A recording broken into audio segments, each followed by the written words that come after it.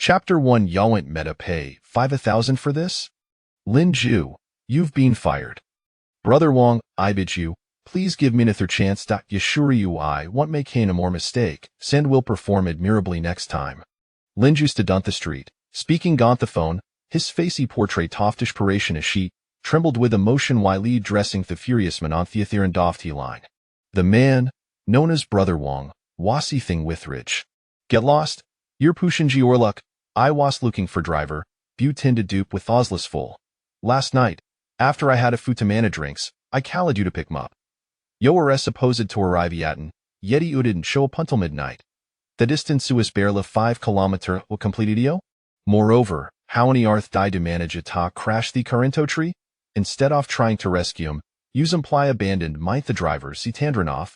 You're truly a coward, thetrific police and know him in deep trouble. You've Matty Maluk like ya complete full. I never want to see you again. Lin Ju's face reflected bitterness on Dregret, betesta la timteto salvage the situation sigh. Brother Wong. However, before he cold finish, he was abrupt like Utah fast the line you went dead. The cal disconnected. What kind of fluck is this? Just pure misfortune. When will I, Lin Ju, ever have me day in Thiessen? He removed the stone and necklace from around his neck, contemplating throwing Jide away, but after a moment of reflection, he put it back in. I've a spintle mymonionia, Lin Ju element, clutching the peculiar blue stone emitted another worldly glow. Twonda how forcierlier. Lin Jula hel plesly in his gazevacant, asiful vitality ha drained from him. His since neat ligramid hair was no disheveled, resembling dry grass tossed about with the wind. His clothes hung glistly on him, stained and dragged, stark-like contrasting with his usual spirited demeanor. This man, Lin Ju, found himself helpless reclining in his 5 square me turn to droom. Yesterday, it was drinking and watching the gamuin midim-witted boss foresaid metadrive for him. Reluctantly, I complied, only to encounter the traffic police midway in Skydento tree. Just look at that, Iva probabilis theanly driving Jabba managet to secure. If this continues, I won't have enviable to afford a meal. In 2050, in Yunhai City, Huaxia, the super-international metropolis, known for its unique catcherman prosperous scene, was dubbed Magic City. Land was scarce and price sex or by tanta vene marie 5 esquare me terum had countless people vying terendi. Yet, Lin Ju now found himself unfortunity and dune employed, likely unable to maintain event such acrum pedrecidence for long. My savings serene nearly depleted. How will I get through this month? Lin Ju mumbled to himself, his facetious with worry, before he helpless slidering away and retrieving a packy tof instant, nudles from the cupboard to stave off hunger. Suddenly, Lin Ju felt an inexplicable urge getting hum, compelling him to visit the East District. The East District? What cold possibly better? Why am I sudden lighting king of this place? Ah, there is Sanaki antique market there, filled with quite a few noteworthy triasuries. Could it be Thutsumitriasu rice beckoning? Well, since I have nothing better toto with that hot, Lin Ju hastily finished his noodles, dressed, and headed straight for the antique market. After a while, he arrived at the market. Come take you Luke, all treasures. Folks, every item is a gem, even buying gas mall piece guarantees good fortune. Hey, come here, let 'em show you how to care for treasures others don't value them, but many are worth a fortune. Buddy, take a glance at each resource boyurias wide. The cacophony voice echoed, making Jit feel less like an antique market and more like a bustling marketplace. Yet, Lin Ju felt no interest. For some reason, he meaned to a relatively obscure stall, where Ethevin doorways engrossed in his phone, perhaps no expecting Gignon to approach. Hey, brother, found something you like? Come take ye Luke. Thevin Dor quickly greeted Lin Ju upon noticing his presence. Lin Ju didn't know he had come here, but since he wazel readithera, hemitas will look around. Lin Ju casually zifte through thedum synthestal, when suddenly, a stone shimmering with a blue hue caught his attention. It lay conspicuous lie beneath other objects, yet Lin Ju felt an unusual pull towards it, as if he had come specifically for this stone. Hepicadi tupindex examined it closely, noticing fine patterns at the surface, as if it concealed some escrit. The vendor, noticing Lin Ju's interest, hesitated before saying, "This stone has history. You're a luck I to have Picadai tup." When I discovered it, I felt a jolt of electricity coursing through him, rendering weak. I'd have in hasses small square holy the middle are still fashion item to necklace. You're holding jit without any issue? Not at all. I feel fine. Actually, this don't I squite beautiful iltikite. How much? Linjua felt an uncontrollable urge to possess the stony, re-dido purchase it. Not a problem. Just 5,000. Wait, what? Y'all went meta pay 5,000 for this. Upon hearing the vendor's price, Linju immediately abandoned the idea of buying the stony. Ah, come on, can we negotiate? On set the scansius gone, it's gone for good. Luke howanika thisto ni gia mainavir encounter nother likite. Thevender has to liditain Linju, determined to his persuasive skillstick evince Linjudo by thestoned. Linju hesitated, contemplating whether he could daggle for device. 50? Linju tentatively proposed. What on earth? You're slashing the price of be multiples. That's far too little thigh sis a valuable item. I want self-list hand 5,000. Linju shukished, I genuine lid on thava thought much money on. And thistone isn't worth that price. Who says it's not worth that muck? This cow'll be treasure, perhaps her origin. Go to hell with the origin. As that remained a ta stalemate, Abbas Spectacledman approached. Oh, isn't this Linju, the steamed businessman? You've fallen quitello salesmet. Xiaoping Fei? What brings you aware? Linju was slightly taken aback upon seeing the newcomer.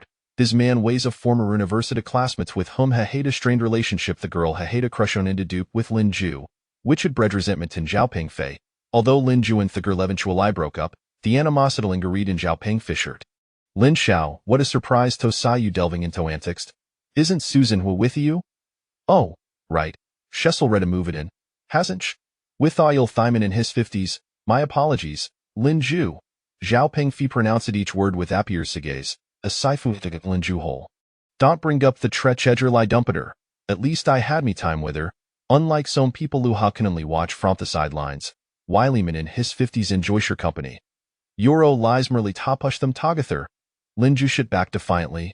Stilled some a combative spirit, iz. Enough thoff this banter. What treasure have you city our sights in? Linda? Count Tinjaveripany in front of such a mod stall? Yo wouldn't thapento being smith and you can't afford, would you? TSK, oh dear, thought longing look in your eyes, you understand, it's like having a bewind your grasp. Able to envision countless scenarios, but forever runnable to engage ain't the raw dulce helpless. Asafalo class mate for 4 years, I can spare some change. How much is the vendor asking? I'll buy it for you.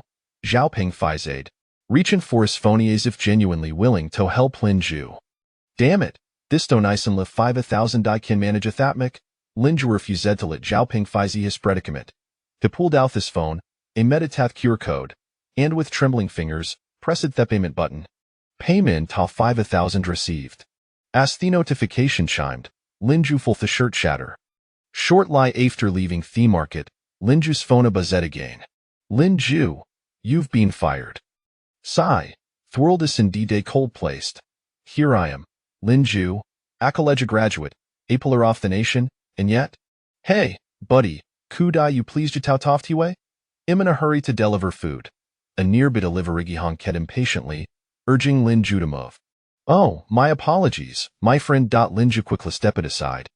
The delivery was sped off, glancing back at Linju and muttering, where did the city it come from? Me? Linju was speechless. She had been on a streak off bad luck lately. Yet, he couldn't bring himself to discard the stone he had purchased for over 5,000. We're it, Linju. You've really gone overboard this time, trying to maintain appearances. Weary is a concerned with the our image? With that, Linju walked to a bank bathisi, sat down, and drifted into thought. Chapter 2 Yawant meta pay 50,000 for this? Linju initially wished Tossatonacker, gazing at Thesiosity and letting Theosian breezy alleviate his sorrows. However, the beach was steaming with people, avertable say of humanity stretching as fair as thy cootsie. I forgot, Itisimer, southermist Bimini people, Linju'd hot. Unabledo see Theosian, her reluctant lighter na this gazi towards the curvaceous bikinaclad. Feeling essentio finui, Linju eventually returned to his rented room, remaining there until the lad were soft tonight. With a cigarette between his lips, hesitated lie in his room, contemplating his next course of action, when suddenly, Thedo oorbell rang. Puzzled, he wondered how could be visiting gat such an whore. Up and opening Theodore, he was greeted by a stunning and enigmatic woman standing outside, her gaze piercing and captivating. Hello, may I ask if you are Mr. Lin Ju? The woman inquired, her voice melodious and enchanting. In the dead of night, a woman o fun paralleled bu tiknock in Gathas door, her shapely figure burly concealed, made Lin Ju feel parched. He couldn't help you suspect she was Scherfersman proper purpose. It didn't make any appointments, het hot, wary of bandoldeld. Ah? Appointments for what? Lin Ju's question left woman momentarily flabbergasted. Oh, you're an Othera for that. My apologies. Miss. May I ask a fire looking for? Fuman smiled and introduced herself minimized Zhang Yitong. Anani to Linju was the seven more perplexed twere strangers. Why would you want to see him? What is it about? Zhang Yai target straight to the point we heard thoughty uperchesida blue stony the antique marketo day, and we hope to have a conversation about it. Her gaze is swept over the neck lay Saturning Linju eschist. How did you know about this stone? How do I know it's with him? Linju questioned, his guard raised. Zhang Yitong maintained her smiley and replied softly, we have been searching for the whereabouts of this stone I tholds great significance for us. I feel willing to sell it, we can offer a waver substantial price. Linju felt a surge of excitement for two new asai ling upon him. It seemed he could make a handsome profit from this stone, and if that beaver 5,000, otherwise, he will be at a loss. Very well, since you were so interested, let us discuss thepris. Linju resolved, ready to seize the opportunity for a lucrative deal. Zhang Yiting nodded. Rest assured, the price will be to your satisfaction. However, before we proceed, may it akiluka thestone? After a moment's hesitation, Linju finally unfastened the necklace and handed the stone to Zhang Yitong. Shua's stone shed to Linju hand Letha stone with his spurry hands. Dantio felony discomfort? Zhang Yiting gasped. Not at all. I actually feel key energized today. Not for to get it all. Am not of sleepy, Linju replied. Ash spoke, Hezen said something usually, Athasher, Huud Buter lie exhausted, already in a deep slumber. Today, however, Heffel tenually vibrant, as if Hekud kikako wow toft he feel dand plow 5 liesel be himself. This make and hold the crystal fragment in hishant he must be of greatest. Zhang Yitong recalled the task assigned to her earlier that day. Hours earlier, in Yunhai City, Siming District, a small barhadin with a nonali. At a woman wearing sunglasses strode inside. Her long hair cascaded down her back, gently swaying in Thebriza thought brushed against their slender waist. Her features were sharply defined, exuding gable and doff bevend and toff sternness. Familiar with Eplis, woman suade herself at the veranda addressed the bartender. Zhang Hui. You're here, Sister Tong. Themon smiled as she placed a drink before Zhang Yitong, then leaned closer to Sperinherer. Thebes has a task for ya. Understood. Zhang Yitong picked up her drink and walked towards the back of tea bar, pausing Gathadoro fasterage room. After confirming Nunuus around, she stepped inside. Opening the electric meter door, Shetterned the Gearson side, and dint the next minute, Thule Beffer harapened, revealing an elevator. Thewolman stepped inside, descending slowly into the depths below. Time passed without their noticing, and when the levator shimto signal her arrival, she stepped out of herself an avist, syphilike facility, filled with an identifiable high-tech machinery and projection screen everywhere. A foreign woman with blondie hair and blue eyes approached her slowly. Celinda, Zhang Yitong greeted the woman. Little Tong, that is quite important, so I had to trouble you with this. Mr. Tis waitin' for you in the conferencey room. Selindal Zhang Yitong towards the meeting room. Welcome back, Sister Tong. A man with a scare above his left eye approached. Hisnamikitenwa, standing over 6 feet with a buzzacut, sunglass hanging from his collar. Sister, is there a mission? He heard they might have found the missing crystal fragment. Gowerk in your weapons Dompotherm. Zhang Yitong showed a glance at Chitin who before entering the meeting room. Is this the Distainov Testrong? Chuntayan was scoffed, returning to his tasks. Inside the meeting room, Zhang Yitong surveyed her surroundings. The space was simply decorated, with online long conference table line the center. At the far end of the table sat a mysterious foreign man.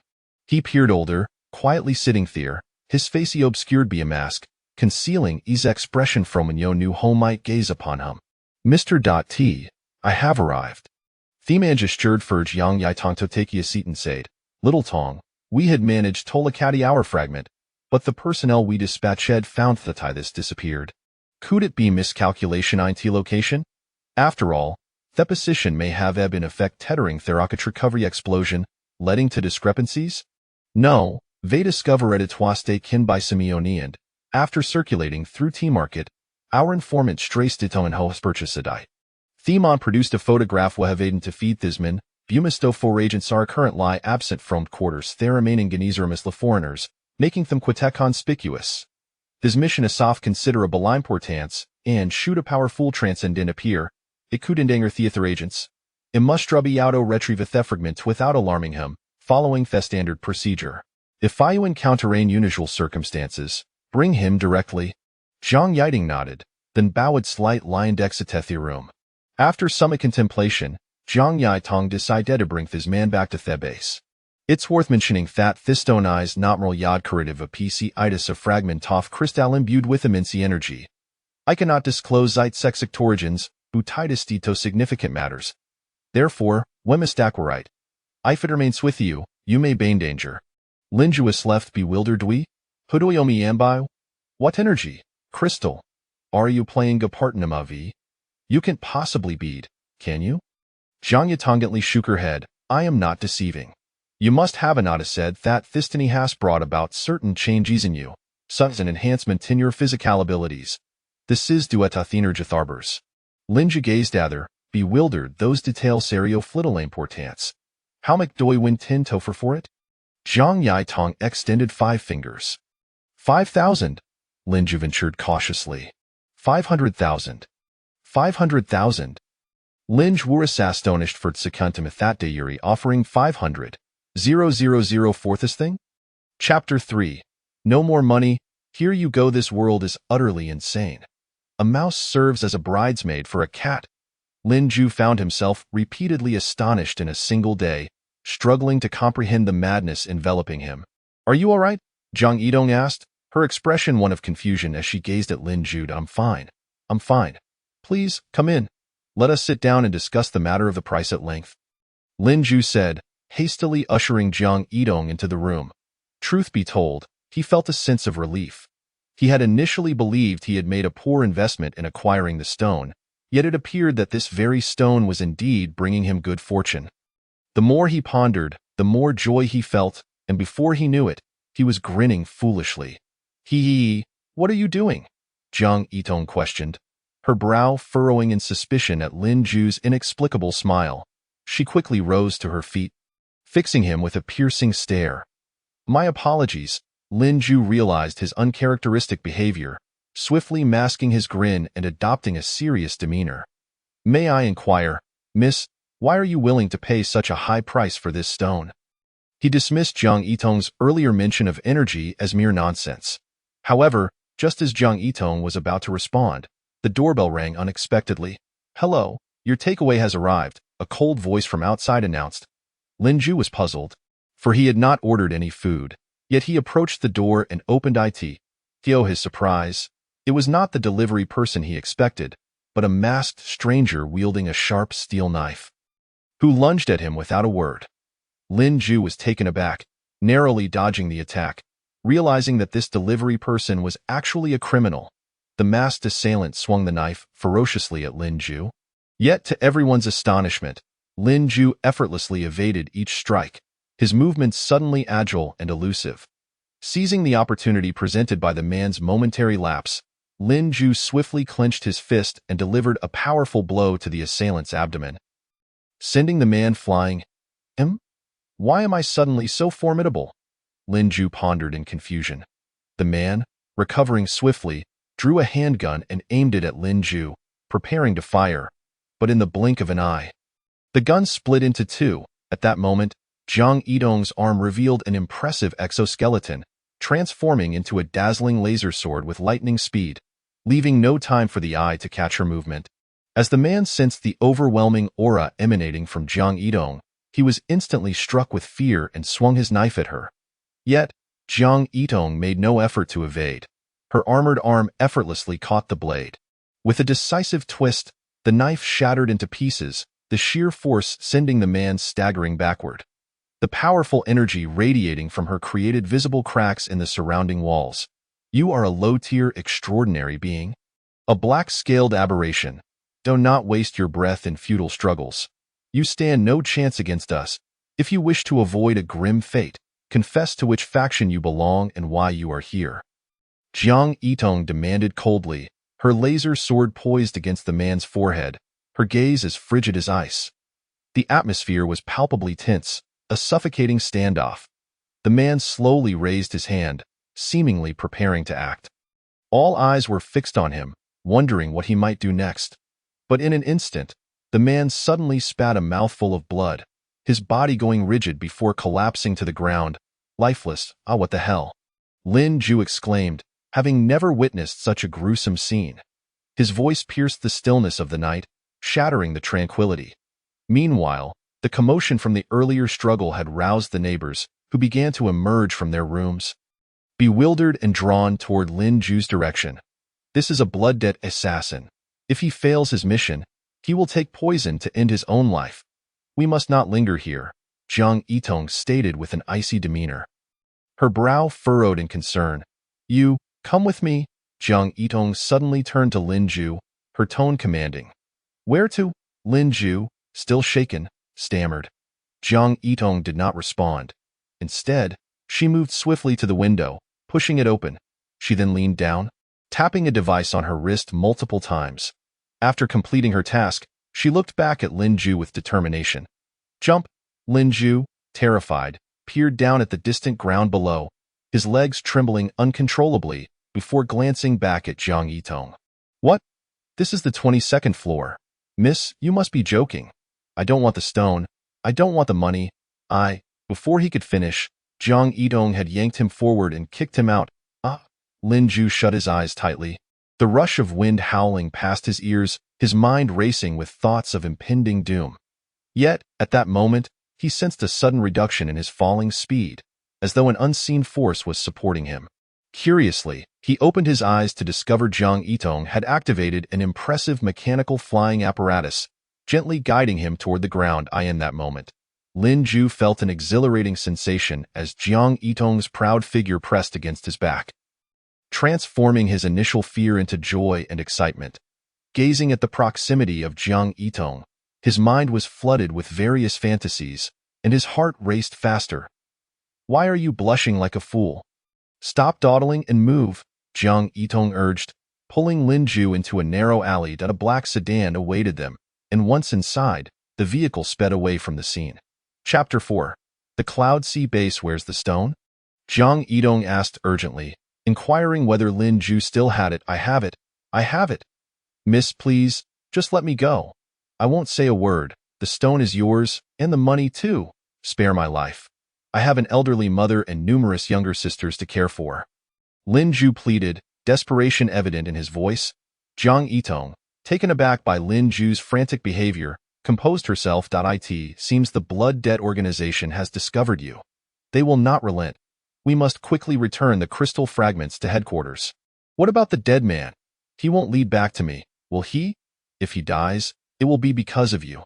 Not me, Lin Ju exclaimed, panicking. Weren't you just fired? You can't stay in that cramped little room for long. Since you've witnessed me kill, Jiang Yitong said, fixing Lin Ju with a scrutinizing gaze. How do you know everything? You aren't planning to kill me to silence me, are you? Lin Ju's anxiety began to manifest as beads of sweat on his forehead. You are rather amusing. We intend to take you to our base, the man driving the car chimed in, glancing back at Lin Ju. Jiang Hui, just drive the car, Jiang Yitong replied curtly. Apologies, Tong Jia, the driver said, easing the vehicle forward. This kid is the target for this mission? He's got quite the timid disposition. Just drive, will you? Jiang Yitong retorted. This is Jiang Hui, our liaison at the base. Hello, Brother Hui, do you smoke? I have some, Lin Ju interjected, eager to introduce himself. I'm Lin Ju, 26 years old, and I appreciate your assistance today. But I'm curious, you all appear to be like secret agents with high-tech gear. Why are you looking for me? I'm just an ordinary citizen, an orphan, and is it truly just because of this stone? You are correct in your assumption, Jiang Yitong replied solemnly. This crystal fragment contains immense energy. It pertains to the safety of our world. Furthermore, our investigations have revealed that other factions are also in pursuit of these fragments. Oh? Lin Ju replied, somewhat bewildered. Can I ask a question? Go ahead, Zhang Yitong encouraged. What does this have to do with me? Duong, Zhang Yitong delivered a swift smack to Lin Zhu's forehead. Now it concerns you. If you want to survive, you must return to our base with us. All right, so, do I count as one of your members now? Lin Zhu inquired again. Well, yes, Zhang Yitong confirmed. In that case, what is our salary?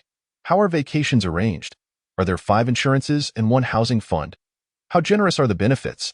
Is there a high-temperature subsidy or something similar? Are sick leave and personal leave easy to request? Do we need to start work at 8 every day? Duong. Another slap landed on Lin Zhu's forehead. The vehicle sped along the highway, heading towards the outskirts of the city. Lin Zhu was filled with confusion and anticipation, uncertain of the challenges and adventures that awaited him. Just beside the road they had just passed, a man in black clothing slowly lifted his head, revealing a pair of violet eyes.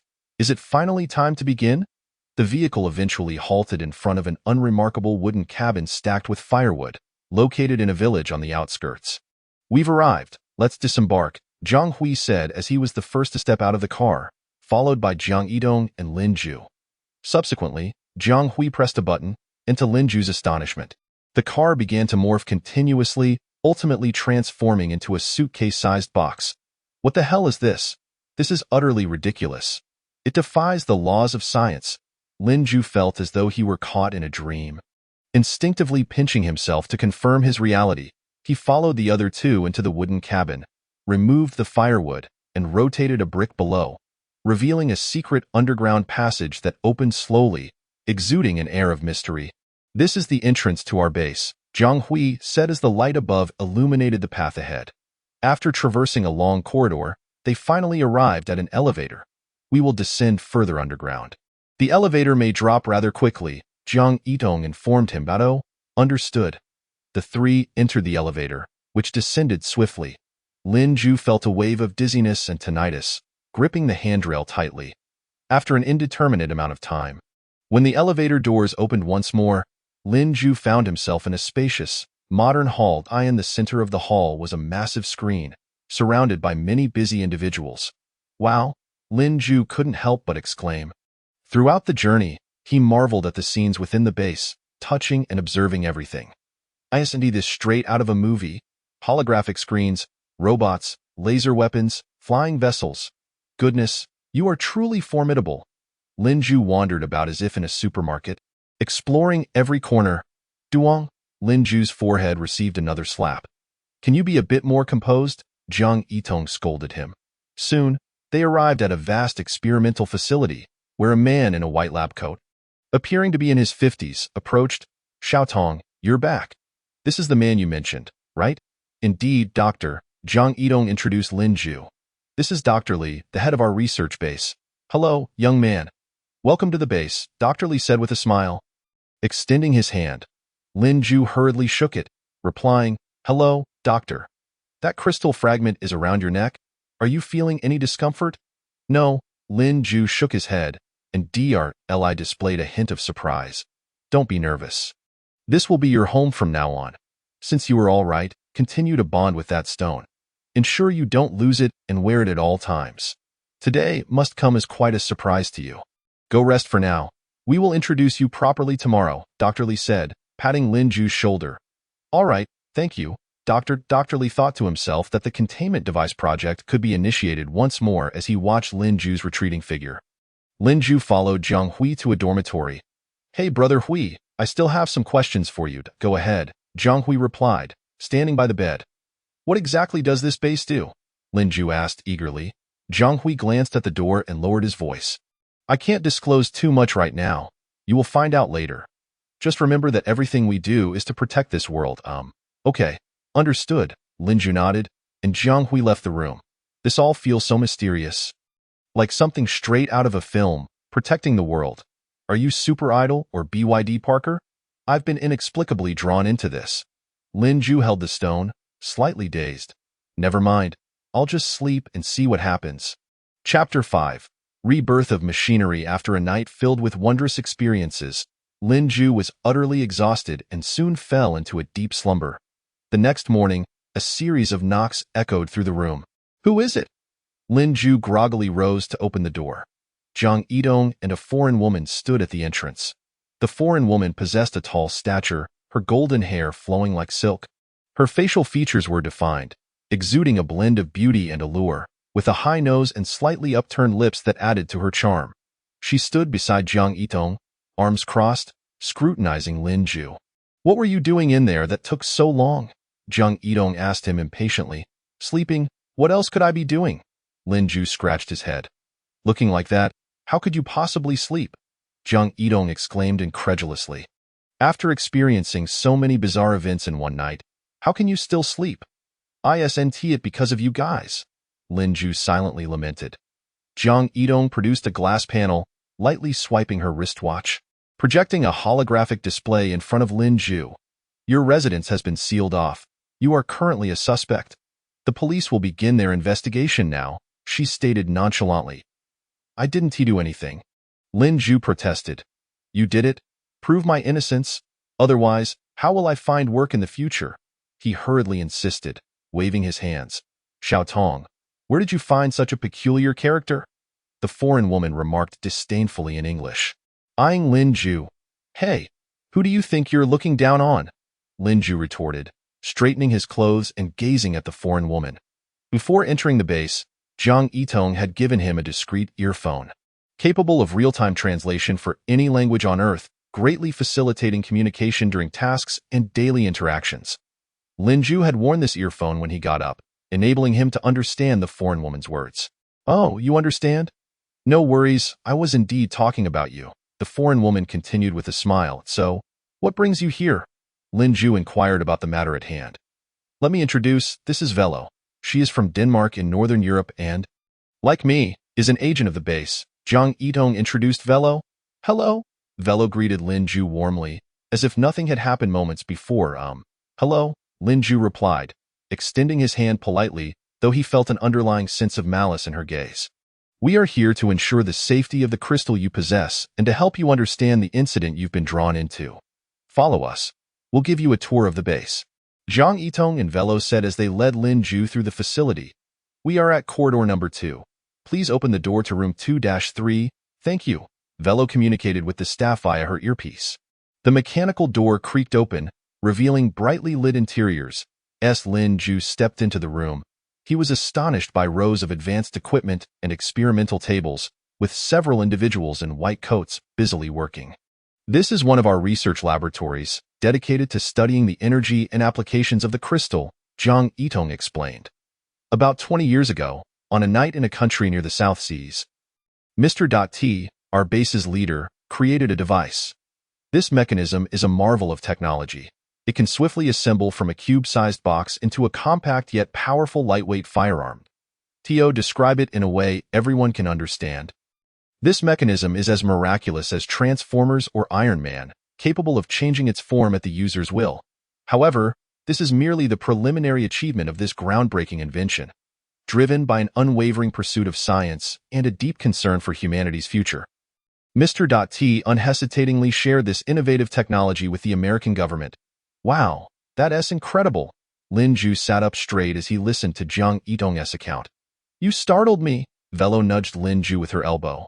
Lin Ju looked at Velo, feeling as though he had somehow crossed her path before, as if they were lifelong adversaries. Jiang Yitong waved her hand, signaling to pause, before continuing her introduction. Unfortunately, Mr. T was met with indifference and ridicule. Those arrogant government officials could not fathom that such technology could become a reality, dismissing it as nonsense and a pipe dream. Jiang Yitong sighed deeply. And then what happened? What transpired next? Lin Ju pressed for further details. Jiang Yitong continued with her explanation. Years ago, T did not relent. He continued to delve deeply into his research. During a geological exploration near a volcano, he unexpectedly discovered a stone deep underground, reflecting a mesmerizing blue light. Strangely, this stone emitted no radiation whatsoever. However, upon picking it up and examining it closely, Mr. T experienced a sudden influx of energy coursing through his body, resulting in immense harm and leaving his legs paralyzed. Subsequent studies revealed that the stone harbored formidable energy. Scientists found that extracting even a trace of its elemental composition could power all equipment in the laboratory for several months. Moreover, this element could supplant the conventional components of regenerative machinery, amplifying their performance by 1,000-fold. In desperation, Mr. T and his close friend, Dr. Li, journeyed to the outskirts of Yunhai City, where they established the secret base we now inhabit. After years of relentless effort, the base has achieved a technological standing that surpasses that of numerous nations in the world today. Upon hearing this, Lin Ju was left utterly astonished and suddenly remembered that he still possessed the stone, prompting him to hastily remove it. Oh dear, you've been carrying that for so long. You could have been dead by now. Jiang Yitong remarked, exasperated. With your cowardice and fear of death, perhaps you should take on a feminine role, while I assume the masculine one, said Wailuo nonchalantly from the side. You? Lin Ju glared at Wailuo, realizing he was neither able to retort nor physically confront her, as she seemed a formidable opponent. Alas, a man must not stoop to such pettiness, Lin Ju declared. I see you are nothing but a soft tofu. Hardly a man. I'll make you submit shortly, Wailuo continued her banter. Not a chance, sister. Lin Ju felt as though this woman was sent by fate to be his adversary. Enough. Let me continue. Jiang Yitong quickly interjected to resume her introduction. Chapter 6. The Blue Ming Crystal. Eventually, T and Dr.Li arrived at the Star River Alliance, subsequently establishing an underground base in Yunhai, which is where we currently reside. I am quite curious. I've never heard of this place from the Huaxia government. Lin Ju inquired. We do not belong to any nation or institution.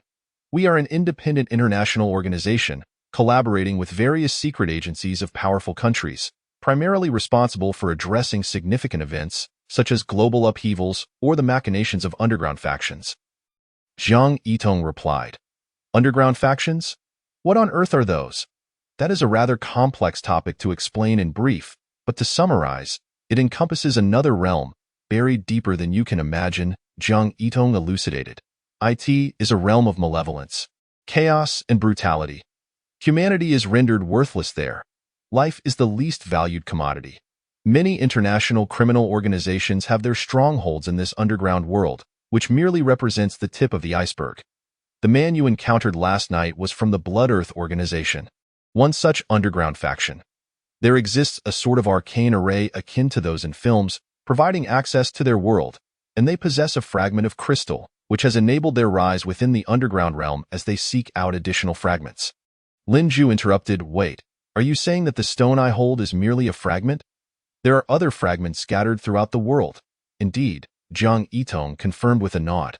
Upon restoration, it was discovered that this crystal fragment has split into 4 pieces. 2 are here. One is with Blood Earth, and another was originally located at a subbase in the country of Feiyi Luo.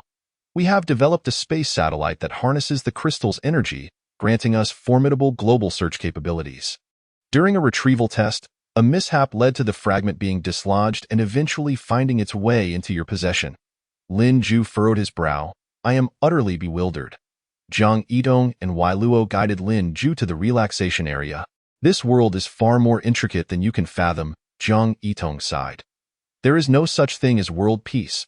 Wars and turmoil brew in the shadows. The 2 fragments we possess are merely parts of the Blue Ming crystal. The reason for its fragmentation remains a mystery. But fortunately, we have obtained critical information. There are 8 major crystals in total, each held by different factions and individuals across varying times and locations. Their origins are unknown, yet throughout human history, those who discovered them often ascended to dominance in society, giving rise to many historical enigmas. Lin Ju pressed on, and then what? What dangers do these crystals pose? Jiang Yitong continued, as time passes, more crystals are discovered, and our mission is to ensure that these powerful crystals are not exploited by certain factions, organizations, or nations to threaten humanity. Some energy crystals can perfectly synchronize with their hosts, becoming crystal vessels. Others, due to technological inadequacies or incompatibility, result in individuals merging with crystal energy, thereby transforming into transcendent beings. This practice began 2 to 3 decades ago, leading to the creation of many such beings. What exactly is a transcendent being? Lin Ju was now thoroughly captivated by Jiang Yitong's narrative. Transcendent beings, as the name suggests, surpass the natural order.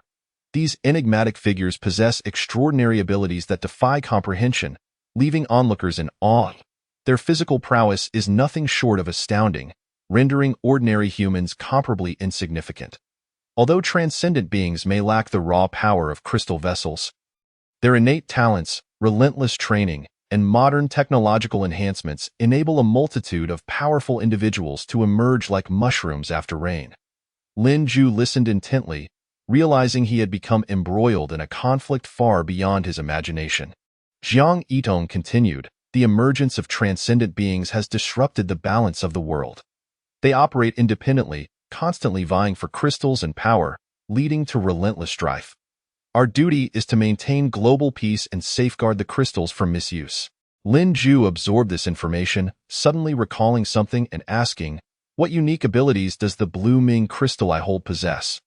This is precisely the mystery we hope you can help unravel.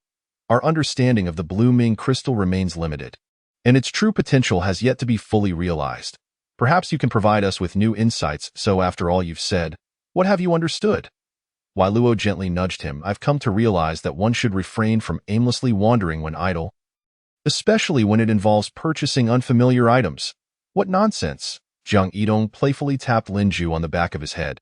"You are highly likely a crystal vessel, which is why I brought you back. Do you remember how you effortlessly sent that man flying with a single punch in the rental apartment?" Lin Ju recalled that night, feeling as though he had an inexhaustible reserve of strength, with the man's movements appearing to him as if played in slow motion. "Could it be that I am the chosen one?" Lin Ju pondered thoughtfully. Jiang Yitong then elaborated on the nature of transcendent beings. "It is noteworthy that most transcendent beings originate from various factions concealed within the underground world. A portion of them are recruited by certain powerful nations, transforming into special operatives tasked with executing covert missions. They bear significant responsibilities, engaging in military operations, intelligence gathering, and occasionally undertaking perilous assignments, such as assassinating key adversaries. Our base is also home to numerous transcendent beings. However, transcendent beings are categorized by their power levels. We classify them into 5 ranks: Black Serpent, Silver Leopard, Golden Tiger, White Phoenix, and Celestial Dragon. Each rank is further divided into 9 points. For instance, a 5-point Black Serpent Transcendent would possess a relative advantage over a 4-point Black Serpent. However, this is not absolute. In fact, transcendent beings within 3 points of each other may exhibit combat prowess that surpasses the norm, while differences become markedly apparent beyond 3 points, rendering lower-tier transcendent beings unable to compete with their higher-tier counterparts. Progression through each stage is exceedingly challenging, thus every rank exerts dominance over the lower ranks. Jiang Yitong provided Lin Ju with several illustrative examples. Chapter 7. Is this already Black Serpent level?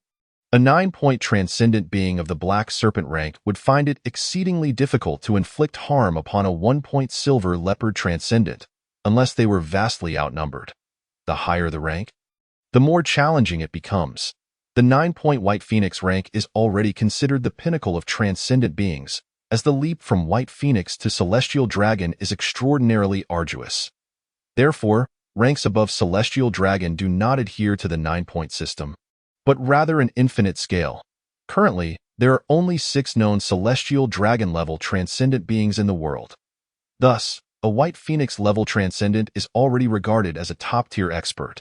The Crystal Guardians represent a unique branch, not participating in energy rankings. Their strength is at least at the Celestial Dragon level, and the current Celestial Dragons are mostly Crystal Guardians. Lin Ju was astounded to learn that this world contained such myriad extraordinary phenomena.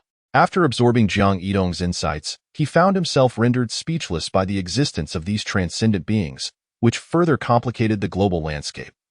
Their power is sufficient to alter the outcome of a war and can also influence the fate of a nation. In fact, among the so-called 5 permanent members of the world, each, including the Huaxia nation, possesses its own transcendent organizations. Our existence is rooted in the collaboration with them, which encompasses technological and other extraordinary abilities. Jiang Yitong stated with a serious expression. Lin Ju took a deep breath and inquired, "How should we confront these transcendent beings?" "We must continually enhance our own strength while also safeguarding the crystal stones. Should they fall into the hands of nefarious individuals, the repercussions would be unimaginable," Jiang Yitong asserted with unwavering determination. Lin Ju nodded in understanding. "Take Weilo, for instance. She is indeed a transcendent being. Her current strength is at the 8th level of the Golden Tiger. Jiang Yitong remarked, leaning against Weilo's shoulder. Isn't that incredibly formidable? Lin Ju exclaimed, taken aback by the revelation of Weilo's strength. Of course. Do you think everyone is like you? A coward. Weilo scoffed disdainfully. Oh? You even resort to personal attacks. Lin Ju retorted, engaging in a playful banter with Weilo. All right, enough. Jiang Yitong interjected, separating the two, and continued. Perhaps she appears powerful in your eyes. However, you must remember that there are countless individuals in this world. There are always those stronger than you. After a pause, Jiang Yitong added, having interacted with the crystal stones for so many days, your lack of adverse reactions indicates that your physique is also quite robust. The energy is continuously surging from within, and perhaps, due to this energy infusion, you may have already stepped into the realm of the Black Flood Dragon level. It is worth noting that Xiaodong is a master at the 4th level of the White Phoenix. Weilo stated calmly. Who? Just her? Lin Ju replied skeptically, unable to fathom that this seemingly delicate girl possessed such immense power. And no need to worry. I understand that this information will take some time for you to digest.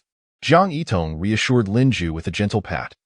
The events of the past few days had left him astonished and somewhat overwhelmed. At that moment, Jiang Yitong approached Lin Ju and softly asked, Would you like to test your current energy rating? She recalled the incident in Lin Ju's room when he instinctively struck out, sending the masked man flying far away. Since that moment, Jiang Yitong had suspected that Lin Ju's physique might have undergone some change. After a moment of hesitation, Lin Ju finally nodded, curiosity about his body's transformation overcoming his reluctance. How do we measure it? Will it hurt? Lin Ju asked cautiously. Oh, it won't hurt at all. Besides, what are you afraid of? You big man? Jiang Yitong said, pulling Lin Ju towards the energy rating laboratory. Dr. Li, you haven't rested yet, Jiang Yitong greeted Dr. Li. Xiaodong, you must have something for me, Dr. Li replied while working on a mechanical device. Oh, Sister Tong, Sister Luo, is this the lucky one? Chen Tianhua, who was setting up equipment, immediately recognized Lin Ju as the one who had acquired the crystal stone. Hello, I'm Chen Tianhua. I will be testing your energy level, he said enthusiastically, guiding Lin Ju to stand before a massive machine. Lin Ju's heartbeat quickened, and his palms began to sweat. He gazed wide-eyed at the mysterious machine before him, filled with doubt and unease. What kind of results would this machine yield? He silently prayed for everything to go smoothly. Chen Tianhua noticed Lin Ju's nervousness and smiled softly, attempting to lighten the atmosphere. Don't worry, brother. This is just a simple process. And it will be over quickly. Trust me, you'll be fine. His words conveyed a sense of confidence and reassurance, allowing Lin Ju to relax. As Chen Tianhua pressed the start button, the machine emitted a soft humming sound, followed by a beam of blue light shooting out and illuminating Lin Ju. He instantly felt a strange energy enveloping him, as if his entire being was surrounded by this force. Closing his eyes, he sensed the intangible power flowing within him. This energy seemed to permeate every cell, bringing an indescribable sense of ease. The tension in his muscles gradually dissipated, and his anxiety began to fade. Lin Ju's breathing became steady and deep, and his mind calmed. As the instrument operated, Lin Ju's test data appeared before everyone. Jiang Yitong and Weilo exchanged glances, both displaying a hint of astonishment. Black Flood Dragon Level 3? Dr. Li stood frozen, staring at Lin Ju's test results, amazed that he had reached an extraordinary level after only a few days of contact with the crystal stones. Jiang Yitong feigned nonchalance, smiling as she patted Lin Ju on the shoulder. You truly are a remarkable individual. In just 2 days, you've crossed the threshold into the realm of transcendent beings. Lin Ju could hardly believe his ears. He had suddenly become a transcendent being. Are you saying that I am now what you refer to as an extraordinary existence? So easily, so casually. Shouldn't there be some backstory in a movie first? Don't act coy just because you've gained something. Weilo shot him a look. All right, let's call it a day, Dr. Li interrupted. You all should head back and rest. There is much work to be done tomorrow. The holographic display continued to showcase Lin Ju's testing report as he followed Jiang Yitong out of the laboratory, filled with anticipation for the future. Meanwhile, Weilo remained behind. It seems he is the one, Dr. Li mused, glancing at Lin Ju's report before summoning Weilo. Weilo, Go fetch Veronica and inform her to prepare for the reinitiation of Plan A. Chapter 8. You can't escape. Understood, Doctor. However, it seems Weilo has something to say. What is it? Dr. Lee inquired. Doctor, look at this man. He didn't actively seek out the crystal stones, nor did he attempt to absorb their energy. Yet, after just one day, he transitioned from an ordinary individual to a transcendent being. His talent cannot be underestimated, Weilo remarked, gazing at Lin Ju's receding figure with a sense of awe. Indeed, this fellow appears quite naive. Who would have thought he could so effortlessly ascend to the Black Flood Dragon level, and even at level 3? When I first infused energy from crystal shards, I barely reached level 2 of the Black Flood Dragon, almost costing me my life. Yet he achieves level 3 without lifting a finger. Chen Tianhua interjected, suddenly gripping Dr. Li's arm with excitement. Do you think there is a possibility that he could actively absorb more energy? Perhaps he is one of those innate crystal carriers? To be honest, that possibility cannot be entirely dismissed. I will arrange for some relevant examinations and tests to further understand his condition. Let him keep that crystal stone for now. Since there are no adverse reactions. And remember to deliver this testing report to T, Dr. Lee instructed, adjusting his glasses and handing the report to Weilo. Understood, Doctor. Weilo replied respectfully, taking the report with both hands before exiting the laboratory. Weilo held the report and approached a secret room. She gently knocked on the door before stepping inside. In a corner of the conference room sat a foreign man wearing a mask. He appeared to be in his 50s, with fine wrinkles adorning his forehead and the corners of his eyes. The mask obscured most of his face, revealing only a pair of deep and sharp eyes. Mr. T, here is Lin Ju's testing report, Weilo said, placing the report on the table. Mr. T picked up the report and glanced at it, a slight smile forming at the corner of his mouth. Black Flood Dragon level 3? Interesting, this young man possesses some talent. Weilo quietly asked, Mr. T, do you believe he could truly be a natural crystal carrier? T paused for a moment, then replied slowly, anything is possible. However, we need to observe further. Weilo, you must closely monitor his every move. If he is indeed a natural crystal carrier, he will become a crucial weapon in our fight against our enemies. Weilo nodded. I understand. I will keep a vigilant eye on him. Since Xiaodong brought him here, let her guide this young man through some training. You will oversee him, and if necessary, you may also train him, T instructed. Understood, Mr. T. After saying this, Weilo turned and exited the room, leaving T alone with his thoughts. Moments later, Celinda entered. Mr. T, Veronica has requested permission to restart Plan A, as Dr. Li wishes to proceed. That old witch mentioned that the crystal would have a destined master to control it, and that its destined child would come to the crystal. Perhaps that is him. The next day, as Lin Ju was still immersed in sweet dreams, he suddenly felt someone tugging at him forcefully. Struggling to open his bleary eyes, he discovered it was Jiang Yitong, who had already arrived at his bedside, mercilessly pulling him out of the room. Hey, what are you doing? Let me sleep a little longer, Lin Ju mumbled as he attempted to extricate himself from Jiang Yitong's grasp. But to no avail. Enough nonsense. Get up quickly, Jiang Yitong said with a serious tone. We've already resolved that murder case for you, and you have no more connection to it. Since you intend to stay at the base, you must become one of us. I see potential in you. So I, the esteemed young lady, have decided to personally conduct your special training. Lin Ju scratched his head, appearing exceedingly reluctant. Could we perhaps start with some simpler tasks? I'm afraid I might not be able to endure such intense training all at once. However, before he could finish his sentence, a thunderous roar erupted, and a blinding light flashed suddenly in an instant. A powerful energy projectile whizzed past Lin Ju's head, crashing violently into the enormous mechanical wall behind him, sending countless shattered metal fragments flying. What on earth? Is this what you call training? Lin Ju exclaimed in shock. His mouth agaped. At that moment, Weilo approached, shouldering a laser cannon, her gaze sharp as a blade, locking onto Lin Ju with unwavering intensity. In the training arena, you are no longer an ordinary human, but a warrior constantly facing the threat of life and death. How can someone as carefree and frivolous as you ever hope to become an exceptional fighter? If I were the one training you, that projectile would have already struck your head with that.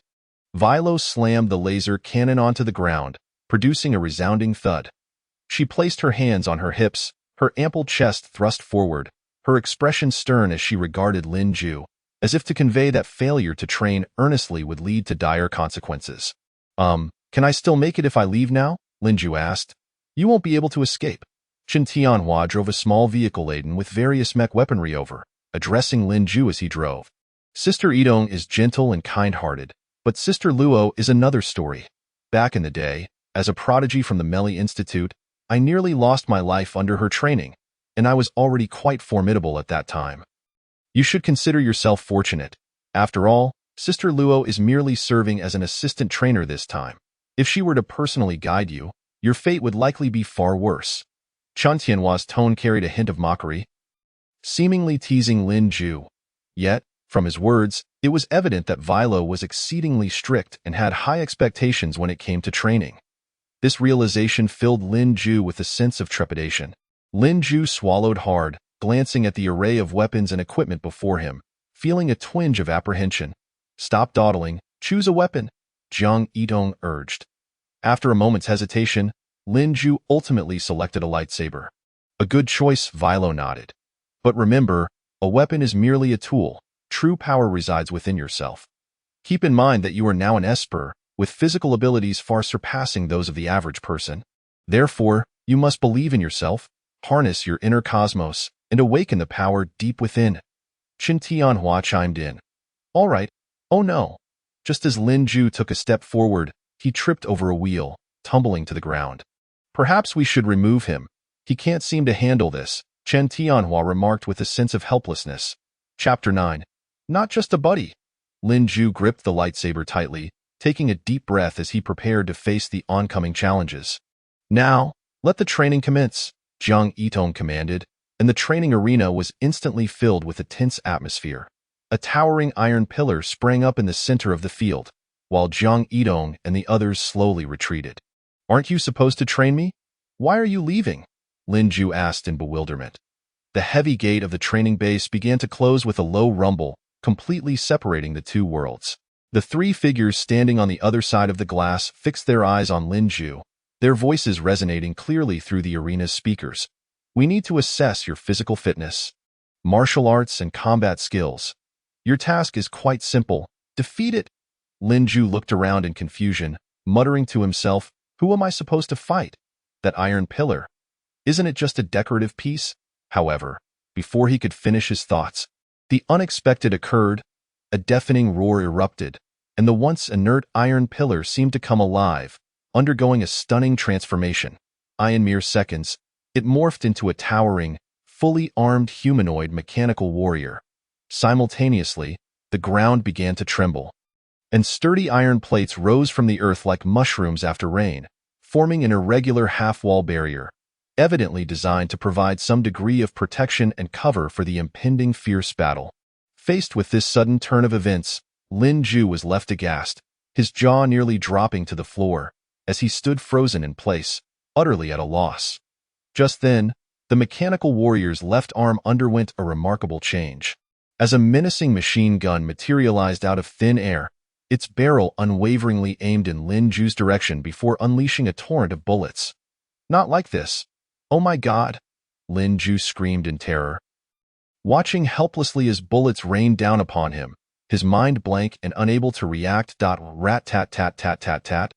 Lin Ju cowered behind the wall, clutching his head and shouting in panic. Are we being too harsh on him? After all, he is just an ordinary person, Chen Tianhua inquired tentatively, observing Lin Ju, who appeared on the verge of being turned into Swiss cheese. The activated combat mech is merely the lowest tier. Aside from shooting, it cannot do anything else. His physique has already reached the Black Serpent level 3, so defeating this mechanical foe should be a piece of cake. The aim is to build his courage. While Black Serpent level espers still need to be wary of firearms, the objective is to help him forget his identity as an ordinary human. If he cannot even pass this test, there is no need for him to stay here. We might as well dispose of him, as no living being can leave this base, Vilo stated nonchalantly. If he wishes to survive, he must overcome this hurdle. Otherwise, no one can assist him, Jiang Yidong concurred without disputing Vilo's assertion. Chen Tianhua, genuinely concerned for Lin Ju, felt an urge to leap in and help him. Lin Ju, you must defeat this mechanical warrior if you wish to escape the training arena. Do you understand? He shouted. How on earth am I supposed to defeat this damned mechanical warrior? Lin Ju lamented internally while continuing to evade the seemingly endless barrage of bullets. The projectiles fell upon him like a relentless storm, leaving him with nowhere to hide. However, after a period of observation, Lin Ju was astonished to discover a peculiar pattern in the mechanical warrior's attacks. After each sweeping barrage, the machine would pause momentarily. With this realization, Lin Ju's spirits lifted. He had to seize this fleeting opportunity. Otherwise, a dead end awaited him. Drawing a deep breath and summoning all his courage, he charged towards the mechanical warrior. As he neared, Lin Ju raised the lightsaber without hesitation, striking at the mechanical arm. He then leapt into the air, thrusting the blade towards the mechanical warrior's head. Yet, Lin Ju was unprepared for the mechanical giant's swift reflexes. Just as the lightsaber was about to make contact, it raised its arm, expertly blocking the attack. Lin Ju refused to give up. He swiftly severed the mechanical arm. But at that moment, a brilliant laser shot forth from the warrior's chest. Although Lin Ju tried to evade, he was still knocked back by the energy's residual force. As he crashed heavily to the ground, Lin Ju understood that without quickly identifying the mechanical warrior's weakness, defeating it would prove exceedingly difficult. Gritting his teeth against the pain, he struggled to rise. His gaze fell upon the mechanical warrior's chest, where he noticed a faint glow emanating. It seemed that, akin to Iron Man, this mechanical creature's energy source was concentrated in its chest. Lin Ju removed the crystal from around his neck, gripping it tightly in his hand. He felt a surge of energy coursing through him. As the mechanical warrior's gunfire momentarily ceased, Lin Ju sensed the crystal's energy propelling him forward. For a brief moment, he lost consciousness, instinctively bursting through the wall and delivering a horizontal slash. When Lin Ju landed, the sound that filled the air was not the machine gun's roar but the clamor of the training arena's gate swinging open. Coming to his senses, Lin Ju was astonished to find the mechanical warrior cleaved in two, with the surrounding walls also bearing various degrees of damage. Qin Tianhua rushed in, clapping Lin Ju on the back. Wow, buddy, I told you that you had talent. That strike unleashed a radiant slash. How did you do it? Lin Ju himself was at a loss, staring at the crystal in his hand, deep in thought. Vilo and Jiang Yidong entered the training arena, their expressions reflecting astonishment at Lin Ju's performance. It appears you truly are a natural crystal bearer. Willow remarked, that last strike was truly impressive. You may very well become our ace in the future. Jiang Yidong responded with a smile. Lin Ju felt a touch of embarrassment, as it was the first time he had received such praise. However, Willow continued, this is merely the beginning. To become an exceptional warrior, one must undergo further training and trials. In fact, this was just a warm-up. This is just the warm-up. Lin Ju felt as though he had already experienced a year of this. Praise you a couple of times, and you start gasping, Willow said. Adjust your state and prepare for training. Not a chance, buddy. More training. Chapter 10. Plana within the combat arena. A larger mechanical pillar emerged from the ground, transforming into an even more towering black armored robot. Your next task is to defeat it. Willow commanded Lin Ju to charge at the robot. Me? Lin Ju pointed to himself. Are you sure I don't need some instruction on combat techniques and weapon usage first? The skills I have learned through my own exploration are far more solid than what others teach. Go, Willow insisted. All right, I believe in myself. Lin Ju rallied himself, charging towards the robot, accompanied by the mechanical roars. It was as if a breathtaking battle was about to commence. All right, let us step outside. Jiang Yidong's words were barely out when the battle concluded. Huh? The three exclaimed in unison in less than 5 seconds. A cold voice emanated from the machine. At that moment, Lin Ju, with his lightsaber now reduced to countless fragments scattered on the ground, sat dazedly, a silly grin on his face, seemingly relieved that he had not been directly obliterated. This is a disaster. I just praised him a moment ago. I didn't even see how he made his move. Qin Tianhua lamented, frustration nearly causing him to spit blood.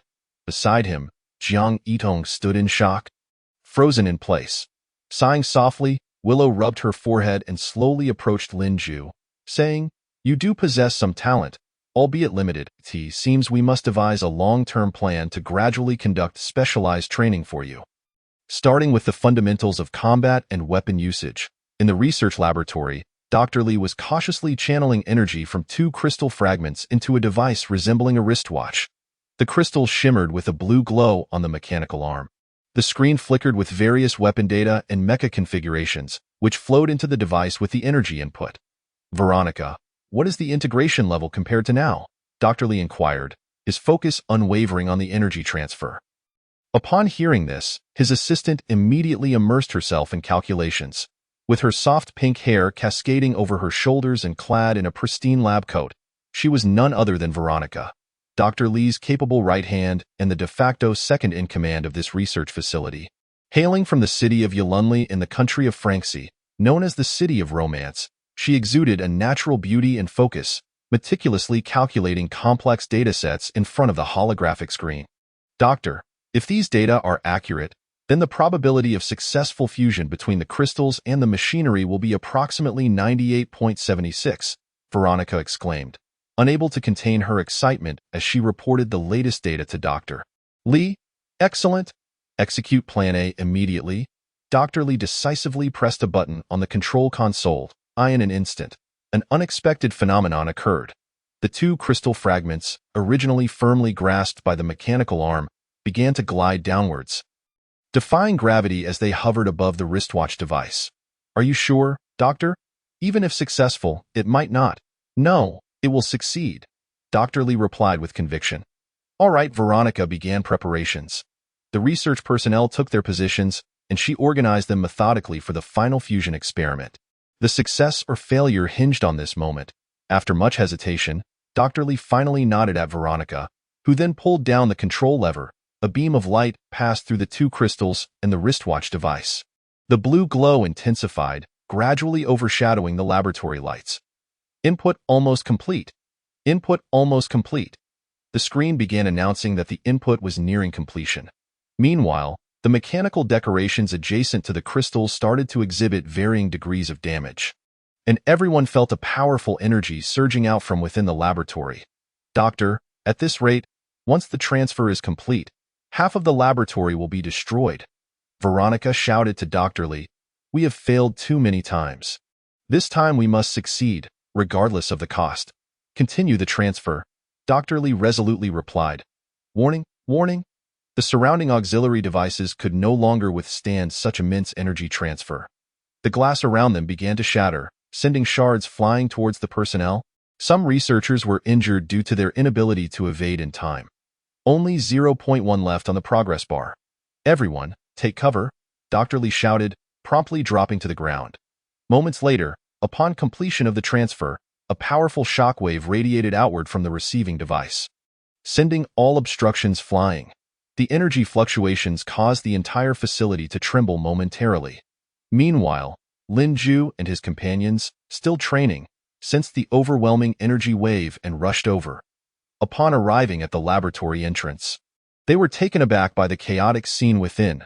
The laboratory was in disarray, strewn with shattered instruments and materials, while Dr. and the other researchers lay on the ground, uncertain of their injuries. Dr. Zhang Yitong hurriedly dashed into the laboratory, aiding Dr. in getting up. Dr. Slowly opened his eyes, and upon seeing Zhang Yitong and the others, a smile of relief crossed his face. "We succeeded." He pointed to the central wristwatch device, where the 2 crystal fragments had fully integrated, radiating a mysterious glow. "This is the endless energy device mentioned in Plan A?"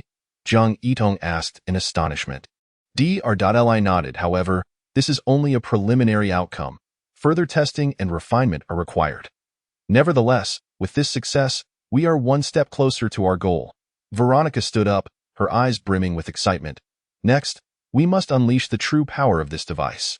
She grabbed Zhang Yitong's hand, exclaiming, "We did it! We did it!"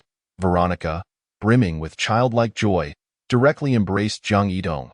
The sight of the 2 strikingly beautiful women together was truly captivating, causing Lin Ju's eyes to shine with admiration. "Oh no!" Willow interrupted him. "Huh?" Lin Ju jumped in surprise. "What are you thinking with that lewd expression?" "Nothing. I was just recalling something joyous, he chuckled sheepishly. Chapter 11. The divine artifact Lin Ju questioned, is it really necessary to go through all this trouble for just a wristwatch? This is no ordinary wristwatch. Veronica shook her head at it is a super artifact that merges the powerful energy of two mysterious crystal fragments with advanced regenerative technology. As long as the required weapon data is input into the wristwatch, it can swiftly assemble various astonishing gear through special summoning devices at the wrist and joints during battle. Imagine, when facing an enemy, you simply press a button on the wristwatch and a dazzling lightsaber appears in your hand. Or with a mere thought, an impenetrable suit of armor envelopes you, rendering you invincible in combat. Most importantly, with these crystals containing boundless energy as the power source, we will never have to worry about losing power. This wristwatch is truly an invincible weapon on the battlefield, enabling you to effortlessly tackle various crises and challenges, crafting your own legendary tale. Hence, wearing it is akin to possessing superhuman strength now. Calling isn't 998. It's just, wait. We've gone off script. Dr. Lee slowly rose from the ground. Isn't this just like Iron Man's Mark 50?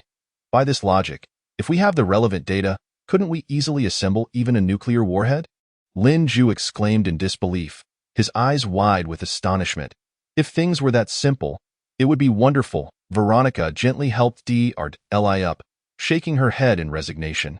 Utilizing just a fraction of the energy contained within the crystals can force an ordinary human to become an extraordinary being. For those already possessing the potential to adapt to such power, they can quickly ascend to different levels and stages of transcendence with the energy from the crystals. To accomplish these tasks, it merely consumes a trifling amount of crystal energy.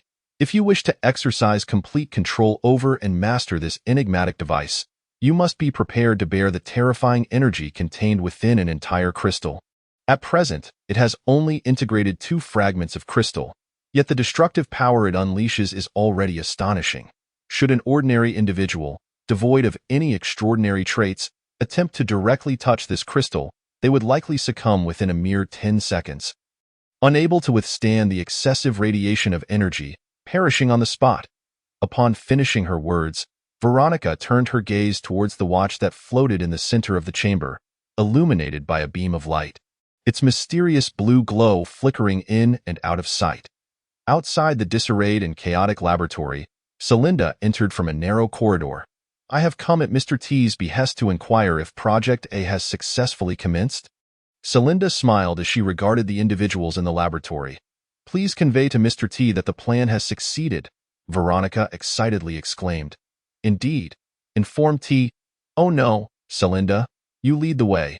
I shall personally seek him out. Dr.Li addressed Celinda.as, the second in command of the base. Celinda held an incredibly esteemed position. She was not only the highest-ranking official after Mr. T, but also a veteran figure who had followed Mr. T from the very beginning. Owing to her long-standing responsibility for managing the internal affairs of the base, her interactions with most of its members were relatively limited, yet this did not diminish her commanding presence in the eyes of others. Typically, all matters regarding personnel dispatch, the communication of superior orders, and the management of the armory's usage and allocation fell under Celinda's purview. Consequently, she wielded considerable power within the base, and most would hesitate to provoke her. However, for individuals like Willow and Jiang Yitong, who held significant status and were of similar age, their exchanges were more frequent. Yet, only esteemed figures like Dr.Li dared to instruct Celinda without hesitation. After all, Dr.Li was a longtime friend of Mr. T, a co-founder of the base and its core figure. Without Dr. Li, the base would not exist. Very well, Doctor. I shall lead you there at once, Celinda replied with a slight bow of respect. Then smilingly gestured towards the tunnel. Please follow me. If only she could speak to me with such gentleness as well, Chen Tianhua muttered, arms crossed, his face displaying displeasure. Hey, don't drag me and shout Hong down with you if you wish to die, Willow exclaimed, puffing up her cheeks as she flicked Chen Tianhua's forehead. Ouch, that hurts. Chen Tianhua cried out in pain. That woman seems quite formidable, Lin Ju remarked with curiosity towards Jiang Yitong. She is the second in command of the base.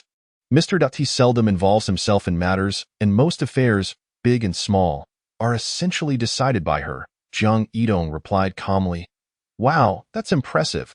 She must be an extraordinary person, Lin Ju exclaimed in astonishment, mouth agape in reality. She possesses only the skills of an ordinary agent? Far from being extraordinary, Jiang Yidong waved her hand dismissively. What? Really? Then why is she held in such high regard? Is it because she arrived earlier than you? Lin Ju scratched his head, puzzled. Yes, she did arrive earlier. But that is certainly not the only reason. As for what other factors may be involved, that is beyond our concern. Jiang Yitong signaled Lin Ju with her eyes to drop the subject. All right, Lin Ju conceded, seeing her expression. Celinda led Dr. Li to Mr. T's chamber. Upon opening the door, Mr. T sat with his back to them, facing the holographic projection. Project A has succeeded. Dr. Li could hardly contain his excitement. Mr. T turned, a satisfied smile gracing his face. Well done, Old Li. Now we merely await the results. This success is largely thanks to the data calculated by Veronica and her team, along with the timely appearance of that young man. Dr. Li elaborated. Indeed, she is an exceptional talent.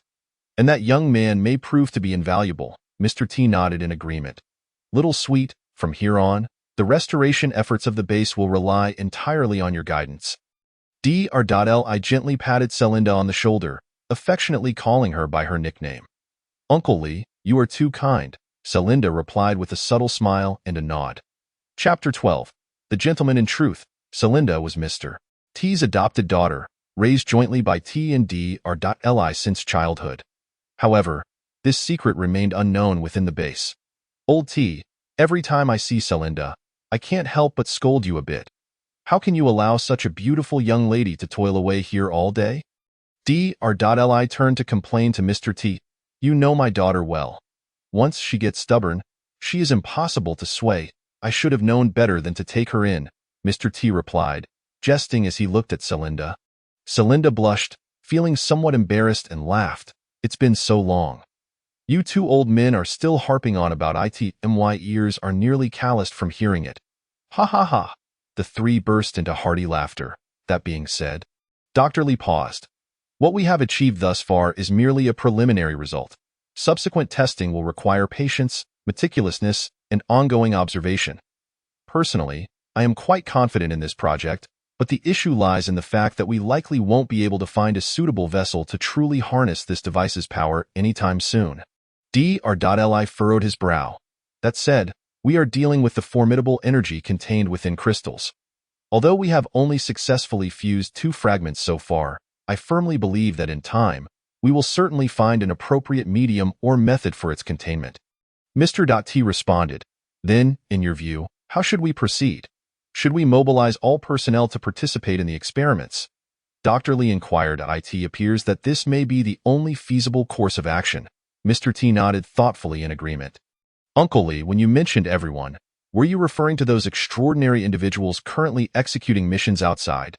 Do you intend to summon them all back to the base for this device's compatibility testing? Celinda inquired. Her large eyes wide with confusion. Precisely. The little girl is quite astute. You see, the reason our extraordinary agents were able to achieve significant breakthroughs in their abilities was due to the mysterious power imparted by these 2 crystal fragments. Therefore, theoretically, if we were to use these extraordinary agents as test subjects, the probability of success should be relatively higher, Dr. Li explained with a smile. All right, I shall depart immediately, Celinda responded without hesitation. She exited the room without delay. Shortly thereafter, she arrived at the command center of the base. Upon entering, Celinda swiftly approached the control panel and input a series of mysterious codes. As her fingers struck the keys, an unending stream of codes surged forth from the console, reaching every corner of the world. All extraordinary agents, please return to the headquarters of the Cloud Sea Underground Base immediately. With the issuance of the command, all extraordinary agents, whether in bustling cities or remote wildernesses, simultaneously received the order to assemble, and they would return to the base in the shortest time possible. I believe you already have another candidate in mind, don't you? Dr. Li asked Mr. T. Who knows if that old witch is speaking the truth? Mr. T said with a knowing smile. An assembly? What is this girl up to now? A man clad in a black leather jacket, his striking golden hair gleaming, muttered to himself, his eyes never leaving the glass in his hand. He sat elegantly at the hotel bar, gently swirling the liquid in his glass as if it were a priceless work of art. With a delicate sip, a rich aroma wafted through the air. His smile exuding charm and confidence, yet his gaze remained cold and profound, seemingly indifferent to his surroundings. Beside him, a woman with disheveled hair and a terrified expression trembled as she cowered behind him. When he noticed a dozen burly men approaching, the corners of his mouth curled into a barely perceptible smile. These men brandished steel rods, glaring at him with menacing intent, as if ready to pounce at any moment. Yet, the man in the leather jacket remained unfazed, continuing to manipulate the playing cards in his hands as though they were inconsequential passers-by. "Hey, what do you mean by this? That woman is ours." One of the burly men finally could not contain himself and shouted. His voice reverberated through the air, drawing the attention of other patrons. The man clad in leather merely cast a fleeting glance at him before nonchalantly uttering, "How could you allow such a beautiful girl to be harmed? If you possess the audacity, try to take her from me." With that, he leisurely raised his middle finger towards the crowd. "What did you say?" "Don't eat sour radishes." The group of men, incensed, brandished steel pipes and charged towards the leather-clad man. "Everyone, please refrain from fighting. Our little establishment cannot withstand such turmoil." The bar owner hurried over to intervene. One of the men delivered a swift kick, sending the owner flying. Though the owner stood at 6 feet tall and boasted a robust physique, he was effortlessly propelled away, clearly indicating that these towering brutes were indeed extraordinary beings. Their physique's magnitude stronger than the average person. "I offer you a chance to beg for mercy." The leader approached the leather-clad man, grasping his jacket. "If I were you." The leather-clad man slowly raised his gaze, his eyes icy as he fixated on the man, seemingly piercing through him, and declared, "I would never lay a finger on that leather jacket." As his words fell, the playing cards in the man's hand suddenly radiated a dazzling golden light. In that instant, the individual gripping the leather jacket had no time to react before a sharp beam of golden light pierced through his chest. In the blink of an eye, colossal golden playing cards began to illuminate the surroundings of the dozen or so towering men. Remarkably, the leather-clad man had merely shifted his arm ever so slightly. This aura is akin to that of a white phoenix. "Run!" The others, sensing the terrifyingly potent aura emanating from the leather-clad man, were struck with panic and hastily began to flee. Regrettably, they had barely taken 2 steps when they suddenly felt their legs lose control. The next moment, in sheer horror, they discovered that their bodies had inexplicably vanished, leaving only their heads behind, which began to roll across the ground. They were unaware of when their heads had been severed, hastily departing from this world. "Here, take this card as compensation." The leather-clad man helped the bar owner to his feet and pressed a bank card into his hand, gently patting the woman's head before sending a location and message through his device. "Come here and clean up." He then exited the bar, disappearing into the city. Chapter 13. William Skitsai. It has been ages since I returned to the Yunhai base, and I have not seen that little girl Celinda in quite some time. The leather-clad man smiled faintly before departing, during the lengthy wait for the other agents. Lin Ju was similarly subjected to the merciless torment of rigorous training akin to that of a demon. He needed to master the assembly and application techniques of various weapons while diligently honing his physical skills and combat techniques. Despite the brief duration of only a week, these high-intensity special training sessions had indeed transformed Lin Ju remarkably. The shard of crystal still hung quietly around Lin Ju's neck. As time passed, Lin Ju gradually sensed an inexplicable and peculiar energy surging within him. Strangely enough, this power did not induce any discomfort. Rather, it invigorated him, enhancing his mental acuity. The training over the past few days had been exceptionally arduous and demanding. Yet he persevered with unwavering determination, achieving notable progress as he became proficient in many fundamental skills. Through meticulous observation, it was evident that the crystal shard had not adversely affected his body. On the contrary, his physical attributes were becoming increasingly robust, allowing him to learn specialized combat techniques with just a single viewing. Jiang Yidong reported the details of Lin Ju's special training to Mr. T with utmost seriousness. Mr. T nodded slightly, indicating his approval, and then, in contemplative tones, remarked, "This young man possesses considerable potential. When the other agents return in a few days, it shall be time to conduct the adaptability device test. If a suitable candidate cannot be found, we might as well let him showcase his skills." Upon hearing this, Jiang Yidong could not help but show concern, softly murmuring, however, his current ability level is still low. After all, these are 2 crystal shards. I genuinely worry whether he can withstand such immense power. In response to Jiang Yidong's worries and doubts, Mr. T waved his hand dismissively, saying, "If he cannot even feel discomfort from the energy contained within a single shard, then perhaps he truly possesses enough strength to accommodate 2 or even more shards and integrate them into the device. We have already invested too much time and effort into this project. After countless failures, this time may very well lead to our ultimate success, and we cannot afford to abandon it midway." Boom. With a thunderous sound, 10.31 seconds. Your speed has improved by 0.2 seconds. Quite impressive. My friend, your laser shooting accuracy and time have both enhanced. Just 4 days had passed, and it seemed I had underestimated you. Velo, beaming with joy, gazed at Lin Ju with genuine admiration. I cannot quite comprehend the situation myself. It feels as if an inexhaustible reservoir of power dwells within me. I do not feel fatigued in the slightest. Even my mental state and vision seem to carry a wondrous sensation that is difficult to articulate. Lin Ju replied thoughtfully while organizing the firearms in his hands. Have you been wearing the crystal shard these past few days? Have you experienced any abnormalities or discomfort?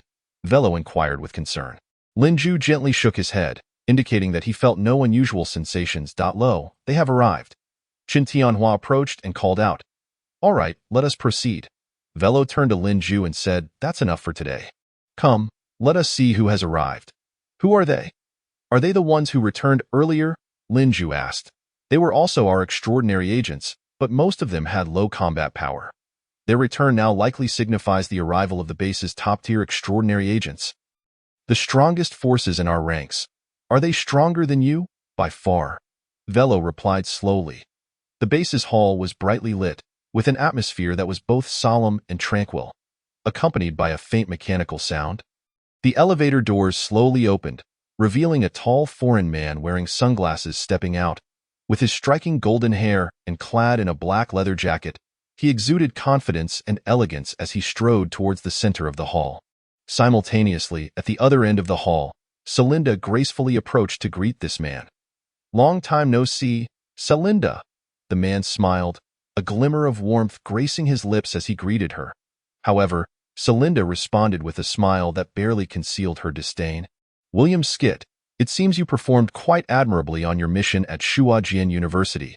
Upon hearing this, the smile on William Skit's face stiffened momentarily before he quickly recovered, offering a few awkward chuckles as he explained, "Ah, that was truly an accident. I am unsure why, but the activities of blood organization have become increasingly frequent lately.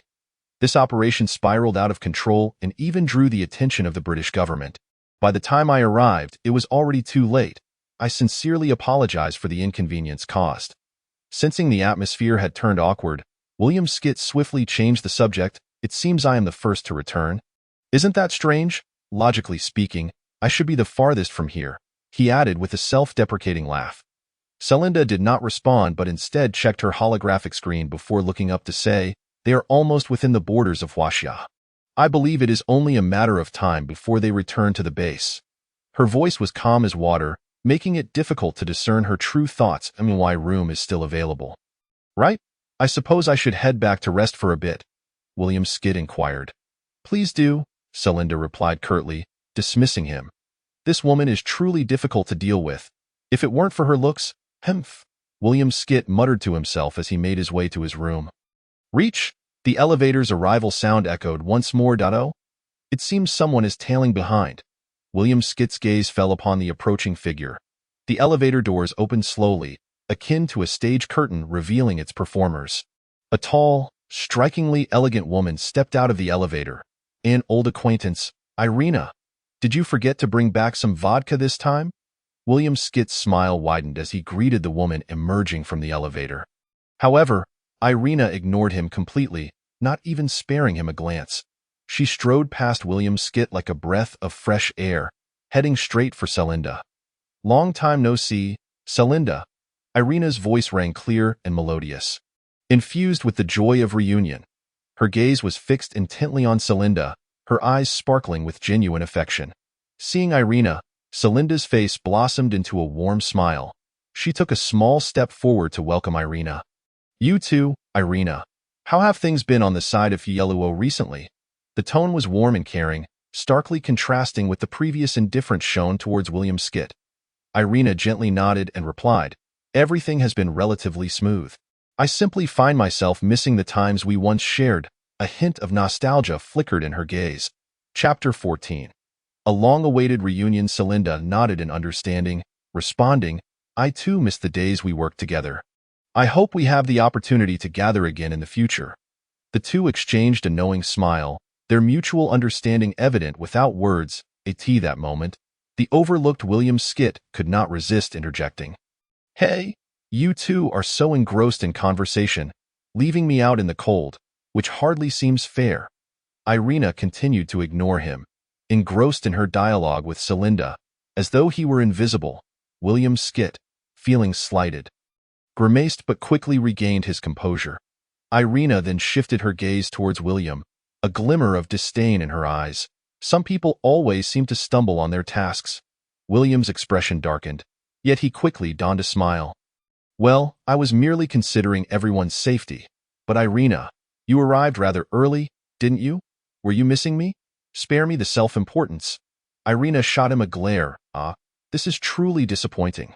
Once upon a time, I, William Skit, was renowned as one of the top-tier powerhouses in our base. Even the deities below held me in esteem.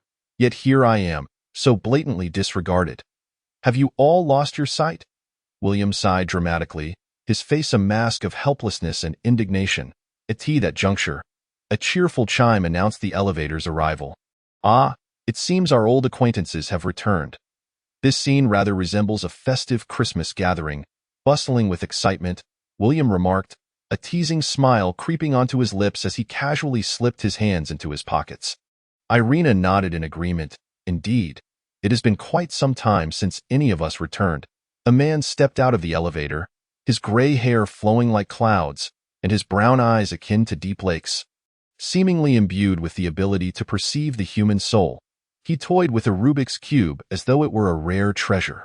Strangely, the individual squares of the cube appeared as if they had been moistened.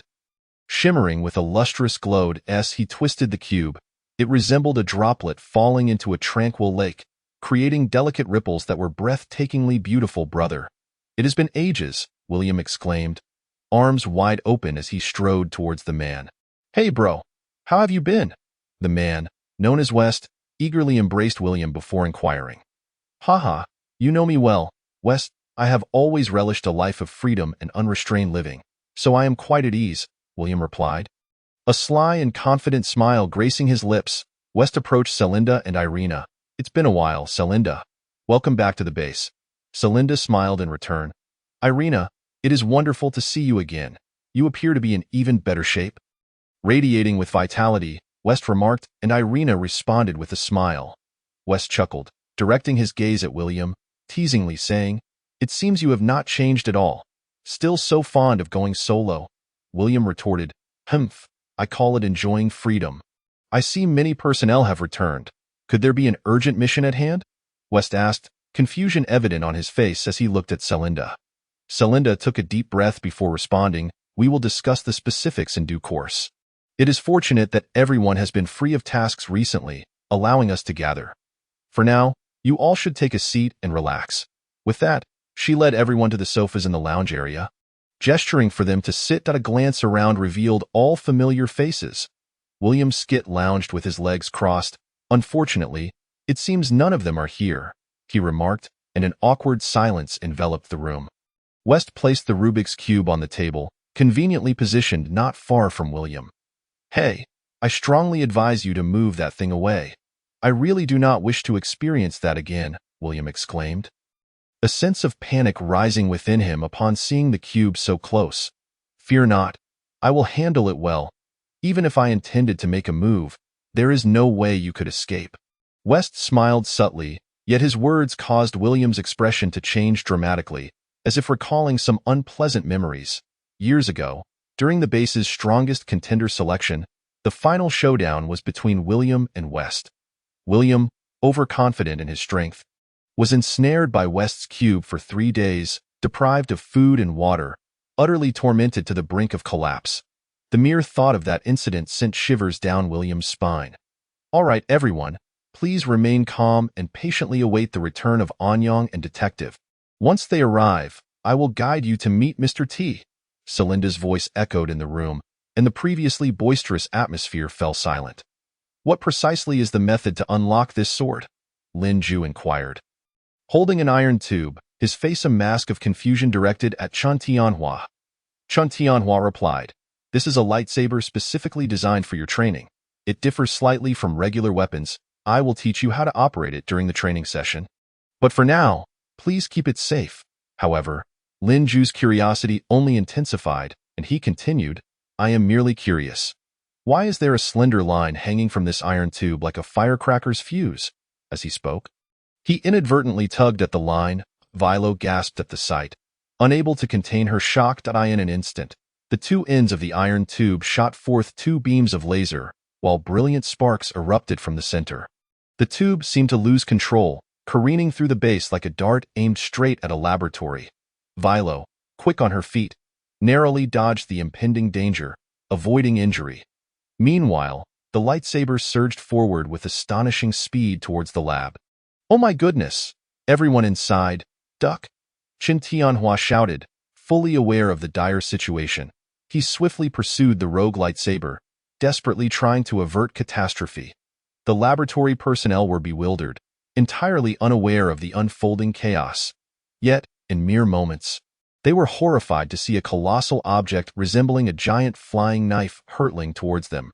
Faced with this sudden threat, each person stood frozen in terror, realizing they were about to be struck by a flying blade. Chapter 15. Intricacies and perils in the nick of time. A figure dashed forward in an instant. The lethal lightsaber was ensnared by numerous threads as fine as hair. The next moment, the entire lightsaber was forcibly severed into countless fragments. The shattered pieces rained down, yet fortunately, the lab personnel remained unscathed. Simultaneously, the mysterious steel wires retracted, quietly disappearing into the sleeve of a man. Lin Ju stared in bewilderment, rubbing his eyes, muttering, "Who was that? So formidable. I barely grasped what transpired before the crisis was averted. Isn't it your meddling that instigated this chaos?" Vilo exclaimed in frustration, raising her fist and striking Lin Ju's back. "Ouch!" Lin Ju yelped, his body soaring backward like a kite with its string cut. Crashing heavily to the ground, he clumsily picked himself up, gazing up to see a figure approaching, ultimately stopping before him. "Friend, are you all right?" A gentle voice filled with concern reached his ears. As Lin Ju focused, he realized the speaker was the very man standing before him. This man, with his raven hair, towered over 6 feet, his tall and upright stature exuding an air of authority. His handsome features resembled a meticulously crafted work of art. His brows were thick and well-defined, beneath which lay deep, piercing eyes. He extended a hand to help Lin Ju to his feet, inquiring about his well-being with genuine concern. "Hey, I'm fine. Really, I'm quite sturdy. But this woman is truly not to be trifled with." Lin Ju replied, a wry smile on his face, still shaken by the encounter. That moment, Mr. Anyang smiled and nodded in understanding. Meanwhile, Vilo hastened towards Anyang, respectfully stating, "Mr. Anyang, welcome back to the base." Shortly thereafter, Chun Tianhua approached, his face beaming with joy. "Brother Anyang, you have finally returned." He then casually pulled the still dazed Lin Ju beside him. Lin Ju looked at Vilo in astonishment, unable to believe. "No way. How could you exhibit such a docile demeanor?" He widened his eyes as if witnessing something utterly astonishing. Wei Luo, seething with rage, glared at Lin Ju and admonished, "Shut that foul mouth of yours. Standing before you is none other than Mr. Anyang, one of the 6 most elite combatants in our base. The calamity you have brought upon yourself, shouldn't you be thanking the heavens and the very person who saved your life?" Upon hearing their exchange, and Yang turned his curious gaze towards Lin Ju and inquired, "This brother seems rather unfamiliar. Wei Luo, who might he be?" With a resigned sigh, Wei Luo retorted, "Alas, this is Lin Ju, whom Xiao Tong found outside. If it weren't for his connection to that shard, he would have been dispatched long ago." Lin Ju, indignant at her words, straightened his posture and defiantly replied, "Hey, I am the so-called perfect crystal vessel you speak of, and this shard is still quite securely around my neck." He emphasized his point by lifting the shard that hung from his neck, flaunting it before everyone with unabashed arrogance. And Yang, taken aback, regarded him with newfound interest and asked, "Oh, a crystal shard. You managed to keep it intact? Hey, brother, let me tell you, although I am new here, Wei Luo yanked at Lin Ju's ear and interjected, "Mr. Yang, please attend to your important matters and don't let this fool cause you more trouble." Lin Ju replied, "Very well. I shall first meet with Celinda, and when time permits, I shall have a chat with this esteemed gentleman." With that, and Yang proceeded deeper into the experimental base. "What a mysterious man. Are all your base's agents so adept at concealing their true selves?" Lin Ju inquired curiously. "Perhaps you should refrain from stirring up trouble." Wei Luo shot him a disapproving glare. "Why, apologies, my apologies. I seem to have wandered into the wrong room." A hulking man, nearly 2 meters tall, emerged from a laboratory, scratching his head.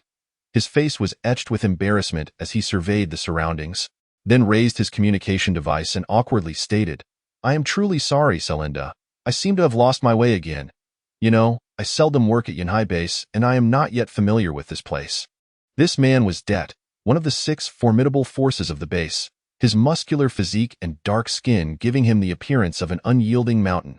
At that moment, and Yang strolled by and gently patted the man on the shoulder, smiling as he took the communication device from his hand, responding, "No worries, Celinda, don't fret, I shall escort him there." With that, and Yang cast a friendly glance at Det, offering comfort and understanding. Det nodded gratefully, a hint of relief gracing his features. Just then, Celinda's gentle voice echoed through the communicator. "You both have arrived, so proceed directly to Hall Number 2 and await us." Following her instructions, and Yang and Det made their way toward Hall No. 2. Engaging in light conversation, the atmosphere amicable, and Yang. "It has been quite some time," Det exclaimed with exuberance, his eyes sparkling with excitement. "Ha, indeed it has, Det. The last time we met was in Nanyang, and it feels like a year has swiftly passed." And Yang replied with a sense of nostalgia. "Time does seem to fly by," Det lamented, his hearty smile revealing a touch of wistfulness for the passage of time. As they exchanged pleasantries, they found themselves in the spacious and brightly lit Hall No. 2. They chose a spot to sit and awaited the arrival of others. Shortly thereafter, Celinda and the others emerged from the corridor. "Hey, and Yang, Det. It's such a joy to see you." William Skid approached with enthusiasm, clasping their hands tightly. "Long time no see, William," the duo replied in unison. "Det, you appear to have grown even stronger," Irina teased, playfully patting Det's robust arm. "Ha, still the same. Just been resting for quite a while without any significant missions." Det beamed with his trademark innocence. "Have all of you returned for something important?" And Yang asked Celinda, a hint of curiosity in his tone. "Everyone, please follow me," Celinda warmly beckoned, leading the group toward Mr. T's chamber. Chapter 16. The crystal carrying device. "We're just missing Jiang Yitong to have all 6 of our top combatants present. If she were here, it would be complete," William exclaimed, flipping his golden locks with excitement. "Xiao Tong is right by Mr. T's side. We'll see her shortly," Celinda replied with a smile. The group arrived before Mr. T's chamber. The imposing black door resembled the entrance to an ancient castle, emanating an air of mystery and solemnity. As the door creaked open, a waft of musty air greeted them. The group cautiously stepped inside, their gazes landing on Mr. T, who sat at the center. He still wore that enigmatic mask, concealing his true visage and adding to his mystique. The once jovial atmosphere faded as everyone's demeanor turned serious, and they bowed slightly to Mr. T, their hearts filled with profound reverence for the man who had bestowed upon them great power. Jiang Yitong stood beside Mr. T, greeting everyone before slowly moving to the door to close the heavy entrance. As the door thudded shut, silence enveloped the room. This moment, Mr. T broke the stillness, stating, "I have summoned you all for a matter of utmost importance. You are all aware of the A plan we have meticulously devised, correct? We have now achieved a significant breakthrough. We successfully fused 2 crystal shards within the device." His voice was low and steady, yet it resonated like thunder in the ears of those present. "What? We actually succeeded!" Excitement flickered across their faces as they began to grasp the reason for their summons. "Celinda, everyone, please follow me," Mr. D gestured, and Celinda stepped forward to assist him from the meeting room. Mr. T's legs were paralyzed. During his youth, he had been filled with energy upon discovering the crystals, but his body could not withstand it, rendering him wheelchair-bound ever since. Celinda pushed him along as the others trailed behind. They made their way to the assembly hall within the base, the designated place for announcing significant events, where everyone was required to gather during occurrences. Lin Ju, Wei Luo, and Chen Tianhua entered the assembly hall together. This spacious structure boasted 2 levels. The first floor was bustling with agents returning from across the globe, the crowd swelling to an estimated 90 individuals. The second floor featured a massive screen, a wide platform below, connected to a corridor at the back. However, at that moment, the platform above stood empty. "What exactly is this place for? Why are there so many people gathered?"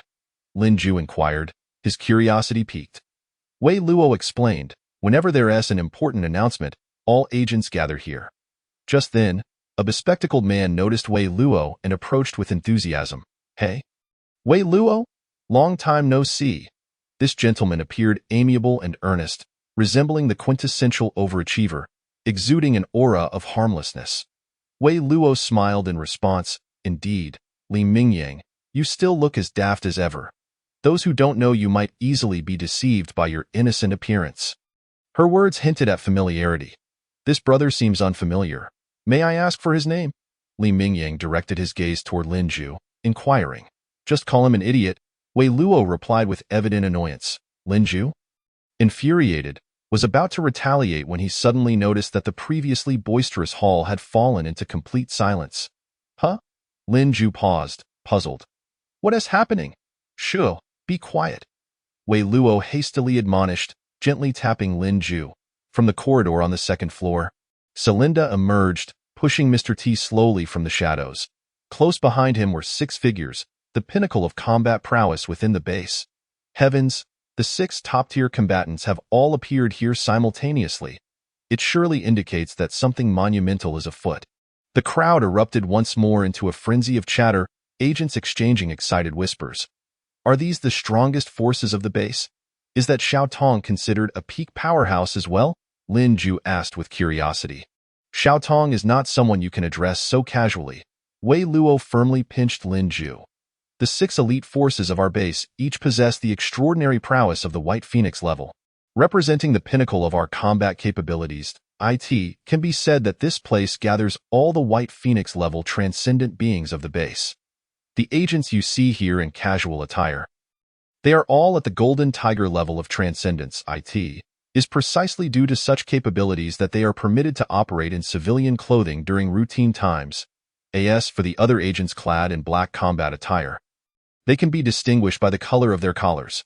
Those dressed in black with white collars belong to the Silver Leopard class of transcendence, while those adorned entirely in black are classified as Black Flood Dragon transcendence. Like myself, Wei Luo, and the aforementioned Li Mingyang, the 3 of us are of the Golden Tiger class of transcendence, thus entitled to don civilian attire. However, you may consider yourself an exception. Chen Tianhua stood beside Lin Ju, elaborating on the distinctions. Following his gaze, Lin Ju surveyed the room and estimated that apart from himself, there were around 8 individuals in civilian clothing, indicating that these 8 are also Golden Tiger transcendents, while the rest were uniformly clad in combat uniforms. Ladies and gentlemen, with Mr. T's utterance, the previously raucous atmosphere fell into an instant hush. All eyes converged upon him, filled with anticipation and curiosity. Mr. T smiled slightly and continued. "I have gathered you all here today to announce a matter of utmost importance. This pertains to the future of our base, So I urge everyone to listen attentively. His voice, deep and resonant, commanded attention effortlessly. Could it be that they are about to test Plan A? Wei Luo murmured under her breath. Are you referring to the watch that was created in the lab? Lin Ju inquired. How many times must I tell you? It is not a watch. It is a super summoning device that can synchronize with your neurons, transmitting data through crystalline energy and regenerative technology, rapidly assembling it at the atomic level. As long as you can adapt and synchronize with that device, even if you are merely a black flood dragon transcendent, once equipped, you will be invincible. Do you understand? Wei Luo whispered passionately. Let us continue to listen to Mr. T. Chen Tianhua interjected, approaching them. Chapter 17.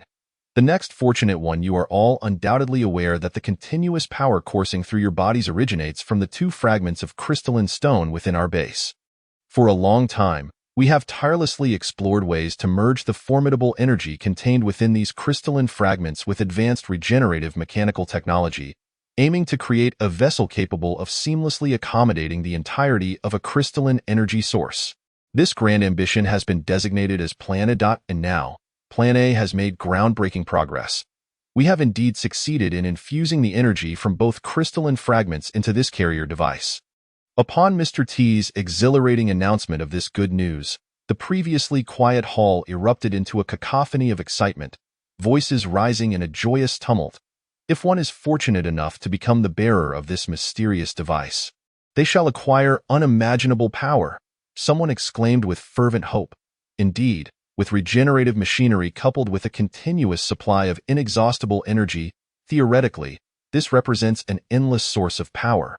Another enthusiastically concurred. However, skepticism soon emerged. Do not be naive. Do you truly believe you can withstand even the immense energy contained within a single fragment? Exactly. We have merely absorbed a fraction of the fragment's energy and have already transformed into extraordinary beings. Just imagine, this device is intended to fully integrate the entire crystalline stone. Who dares to attempt it? Are you not afraid of losing your life? That is why the 6 top-tier combatants were urgently recalled. After all, their energy levels are higher, and the chances of the carrier's success are naturally greater. Another individual calmly analyzed. In no time, the agents in the hall began to chatter excitedly, each voicing their opinions and perspectives on the matter. The atmosphere was fervent, as if a heated debate were unfolding. Hey, have you heard? A newcomer has arrived, and he is quite impressive. He brought with him a brand new fragment, yet he seems completely unscathed. Indeed, perhaps that fellow possesses some unique qualities. I also heard that in just a few days, he transformed from an ordinary individual into a transcendent.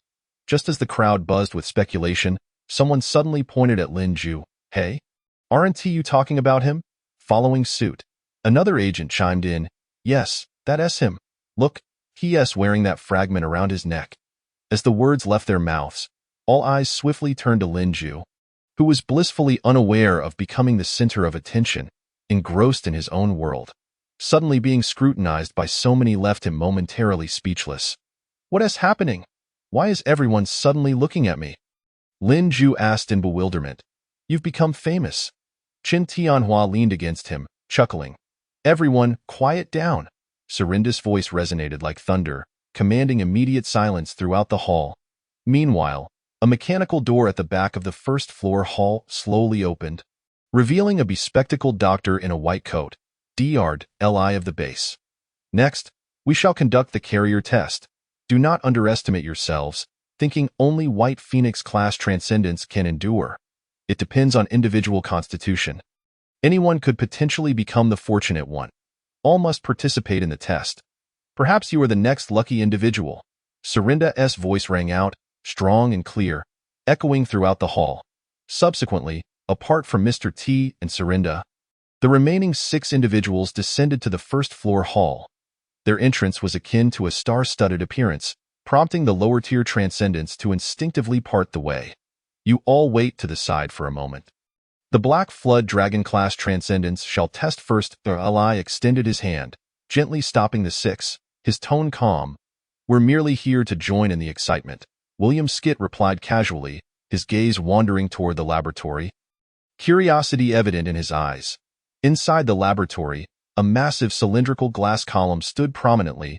At its center, a holographic analysis screen displayed the hovering device that contained the crystalline fragment, floating as if suspended in midair.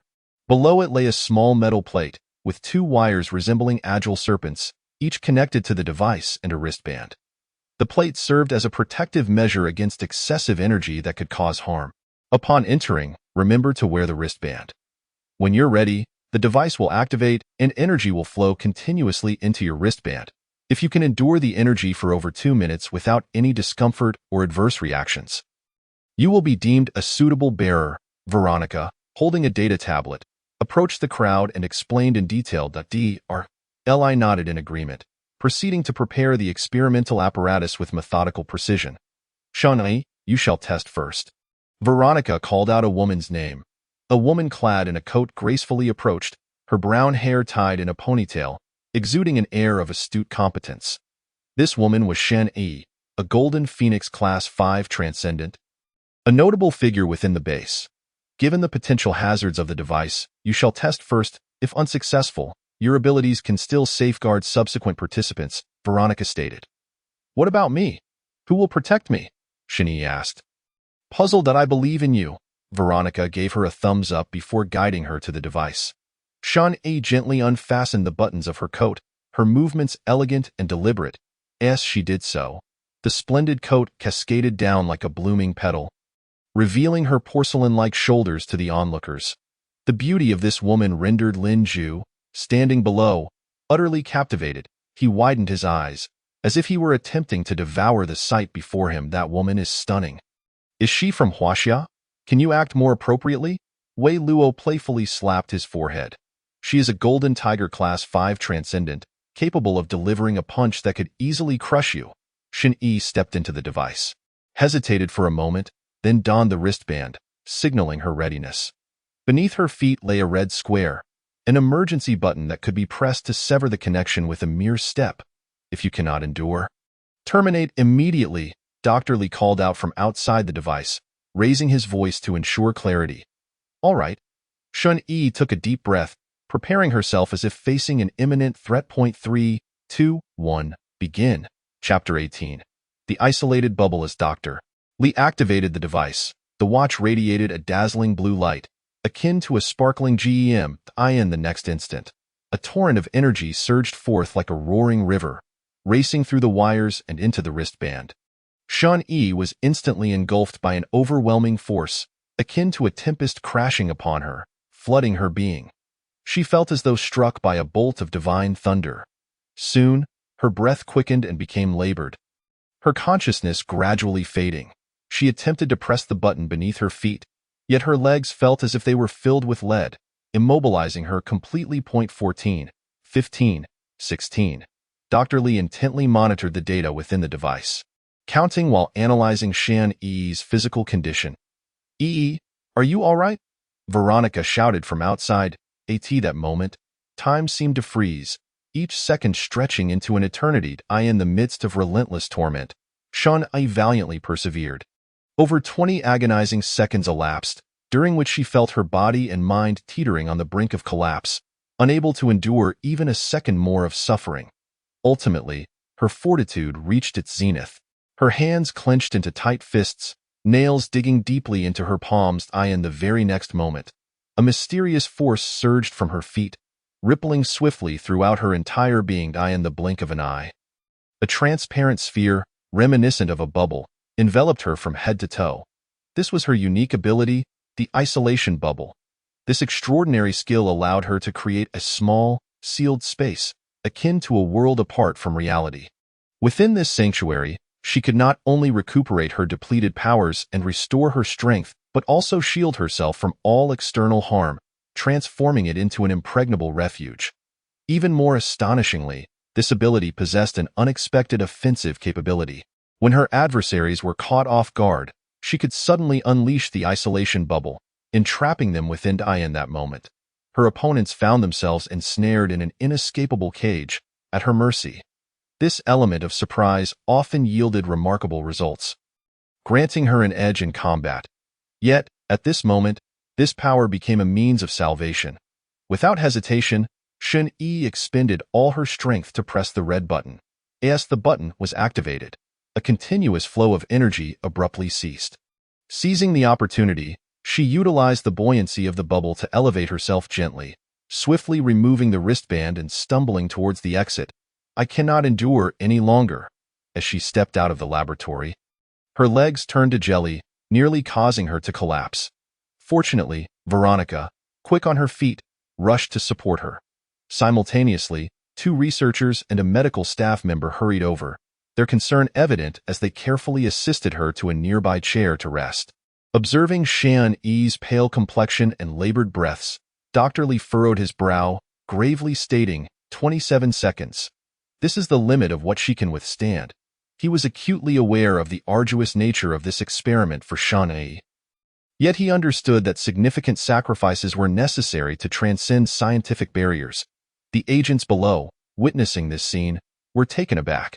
Shen Yi, a transcendent being of Golden Tiger level 5, was not to be underestimated. However, even she could only endure for just over 20 seconds. The Black Serpent level transcendent beings, next in line for testing, were filled with trepidation. Goodness, if even a Golden Tiger level transcendent cannot withstand this energy, who can? Is this device truly that sinister? Lin Ju quipped. Beside him, Chun Tianhua was left in stunned silence, exclaiming, Dude, what outrageous words are you uttering? The multitude of Black Serpent and Silver Leopard level transcendent beings, having witnessed Shen Yi, a Golden Tiger level transcendent, falter before the device's might, felt their anxiety intensify, as if a heavy stone weighed upon their hearts. Subsequently, they silently prayed, beseeching the heavens for the strength to successfully navigate the impending trials. However, when the Black Serpent-level transcendent beings donned the device, they experienced firsthand its terrifying power. Some emitted blood-curdling screams upon contact, collapsing to the ground. Others struggled for mere seconds before succumbing to failure. And still others were nearly overwhelmed by energy backlash, narrowly saved by Shen Yi's timely intervention with her powers. The scene descended into chaos, as the once confident crowd became a flurry of panic, akin to frightened prey. Soon, the Black Serpent-level transcendent beings returned defeated, while the Silver Leopard-level transcendent beings prepared to undergo testing. The first man to step forward was visibly anxious, beads of sweat forming on his forehead like glistening pearls. Hui, if you can't hold on, signal immediately, Shen Yi called out to the man before her. This man was Jiang Hui, the receptionist at Tianhai Base. Understood, he replied, taking a deep breath, already having witnessed the grim fates of the Black Serpent-level agents and harboring little hope for success. Indeed, within just 5 seconds of contact, Jiang Hui signaled to Shen Yi, appearing as if facing a daunting adversary, before being enveloped by the bubble and slowly lifting off the ground. The Silver Leopard-level agents fared little better, with most barely lasting 10 seconds before capitulating. Doctor, it seems that lower-tier transcendent beings truly struggle to endure this influx of energy, Veronica remarked, turning to Dr. Li. However, this also confirms my hypothesis. The endurance of Silver Leopard-level transcendent beings is evidently greater than that of the Black Serpent level. Moreover, Shen Yi's testing duration exceeded that of the Silver Leopard level, affirming that higher ranks correspond to longer endurance. Dr. Li mused thoughtfully. Yet, mere endurance was insufficient. Without the ability to harness this energy, the device's potential remained unfulfilled. Next, let us commence the Golden Tiger level testing, Veronica declared, initiating preparations for the next trial. Who shall go first? The remaining 7 Golden Tiger level transcendent beings exchanged hesitant glances. At that moment, Velo raised her hand, expressing her willingness to try. Veronica nodded in acknowledgement. Velo stepped toward the enigmatic device, recalling all that Shen Yi had endured, a flicker of apprehension stirring within her. Despite having reached Golden Tiger level 8, surpassing Shen Yi, she remained uncertain of her own capacity to endure longer. As the wristband was slowly placed upon her arm, Velo nodded gently, signaling her readiness to begin the test. Below, Lin Ju couldn't help but break into a cold sweat for Velo. She won't be electrocuted, will she? Lin Ju turned to Chen Tianhua beside him. I know she may have been a bit strict during your training, but there's no need to curse her like that. Chen Tianhua replied with a sigh. With a surge of energy, blue currents coursed through the wires and into Velo's body. Instantly, she felt an immense force pressing down upon her, akin to a colossal boulder. Taking a deep breath, Velo exhaled slowly, striving to steady her breathing and mitigate the tumultuous energy fluctuations. However, as more energy flooded into her, she found it increasingly difficult to maintain her footing, her legs trembling uncontrollably. 27, 28, Velo, are you all right? Veronica called from outside. Dizziness enveloped Velo, as though the entire world were spinning around her. Her body approached its limits, unable to bear such an overwhelming influx of energy. Driven by instinct, she focused her mind, summoning her unique ability. In an instant, radiant golden beams erupted from her, swirling around her like spirited sprites, providing her with a faint boost of strength. This was her ability, Shadowlight Enhancement. The once burdened Velo now felt her body lighten slightly. Harnessing the power of Shadowlight Enhancement, she quickened her pace toward the target, a reinforcement-type transcendent. This ability could drastically elevate her physical attributes, speed, strength, and more, allowing her to unleash astonishing combat prowess in a brief moment. Additionally, the emitted light could blind her foes, disrupting their vision and judgment. Nonetheless, against the formidable energy contained within the device, Velo's power seemed utterly inadequate. Even so, this fleeting moment of recovery was sufficient for her. Without hesitation, she pressed down on the pivotal cutoff button. Over. As the device ceased its operation, Velo lurched forward, stumbling to the ground. 32 seconds. This is her limit. Dr.Li observed the data on the screen, his expression grave. Chun Tianhua, standing beside him, was left speechless. Sister Velo is a high-ranking Phoenix-level contestant in our base. If even she cannot withstand it, it appears that even Golden Tiger-level strength has its limitations. Lin Ju, observing Velo's disheveled state, fell silent for a moment before abruptly turning to Chan Tianhua, saying, "You should go next." Startled, Chan Tianhua quickly waved his hands in protest. "Me? My ability ranks at the bottom of the Golden Tiger level, only Golden Tiger level 1. Moreover, my power relies on technological weaponry to function. Under these circumstances, I would be of no use," he stammered, awkwardly scratching his head. Nevertheless, Lin Ju resolutely pushed him forward, encouraging, "What are you afraid of? Just do it. We've all been through the thick of it. Stay sharp and don't lose face at that moment." Veronica noticed the commotion and, initially intending to call the next tester, changed her mind upon seeing Chen Tianhua step forward. "Who's next?" "Oh, it's Tianhua. Since you're eager, hurry up." Veronica smiled at Chen Tianhua. With a resigned sigh, he internally lamented but, with no turning back, steeled himself to advance. 21 seconds. Next. Haha. Lin Ju could not help but burst into laughter. "You laugh? What the heck? I told you I couldn't do it. Yet you still pushed me." At that moment, Chen Tianhua wished he could shoot Lin Ju dead. "It's all right. At least you are better than those silver leopard level ones. You haven't lost face at least?" Chen Tianhua said, feeling speechless. Next, next, next. With each shout, the remaining few Golden Tiger level transcendents stepped forward to undergo the test, but without exception, they all met with failure. Just a short while ago, Li Mingyang, who had been chatting cheerfully with Wei Luo, had reached Golden Tiger level 8, yet in this test, he could only last a mere 31 seconds before choosing to give up. Such dismal results were truly unexpected by all. I had my psychological expectations, but I never anticipated that even Golden Tiger level transcendence couldn't last half a minute, Dr. Li said, shaking his head helplessly, his gaze turning towards the 6 top-tier fighters resting in the distance. "Have you seen how they look? I truly didn't expect them to struggle with half a minute," West lamented anxiously. "Humph, after all, they are merely at the Golden Tiger level, which is still a significant disparity from our strength." William Skit responded nonchalantly. "Oh? Do you think you can manage?" Irina provocatively inquired. "Haha, of course not. I lack such capability." William quickly waved his hands in denial. "Hey, I have an idea. Perhaps the brother you brought could give it a try." Yang suggested to Zhang Yitong. It's more prudent to wait until all 6 of us have tried before drawing conclusions," Zhang Yitong replied after a moment of contemplation. "Dio, we really have to make each of us 6 try once? You all know how much we've been tormented before." You know how many testers have perished? William advised. The hall was now quite noisy. With all below White Phoenix level failing, it indicated that only the 6 top-tier fighters could attempt it. Next, will it be the few over there who will undergo the test? Lin Ju turned to Chen Tianhua and asked that it should be. Chen Tianhua nodded. Just then, Veronica herself slowly descended from the experimental platform. She gracefully approached the group of 6 and spoke. Next, please prepare yourselves. The test is about to commence. I wonder if anyone here wishes to take the initiative? As her words fell, William Skit suddenly slapped Det's shoulder forcefully, exclaiming, Det, it's up to you, buddy. Det was taken aback by this sudden action. He had merely been observing silently, his mind a blank, and was now startled to find himself called upon to be the first for the test. Leaving him at a loss, me?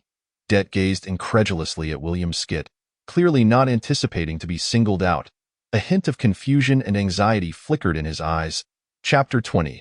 As solid as a rock. West, standing nearby, seemed to sense Det's apprehension and gently reassured him, well, Det, it's actually quite appropriate for you to go first. After all, your abilities are better suited to withstand the energy impact. Irina tightly grasped Zhang Yitong's arm. Giggling, after all, we are girls. Her tone carried a touch of playful charm. Observing this, and Yang also gestured to Det with a reassuring sign, saying, I have the important duty of ensuring the safety of these 2 girls. So please understand, my brother, I believe in you. Faced with the expectations and encouragement of the crowd, Det reluctantly nodded, gritting his teeth, and replied, all right, then I'll go first. Unfazed, Det rose abruptly, like a towering mountain, closely following Veronica towards the experimental platform. His tall physique seemed forged from steel, exuding an overwhelming sense of pressure. This was the unique aura of a White Phoenix-level transcendent, akin to a celestial being descending. Their power was simply beyond imagination. He appeared as robust as a mountain. Could such a massive physique truly not hinder his movements?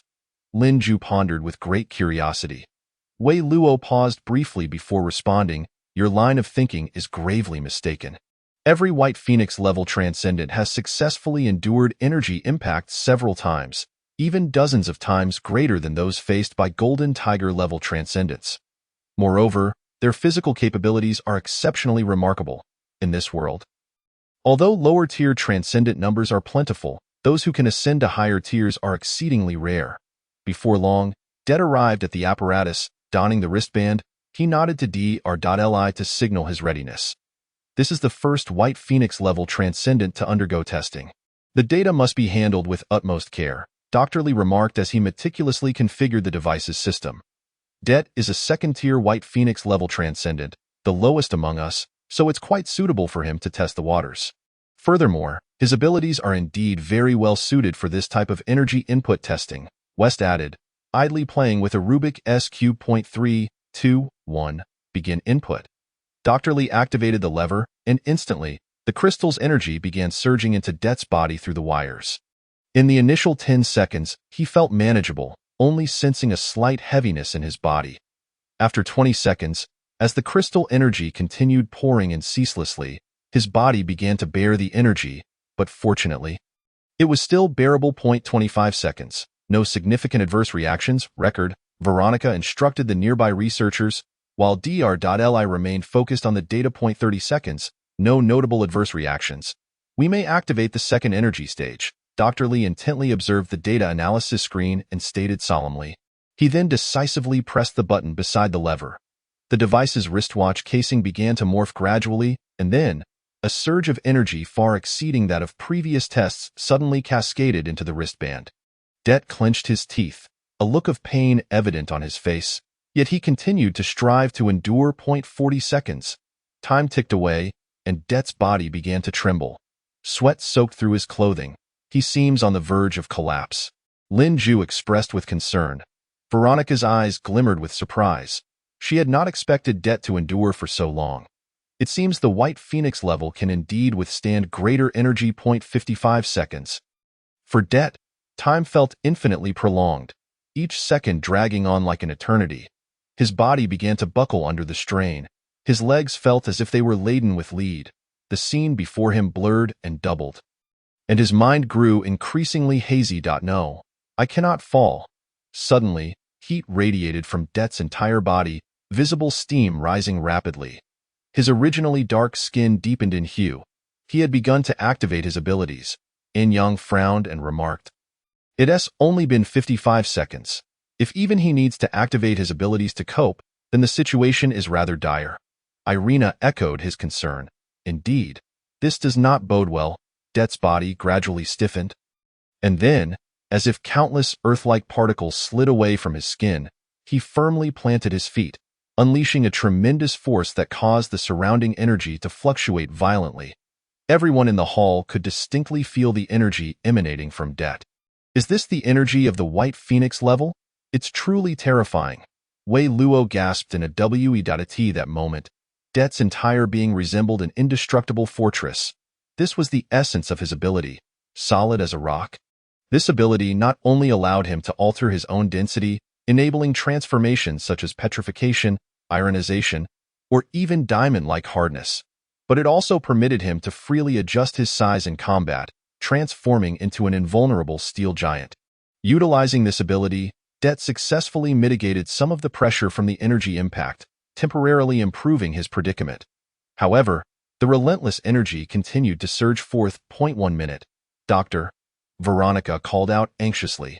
Yet, Dr. Lee remained unperturbed, his gaze still fixated on the screen, as if he sought to discern deeper truths through the flickering data. The energy continued to flow into Det's body, and he began to feel overwhelmed. Despite his body partially petrified, the sustained energy impact became increasingly unbearable. Det grappled internally, uncertain whether he should end the experiment.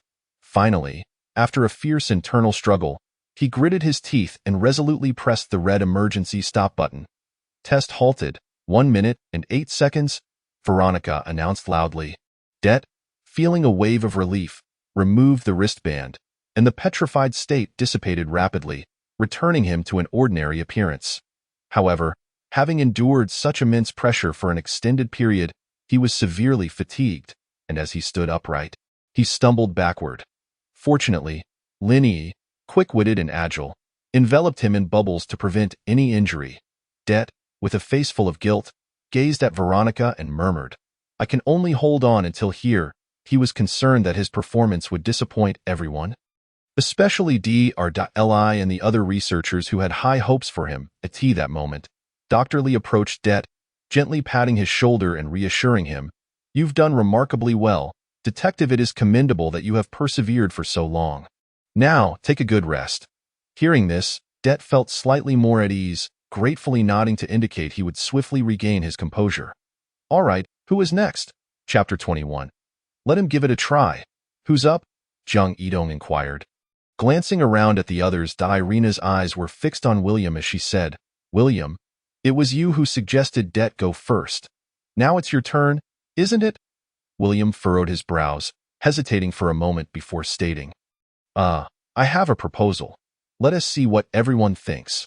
Given the current circumstances, it seems that the stronger individuals can endure for longer. How about we allow the most formidable among us to give it a shot? If he succeeds in passing the test, the rest of us can proceed. If he fails, then it's likely that the rest of us won't stand a chance either. What do you all think?" Anyang nodded in agreement, acknowledging, "Indeed, that makes some sense. If the strongest cannot pass, then our attempts would be futile."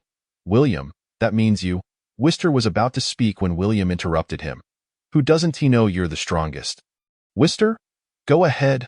Wister shot him a disdainful glance, internally muttering, "Who doesn't know your reputation?" Each member of this 6-person group was a powerful existence at the Bai Feng level, yet even among this elite tier, there existed subtle disparities in strength. It is essential to recognize that as the level of transcendence escalates, the chasm between adjacent tiers becomes increasingly pronounced. William subsequently articulated his personal views and thoughts to Veronica. In truth, Veronica shared the same perspective, yet she believed that exploring various possibilities might yield a higher chance of success. "Let me consult Dr. Li for his opinion first." Before she could finish her sentence, Veronica had already turned to return to the experiment platform. This method is indeed worth a try. My initial concept was precisely this. After comprehensive analysis of the testing data from numerous individuals, the conclusions align closely with my original expectations. Therefore, let us allow the individual with the highest level index to attempt it first, Dr. Lee responded. Following the affirmative reply, Veronica immediately opened the files, meticulously reviewing the energy assessment levels of the 6 members. Det, 34 years old, male, by phone level transcendent, energy index level 2. Irina, 30 years old, female, by phone level transcendent, energy index level 3. Zhang Yitong, 27 years old, female, by phone level transcendent, energy index level 4. Anyang, 30 years old, male, by phone level transcendent, energy index level 6. William Skit, 30 years old, male, by phone level transcendent, energy index level 8. Wister, 29 years old, male, by phone level transcendent, energy index level 8. Now that Det has completed his test, it should be Wister who is selected from the remaining individuals to try. My energy rating is indeed stronger than yours, but I am a space control type transcendent. In terms of physical fitness, I am not significantly different from you, Wister said, waving his hand. No worries, bro. Anyone can give it a go. Just jump in. William quickly pulled Wister onto the experimental platform. No. Listen to me, buddy. Life is all about 2 words. Just do it. William shoved Wister into the apparatus. Unable to refuse, Wister had no choice but to don the wristband and prepare for the test. The moment he secured the wristband, a surge of powerful energy rushed into his body like a raging tide. However, in the face of this sudden change, Wister remained calm and composed. After all, with his current by phone level 8 cultivation, he stood among the pinnacle of strength globally. Consequently, Dr. Lee did not exhibit much surprise at the energy impact Wister endured during the initial 30 seconds. He promptly increased the energy input power, initiating a second round of even more intense energy infusion. As time ticked away, Wister gradually began to feel some pressure. His legs grew increasingly heavy, as if burdened by a 1,000-pound weight. His head started to thrum, and his consciousness became somewhat hazy. His limbs felt utterly weak, devoid of strength. Yet, these conditions posed no genuine threat or hindrance to Wister in his past. He had faced countless trials and life-threatening challenges while absorbing energy, emerging resilient from among numerous experimental participants. Moreover, due to his uniquely rare physique, he could successfully accept the immense energy contained within crystals, which ultimately endowed him with his formidable prowess. That guy has held on for nearly 90 seconds. How is he so strong? Lin Ju inquired. He is our base ace transcendent, Wister. His strength has reached by phone level 8. What does that imply? He is practically on par with the divine. With just a flick of his finger, he could annihilate all transcendent beings below by phone level in this hall. Chen Tianhua exclaimed excitedly. When we raided the strongest individuals at the base, Wister managed to keep William Skit occupied for 3 days. Thus, whenever something goes awry, William's first thought is of him. Chen Tianhua shrugged, glancing at William in the distance. At this point, 1 minute and 40 seconds had elapsed. And even someone as powerful as Wister began to feel the strain. Wister contemplated whether he should conserve his strength, considering this was merely a test, and the apparatus would inevitably undergo improvements. After enduring for 1 minute and 48 seconds, Wister finally pressed the termination button. Stepping out of the apparatus, although he had expended considerable energy, his condition was far superior to that of Detective. Doctor, Wister couldn't last 2 minutes either, Veronica said, holding the data analysis with a crestfallen expression. No matter. This is merely a test. The device will certainly undergo further optimization, and the energy input will be reduced. Moreover, Wister did not exert his full strength today, yet he exceeded 90 seconds, which aligns with my expectations and is commendable, Dr. Lee remarked. Subsequently, Veronica turned to face the remaining 4 individuals, inquiring if they wished to continue participating in the tests. However, each one fell silent, expressing their reluctance to attempt further. This was the privilege possessed by those at the by-phone level. Other extraordinary individuals lacked the authority to decide whether to accept testing. Yet they could autonomously choose to decline due to their formidable strength. Thus, this testing concluded successfully. Dr. Lee rose, addressing everyone in the hall. Thank you all for your active participation in this test. Next, wait a moment. Just as Veronica was speaking, Her voice was abruptly interrupted. It was Mr. T and Celinda, who had been quietly observing from the second floor of the hall, who finally spoke. Mr. T has issued new instructions. Is there any other task? Veronica asked, puzzled. Mr. T said, let him give it a try. Chapter 22. Who are you, buddy? Who are you referring to? Veronica gazed at Mr. T with a perplexed expression, clearly failing to grasp the meaning of his words. Upon seeing this, Celinda hastily clarified. Mr. T means for Lin Ju to undergo the test. I suspected he would think that. Dr. Lee's lips curled into a slight smile, as if everything was within his anticipation.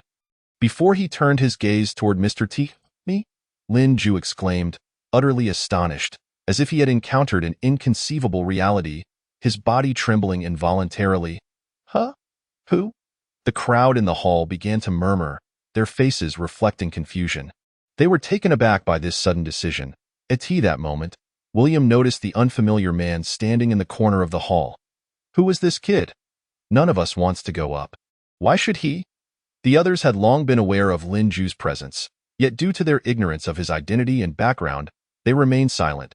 Jiang Yitong, naturally privy to the reasons, and Anyang, who had previously met Lin Ju and learned of his ability to carry crystal fragments, showed no excessive surprise. However, the remaining individuals were entirely bewildered by the unfolding scene. Hey, buddy, who are you? William shouted towards Lin Ju from afar. I'm new here, Lin Ju replied. New here? William regarded him in disbelief. Lin Ju looked towards Dr. Doctor, can I give it a try? Give it a try. The doctor felt uncertain but acknowledged that it was normal for this young man to attempt it. Given his ability to handle crystal fragments with his bare hands, I won't die, right? Lin Ju asked. You won't die, Dr. Lee responded. Shall I go up? Then you go up. The richness and profundity of Huaxia culture eluded my understanding. Det, bewildered, looked utterly perplexed. This man is the one you brought back, the one capable of bearing a shard of crystal? Irina curiously inquired, grasping Jiang Yitong's hand. What, a shard? Where did you find such a person? West was taken aback. Nonsense. If he were truly that remarkable, why has he never presented himself before us? If he were so extraordinary, why not simply hold the shard in his hand? William expressed skepticism, unwilling to believe anyone could surpass him. Please remove the crystal shard and place it on the adjacent suspended pillar to avoid interfering with your regular testing, Dr. Lee gently instructed Lin Ju. Nodding in acknowledgement, Lin Ju cautiously detached the translucent shard, emanating a faint glow, from around his neck. He clutched the enigmatic crystal tightly, feeling its chilling touch and the seemingly boundless energy it harbored. With resolute steps, Lin Ju approached a towering apparatus pillar nearby. The once raucous crowd below fell silent, their gazes fixated on the crystal shard in Lin Ju's hand. Eyes widened in disbelief, they marveled at how effortlessly Lin Ju lifted the legendary shard. Seemingly unperturbed by any unusual effects, particularly, the transcendent individuals standing in the hall were left speechless, rooted to the spot. It should be noted that these transcendent beings possessed extraordinary abilities and formidable strength. Yet even they dared not underestimate the shard. Now, a seemingly ordinary young man was able to nonchalantly hold the crystal shard, which was utterly astonishing. Huh? Is that really him? Exclaimed William, who had previously dismissed Lin Ju with disdain, only to be confronted by the stark reality. Doctor, we've already assessed his transcendent level. He is merely a black flood dragon level 3, Veronica exclaimed in surprise. What? The assembled transcendent beings were struck dumb. As if hit by lightning, in a way, black flood dragon? Isn't that a death wish? Indeed, why would Mr. T specifically request a black flood dragon for testing? Yet, we cannot dismiss the possibility. He might just bring about a miracle. Even with a strong physique, could he possibly surpass the White Phoenix 6? The crowd of transcendent beings erupted into fervent discussions about Lin Ju on stage. At that moment, Lin Ju was also gripped by fear. Having witnessed the dire fates of others during testing, could his physical constitution truly be superior to theirs? My friend, I sensed your extraordinary nature from the very beginning, and it appears I was right. Li Mingyang approached Weilo and Chen Tianhua, stating, Sai, I hope he can endure a bit longer. Weilo, though aware of Lin Ju's unique constitution, remained skeptical about whether he could withstand the dual energies within the apparatus. Have faith, Lin Ju. You may proceed. Dr. Li gestured for Lin Ju to enter the device. With a heart filled with trepidation, Lin Ju stepped inside, trembling as he donned the wristband. Though not fear, my friend. I shall stand guard for you. Lin Yi whispered reassuringly, ever ready to unleash her powers to protect Lin Ju from harm. Time is of the essence. Are you prepared? Veronica addressed Lin Ju. Taking a deep breath, Lin Ju felt beads of sweat trickle down his forehead. His hands quivering, overwhelmed by uncertainty and fear, yet he eventually nodded, signaling that he was ready to begin. Doctor, Veronica nodded, and Dr. Li promptly pulled down the lever to initiate energy input. In an instant, the shard's energy surged forth like a flood, coursing through the wires and into Lin Ju's body. As the energy flooded in, Lin Ju began to scream in agony, his cries echoing throughout the hall. He can't be electrocuted, can he? Weilo fretted. You two sound like family. Your words are eerily similar, Chen Tianhua recalled, remembering how Lin Ju had previously spoken of Weilo. After a brief period of screaming, Lin Ju sensed something was amiss. No, this is not the excruciating pain I had envisioned. He felt the energy entering him, yet it was far from the torment he had anticipated. The energy flowed like a gentle stream, and he could distinctly perceive its entry. Rather than rejection, he felt an overwhelming desire to absorb more. Interesting. Lin Ju chuckled at the thought of the pain etched on the faces of those earlier, relishing the fact that he was unharmed. Especially as Weilo had struggled for only a brief moment, he couldn't wait to tease her. Why is this kid suddenly laughing? William Skit stared in disbelief at Lin Ju, who wore an expression of enjoyment within the apparatus. Chapter 23. Do you have a system? 30 seconds, Doctor. Veronica anxiously monitored Lin Ju, who, despite his Black Flood Dragon rating, had already surpassed the endurance time of a Golden Tiger-level Transcendent. Lin Ju's demeanor was also unusually tranquil, as if nothing could disturb the calm. Mr. T, observing from the second floor, felt a smile tug at the corners of his mouth.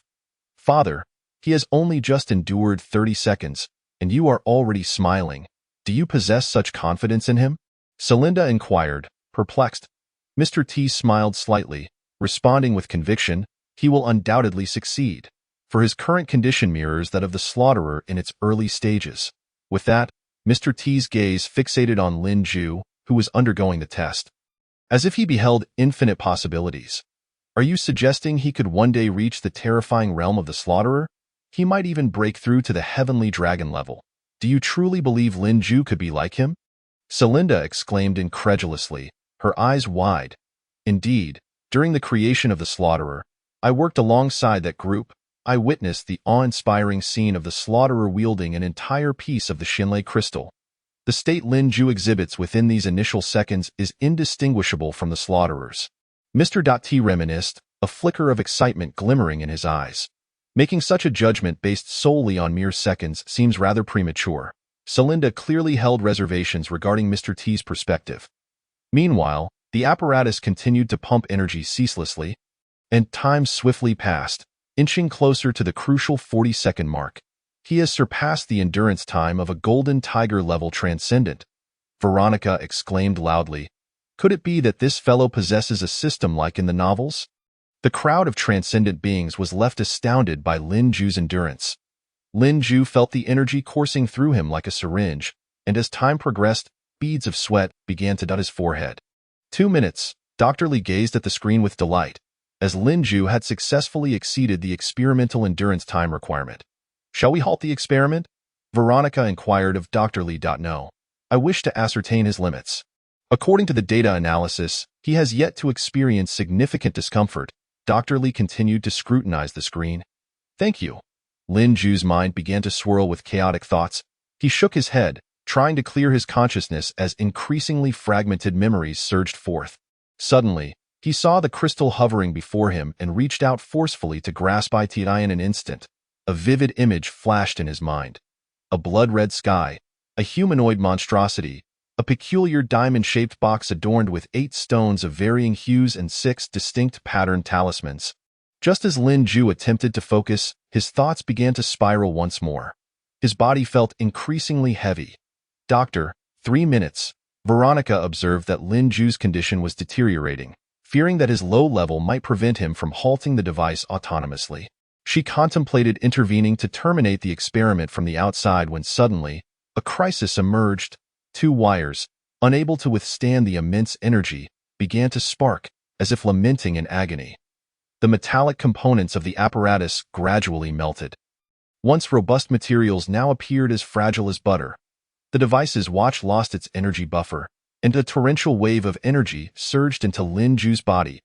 Lin Ju let out a chilling scream that reverberated throughout the hall. His body trembled violently, as though being devoured by countless ants. Dr. Li, witnessing this scene, was filled with alarm and hurriedly attempted to cease the apparatus's operation. However, unexpectedly, the control panel of the device also spiraled out of control. Standing outside the apparatus, Lin Yi felt frantic. She yearned to rush inside to assist Lin Ju in pressing the emergency stop button. However, at this moment, a dazzling blue radiance erupted from Lin Ju. As a powerful wave of energy continuously expanded outward, forming an invisible pressure that left everyone in the hall in a state of unprecedented shock. "This is bad. The energy of 2 entire crystal shards has been completely infused." Jiang Yitong exclaimed from the audience, her complexion turning pale as her heart filled with worry and guilt. After all, it was she who had brought Lin Ju to this place. If he were to encounter misfortune here, she would never be able to forgive herself. Lin Ju sensed something was amiss. The energy coursing through his body caused immense pain, nearly leading him to faint. The sudden surge of adrenaline allowed him to endure a little longer. He gazed at the watch-like device hovering in the air and made a bold decision. At that moment, his legs felt as heavy as lead, rendering him immobile, but his hands still had some strength. Gathering all his energy, he grasped the floating watch-like device, and in the next second, it erupted with a brilliant light that illuminated the entire experimental base. Boom! With the sound of a violent explosion, the base fell into a profound silence. Most of those present were knocked down by the shockwave of energy. Cough, cough, cough. "This is not good. Quickly check on his condition." Veronica hurried to the device, where massive mechanical debris obstructed her path. At that moment, Det walked over, using his towering frame to clear away the fragments. The others gathered around as well. No, this kid is surely resilient. He can't die." Willow rushed over anxiously. "Doctor, come take a look at this." After removing the mechanical debris, Veronica appeared to witness something incredible, urgently beckoning Dr. over. "I can understand. After all, he might not withstand it. So if he really dies..." Dr. Li had prepared for the worst, but when he approached and looked, he was taken aback. Inside the device was a nearly 2-meter-tall, brand-new, intact mechanical enclosure, shimmering with faint blue luminescent patterns, constructed from 6 enormous mechanical panels. "Isn't this the explosion-proof spatial barrier from the data input?" Dr. exclaimed in astonishment. When the crystal shards were reintroduced into the device, a vast amount of synthetic schematics for the device was also inputted. By combining energy with regenerative technology, it could rapidly harness the crystal's regenerative ability through the watch, creating the necessary weaponry, mechs, and more in a short span of time. The weaponry within the data wouldn't materialize without reason. It needed to synchronize with neural adaptation. "If that's the case," Dr. Li said, elated, "this kid has succeeded." Mr. T on the high platform smiled slightly at the unfolding situation. "Father, you truly guessed correctly," Celinda exclaimed in surprise. "We can return now." Chapter 24. What was lost, I shall retrieve him. Lin Ju lay in bed, slowly opening his eyes. Before him stood a large group of people. Veronica, Jiang Yitong, Willow, and Chen Tianhua surrounded him, with Dr. and the other 5 powerful individuals in the background. What a downer. Is this kid truly on a roll?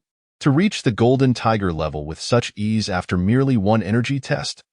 William Skit remarked with a disgruntled expression as he looked at the reclining Lin Ju. He is a rare crystal vessel, capable of actively absorbing the infused energy. What can you possibly compare to that? Irina shot William a sidelong glance. Buddy, do you realize? You've succeeded.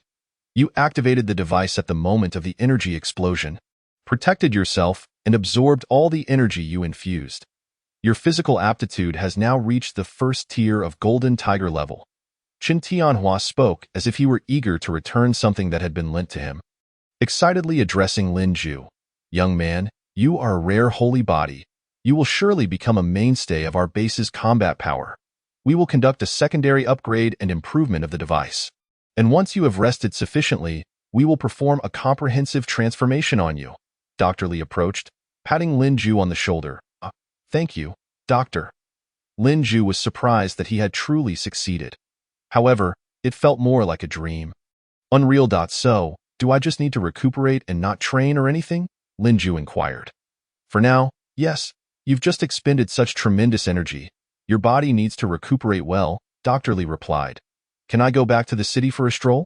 I haven't seen the sun in ages, Lin Ju asked tentatively.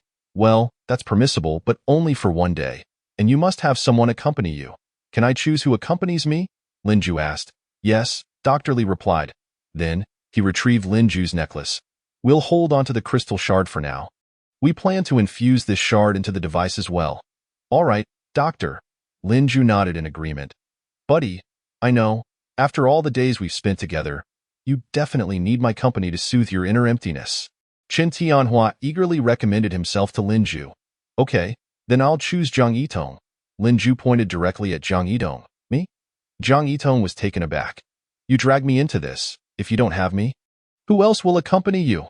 Lin Ju crossed his arms.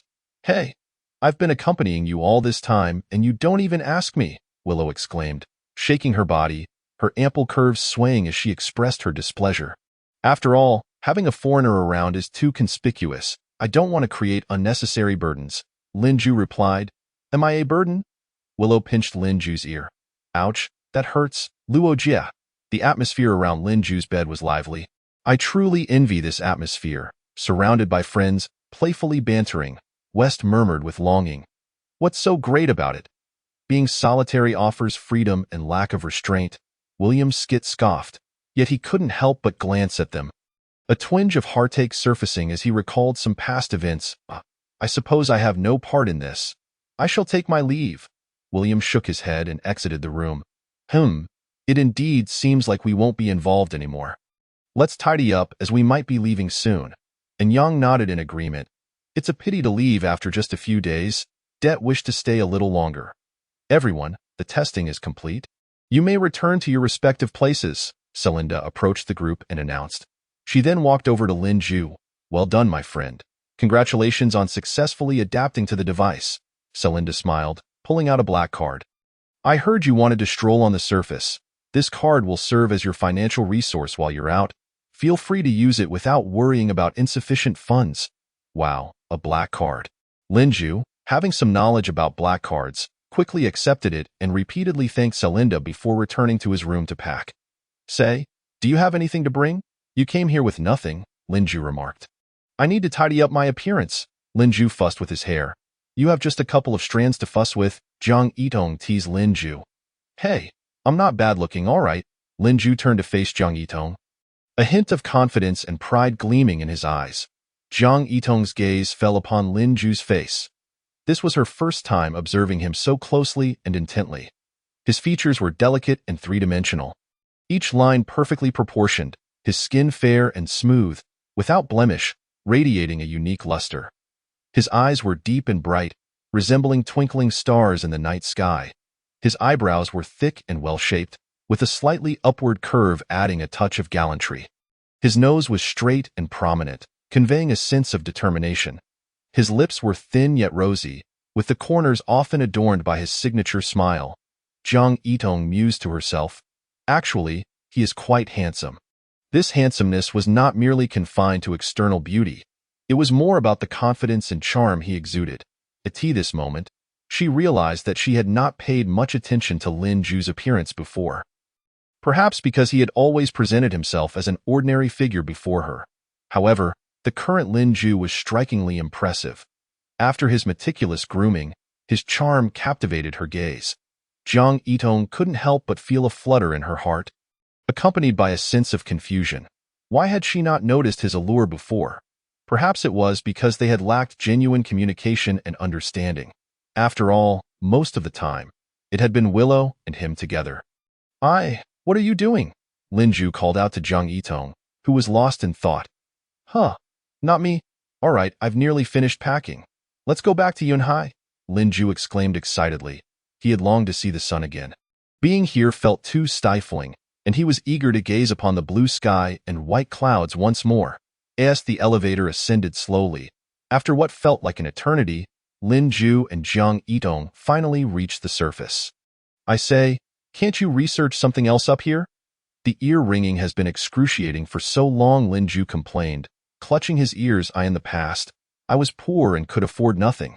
Now that conditions have improved, this time, I will reclaim everything I have lost. All right, keep a low profile. After all, you are still a former wanted criminal. You've been missing for quite some time, Jiang Yitong reminded him. Chapter 25 Su Xinhui, where is this place? Lin Ju inquired as he stepped out of the elevator, gazing at the disheveled room. You'll find out shortly, Jiang Yitong replied, leading Lin Ju through several doors until they finally emerged from a storage room. Before them lay a bar, a quiet establishment with a sparse clientele, where soothing melodies floated through the air. Seated at the bar was a familiar figure.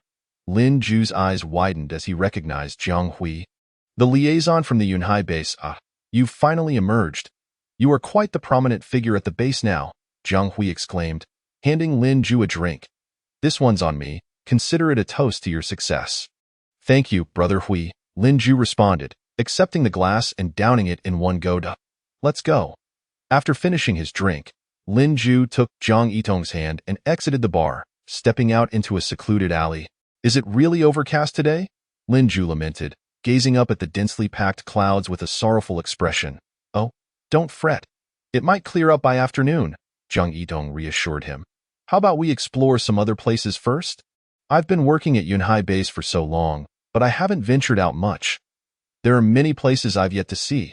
Now that I've got money, all those things I couldn't afford before, be it food, entertainment, or luxury items, this time, I intend to acquire them all, Lin Ju declared, clutching his black card tightly, his gaze fixed on the air. This left Jiang Yitong speechless. As they walked down the street, they stumbled upon a luxurious shopping mall. Without hesitation, Lin Ju pulled Jiang Yitong inside. The dazzling array of products left him in awe, yet he remained focused on his objective. He entered a high-end fashion boutique and selected several stylish outfits. Their prices beyond anything he had dared to glance at before, with those displayed at the entrance already reaching 4 or 5 digits. The golden glimmering items in the windows were even more outrageous. With prices longer than Lin Ju's 6-digit phone password, without a second thought, he tried on the garments and purchased everything he was satisfied with. The store staff bid him farewell in unison. Afterward, they ventured to a renowned commercial street, indulging in an array of delectable snacks and exquisite desserts. The prices for these treats were exorbitant. Lin Ju had merely admired them in the past. But this time, he was determined to savor every bite. These really are quite delicious, he exclaimed. Though they are indeed pricey.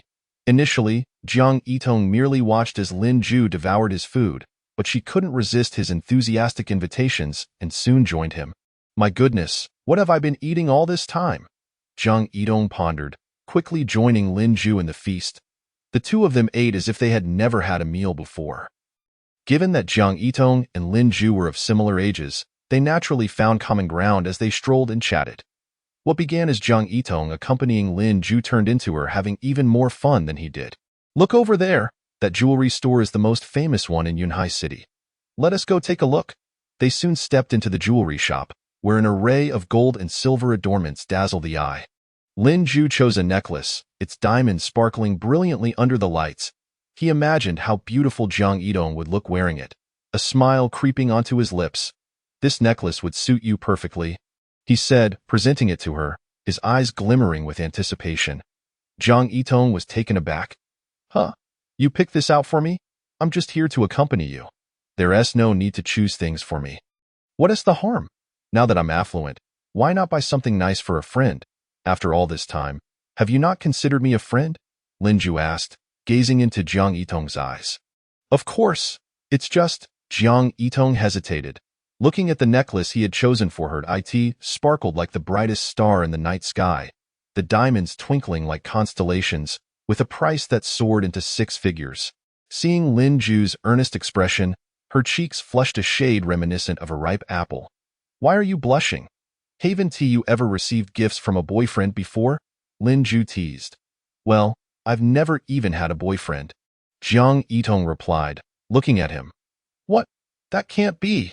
With your looks and figure, there must be countless admirers at the base, Lin Ju exclaimed in disbelief. What's that got to do with anything? After much persuasion, Lin Ju finally managed to gift the necklace to Jiang Yitong before wandering deeper into the store. Huh? Lin Ju? A familiar voice pierced through the air, and an unwelcome face soon came into view. It was his ex-girlfriend, Su Xinhui. She was entwined with a man who appeared to be in his 50s, sporting a greasy belly and an insidious demeanor as he groped her. Su Xinhui? What are you doing here? Lin Ju's displeasure was evident as his previously cheerful expression vanished. Well, if it is the illustrious Lin Ju, shouldn't you be working hard to support yourself? What brings you to such a high-end place? This isn't a venue for just anyone, Su Xinhui sneered, every word dripping with mockery and disdain. Jiang Yitong scrutinized the woman before her, noting her mediocre looks and lackluster fashion sense. Clad in a deep brown dress paired with long boots, her hair was in a chaotic mess of curls, and the man beside her was even more off-putting, with a repulsive, greasy appearance. Jiang Yitong quickly pieced together the situation. Is this woman your ex-girlfriend? She asked. Indeed. I must have been blind back then to have fallen for such a peculiar character. Thankfully, she is clever enough to have moved on to someone wealthier. Lin Ju mocked Su Xinhui loudly. Lin Ju, you pathetic pauper, how dare you speak to me? You're only here to gawk, while we're here to select genuine items. Su Xinhui retorted, pulling out a jewelry box from her bag, evidence of her recent purchase. With a flourish, she unveiled a diamond ring, holding it aloft. Have you ever seen a diamond this large? Su Xinhui raised the stone high, as if fearsome that it might go unnoticed, her eyes filled with scorn and contempt. As if gazing upon a pitiful beggar. Keep your distance from my diamond. Don't think for a second that you can sneak away with it.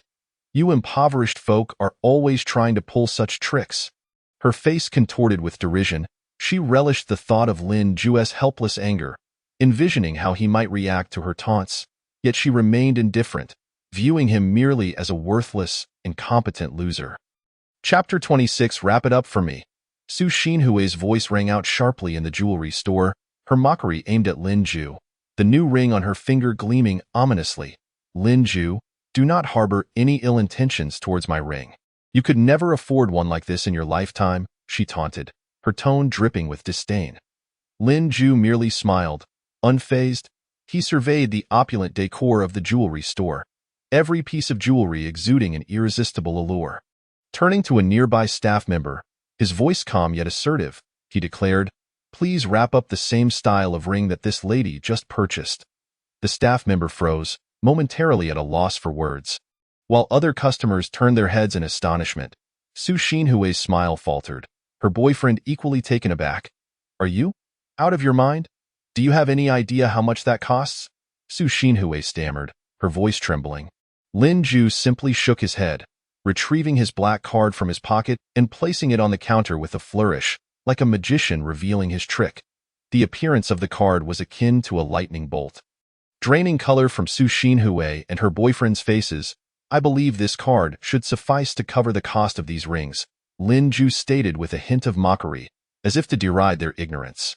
The staff member, upon seeing the black card, gasped in shock, quickly taking it in her hands to verify its authenticity. Her expression shifted to one of reverence, as if she were handling a rare artifact.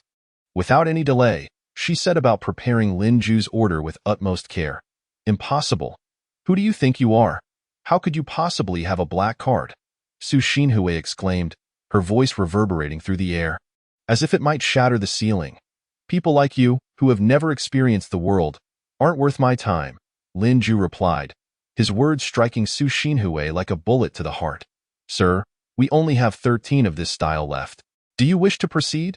The staff member asked Lin Ju respectfully, her tone imbued with awe. Very well, Lin Ju replied, waving his hand before gesturing to a nearby counter, which displayed exquisite jewelry worth a fortune. Twinkling like stars in the night sky, the most extravagant item is a necklace encrusted with diamonds, dazzling and resplendent, resembling a fallen star from the heavens, with a price tag that even reaches 7 figures. Please pack everything from this counter. Lin Ju's voice remained calm and unruffled, as if he were merely discussing an everyday matter. The surrounding crowd erupted like a powder keg ignited. Although those who frequented this establishment possessed a certain degree of financial means, none had reached the level of such lavish expenditure, yet Lin Ju appeared as nonchalant as if he were buying fried dough sticks at a market. The staff, brimming with excitement, hurriedly wrapped the exquisite jewelry with utmost care. Lin Ju picked up the bags and turned to face Su Xinhui, smiling as he asked, "Is there anything else?" Su Xinhui's eyes widened. Her face flushed a deep crimson, akin to a ripe apple. Yet she found herself at a loss for words. Her boyfriend had remained silent throughout, whether from shock rendering him speechless or from embarrassment, leaving him utterly mortified. Lin Ju then leaned close to her ear and whispered, "You read like a pair of underpants in a trash bin, both filthy and foul." Upon hearing this, Su Xinhui's face turned even redder, but Lin Ju offered her no further opportunity to respond. Turning away with an air of elegance, "Lin Ju, how dare you? Apologies, but I have a girlfriend now." Lin Ju interrupted Su Xinhui, taking hold of Zhang Yitong's hand. Zhang Yitong was taken aback for a moment, but then she actively linked arms with Lin Ju, saying sweetly, "Let us go, darling." Lin Ju looked at her in astonishment. Zhang Yitong appeared like a delicate bird, and Lin Ju secretly reveled in her charming demeanor. My goodness, she has such a captivating side. Lin Ju thought to himself, though his expression remained impassive. He then turned to Su Xinhui and remarked, "I have no time for your nonsense here. Know your place and leave for where you belong. Do not view yourself through the lens of high society. Take a look at your worth, go ahead and do whatever you like. In the eyes of others, you're merely a vessel for indulgence." With that, Lin Ju turned and strode away, leaving behind an infuriated Su Xinhui, who began to wreak havoc in the jewelry store. "I can't believe you actually played along." "Thank you." Lin Ju gave Zhang Yitong a thumbs up. "Considering you bought me a necklace, helping you is only fair," Zhang Yitong replied nonchalantly. However, when Lin Ju took the initiative to hold her hand, she felt a twinge of panic and shyness. "Who said I only bought you one? This entire counter's treasures are for you," Lin Ju said, lifting a large bag filled with jewelry boxes. "Huh?" Zhang Yitong was astonished. "You really do just spend public money without a care. In this society, can you even see or touch public funds?" Lin Ju laughed at us. "Oh, what shall we do next? After buying so many things, do you have anything else in mind?" Zhang Yitong inquired about Lin Ju's plans. "I always thought having money would bring happiness, but I later realized that wealthy individuals are just the same. They lack the joy that our humble escapades provide," Lin Ju stated before suddenly seizing Zhang Yitong's hand and declaring, "Let us go grab a bite." "Where? A lavish restaurant, or perhaps an extravagant Western eatery. You'll find out when we get there." The two called for a car and traveled quite a distance until they arrived at a narrow alley near Lin Ju's former rented accommodation. This alley was quite dilapidated, surrounded by desolation and decay. As they walked down the alley, Zhang Yitong caught a whiff of a tantalizing aroma. Before her stood a barbecue stall, where a burly man with a thick Northeast accent was fervently grilling. "Hey, long time no see." The stall owner greeted Lin Ju warmly. "Brought a guest today, I see. Judging by your attire, it seems you've struck it rich. It's wonderful that you haven't forgotten your old pal and still come to support me. Just call out if you want to eat anything." Lin Ju casually ordered a few of his usual favorites, glancing at the setting sun, perfectly positioned to witness the sunset at the entrance of the stall. This was the essence of life, basking in the evening breeze, immersed in the local atmosphere, enjoying cold beer and barbecue treats with friends while watching the sunset. Wealthy individuals could never experience such joy. They could never comprehend it. Lin Ju could hardly contain his excitement as he popped open a can of beer and took a hearty swig. "Here, you have one too." Lin Ju gulped down half a can and then opened another for Zhang Yitong. Zhang Yitong looked on in confusion, having initially expected Lin Ju to take her to a fine dining restaurant. but instead found herself at this humble barbecue stall. However, she did not express any disdain. Rather, she was captivated by the atmosphere and sat down to relish this unique experience, for she had indeed never encountered such a scene before. The stall owner presented them with skewers, their enticing aroma wafting through the air. Jiang Yitong took a bite and was pleasantly surprised. This is really delicious. How could something so simple taste so good? Although they were indeed tasty, Lin Ju eagerly picked up a skewer as well. Cheers to my recent inexplicable experiences. Lin Ju raised his beer, addressing Jiang Yitong with exuberance. Cheers. Jiang Yitong lifted her beer, clinking it with his against the picturesque backdrop of the setting sun. Chapter 27. The rubber man Lin Ju and Jiang Yitong sat at the modest barbecue stall, enjoying the fading glow of the sunset. Though the alley was in disrepair, it exuded a unique warmth and sense of community. Lin Ju opened a can of beer and passed it to Jiang Yitong, and the two chatted in a relaxed atmosphere. Have you ever been to a place like this before? Lin Ju asked. Jiang Yitong shook her head, smiling as she replied, No, this is my first experience of such street life. Lin Ju chuckled. This was genuine living, simple and authentic. As they ate and conversed, their topics ranged from mundane daily matters to aspirations for the future, discussing everything under the sun. Jiang Yitong discovered that with Lin Ju, she could shed all pretenses and pressures, feeling an elusive sense of ease. It's getting late. I've contacted Jiang Hui to come pick you up. I still have some matters to attend to and will return to the base shortly. You go ahead, Jiang Yitong said as she gathered her purchases. Then I'll take these items back, Lin Ju offered. No need. A car is coming to pick me up. As they exited the alley, both had enjoyed a few drinks and felt utterly content. I never expected going out with you would be so much fun, Jiang Yitong remarked, giving Lin Ju a light pat on the shoulder. Before long, Jiang Hui arrived in a car to pick her up. After a brief farewell, Lin Ju climbed into the vehicle, heading toward the base located in the outskirts of the wilderness. Looks like you both had a splendid time. I hardly ever see Tongjie smile, Jiang Hui teased Lin Ju. Just a casual outing. I've been cooped up in your base for too long, Lin Ju replied. The car drove on for quite some time, navigating the rural roads. The desolate surroundings meant that they encountered no signs of civilization, and the ride grew increasingly bumpy. That's strange.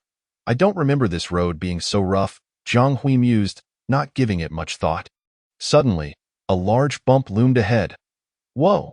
Jiang Hui slammed on the brakes, barely avoiding a collision with the obstacle. What on earth? After exiting the vehicle, he assumed it was a pile of firewood obstructing the path. However, as he approached, the object unexpectedly stretched out two enormous arms like rubber bands, ensnaring Jiang Hui in an instant. Ah! Lin Ju gasped in shock from the car, witnessing what appeared to be a humanoid figure blocking their path. As Jiang Hui became ensnared, what the hell? The creature finally revealed its head. It was a man from a certain foreign nation, though clearly no ordinary individual. This is bad. Jiang Hui immediately prepared himself, his body beginning to expand. This was the manifestation of Jiang Hui's extraordinary ability, giant form. As a silver leopard level tier 4 transcendent, he could significantly increase his size and strength, enabling him to withstand considerable damage, even that from small firearms, though pain would still be felt at that moment. Jiang Hui's height surged to over 4 meters, his enormous form tearing through his clothing. Yet no matter how he struggled, the man's arms continued to constrict around him like ropes. This man was Wen Shizai, a member of the Blood Earth organization. He had been tracking Lin Ju in search of the shattered crystal fragments, fortuitously discovering Lin Ju at the moment he picked them up, leading to an ambush. Your powers are useless against me, Wen Shizai taunted, as Jiang Hui struggled in vain. As a silver leopard level tier 6 transcendent, his ability allowed him to stretch his body like a rubber man. This was particularly lethal for strength-based transcendents like Jiang Hui, as such powers directly countered enhancement-type abilities. Give up the struggle. I might consider granting you a quick end. When Shizai mocked Jiang Hui as if toying with a massive plaything, thoroughly entwining every joint of Jiang Hui's. Seeing this, Lin Ju sprang from the car, rushing to assist, but his attack proved futile against Wen Shizai, who effortlessly dodged and struck Lin Ju away with his elongated arm. Lin Ju fell to the ground but quickly rose, his gaze resolute. He resolved to leverage his speed advantage, continuously maneuvering to strike at Wen Shizai. Upon noticing this, Wen Shizai let out a cold laugh, extending his arm once more in an attempt to seize Lin Ju. With remarkable agility, Lin Ju sidestepped, simultaneously throwing a punch towards Wen Shizai's face. However, this blow failed to inflict significant damage, and Wen Shizai retaliated with a swift kick to Lin Ju's abdomen, sending him painfully to the ground. Did I not reach the Golden Tiger level? Why do I possess no extraordinary abilities? Lin Ju lamented, rising once again and pondering how to breach the defenses of this rubber man. Jiang Hui was already struggling to breathe, and if action was not taken soon, the situation would become dire. Taking a deep breath, Lin Ju focused his mind, recalling the training at the base and Dr. Li's guidance. He understood that the power of the crystal fragments he had absorbed resided within him. Closing his eyes, he endeavored to establish a deeper connection with the energy he had assimilated. Lin Ju felt a warm force surge from the crystal in his chest, coursing through his veins until it filled his entire being. When he opened his eyes again, they sparkled with unwavering determination. "Come on," Lin Ju shouted, charging towards Wen Shizai. This time, his movements were swifter and more agile, almost resembling a fleeting shadow. Wen Shizai scoffed disdainfully, again extending his elastic arm in an attempt to capture Lin Ju. Yet, Lin Ju did not strike directly. Instead, at the moment of impending contact, he deftly altered his trajectory, circling behind Wen Shizai. Taken aback, Wen Shizai did not anticipate such a significant increase in Lin Ju's speed. He quickly pivoted, trying once more to ensnare Lin Ju with his arm. However, Lin Ju had already discerned his attack pattern and effortlessly evaded. Utilizing his speed advantage, Lin Ju circled around Wen Shizai, searching for a flaw. Although Wen Shizai could transform himself elastically, his attacks repeatedly fell short against Lin Ju's rapid movements. At that moment, Lin Ju discovered a weakness in Wen Shizai's defenses. Each time Wen Shizai extended his arm, his torso became exposed. Lin Ju resolved to take a risk. He feigned movement to the left, luring Wen Shizai's attention away. True to form, Wen Shizai took the bait, extending his arm to the left. Seizing the opportunity, Lin Ju dashed sharply to the right, leaping into the air and channeling all his strength into a punch aimed squarely at Wen Shizai's chest. This blow encapsulated all of Lin Ju's power and the potential of the crystal, striking directly at Wen Shizai's core. Unprepared for Lin Ju's audacity to confront him, Wen Shizai was caught off guard and sent sprawling like a kite severed from its string. Crashing heavily to the ground, Jiang Hui seized the moment to break free from his restraints and rushed to Lin Ju's side, exclaiming, "Tizai, splendid work." However, not far away, Wen Shizai was already rising to his feet. "Your power is impressive. Yet, in my presence, strength holds no sway with that." He twisted and elongated towards the two, moving with such speed that the trees along the roadside were stripped of their leaves by the wind. Chapter 28. I shall sprinkle some dust in your eyes. In the face of Wen Shizai's renewed assault, Jiang Hui's colossal power appeared feeble against Wen Shizai's elastic abilities. Despite his immense stature and boundless strength, each of his fierce charges was deftly evaded by Wen Shizai with astonishing agility, only to be ensnared once more by those serpentine arms, plunging him back into captivity. Although Lin Ju had yet to awaken any extraordinary abilities, his physical prowess was undeniably at the Golden Tiger level, especially after enduring the brutal training he had undergone, which had significantly enhanced his combat techniques and strategies. However, when it came to sheer martial prowess, Lin Ju found himself similarly stymied by this man before him. Despite his relentless acceleration, reaching speeds too rapid for the eye to perceive, each punch landed as if striking against cotton, lacking any substantial impact. Wen Shizai's skin resembled an impenetrable shield, seemingly capable of nullifying all external harm, rendering Lin Ju's strikes virtually impotent. Wen Shizai's body was akin to rubber, exhibiting remarkable elasticity and resilience, effortlessly absorbing and diffusing the force Lin Ju exerted, rendering his attacks utterly ineffective. "I refuse to believe this rubber man possesses no weakness," Lin Ju declared, gazing at the figure of Wen Shizai. He recalled the firearms in the vehicle, but at that moment, Wen Shizai was tightly wrapped around Jiang Hui, rendering him immobile. This predicament left Lin Ju at a loss. "Hurry up," Jiang Hui shouted, his voice strained as he struggled against Wen Shizai's grip, his breathing becoming labored and consciousness fading. Hemph, think you can escape? No one leaves tonight. Wen Shizai taunted, extending an arm towards Lin Ju to launch his attack. Lin Ju swiftly evaded, fully aware that once ensnared, he too would face a dire fate. Wen Shizai's arm slithered forth like an infinitely extending python, twisting with remarkable agility, bearing down on Lin Ju with tremendous force. Lin Ju nimbly dodged left and right, his mind racing to devise a solution to this predicament. In this heart-pounding chase, he had attempted to strike Wen Shizai to rescue Jiang Hui, but every effort proved futile. Each attack felt as though it were landing on cotton, failing to affect Wen Shizai's movements in the least. Kid, exterior attacks are futile against me. Ha ha ha. Wen Shizai cackled arrogantly, intensifying his offensive. Exterior attacks are ineffective, Lin Ju pondered while evading.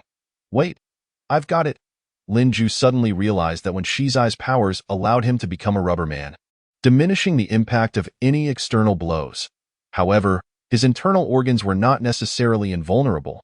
There were several high-explosive grenades in the vehicle. If he could manage to deliver one into Wen Shizai's mouth, he would relish witnessing whether the bomb or Wen Shizai's skull was tougher. Lin Ju swiftly retrieved a grenade from the car, deftly evading Wen Shizai's attacks while moving forward to attempt to pry open his mouth. Yet, he found that, despite Wen Shizai's gleeful laughter, his mouth was clamped shut tighter than a vice during combat. Damn it. What do I do if he won't open his mouth? Lin Ju fretted. Useless fool. Soon you too shall be my defeated foe. Wen Shizai snarled, gripping Jiang Hui's head and sneering, your willpower is quite tenacious. Let me slowly suffocate you. Observing this, Lin Ju sought to divert Wen Shizai's attention, drawing it entirely to himself. Meanwhile, he subtly scooped up a handful of dirt, patiently awaiting the opportune moment to strike. I'm tired of playing with you, Wen Shizai bellowed, his eyes wide as he lunged at Lin Ju. In a heartbeat, Lin Ju deftly evaded Wen Shizai's assault, seizing the moment to close the distance between them. He then grasped Wen Shizai's arm tightly and leapt forward, crashing into Wen Shizai's face like a hungry tiger pouncing on its prey. Choosing to approach me instead of fleeing? How amusing. Wen Shizai's arms shot towards Lin Ju simultaneously. In that critical instant, Lin Ju swiftly pressed the dirt into Wen Shizai's eyes. Ah, my eyes, Wen Shizai groaned in agony, the pain forcing him to retract his limbs as he cried out, I shall sprinkle some dust in your eyes, Lin Ju exclaimed, retrieving the grenade and, after activating it, forcefully shoved it into Wen Shizai's mouth. Let us see if your brain can withstand this. After stuffing the grenade into Wen Shizai's mouth, Lin Ju helped him clamp it shut. The grenade detonated instantaneously within Wen Shizai's oral cavity. In the next moment, Wen Shizai's head began to deflate like a balloon, foul, viscous blood oozing from his eyes, nose, mouth, and ears. Yuck! This gruesome sight revolted Lin Ju. Jiang Hui, having liberated himself from his restraints, gasped for breath as he looked at Lin Ju, admiration gleaming in his eyes. Well done, kid. I knew you were something special. Without you, I'd have surely perished here today. Lin Ju exhaled in relief, wiping the sweat from his forehead, finally feeling that the ordeal was resolved. Damn, even a silver leopard level is so tough. Why do I feel so powerless at the golden tiger level? The cake will come, and the abilities will come too, Jiang Hui reassured him. The two approached Wen Shizai's lifeless body, gazing at this once formidable foe, now relegated to history. Lin Ju retrieved a plastic sheet from the car, wrapping Wen Shizai's body within it before he and Jiang Hui lifted it into the vehicle. Upon contact with Wen Shizai's corpse, Lin Ju felt as if he were absorbing something, sensing a trickle of energy flow into his body, though he paid it no mind. The two began to clear the battlefield, cautiously placing Wen Shizai's body into a large bag. Lin Ju fetched some tools from the car, attempting to obscure the traces left by the explosion to avoid attracting unnecessary attention. Once everything was in order, Lin Ju and Jiang Hui hoisted Wen Shizai's body into the vehicle. Noticing Jiang Hui's injuries, Lin Ju volunteered to drive as the vehicle slowly departed from the desolate location. Who was that man? And why did he ambush us here? Lin Ju inquired. His arms bore blood-drop tattoos. It seems he was an extraordinary member of the Blood Earth organization sent to eliminate you, especially since they only knew that the fragments were still in your possession. After the last black-scaled assassin met his end, they dispatched a more powerful killer to pursue you. Jiang Hui reclined in the back seat, deep in thought. Following the recent skirmish, he had unleashed his extraordinary abilities, resulting in his garments being entirely shredded, leaving him completely exposed and lying awkwardly in the rear of the vehicle. Fortunately, each base entrance was equipped with an array of casual attire for such occasions. How intriguing, Lin Ju remarked with a slight smile. Since I have become embroiled in this conflict, I shall fully immerse myself in the experience. Chapter 29.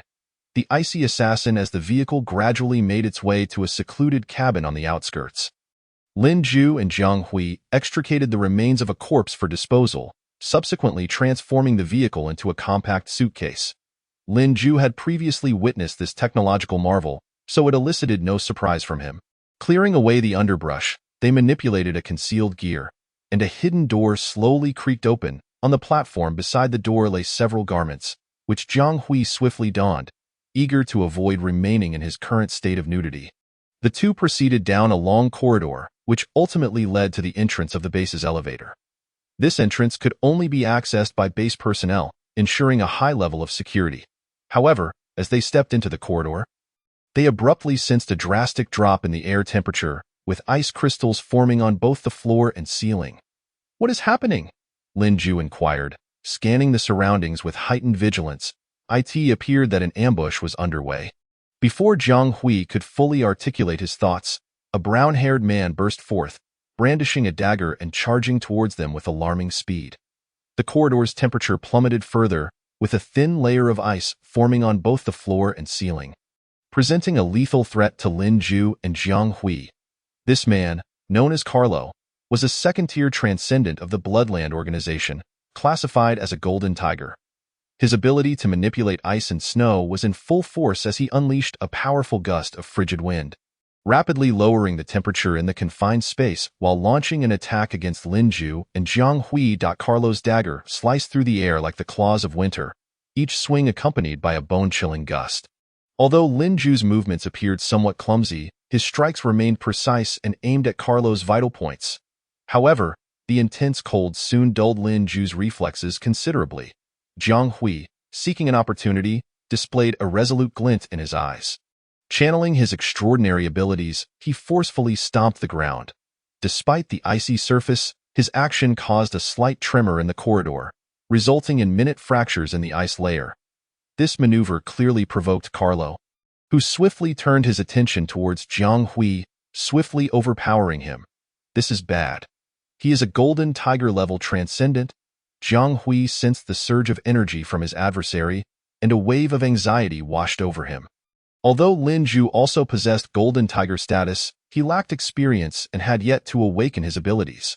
Jiang Hui, merely a silver leopard and already injured, found their situation increasingly dire. Determined to remain composed, Lin Ju activated a lightsaber he had discreetly retrieved from the vehicle earlier. With a swift slash across the icy surface, Carlo deftly evaded the attack, but in the next moment, Lin Ju surged forward, delivering a powerful punch to Carlo's abdomen.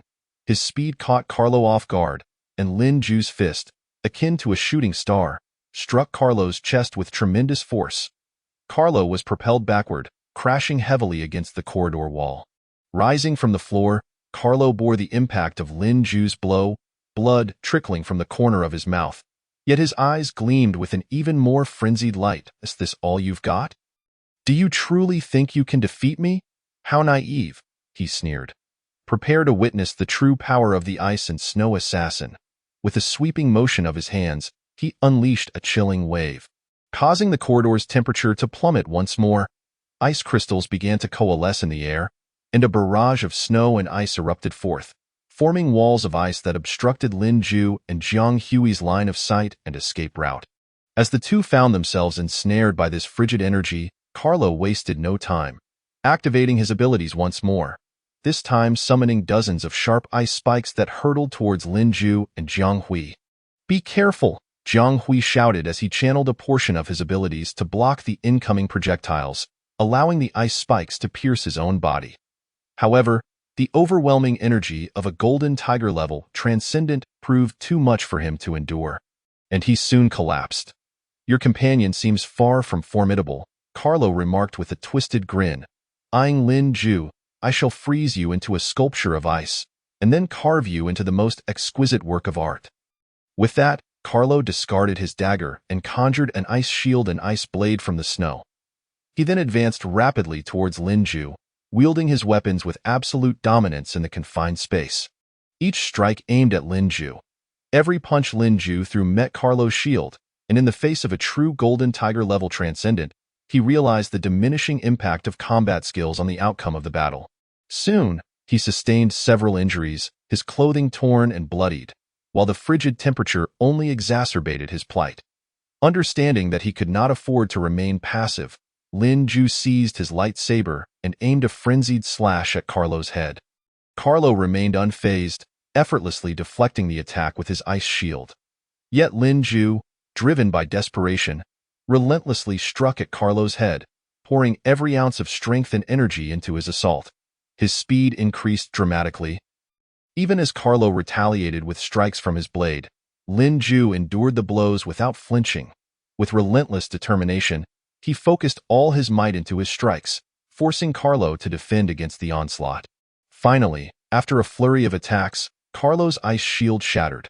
Now, we are on equal footing, Lin Ju declared, brandishing his lightsaber, ready for battle. However, in the blink of an eye, the flicker of hope ignited within him was extinguished.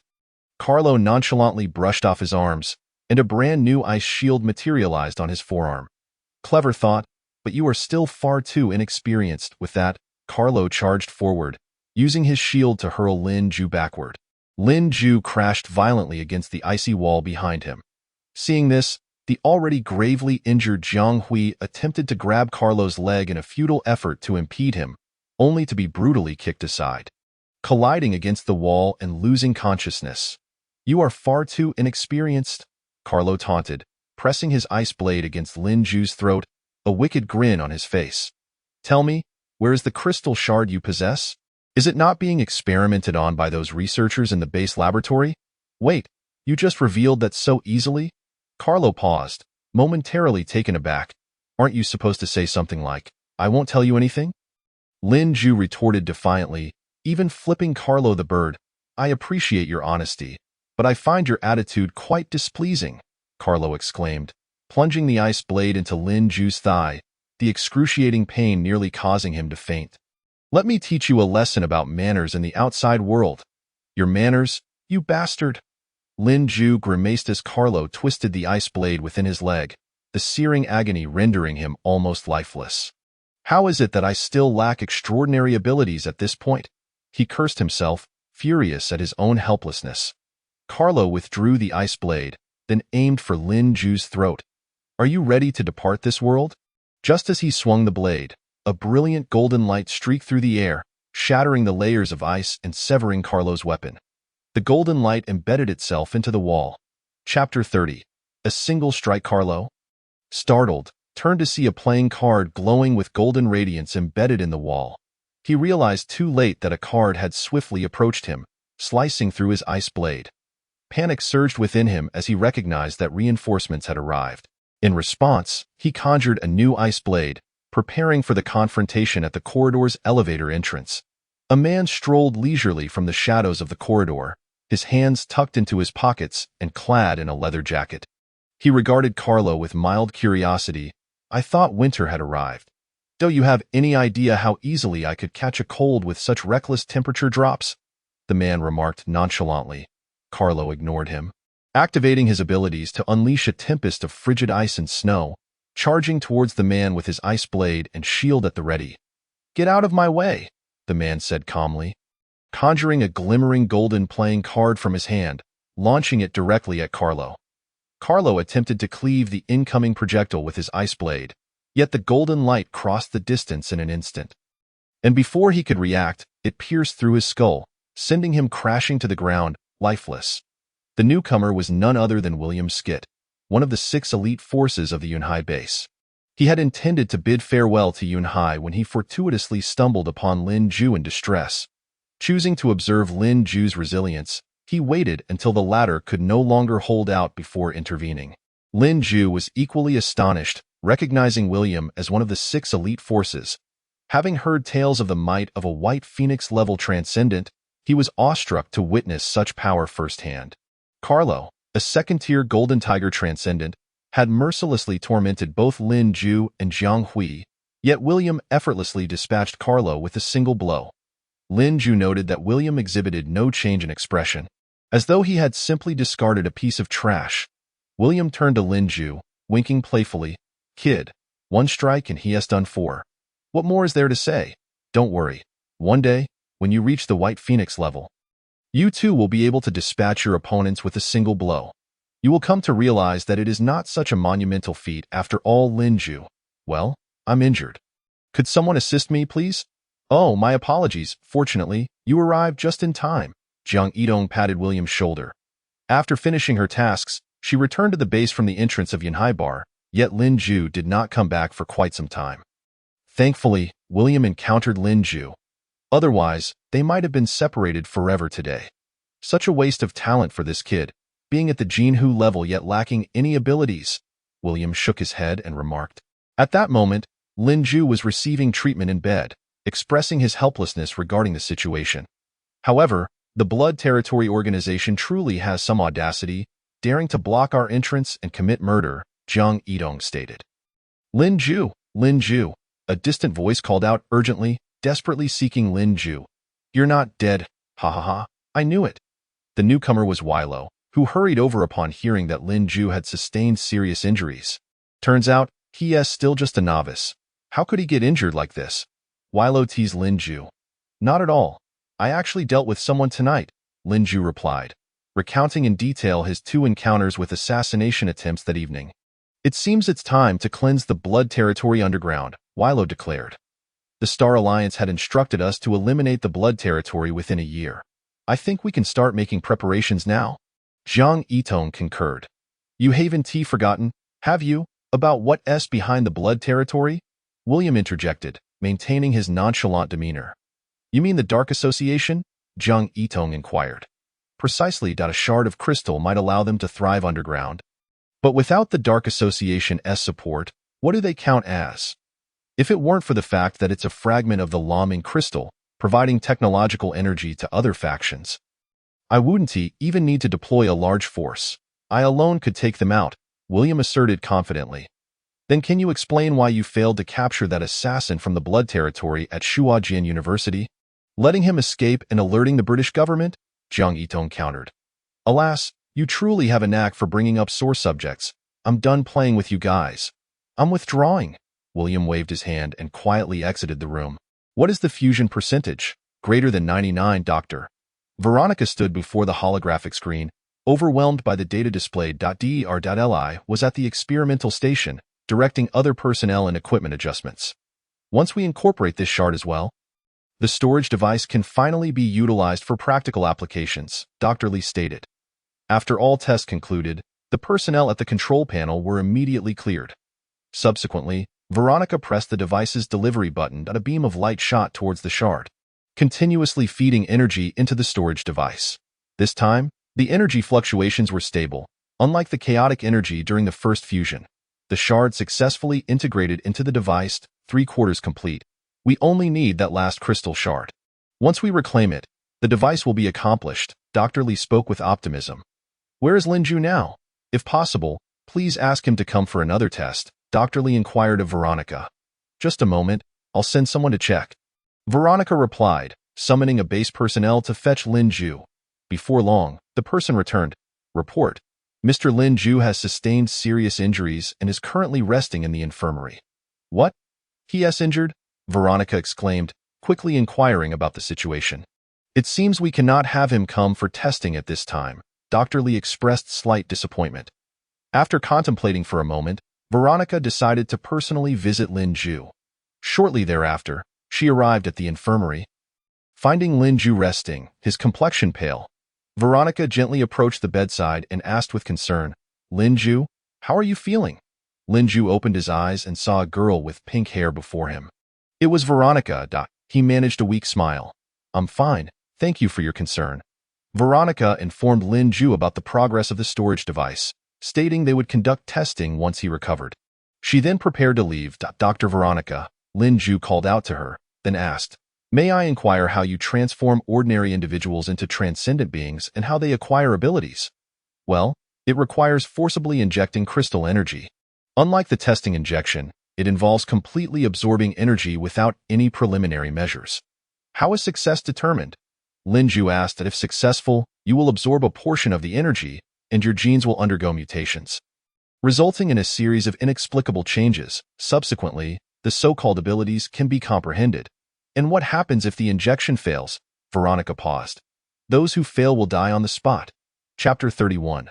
Blood Territory. What? Lin Ju was taken aback by Veronica's words. "Are you saying that if it fails, one dies immediately?" "Precisely. In fact, all the transcendent beings in the base have risen from the dead. Furthermore, their limits are set. The amount of energy injected essentially caps their ability level, making it exceedingly difficult to further enhance their abilities." Veronica paused, then added, "However, your limits are certainly far from being reached. As for your abilities, each person's powers actually stem from their inner self. Most transcendent beings' abilities arise from a strong conviction or thought within them, leading to the manifestation of their powers. If you wish to possess your own abilities, you must learn to harness the energy fluctuations within you and comprehend your inner thoughts." After discussing several more issues with Lin Ju, Veronica departed from the infirmary, leaving Lin Ju to ponder alone. This is a world devoid of sunlight. Buildings rise everywhere, yet uniquely, they are constructed upon chaotic stones, and the spatial distribution is disordered. Looking up, there is no sky, only an array of purple light emanating. These structures emit a soft purple glow, curiously without any installed lighting. The materials themselves radiate this luminescence. There are streets here, but they are sparsely populated, and ordinary people are nowhere to be seen. Everyone is heavily armed, exuding an intimidating aura as they guard the entrances of various buildings. Bloodstains are visible on the streets and corners, reflecting the eerie atmosphere of this place. Among these softly glowing pink structures lies an area entirely enveloped in a dark red hue. It spans nearly the size of 5 or 6 football fields. Unlike the grand cities, the buildings here are characterized by abrupt stone formations and twisted architectures. At the very center stands a church-like structure. Within the hall, at an old conference table, a man sits with a dark demeanor, his sharp gaze piercing through the air. His snow-white hair shows no signs of age, exuding an undeniable authority. He gently holds a cigar between his fingers, the smoke swirling and enveloping the air, as if radiating his power and dominance to those around him. Beside him kneels a girl of about 17 or 18, her hands extended forward in supplication. The man slowly exhales smoke, then presses the cigar into the girl's palm. The girl cries out in pain, causing the man to furrow his brow slightly. A man in purple robes steps forward from behind him. Without a word, pulls out a pistol and shoots the girl dead. He then gestures, and several individuals rush in to clean up the scene. This is a new woman captured from the dark web, not yet trained, and she has disturbed you. Sir, I'll have them send more later. The man bowed slightly in respect to the seated figure. You handle it, the old man replied leisurely. The white-haired man entered from the hall, bowed slightly before the table and said, The dispatched when Shizai and Carlo have died. What happened? Upon hearing this, the man's expression darkened instantly. That kid was protected by Yunhai base. They moved so quickly? The man remarked. This complicates matters. He stood up, slowly approaching, musing aloud. This means T now possesses 3 shards, and he will undoubtedly be fixated on the last one in our possession. Perhaps he will send a group of clowns to attempt to seize my power. As he spoke, the man slammed his fist heavily onto the table. Rest assured, I will strengthen our defenses. If they dare come, I'll ensure they return empty-handed. Even if they truly intend to engage in a full-scale conflict. I believe the Dark Association. Silence. The man interrupted sharply. Are we to remain under the command of that madman for eternity? They dream of controlling our blood territory. Yet don't the members of the Dark Association also have to obey the Crimson Palace's orders? One day, our blood territory will become the most formidable force underground, and then we shall no longer need to bow to anyone. Subsequently, he tossed a stone disc with peculiar patterns. Go monitor Yunhai base. And remember to observe their movements. If a special task force comes to invade, let Olivia lead the team to eliminate them in the Valley of Shadows, as long as it's not someone dispatched by the Star Alliance. It's of no concern. Yunhai base, sir, you called for me? Since the testing device, Elena has remained within the Cloud Sea base. Serinda informed her that a mission was forthcoming, thus she has been in a state of anticipation. The Blue Ming crystal has always been of paramount importance to the base, and we have now acquired 3 fragments. The final shard has remained in the hands of the Blood Earth organization. And this time, I am resolute in my determination to gather them all. Your Winter Special Task Force has not undertaken a significant mission in quite some time, so I am entrusting this crucial task to you. You are to ascertain the whereabouts of the last fragment. Remember, there is no need for excessive confrontation. Simply ascertain their headquarters. As soon as you determine its location, I will contact the Star River Alliance to jointly eradicate the Blood Earth and retrieve Cap for me. With the Star Alliance cooperating with us, the Dark Pavilion will think twice before acting recklessly. Understood, sir. I will assemble my task force immediately. After bidding farewell, Elena exited the room. Cap, I have given you opportunities. This time, I shall reclaim what you have stolen from me, T said, seated in a chair, gazing at the man with snow-white hair on the holographic screen. Upon her emergence, Elena promptly summoned all members of the Winter Special Task Force. Everyone, gather in Hall 2, Elena commanded through the intercom, standing in the hall to await their arrival. Shortly thereafter, members of the Winter Special Task Force began to arrive in succession. The Cloud Sea Base comprises 5 special task forces, all led by White Phoenix-level transcendents, except for William Skit. Upon receiving orders, the team members swiftly convened in the hall. Reporting to the captain, all members of the Winter Special Task Force, a total of 14, have assembled. A blonde woman approached Elena, reporting, "This individual is Willow, the vice captain of the Winter Special Task Force.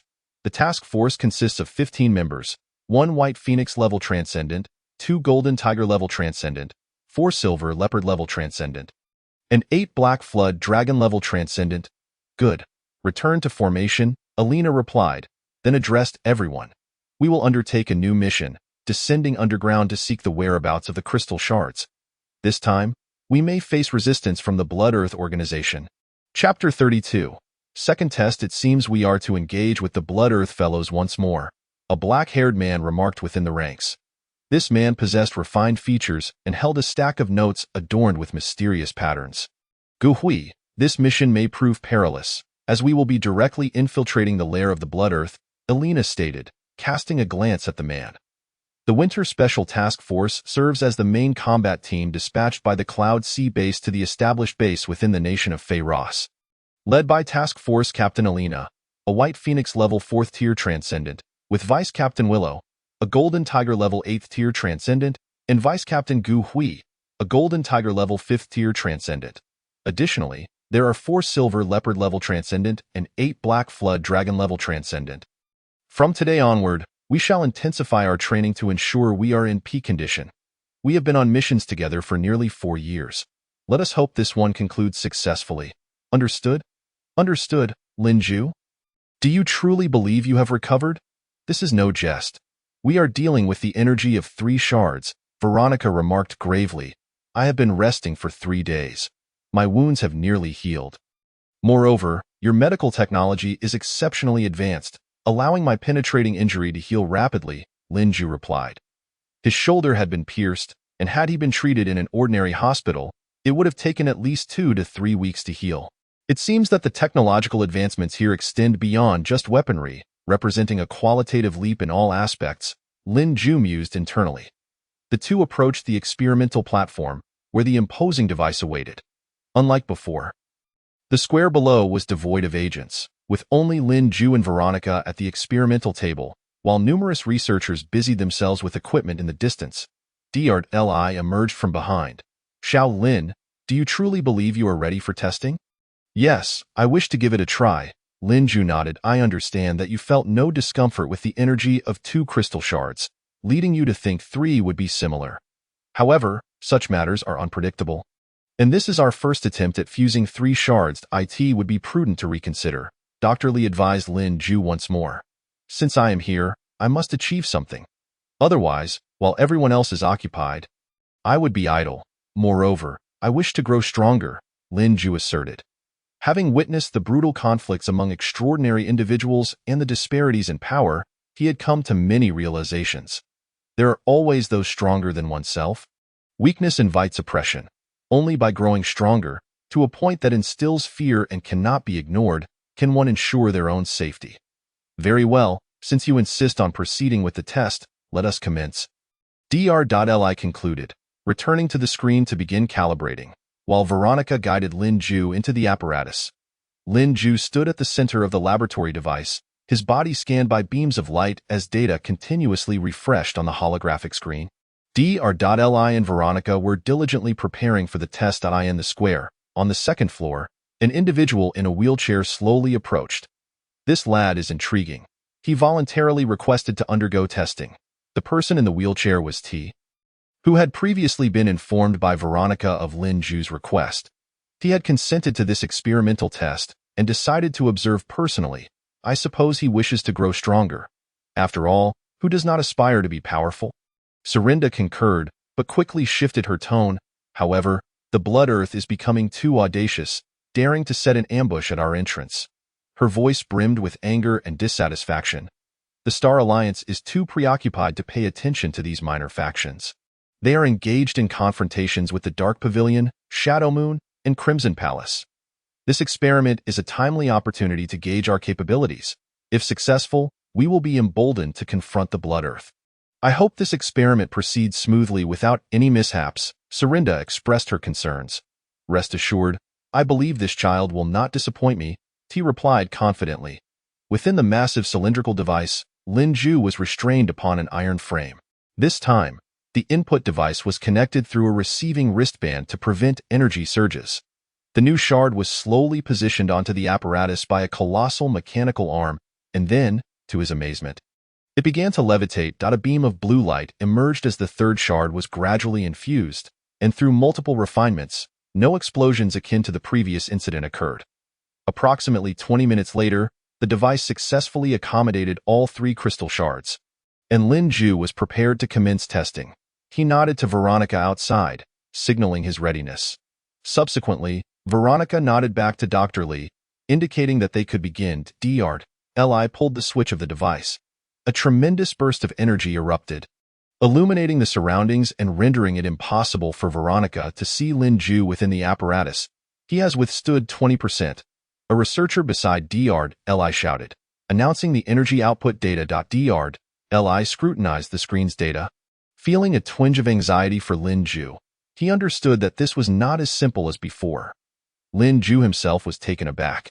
He had anticipated a straightforward experience akin to the last test. But this time, discomfort began to creep in after less than 20 seconds, as if ants were crawling all over his body. Beads of sweat formed on his forehead.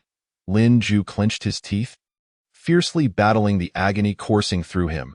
He understood that yielding at this moment would not only squander his efforts, but could also inflict irreparable harm on his body. He has withstood 40%. As the energy continued to flood in, Lin Ju's discomfort intensified, and he felt as though his body was on the verge of being torn apart. Yet, a singular conviction resided in his heart. He must grow stronger. He summoned every ounce of strength to maintain his final defense. Energy surged into his body like a roaring sea, and Lin Ju endured the discomfort, sensing his inner self merging with the foreign energy. Lin Ju's eyes gleamed with light as he clenched his fists. In the next instant, the protective wires that shielded him from excessive energy output snapped, and the device's energy surged forth explosively. Lin Ju seized the apparatus, his arms feeling as heavy as lead, yet he still donned the harness. Grant me the power of extraordinary abilities. Lin Ju gritted his teeth, striving to harness the full energy of the three crystal shards. In the next moment, a violent explosion erupted, and Lin Ju immediately lost consciousness. Not good. Everyone rushed to assess the situation. Smoke from the explosion swirled throughout the base, and Lin Ju lay quietly on the ground, the apparatus faintly glowing with a blue light. Chapter 33. Summoning Divine Skills. Lin Ju? Lin Ju opened his eyes to find himself gazing at a pristine white ceiling. How did I end up here in the infirmary? He bolted upright, turning to see Veronica, Serinda, and Dr. Li standing beside his bed. Wasn't I in the middle of a test? Did I just have a daydream? Lin Ju scratched his head, bewildered. No, you indeed underwent testing. Dr. Li paused before continuing. The energy this time was exceedingly immense. You attempted to bear it all at once, resulting in a brief fainting spell. Through data analysis, your physical strength indicates that the energy from the 3 crystal shards has reached your limit. If the crystals were to become whole in the future, you would be unable to withstand the energy of an entire crystal. So, am I to consider this a success or a failure? Lin Ju inquired. Do you have any feelings? Dr. Li did not respond to Lin Ju's question, but instead posed one to him. Feelings? I feel somewhat strange right now. I cannot quite articulate what is different. But I sense that I am not quite like my former self. I find myself constantly yearning to do something. Lin Ju noted the changes in his body, not discomfort, but rather a profound sense of strength. Follow your heart, close your eyes, calm your mind, and concentrate on your thoughts, Veronica advised Lin Ju. What should I think about? Lin Ju asked, perplexed. Anything. The key is to focus intently, she urged. Be serious, immerse yourself in it. Thus, Lin Ju began to meditate, unsure of what to contemplate. He delved into his heart and sensed an unprecedented surge, a peculiar, addictive sensation.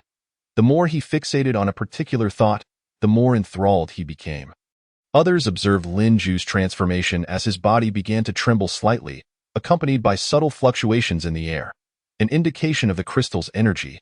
After fainting earlier, the data indicated that Lin Ju had reached the threshold of his latent abilities. He had awakened his powers, but it was up to him to grasp them.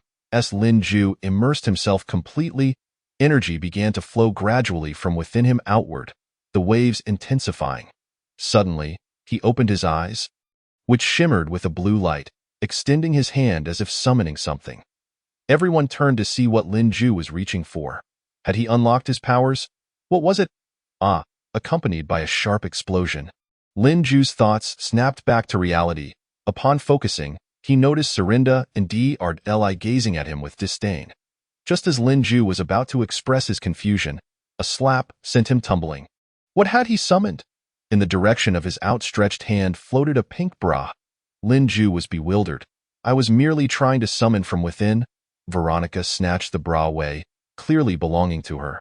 As her slender figure beneath her thin white garment accentuated her curves, I still don't understand how you could produce something she was wearing, Serinda exclaimed, her expression one of utter disbelief, while Dr.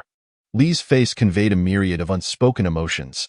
This was likely the most direct manifestation of an ability during the awakening process. I just followed Veronica's instructions to think of something and immersed myself in it. I was just thinking how beautiful she is. If only she were my girlfriend. Before Lin Ju could finish, another slap landed. You certainly have an imagination. Why didn't you think of Serinda instead?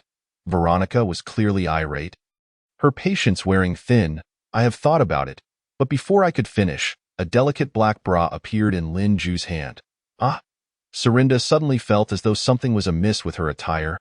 Realizing that her intimate garment had manifested in Lin Ju's grasp, Lin Ju was once again flabbergasted, and yet, another slap came crashing down. I told you to think, and you really dared to think.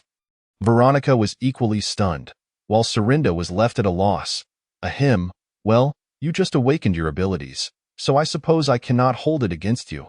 However, it would be best if you slept with one eye open, Serinda said, one hand supporting her ample bosom while the other reclaimed her clothing, a mix of embarrassment and anger on her face. Is your power some form of telekinesis? Dr. Li queried. What use is that? Lin Ju lamented, feeling utterly defeated. After all the effort to awaken his powers, it seemed that they were only suitable for pilfering lingerie, and he had offended 2 of the most formidable women in the base. What future could he expect? As long as powers manifest, there must be a way to utilize them effectively, Dr. Li reassured him. Let us do this. There are specially crafted cups in everyone's room. Try to bring one to yourself. Dr. Li directed Lin Ju to experiment with his newfound abilities. All right, Lin Ju replied, focusing intently. extending his hands as if trying to draw the cup towards him. Meanwhile, the two women clutched their garments tightly, still unprepared to lose anything else. Ugh!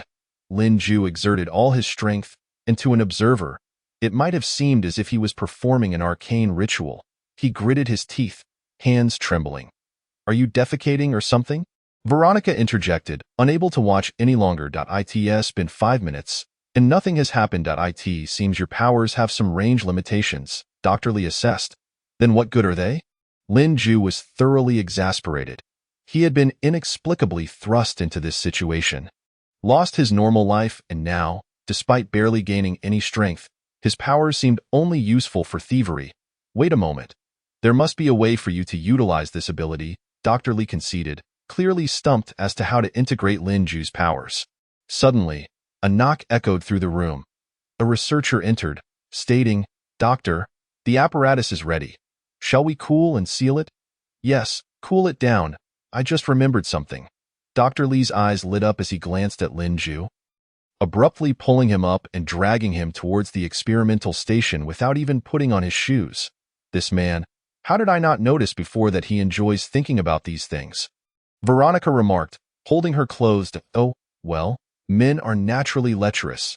Besides, he has had a difficult time, being dragged into this life-and-death struggle by Xiao Tong.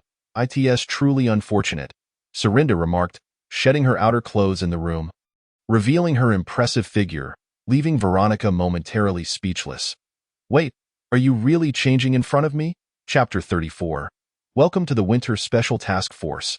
Where's the doctor going? Let me at least put on my shoes. Lin Ju exclaimed, being hurried along by Dr. Lee, who seemed to ignore his protests, finally arriving at the experimental table.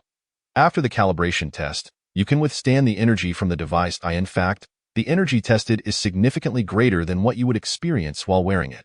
Therefore, under normal conditions, you won't reach the testing threshold, as you only need to endure a small amount of your latent abilities to activate the device, allowing the regenerative mechanisms within to serve as a conduit for creating various weaponry. Dr. quickly explained to Lin Ju, then personally activated the device, which lowered a massive arm to deliver a watch-shaped apparatus. Once you wear it, you will only need to bear a fraction of the energy when it is inactive, far less than the energy from a crystal shard. Dr. then affectionately patted Lin Ju on the head. "Huh? What does that mean?" Lin Ju winced slightly from the unexpected gesture. "Apologies. While you were unconscious, I implanted several chips into your brain and joints," Dr. said apologetically while continuing to operate the screen. "What? Why didn't you tell me this?" Lin Ju was taken aback, feeling a surge of anger. However, considering his current predicament, he realized he was essentially a lab rat. Nevertheless, he felt he should have been informed of such a critical matter. "Put it on." Lin Ju donned the device. The screen illuminated, and a plethora of weapon types flooded Lin Ju's mind. "High-energy particle charge cannon," Dr. announced, and Lin Ju immediately envisioned the weapon's design in his mind.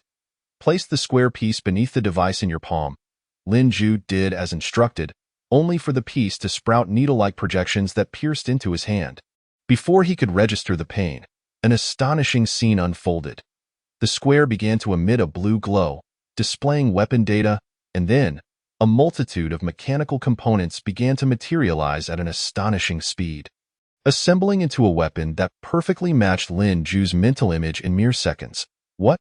Lin Ju was left utterly speechless from the shock. "The reason we conduct these tests is for moments like this. The energy from the 3 crystal shards is sufficient to generate weapon data. With the regenerative mechanisms, and with you as a host for the device, we can finally assemble our own super weapons." Dr. exclaimed with excitement. "I still don't understand. If you created the device for this purpose, why rush to drag me in for testing? You could have waited until I was well rested," Lin Ju protested, throwing up his hands in frustration. "Through the neuronal synchronization device, weapons can be generated, but you only have 2 hands. How many can you actually use in battle? Try summoning the high-energy particle charge cannon using your abilities," Dr. urged, his eagerness palpable. "Right?" Lin Ju suddenly experienced a moment of clarity, and he became entirely engrossed in envisioning the weapons in his mind. The square fragment in his hand continued to radiate light. But in the next moment, an astonishing scene unfolded. Energy began to converge in his palm, and a blue space materialized in the air. Mechanical constructs emerged from within, hovering above Lin Ju, commencing a process of free assembly. He even attempted to enlarge the constructs, resulting in a colossal, more powerful high-energy particle cannon suspended above him, which he could manipulate from a distance. Lin Ju, give it another try. I understand, Doctor. Without waiting for Dr. Li to finish speaking, Lin Ju's eyes glimmered slightly, and the energy in his hand surged to greater heights. Li watched in exhilaration as over a dozen beams of light appeared around Lin Ju, and an overwhelming number of mechanical constructs materialized from thin air, subsequently assembling into charging cannons. In that moment, Lin Ju resembled a super artillery platform, with more than 10 charging cannons floating around him. Ha ha ha, marvelous. You are truly born to be the master of this apparatus, Dr. Li exclaimed with uncontainable excitement.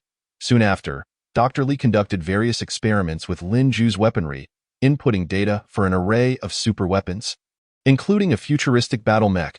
Retrieving them required only Lin Ju's mental command, and the machines would automatically return. Incredible, simply incredible, Dr. Li declared, even planting a kiss on Lin Ju's cheek out of sheer excitement. Doctor, I do feel somewhat fatigued, Lin Ju admitted, realizing that while he could generate weapons without limit, excessive use led to physical exhaustion. With the enhancement of these weapons, your combat energy will rival that of a White Phoenix-level transcendent. At the very least, you shall possess a combat energy exceeding White Phoenix 1. However, this pertains solely to combat energy, not your overall strength. Your combat proficiency is still lacking, and due to the new influx of energy, your physical capabilities currently align with an 8th-tier Golden Tiger-level transcendent. You must undergo further training. A rating does not equate to absolute power. Even the strongest among us are still human and can easily choke on food. So starting tomorrow, you must intensify your training, Dr. Li said, patting Lin Ju on the shoulder. Understood, I knew this kid had it in him, T remarked with a smile directed at Dr. Li. Beyond expectations, he is truly a being born for this apparatus. Dr. Li responded with confidence. Shall we allow him to take the apparatus into real combat training? T suggested cautiously. However, we currently possess only 3 crystal shards, rendering it incomplete. If he ventures underground and something goes awry, Dr. Li voiced his concerns. Without training, what purpose does our creation serve? Moreover, we must cultivate him well. If we can nurture our own dragon-level transcendent, our influence will grow, enabling us to engage in open transactions with the major powers in the future. T remarked, his gaze deep and abyss-like as he stared at Lin Ju's photograph on the screen. Lin Ju lay resting in his room when a knock echoed from the door, prompting him to open it. Hello, Velo, Celinda. What brings you here? Lin Ju inquired, feeling a twinge of awkwardness at Celinda's personal visit, recalling his earlier actions. No worries. I'm here to introduce someone to you. After Celinda spoke, a woman stepped forward, tall and graceful, with deep blue eyes that seemed to pierce Lin Ju's soul.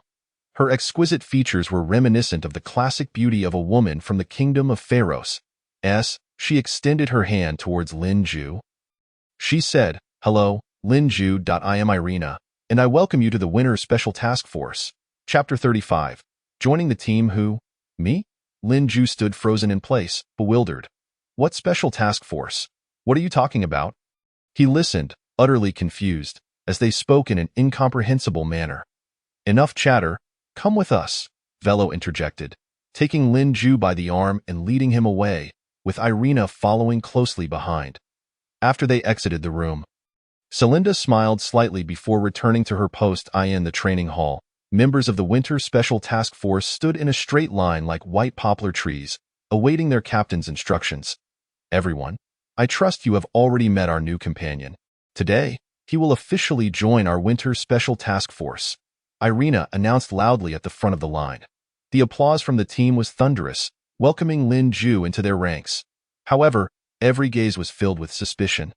Like cold arrows aimed at him, an unknown rookie, who had achieved nothing in such a short time, had suddenly become the darling of the base. Naturally, they held no favorable impressions of him. Report, Deputy Captain Gu Hui has something to say. A voice suddenly interrupted. Speak. How shall we accommodate this fellow who has joined our ranks?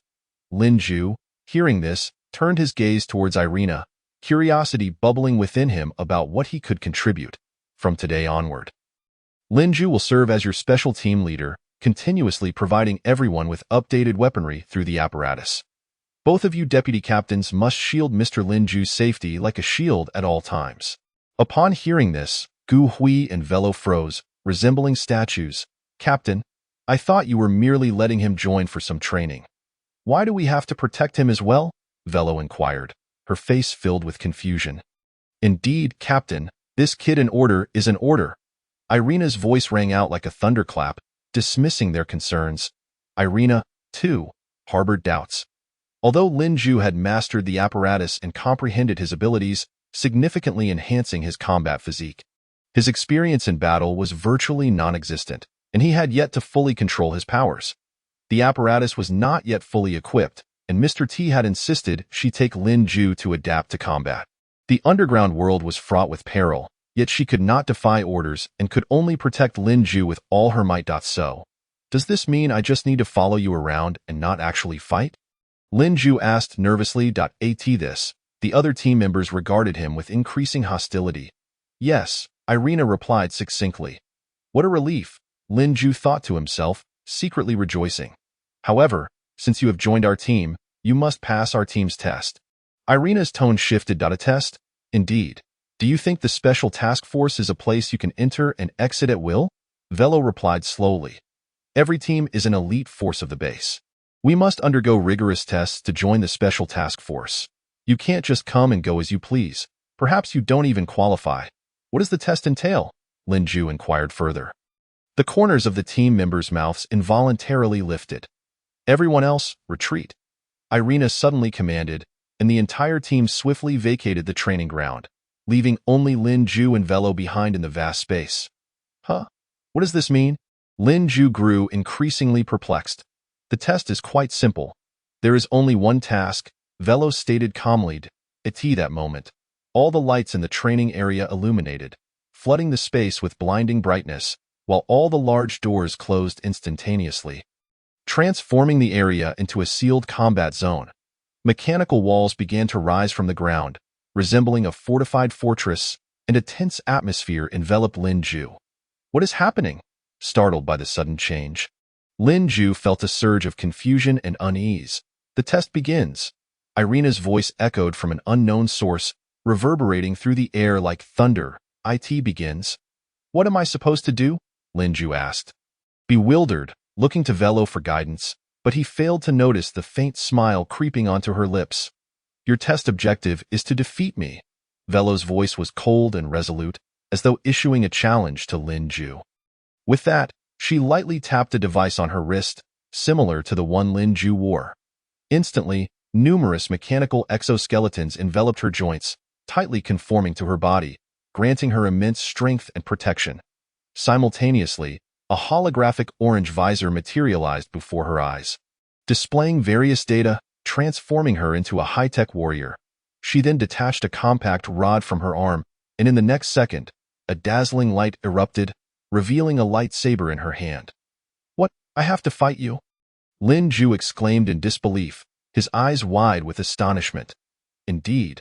Let me see how well you've learned from what I taught you, Velo replied with a sly smile, as soon as she finished speaking. The lightsaber in her hand blazed with brilliance, and a razor-sharp energy slash sliced through the air towards Lin Ju like a bolt of lightning. Lin Ju's heart raced, but his reflexes were swift. He sidestepped just in time to evade the attack. However, the energy slash did not cease, continuing forward and striking the mechanical half-wall behind him. A resounding crash echoed as the wall was cleaved in two. The cut is smooth as a mirror. Holy cow, this is for real. Lin Ju could not help but exclaim at this moment. He finally believed that this was not a mere prank. Previously, when he had been grievously injured, doctors had implanted a tiny chip in his brain and various joints throughout his body. These chips, in perfect harmony with his extraordinary abilities, enabled a seamless integration with the device. With a thought, the device on Lin Ju's wrist ignited in a dazzling blue light in an instant. A stunning suit of armor enveloped his entire body at an astonishing speed. This armor appeared even more impressive than Vilo's, resembling a futuristic warrior straight out of a science fiction film. Simultaneously, a holographic blue visor materialized before his eyes, allowing Lin Ju to perceive everything around him clearly and access a myriad of information.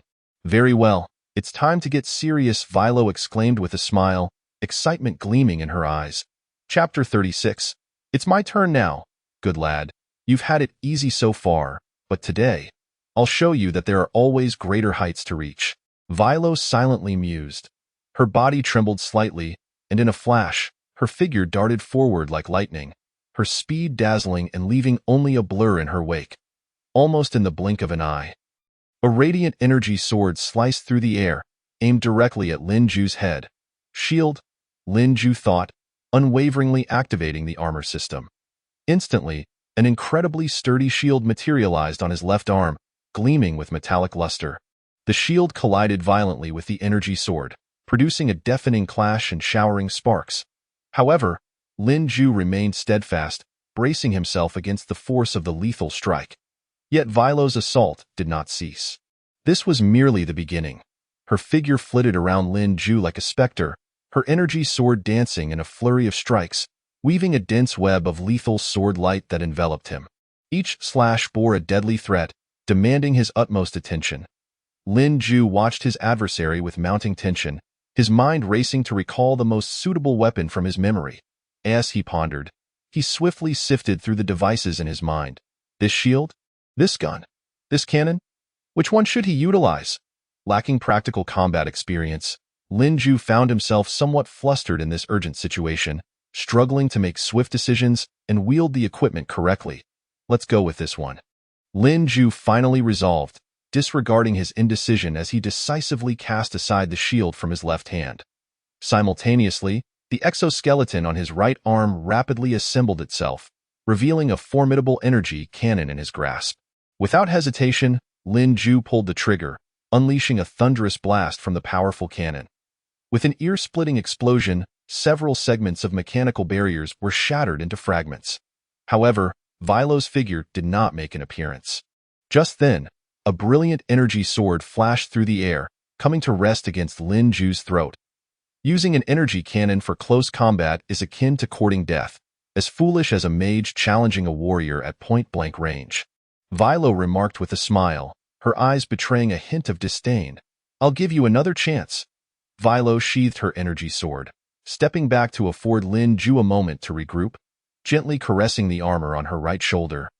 She carefully removed a small cube. This cube seemed to meld into her palm, suddenly expanding and transforming into a particle palm cannon. Without hesitation, she unleashed a barrage of energy projectiles. Lin Ju let out a startled cry and immediately activated his shield. Yet these shields could not withstand for long. Even as the smoke from the explosions lingered, Vilo charged at him with the particle cannon in her left hand and a sword in her right. A tempest of power bearing down upon him. Combine, Lin Ju mentally commanded. Instantly, dozens of shields rapidly assembled, forming a towering wall of armor several meters high. This formidable defense successfully absorbed Vilo's onslaught. Impressive, your reflexes are quite sharp. Vilo retreated a step, firing the cannon once more. The shockwave pinned Lin Ju in place, while Vilo seized the opportunity to dart toward his flank amidst the smoke. Lin Ju's gaze sharpened. He realized he could not permit Vilo to close the distance. He swiftly grasped one of the shields, transforming it into a colossal energy sword to meet Vilo's attack.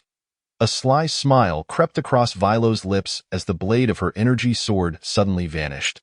The force she had been wielding against Lin Ju dissipating. Lin Ju felt an immediate imbalance, his body leaning forward involuntarily. In that moment, the blade of Vilo's energy sword reappeared beneath the hilt. And with a casual flick of her wrist, it was once again poised against Lin Ju's throat. 2-0, Vilo softly declared, a glimmer of triumph in her eyes. Bring it on. Lin Ju brushed aside the point of Vilo's weapon, irritation flashing in his eyes. Come now, you can't possibly let a mere girl like me best you, Vilo taunted, stepping back to create distance, her face adorned with a mocking smile. Now you understand the vast difference between training and real combat.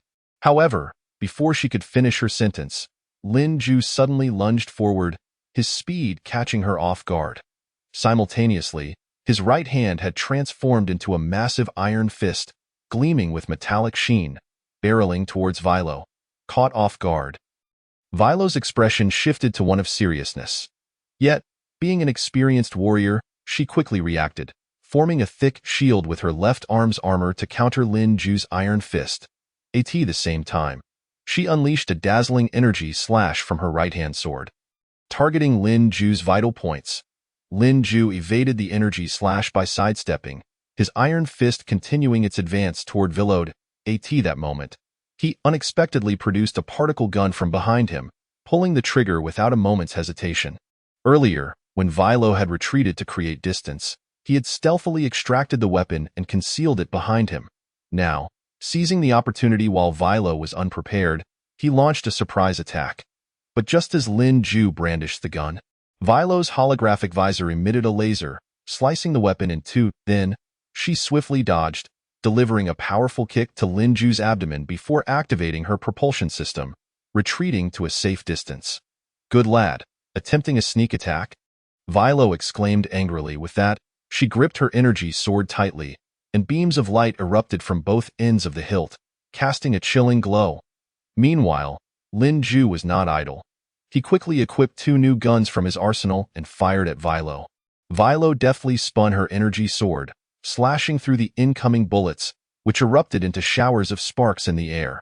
With agility, she sidestepped and unleashed a barrage of smoke grenades from her left arm's launcher. Seeing this, Lin Ju hastily activated his shield for protection. However, Vilo emerged from the smoke in an instant, splitting her energy sword into two, charging at Lin Ju with both blades. This time, Lin Ju had learned his lesson. He immediately activated the jet mode of his armor to widen the gap between himself and Vilo. Vilo missed her strike, only to discover that several particle cannons had materialized around her, each fully charged and ready to fire. Now it's my turn. Chapter 37. Shadow and light augmentation truly remarkable.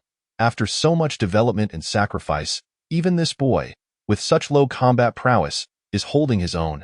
Irina observed the two combatants closely from the observation room. Just moments ago, when Vilo deployed the smoke grenades, she had seen Lin Ju generating strange light rings around him, leading to the sudden appearance of dozens of particle cannons. This device is astonishing. It can summon weapons seemingly out of thin air.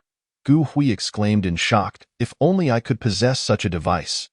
No, the device can rapidly assemble weaponry, but these weapons appearing from nowhere stem from his extraordinary ability. I've heard that his awakened power allows him to manifest objects within a certain range. When I first learned of this, I thought his ability was rather mundane. Now, it's clear why Mr. T insisted on including him in this training. His potential is boundless, Irina marveled. She had never imagined that what seemed an ordinary ability could prove so effective in actual combat. Does that mean he is invincible? Gu Hui inquired.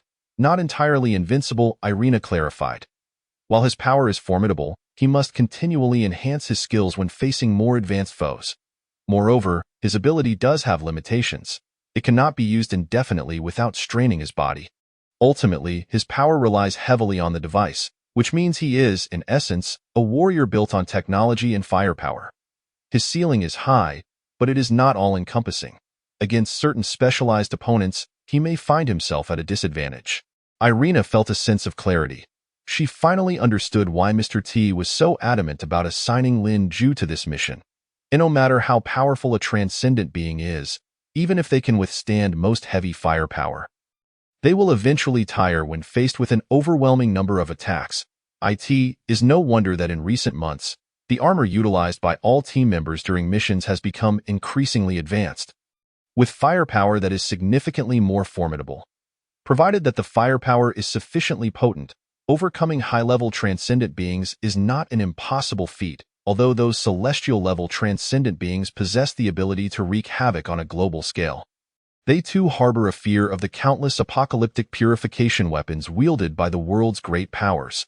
Such terrifying weapons, in the last century, could reduce the cities of Neon Nation to ashes with but a single shot. It is akin to a mobile arsenal. If utilized appropriately, it would be as if our Yunhai base had acquired its own doomsday deterrent. However, the crux of the matter lies in whether he can fully exploit this advantage and grow to that point. Irina murmured softly. Dozens of charged cannons unleashed a horrifying barrage of energy beams, resembling a torrential rain of arrows. Vilo instantaneously readied all her mecha, enveloping herself in a complete 100 coverage. Subsequently, she transformed into an indomitable shield. Staunchly resisting the onslaught, as the barrage ceased, Lin Ju, with a mere thought, effortlessly gathered the formidable weapons like a magician. Yet, as the quantity of weapons he placed using his abilities increased, he felt as if an immense weight were pressing down upon him, rendering it increasingly difficult to bear at that moment. As the smoke from the explosions began to dissipate, Vilo's mecha lay in tatters, with large segments of armor from her left chest falling away like wilting petals, revealing the damaged attire beneath, barely concealing her inner garments. "How about that? I've won. Haven Ti?" Lin Ju declared triumphantly, akin to a victorious general. "You little rascal, did you genuinely intend to take my life? You unleashed all those energy cannons capable of demolishing skyscrapers directly at me?" Vilo's eyes gleamed with a ferocity reminiscent of a wild wolf. "Ah, I didn't know. I thought the cannon's power would be considerable. So I used it. I didn't think much of it at the time." "I apologize," Lin Ju admitted, genuinely startled. In the heat of battle, he had indeed not given it much thought.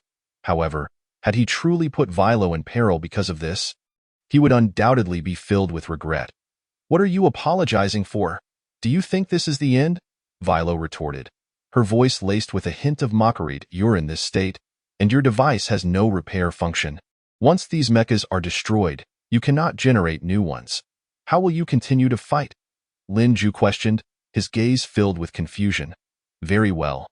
Vilo slowly rose like a statue, drawing forth a usable lightsaber, and declared with a fierce tone, "You fought ruthlessly, so I shall not hold back." No sooner had she spoken than her eyes erupted with dazzling brilliance, akin to two resplendent stars, and she began to unleash an immense surge of energy. In an instant, the entire training ground was illuminated as if by a radiant sun, blinding Lin Ju momentarily. Shadow light empowerment. Until now, Vilo had been engaging Lin Ju solely with her mecha, but fortunately, her reflexes had been as swift as lightning. Otherwise, she might have been obliterated. She was certainly not one to suffer defeat easily. "You'd better watch closely, you little rascal. Witness what true combat is." Vilo's voice thundered in Lin Ju's ears, and in the next moment, she vanished from her position. The blinding light coalesced into countless intertwining bolts of lightning, rendering her position nearly impossible to discern.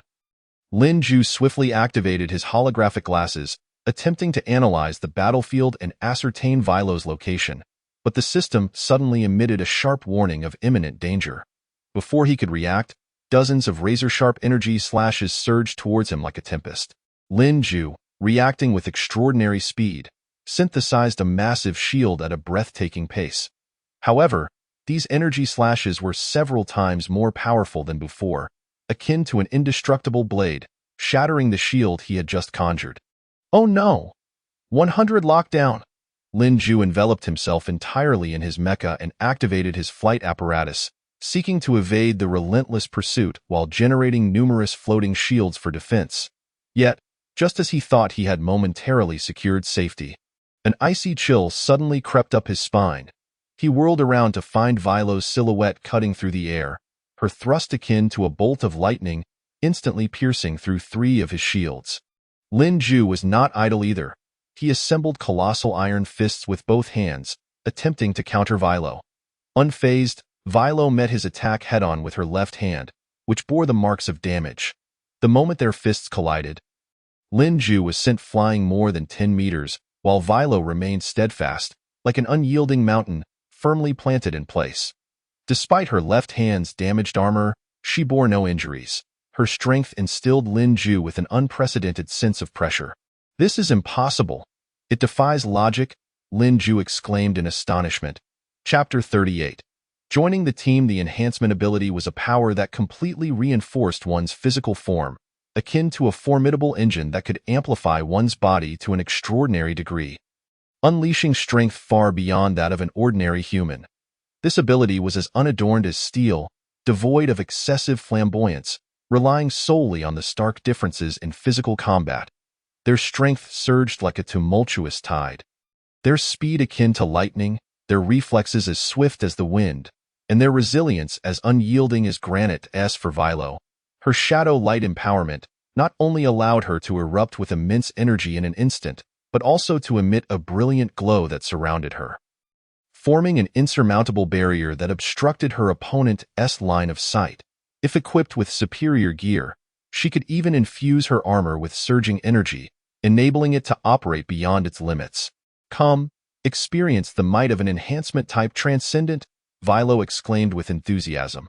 Vilo spared no opportunity, relentlessly attacking Lin Ju's mecha with fierce blows, and before long, his armor was in tatters.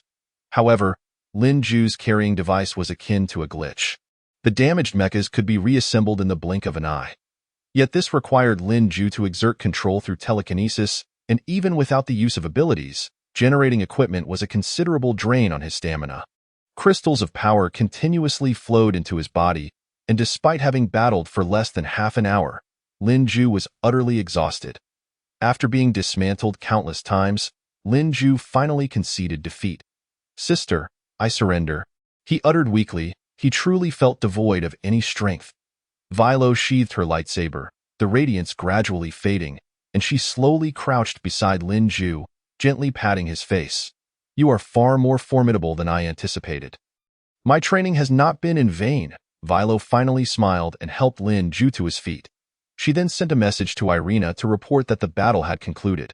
Upon receiving the message, Irina rushed over.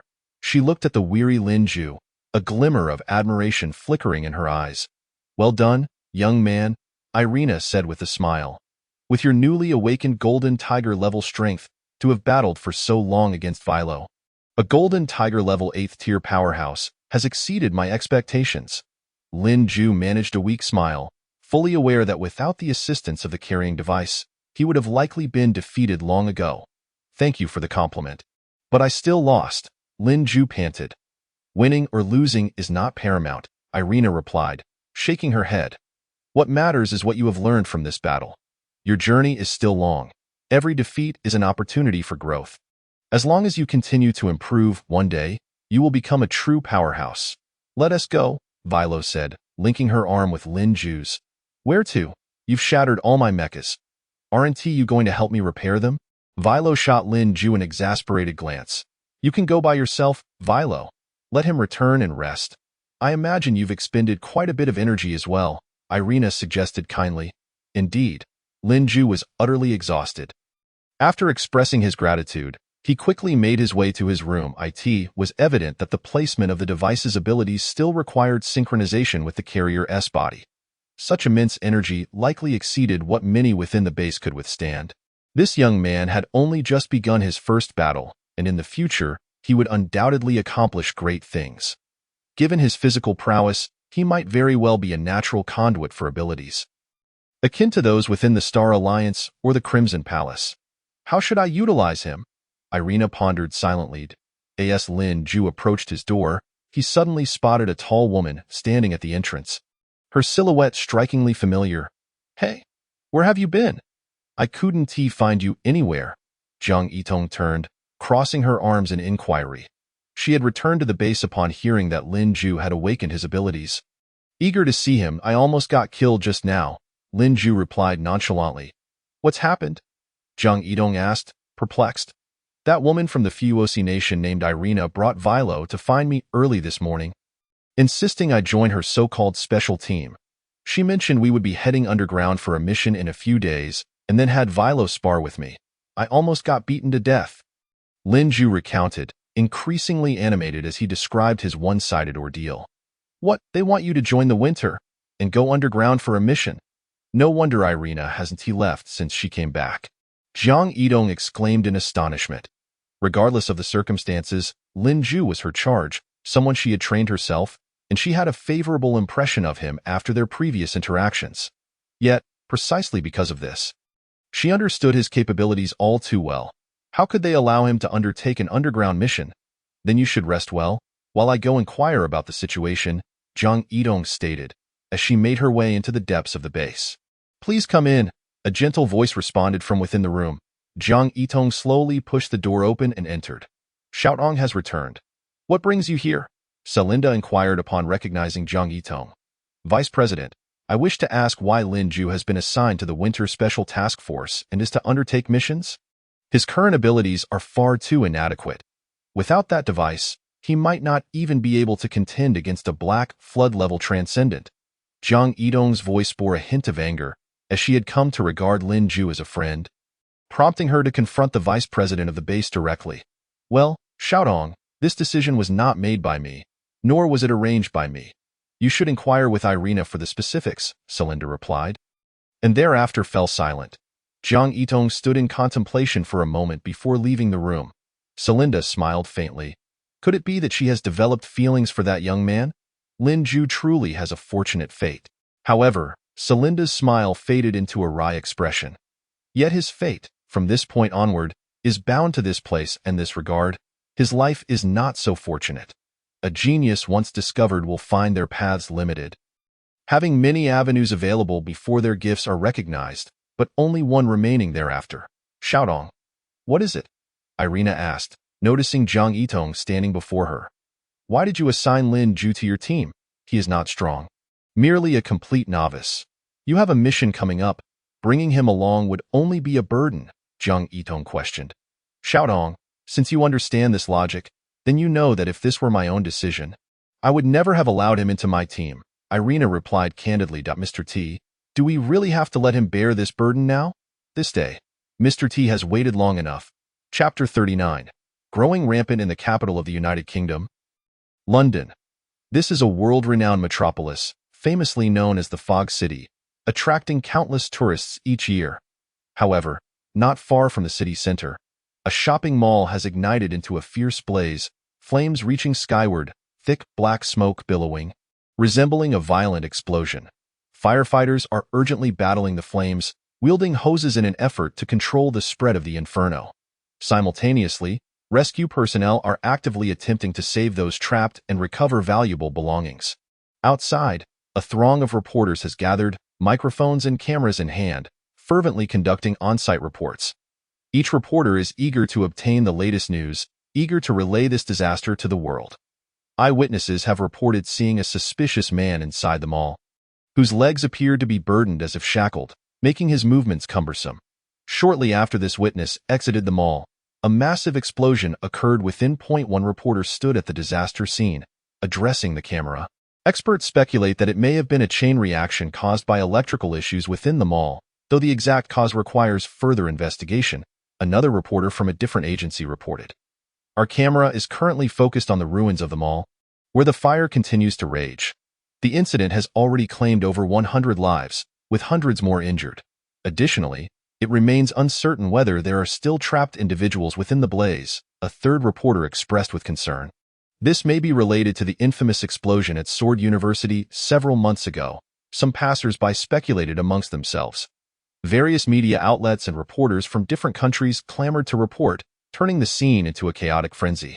Speculations ran rampant regarding the cause of the disaster, with some suggesting terrorist attacks while others claimed it was merely an accident. Regardless, this calamity has undeniably inflicted immense grief and loss upon the local residents. Meanwhile, in the rear of the crowd, a man in a black suit observed the chaos from inside a sleek black car. His expression was as dark as a storm cloud, brows furrowed, eyes ablaze with fury. Seemingly on the verge of an eruption, he gripped his phone tightly, knuckles whitening from the strain. Finally, he dialed a number. Casa, this marks the second time you have wrought such severe harm upon our United Kingdom. I believe it is time you provide some explanations for your actions. Last time, your unauthorized operations resulted in numerous innocent students being harmed, and now, such an incident has occurred again. How do you intend to take responsibility? In a different locale, within a spacious conference room, the atmosphere was charged with tension. A middle-aged man stood at the head of the table, vociferously berating. Absurd. This group has become too brazen. We let them off the hook the first time. And now they dare to escalate their actions. His voice echoed throughout the room, conveying his anger and dissatisfaction to all present. Mr. Casa, this is not the time to resolve issues with mere outrage. At the opposite end of the table, a stoic British man clad in a white suit spoke with a serious demeanor. His gaze was resolute, and his tone grave, as if he possessed a clear understanding of the unfolding situation.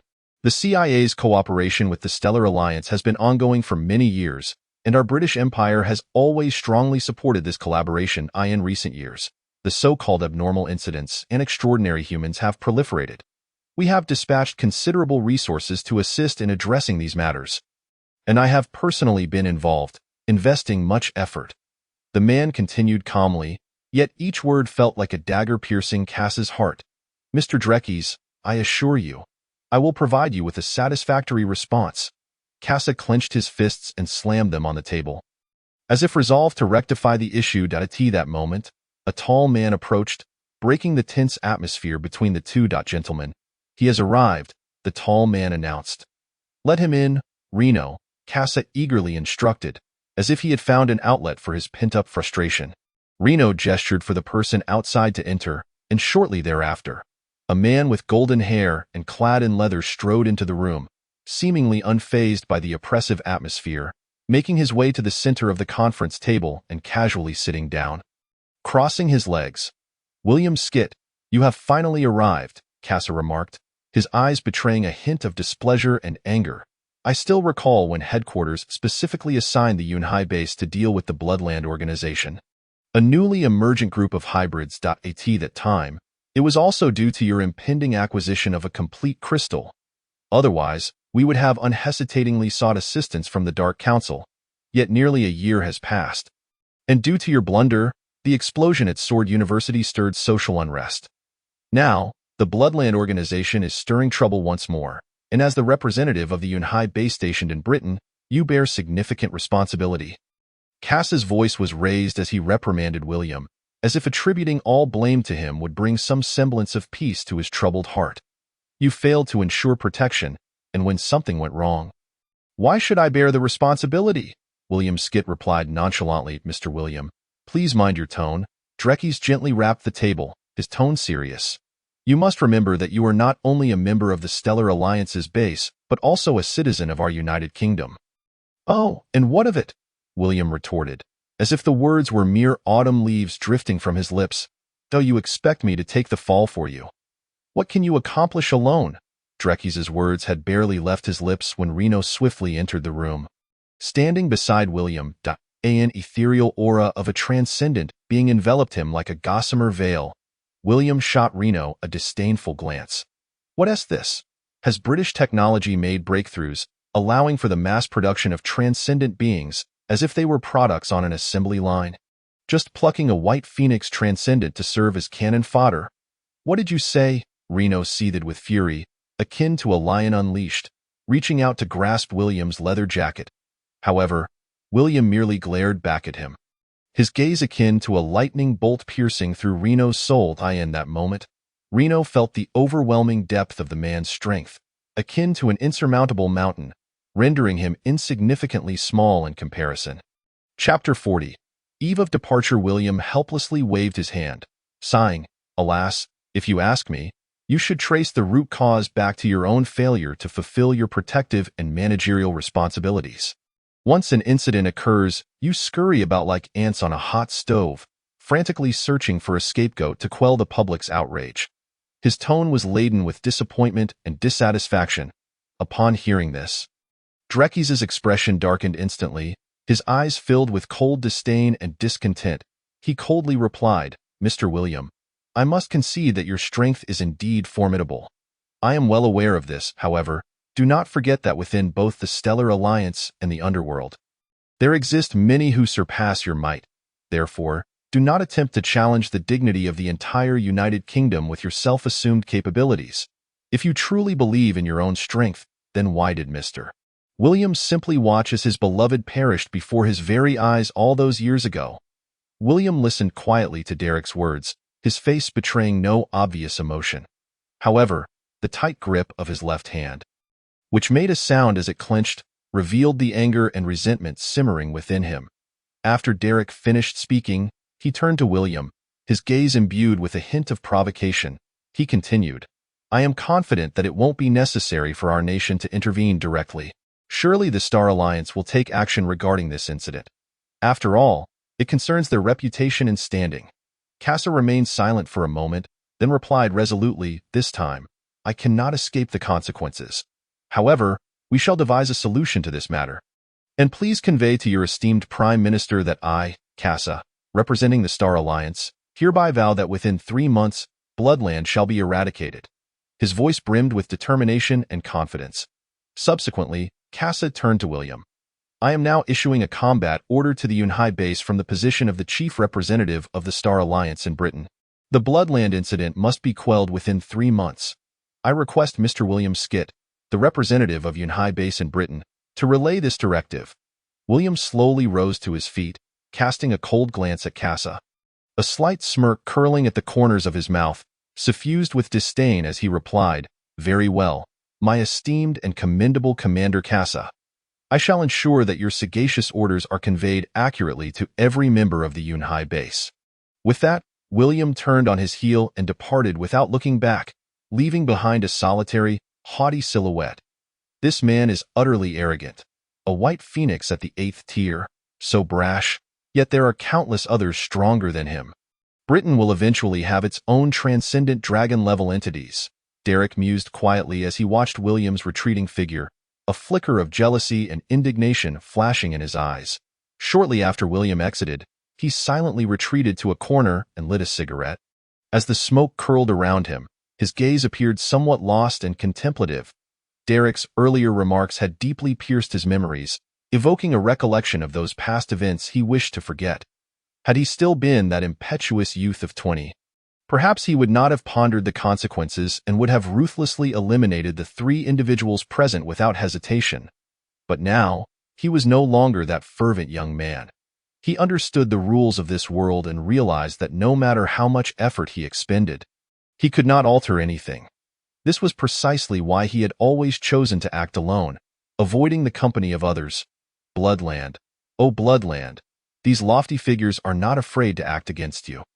Rather, they deem you unworthy of their efforts.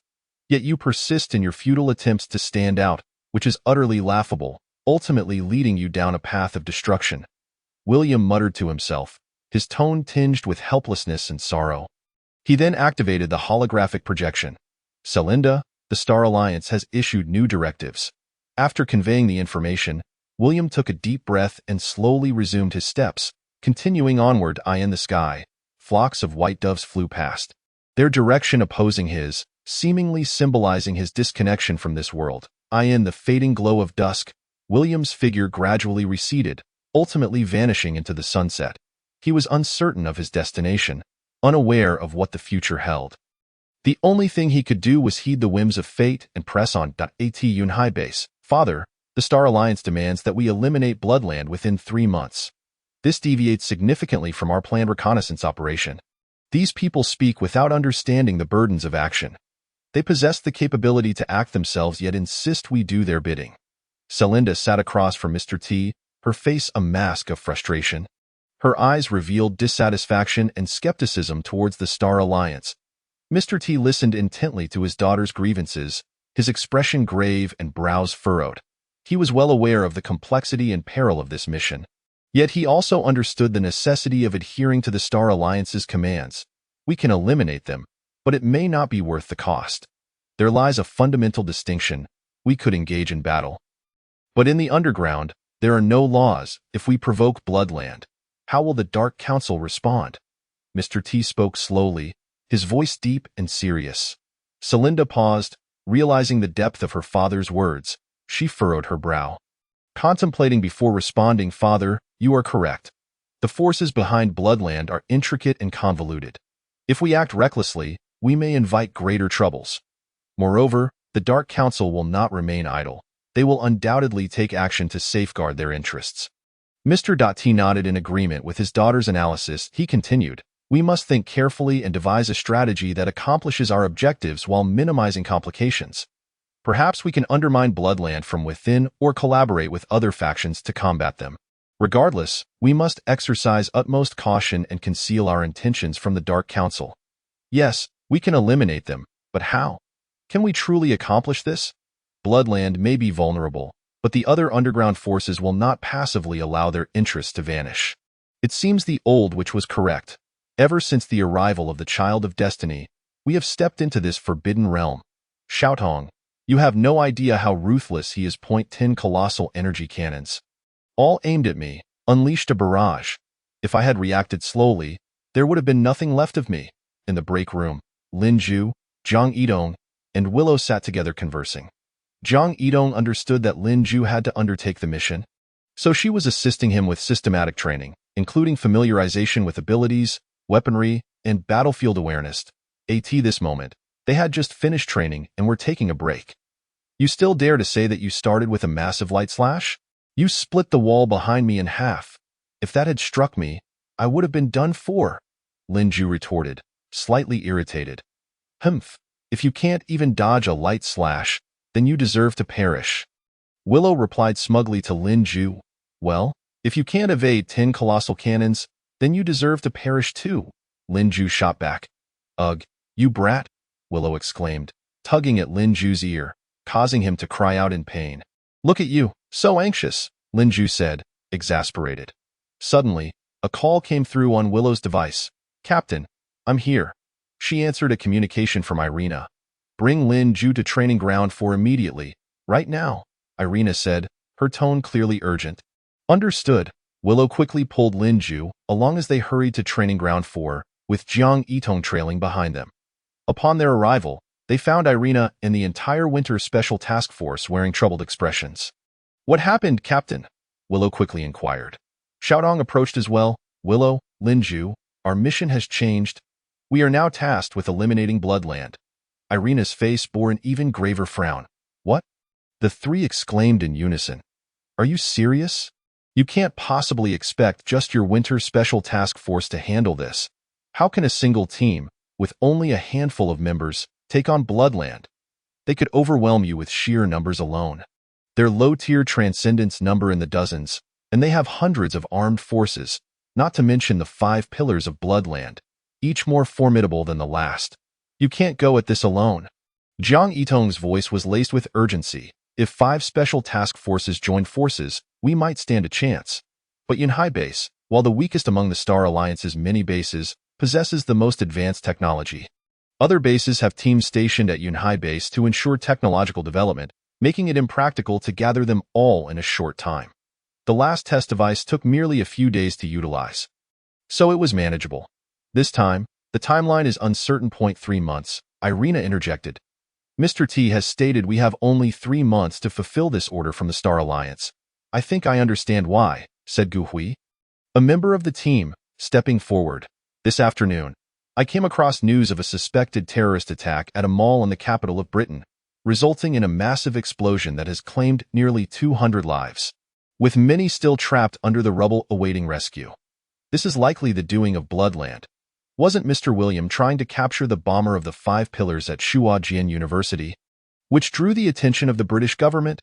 Celinda mentioned that this information was relayed to her by William, so he may have also been threatened by those British individuals. Irina concluded that this incident was indeed orchestrated by Bloodland, prompting the current demand for their eradication within 3 months. Dio, you really need me for such a critical mission? Lin Ju asked cautiously. Of course we need you. Your role will be even more significant this time. Are you afraid of killing? Irina inquired. I was quite scared before, but after that incident with the rubber man who attempted to kill me and Jiang Hui, I personally took him down now. I feel I can handle it. After all, aren't they all villains? If they die, then so be it. Lin Ju resigned himself to the inevitable mission. I'll speak with Mr. T. Let me bring my mobile task force along with you, Zhang Yitong urged Irina. We need to move out in a couple of days, Mr. T suggested. For now, we should proceed with the reconnaissance mission and strive to stabilize the situation before gradually deploying the remaining special task forces underground. Irina responded. So, where exactly is this underground? Lin Ju also voiced his confusion. This underground refers to the literal subterranean realm. In truth, Various nations of the world had conducted research on transcendence long ago. However, at that time, the conditions were rudimentary, there were few transcendents, and their extraordinary abilities were not highly developed. During the Cold War era, the predecessor of the Faeros nation, known as the Northern Alliance, engaged in a comprehensive strategic competition with the nation of America. The Northern Alliance initiated a project named Piercing the Earth. After excavating over 10,000 meters, they began to hear numerous strange sounds. Through various instruments, they detected previously unseen energy fluctuations, prompting them to announce the cessation of the experiment. While in reality, they continued their excavations. After decades of exploration, they discovered a vast vertical space located hundreds of thousands of meters underground, while America simultaneously uncovered an underground world in the Death Valley region. These two underground realms were extraordinarily vast. Consequently, they sealed the information and began seeking ways to gain access. After exhausting various methods, they ultimately sent some of the existing transcendents down. Thus, a profound and expansive new world emerged. This place possessed an unprecedented allure, and many influential individuals, with wealth and connections, chose to come here for testing upon receiving private notifications from the government. They found that the environment was entirely livable, save for the absence of vegetation and sunlight. Given the exorbitant costs and challenges of exploration, neither nation discovered any resources, leading this world to exist outside the jurisdiction of any nation devoid of laws. As long as one had wealth, power, and resources, they could establish their own underground realm here. Consequently, the first group of inhabitants arrived approximately 30 years ago. They gradually developed and explored, and with the discovery of crystal stones, more transcendents began to emerge. Some powerful transcendents formed their own factions. There were those who organized capital consortiums or were hired by politicians to protect themselves in the underground world. In this realm, humanity was absent. Human trafficking, rampant gun violence, and copious amounts of drugs were merely the surface issues. At a deeper level, it was a struggle for power. Lives here were worth the least. With 30 years of development, the number of transcendents grew, and the discovery of crystal stones increased. To date, 8 crystal stones have been identified globally, 3 of which belong to the underground world. Some gifted individuals discovered these resources early on and cultivated themselves into immensely powerful dragon-level transcendents.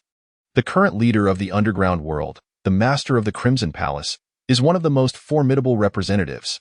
The factions formed by transcendents have also expanded significantly over the past decade, with the largest underground force, the Dark Pavilion, being a prime example.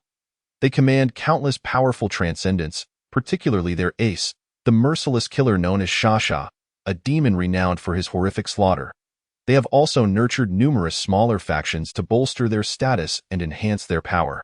With Bloodland being their newly cultivated force in recent years, upon finishing her account, Irina sighed once more, acknowledging the formidable challenge that lay ahead. Chapter 42. The East Sea Base. A few days later, Irina led the Winter Special Task Force to one of the entrances to the underground located in Faeros. Your mission is to identify the precise coordinates of Bloodland, ascertain the presence of crystal fragments, and avoid large-scale conflicts as much as possible. Once we confirm the information, we will dispatch a large contingent to join you in a full-scale assault, Celinda instructed Irina repeatedly. Irina nodded. Then the group made their way to a large door within the base. As the door swung open, they were greeted by a high-speed train, the starting point right here. The tunnel ahead was unfathomably deep, its destination unknown. Be careful. Don't get stuck there, Jiang Yidong bid farewell to Lin Ju. Rest assured, I've memorized everything you taught me. I'll be cautious, Lin Ju replied with a slight smile before turning to board the train with the others. Don't worry, Xiaodong. I will do my utmost to protect him. Vilo reassured Jiang Yitong, embracing her before following Lin Ju onto the train. As the train departed, it swiftly plunged into the tunnel.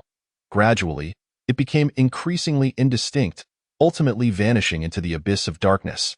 Jiang Yitong and the others returned to the base. Captain, a foreign man with braids approached Jiang Yitong and saluted. Andrew, you're back, Jiang Yitong acknowledged him. How long until the team is fully assembled? It will likely take 2 or 3 days, Jiang Yitong pondered. Perhaps 2 or 3 days would suffice for them to await her support, provided no unforeseen events occurred. She silently prayed for everything to proceed smoothly. Meanwhile, Lin Ju sat quietly on the train.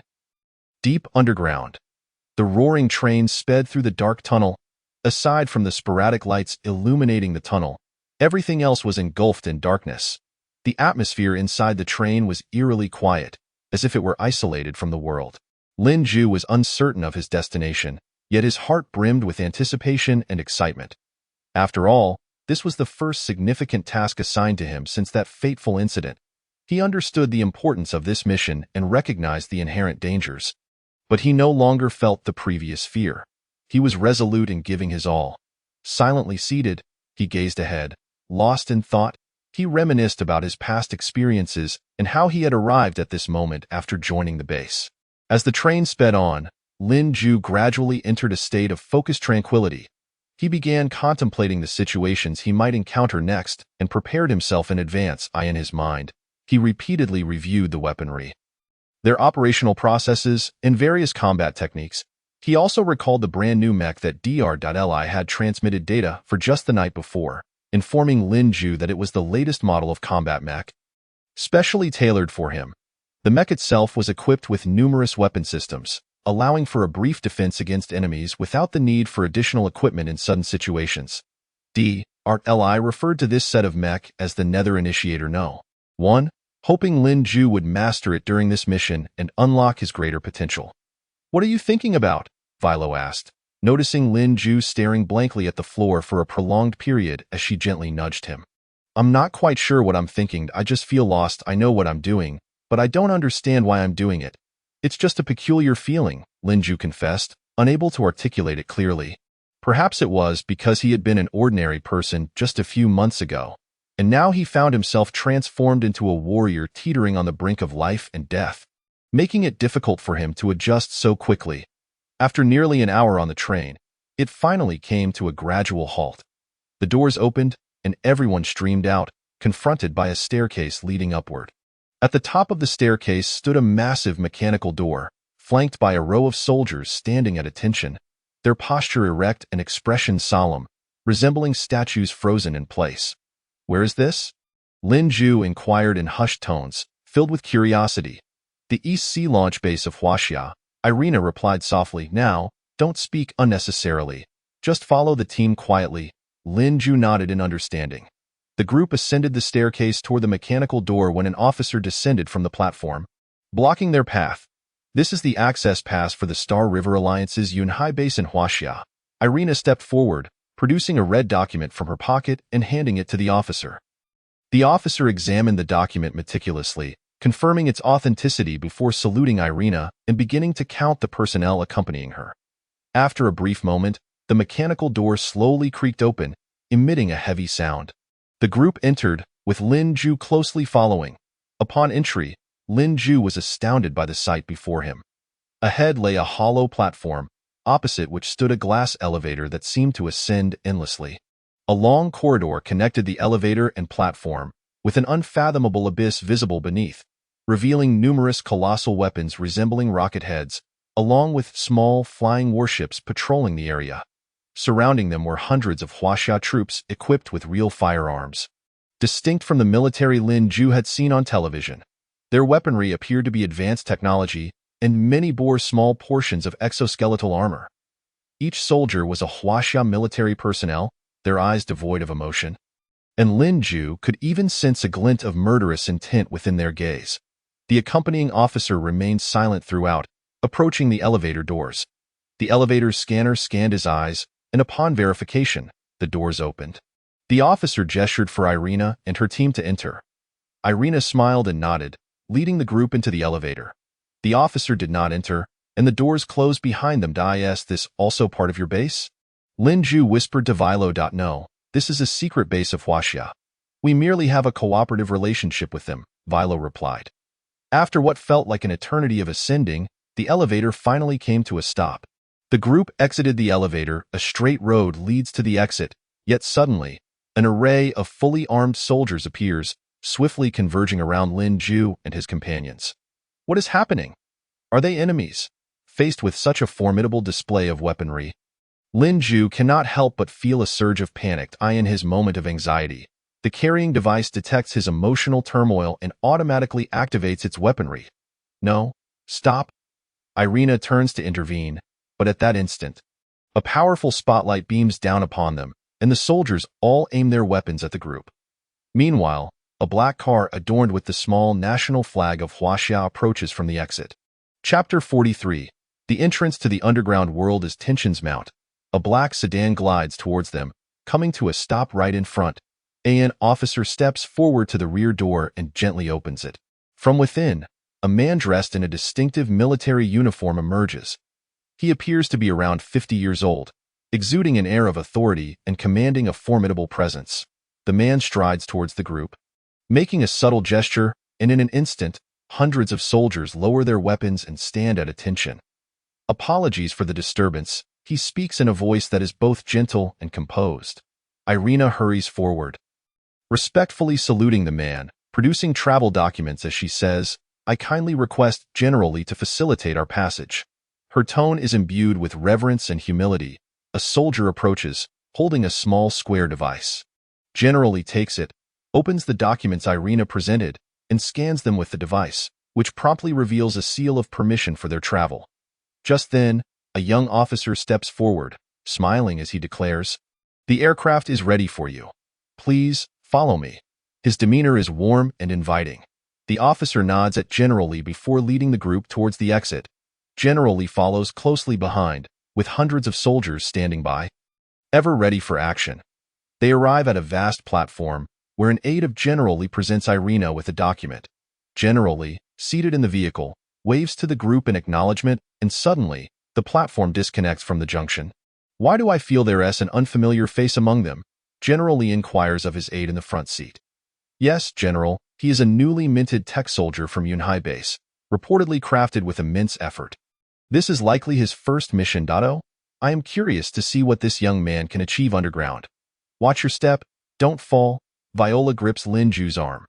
The enormous platform begins to ascend slowly, and Lin Ju is astonished to witness a colossal aircraft, larger than a fighter jet, being meticulously positioned onto the platform by various mechanical devices. "Where are we flying from? This place doesn't resemble the outside world?" Lin Ju questions, perplexed. "You'll find out soon enough," Viola replies with a slight smile, seemingly anticipating Lin Ju's forthcoming reaction. As night falls, the tranquil sea resembles a mirror, reflecting the luminous moon above and casting a deep blue glow. This locale, far from land and near the maritime boundary of Huaxia, exudes an atmosphere of serenity and peace. However, this tranquility is abruptly shattered. Suddenly, a massive force surges from beneath the waves, stirring tumultuous waters. In the next moment, an enormous, chimney-like steel leviathan rises from the depths, surfacing until it towers nearly 10 meters above sea level. This structure expels the water from its concave area, subsequently revealing a platform that astonishingly lifts the very platform on which Lin Ju and the others stand, as if cradled by an invisible hand. The long-absent sea breeze caresses Lin Ju's face, bringing a refreshing coolness. He stares in disbelief, unable to comprehend the spectacle before him. The sight of this enigmatic steel beast and the rising platform leaves him utterly astonished. His mouth agape, momentarily at a loss for words. "Well," Viola nudges Lin Ju, "that I knew it. Our nation harbors many secrets."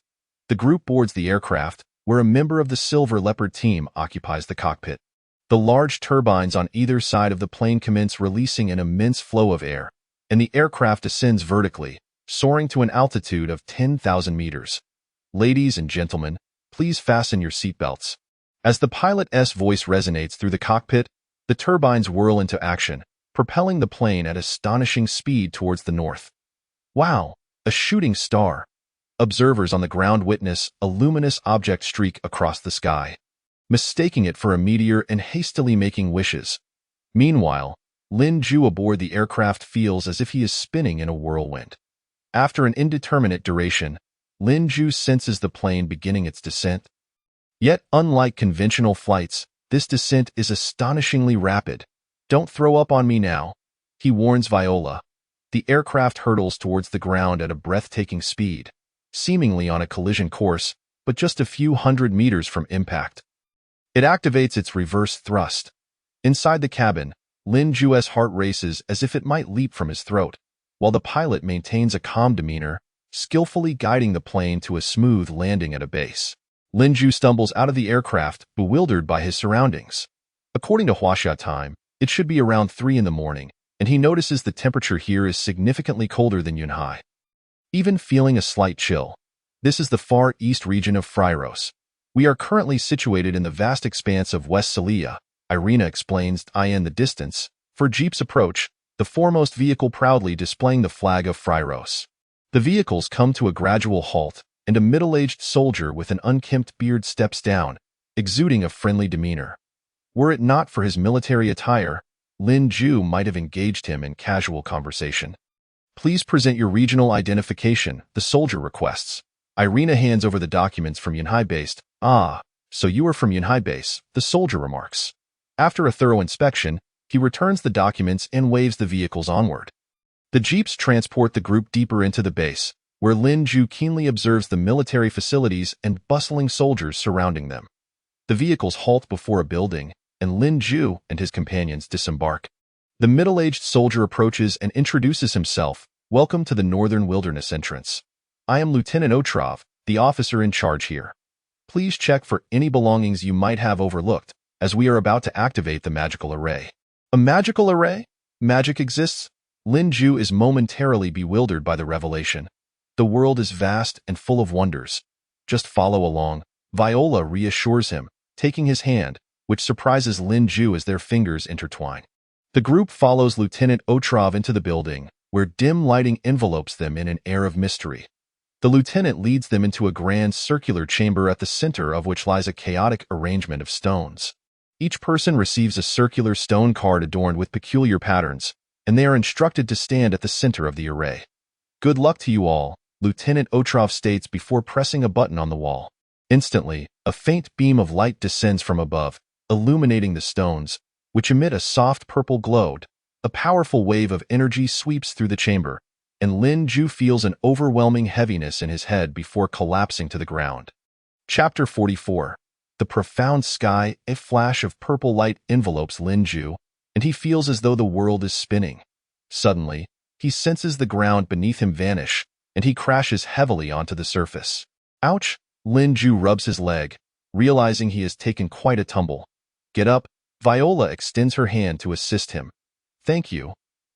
Lin Ju starts, but abruptly realizes that his surroundings have transformed dramatically. He finds himself amidst a cluster of colossal stones, standing on a ground paved with hard stone that bears the same patterns as the circular stone card in his hand. Not a speck of dust in sight. He gazes up to see a gigantic banner towering before him, adjacent to a building that appears as dark as ink, if it weren't for the modern equipment visible through the windows. One might hardly believe anyone resides within. Looking up at the sky, Lin Ju notices that what should have been a blue sky dotted with clouds has been replaced by an unfathomably deep void, radiating a mysterious purple glow that casts a hazy illusion over the entire realm. The sight fills him with both curiosity and unease, as if he has stepped into an entirely different world. Merely surveying the surroundings, Lin Ju feels an overwhelming sense of oppression. The atmosphere here is stifling, and a notion of retreat begins to stir within him. Hey, why aren't you moving? Are you scared by this place? Viola gazes at him, puzzled, giving him a gentle kick. Only then does Lin Ju snap back to reality, noticing that Irina and the others have already begun walking towards the dark building. Is not that. I am just curious about this place, Lin Ju clarifies, quickening his pace to catch up with the group alongside Viola. Arriving at the building, a team member steps forward and opens the towering stone door that stands over 2 meters high. As the grand door slowly swung open, a musty odor wafted in, enveloping the senses. Upon entering the hall, the lighting appeared somewhat dim. The walls were adorned with numerous flags from various nations, each representing formidable powers in the contemporary world. But where was the old man? Gu Hui scanned the surroundings, yet found no trace of him. Just then, a hearty laughter echoed. Ha ha, my apologies, everyone. The crowd turned towards the sound, revealing a man in his 60s descending the staircase. He carried a bag in his left hand and clutched 2 bottles of vodka in his right, his face beaming with a warm smile as he greeted everyone. I apologize, as you know. This is a remote area, and seldom do visitors come here. I presume you are here to visit Shuedi or Yehua. After all, these are the only two powers worth speaking of in this region. After speaking, he took a swig from one of the vodka bottles, the alcohol's potency contorting his facial expression. Could you please provide us with 3 maps? Irina produced a card and handed it to the old man. He accepted it with a smile and gestured with his hand to indicate the number 5. Irina nodded, and the old man ascended the stairs, still grinning. What was that old man about? What does 5 mean? Lin Ju inquired of Gu Hui, who stood beside him. The old man is responsible for receiving officials traveling from the surface to the underground. His jurisdiction is confined to this building's vicinity. This area falls under official territory and is thus subject to international law. However, once you step beyond this boundary, your life and death are left to fate, for the laws of the world no longer bind you.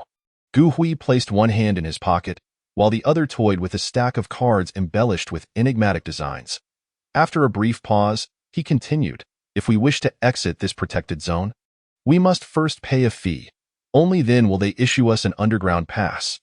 This area is relatively isolated, with few travelers, so the old man seizes the opportunity to extract a little extra from us, specifically, an additional 5% of our travel expenses. Before long, the old man returned with a pass in hand and produced 3 maps from the bag he carried. I wish you safe travels and look forward to your next visit, he said with a smile before turning to ascend the stairs. At that moment, Irina suddenly called out to him, Wait, could I have a sip of that new vodka you have? The old man turned, surprised at first, but then chuckled heartily. Ah, truly a daughter of the Slavs. This bottle will be a gift for you, my dear. He handed the vodka to Irina, who accepted it with a satisfied smile. Lin Ju looked at Irina with a puzzled expression and asked, What do you need the vodka for? Irina replied nonchalantly, I'm thirsty. Without hesitation, she opened the bottle and took a hearty gulp of vodka. Ah, refreshing. Irina wiped her lips and gestured for Lin Ju to stow away the remaining vodka. Lin Ju, momentarily stunned, quickly responded by activating the device to store the leftover vodka. Irina patted Lin Ju's shoulder reassuringly, saying, Stop daydreaming, let's move. Lin Ju mused to himself, thinking that this woman might be even more formidable than Velo, and he stole a glance at her. As the group exited the building, Lin Ju couldn't help but touch the device on his hand. Marveling, these things truly feel unreal. The astonishing science and inexplicable phenomena made him feel as though he were ensconced in a prolonged dream. Why do you keep spacing out? Velo remarked, giving Lin Ju a light tap. Do you expect us to walk over there? Oh, right. Lin Ju activated the device, and images of armored pickup trucks filled his mind. He raised his hand, his eyes and the device glowing blue, and 3 armored pickups materialized before them. What a remarkable item! The others gazed at Lin Ju's ability with genuine admiration, as if he possessed a pocket from another dimension. 3 vehicles, with each capable of seating 5 people. We are a total of 15, so it works out perfectly, 5 in each vehicle. Irina began assigning teams. I will take 4 members of the Black Mantis team. Ji Hui, you take Lin Ju, 1 Silver Leopard team member, and 2 Black Mantis members. The rest will go with Velo. Understood. Subsequently, Gu Hui and Velo boarded their respective vehicles, with Velo patting Lin Ju on the back before getting in. Just don't go and lose your life on the first day. As if, Lin Ju scoffed, turning away dismissively. Be careful. All right? Velo suddenly hugged Lin Ju lightly, catching him by surprise before she hopped into the vehicle. Look at you, quite the charmer. I heard you and Sister Tong are particularly close. But I didn't expect you to win over even the notoriously fiery Velo. You've got a knack for charming the ladies, Gu Hui remarked, draping an arm around Lin Ju's shoulder before also boarding the vehicle. Chapter 45.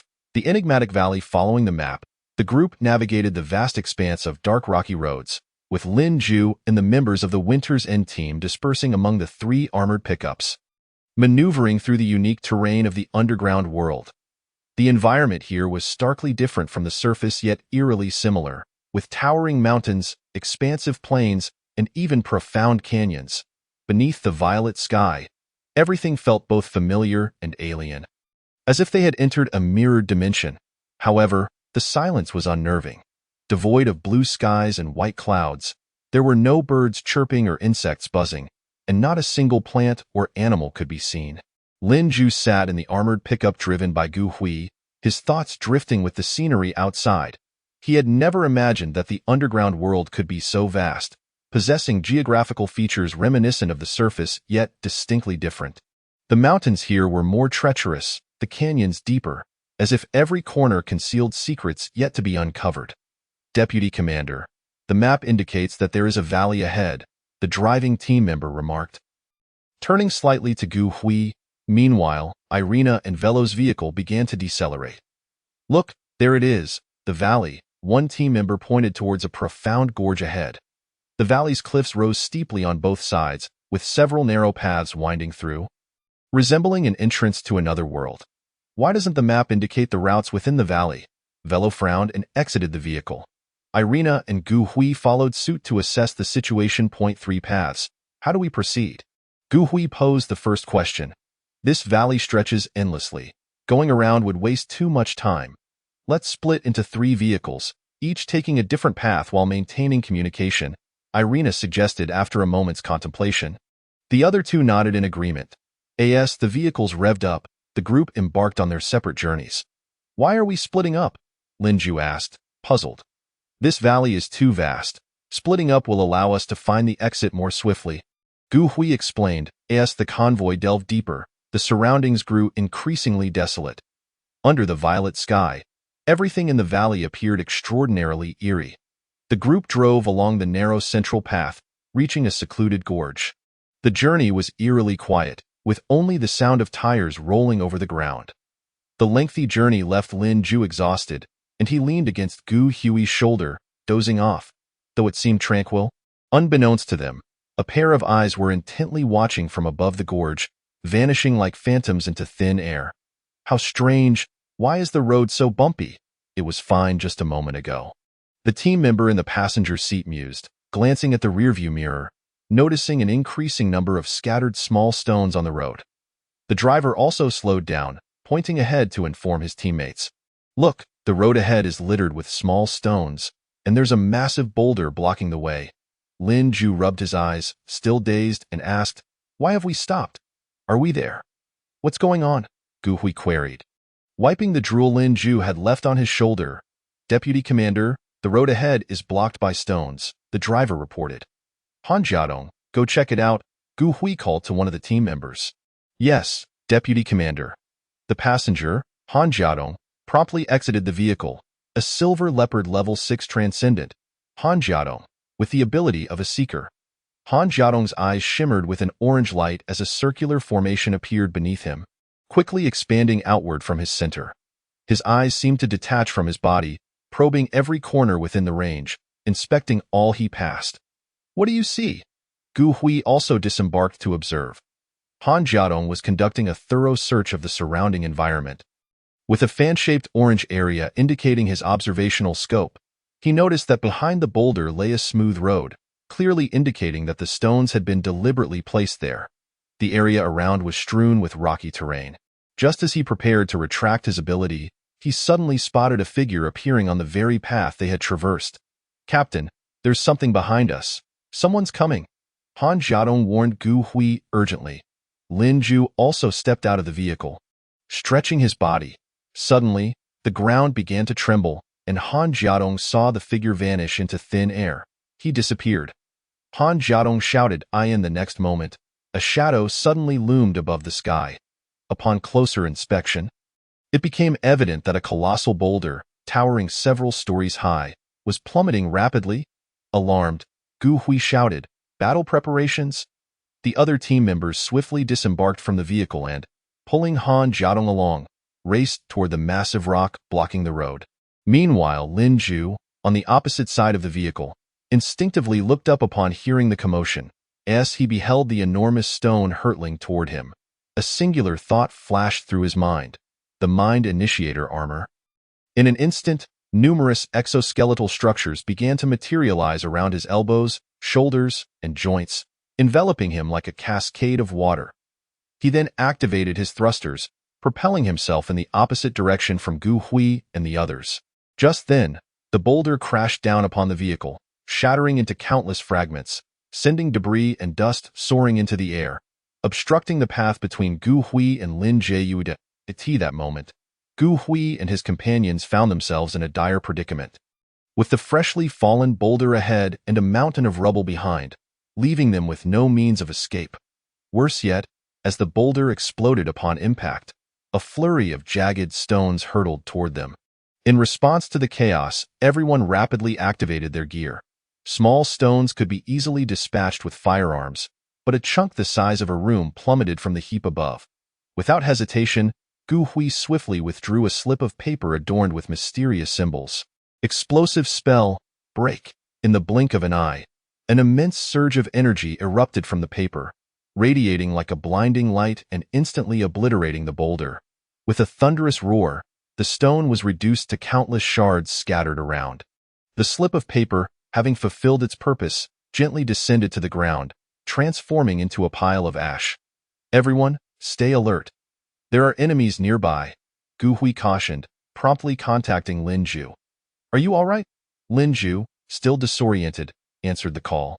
I'm fine. What is happening? Is it an earthquake? Earthquake my foot. We're under attack. Be careful, hello? The communication abruptly cut off, leaving Lin Jiu bewildered as he glanced at the fallen rock. They should be okay. Right? However, a figure emerged behind Lin Jiu, gradually advancing toward him. First, protect yourself. Chapter 46. Wolf Beast Lin Jiu turned to face the approaching silhouette. His eyes quickly adjusted to the dim light, revealing a man clad in a black combat suit. His face obscured by a mask that left only a pair of cold eyes visible in his hand.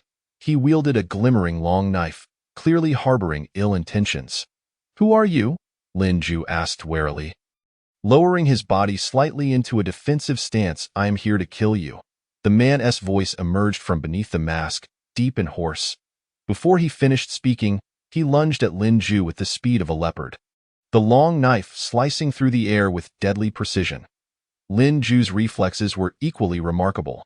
He deftly dodged to the side at the critical moment, summoning a light sword with his right hand in preparation for a counterattack. What is happening? Gu Hui's communication suddenly faltered as the ground shook slightly, dislodging a few stones. Lin Jiu, are you okay? Gu Hui attempted to reconnect. He will die a miserable death, and so will you. A figure loomed atop the boulder, towering like a giant and casting a disdainful gaze upon Gu Hui and his team. Around Gu Hui, more than a dozen armed adversaries emerged, encircling them completely. With stones blocking their front and back, they had no route for retreat. The man atop the boulder suddenly contorted his face into a ghastly snarl, his body expanding dramatically until he loomed over 5 meters tall. Transforming into a fearsome wolf beast, beastman type, judging by his aura, he should be at the golden tiger level, tier 6, Gu Hui assessed swiftly through the system and his own reconnaissance. The other foes were all transcendent beings of the black serpent level. The wolf beast leaped down, moving with the swiftness of the wind, its massive fist aimed directly at Gu Hui. Reacting swiftly, Gu Hui threw a slip of paper into the air. Stone shield spell. Solidify. A massive brown stone materialized before him, serving as a barrier against the enemy. The wolf beast's fist crashed into the stone, shattering it instantly and unleashing a tremendous shockwave that knocked the other team members to the ground. Protect yourselves, Gu Hui shouted, dodging the flying debris before activating his thrusters and ascending. Discarding a metal piece from his left shoulder, it transformed into a particle gun, and he quickly began firing at the enemies. The wolf beast stood its ground, completely unfazed. The attack barely scratched its thick fur. Who are you? Gu Hui called out to the wolf beast from above. Tio, make it clear. I am Maristad, the Blood Earth Killer. With that, Maristad bent his legs slightly and leaped into the air, prompting Gu Hui to hastily evade. Maristad stood like a legendary beast, his eyes filled with an insatiable thirst for blood, his claws resembling gigantic fangs as he charged at Gu Hui. Faced with Maristad's superior size and speed, Gu Hui could only focus on evasion, his attention entirely on the beast. Suddenly, a projectile shot out from below, striking him directly and sending him crashing to the ground. In that moment, Maristad seized the opportunity, darting toward Gu Hui like a flash of lightning. Captain! A black, serpent-level enhancement team member shouted, recklessly rushing forward in an attempt to intercept Maristad. However, with a mere flick of his wrist, Maristad sent the team member flying before swiftly grabbing him and swallowing him whole. No. Gu Hui watched in despair as his comrade was devoured, but this moment of anguish granted him the chance to rise and evade Maristad's attack. Five-fold fire spell, ignite. A flicker of determination sparked in Gu Hui's eyes as he retrieved 5 slips of paper from his pocket, casting them into the air without hesitation. Instantly, 5 torrents of flames erupted like fiery dragons, surging toward Maristad with intense heat. The flames engulfed Maristad, causing him immense suffering as they ignited his form. "Damn it!" Maristad roared, his body shaking violently as he writhed in agony from the flames. Yet he did not retreat. Instead, he drew a deep breath and forcefully expelled the fire back. The flames hurtled toward Han Jiadong and another team member, forcing Gu Hui to sprint toward them. Tossing a slip of paper, swift dispersion spell, wind. A wall of wind formed before them, dispersing the raging flames. Ji Hui quickly moved to stand between the two, knowing they had no time to mourn their fallen comrade. "Those lackeys, go eliminate them. Don't let them interfere with me. Be careful," he instructed his teammates, redirecting them from the main battlefield as he faced Maristad. "Your teammates are quite delectable. You shall be next," Maristad taunted, licking the bloodstains from his lips, his fingers stained with crimson pointing menacingly at Gu Hui. His gaze was filled with provocation and threat, as if to declare Gu Hui the next target. "Damn it!" Gu Hui bellowed in rage, his eyes blazing with fury. Unable to tolerate such insulting words, he swiftly drew another slip of paper, chanting, "Meteor spell, fall." The moment the incantation was uttered, a massive stone appeared above Maristad's head, plummeting at astonishing speed. Simultaneously, Gu Hui hurriedly assembled an energy cannon, fully charging it with 2 power sources. He gripped the weapon tightly, his gaze locked on Maristad, waiting for the opportune moment with a thunderous roar. Maristad unleashed a tremendous force, leaping to evade the massive stone. However, when his fist collided with the boulder, an immense shockwave erupted, cracking the surrounding stones. As Maristad dealt with the boulder, Gu Hui was already poised with the charged energy cannon, unleashing a torrent of energy towards Maristad. The sudden assault caught Maristad off guard, and he was struck by the overwhelming energy. Propelled backward, he groaned in pain, collapsing to the ground with an expression of disbelief. "Is it over?" Gu Hui, exhausted from the exertion, gasped for breath, surveying the smoke billowing from the explosion. Yet within the haze, the massive silhouette slowly rose once more, and despair washed over Gu Hui. He lacked the strength to continue the battle. Han Jiadong and the others were also engaged in combat with the remaining adversaries, all of them severely injured and lying amidst the rubble, gazing at Gu Hui with hopelessness. "Will we fall here?" Gu Hui pondered. The energy cannon had indeed inflicted damage upon Maristad, but it was insufficient to deliver a fatal blow. "Are you ready to die?" Suddenly, the colossal stone that had previously crashed onto Gu Hui's vehicle and lodged itself in the road shattered, revealing a figure emanating a radiant blue glow before the gathered crowd. "You shall perish." Chapter 47. The Celestial descends. As Marlasta's furious roar echoed through the valley, Gu Hui felt an unprecedented sense of despair. His powers were nearly depleted, his body weary, while the enemy remained steadfast.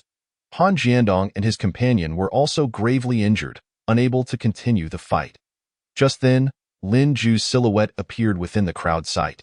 The blue luminescence surrounding him grew increasingly brighter, akin to a deity descending from the heavens, embodying a beacon of hope amidst the darkness. At that moment, embrace death.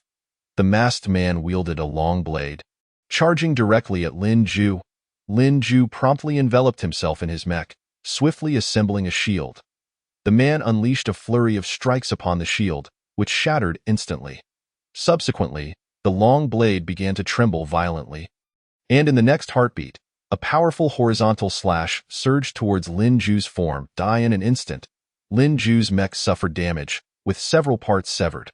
Without uttering a word, the masked man crouched, brandishing his long knife, and executed a thrust aimed at the already damaged section of Lin Ju's armor. Lin Ju countered with a particle lightsaber, blocking the long blade, after which the mech's eyes unleashed a barrage of intense lasers. The masked man, startled, swiftly evaded to the rear, delivering another slash from behind. This strike cleaved a fissure into the mech behind Lin Ju, who hastily activated his thrusters to propel himself into the air. Repair the mech. A thought flashed through Lin Ju's mind, and in an instant, the broken mech transformed into a pristine state, devoid of any blemish. The masked man observed the shattered mech's rapid restoration. Gripping the long knife with both hands, as he faced Lin Ju, currents of energy began to coalesce around him, and suddenly, a wind slash manifested before Lin Ju, who failed to perceive when the blade was drawn. In the next moment, the man had already appeared behind Lin Ju, thrusting towards him. Lin Ju instinctively sidestepped to evade the attack, yet it still penetrated the armor above his left shoulder, fortunately sparing his flesh. The man leaped from the air to the ground, while Lin Ju again repaired his mech, the intelligence system swiftly analyzing the enemy's combat style. Male human, ability level, Gold Tiger grade, Stage 3 Transcendent. Based on combat patterns, speculated to be a strengthening type, employing a long blade to execute energy-infused slashes. Energy infusion? Lin Ju recalled his previous encounter with Velo, his eyes glimmering as he conjured a laser cannon before the enemy. Unleashing a charged shot at the masked man. The masked man, holding his knife, dashed forward and effortlessly cleaved through the laser. Unbeknownst to him, above him, numerous blue voids gradually materialized, revealing various mechanical constructs being assembled. Lin Ju directed all of the masked man's attention towards himself. He landed deliberately, generating 2 lightsabers and gesturing provocatively at the masked man. Interesting. The masked man chuckled, then abruptly vanished from sight. Lin Ju anxiously scanned his surroundings. Summoning a miniature missile launcher atop his mech. Suddenly, he sensed a fierce intent to kill. He swiftly dodged, as the masked man reappeared in midair, descending with a piercing strike, leaving no opportunity as he aimed a slash at Lin Ju, shattering his lightsaber in the process. Just as the masked man was poised to strike again, the weapon above Lin Ju was already prepared, and a blast bomb was fired directly at the masked man. The latter, caught off guard, attempted to evade, but the explosion erupted midair, temporarily incapacitating him with blinding light and shockwaves. Seeing his ploy succeed, Lin Ju soared into the sky, unleashing a barrage of charged energy blasts aimed at the masked man. The terrifying energy caused the valley to tremble. The masked man sensed the overwhelming force, trying to block it with his sword, but when he opened his eyes to assess the situation, he was met with an onslaught of energy beams, which obliterated him in an instant. The energy beams pierced through the masked man and detonated the massive stone that had obstructed their path, enveloping the area in smoke. Is he dead? Lin Ju activated his system to check the enemy's status. No signs of life detected. Combat scene identified ahead. The system registered Gu Hui's ongoing battle. Lin Ju approached the spot where the masked man had fallen, suddenly feeling a familiar force surging within him, reminiscent of the sensation he experienced while attempting to harness energy at the Yunhai base. The weariness he had felt moments ago vanished. As Lin Ju sensed this transformation, the system automatically assessed his condition. Scan complete, Master. Your physical attributes have successfully advanced to Gold Tiger grade. Stage 9. Lin Ju was both astonished and elated. Although he did not fully comprehend what had transpired, there was no time to ponder, as he needed to assist Gu Hui urgently. Another fool coming to die? Marlasta glanced at Lin Ju, then at the empty road behind him. You dare to slay Jedi. For that, you shall pay with your life. He then leapt forward, his gaping maw lunging straight at Lin Ju. Ascending into the air, Lin Ju fired a palm cannon directly at Marlasta. Though it did not inflict damage, it succeeded in staggering the immense creature. Upon discovering this weakness, Lin Ju conjured dual palm cannons, unleashing a relentless barrage as if he had infinite ammunition. Indeed, he possessed boundless ammunition, as long as he could withstand the consumption of his abilities. Marlasta, momentarily stunned, could not regain his footing, prompting Gu Hui to rally his spirit and launch 4 paper talismans. Burn, wind, shatter, and fall. A fierce gale, accompanied by searing flames, surged towards Marlasta, surrounding him with a colossal energy pillar. Massive stones descended around Marlasta, ensnaring him within. The flames ignited every inch of his fur. Seizing the opportunity, Lin Ju charged a terrifying energy blast aimed directly at Marlasta. Marlasta emitted a pained howl, exerting all his strength to break free from his restraints. However, the fire and stone held him fast, rendering him immobile. The charged energy struck him, resulting in a tremendous explosion that reverberated through the valley, causing stones to cascade from the cliffs above. Lin Ju encased Han Jiandong and Gu Hui within a mechanical shield, then scanned for any signs of life from the massive wolf beast. Vital signs weak. After receiving this information, Lin Ju prepared to charge energy once more. Just then, Marlasta, with his last ounce of strength, leaped into the air, his enormous claws descending like scythes towards Lin Ju. A flash of inspiration struck Lin Ju. He seized the charged cannon and instantaneously reconfigured it into a massive energy blade, slicing down at the wolf beast's left arm. Marlasta let out a cry of anguish as Lin Ju inflicted a deep wound, blood gushing forth.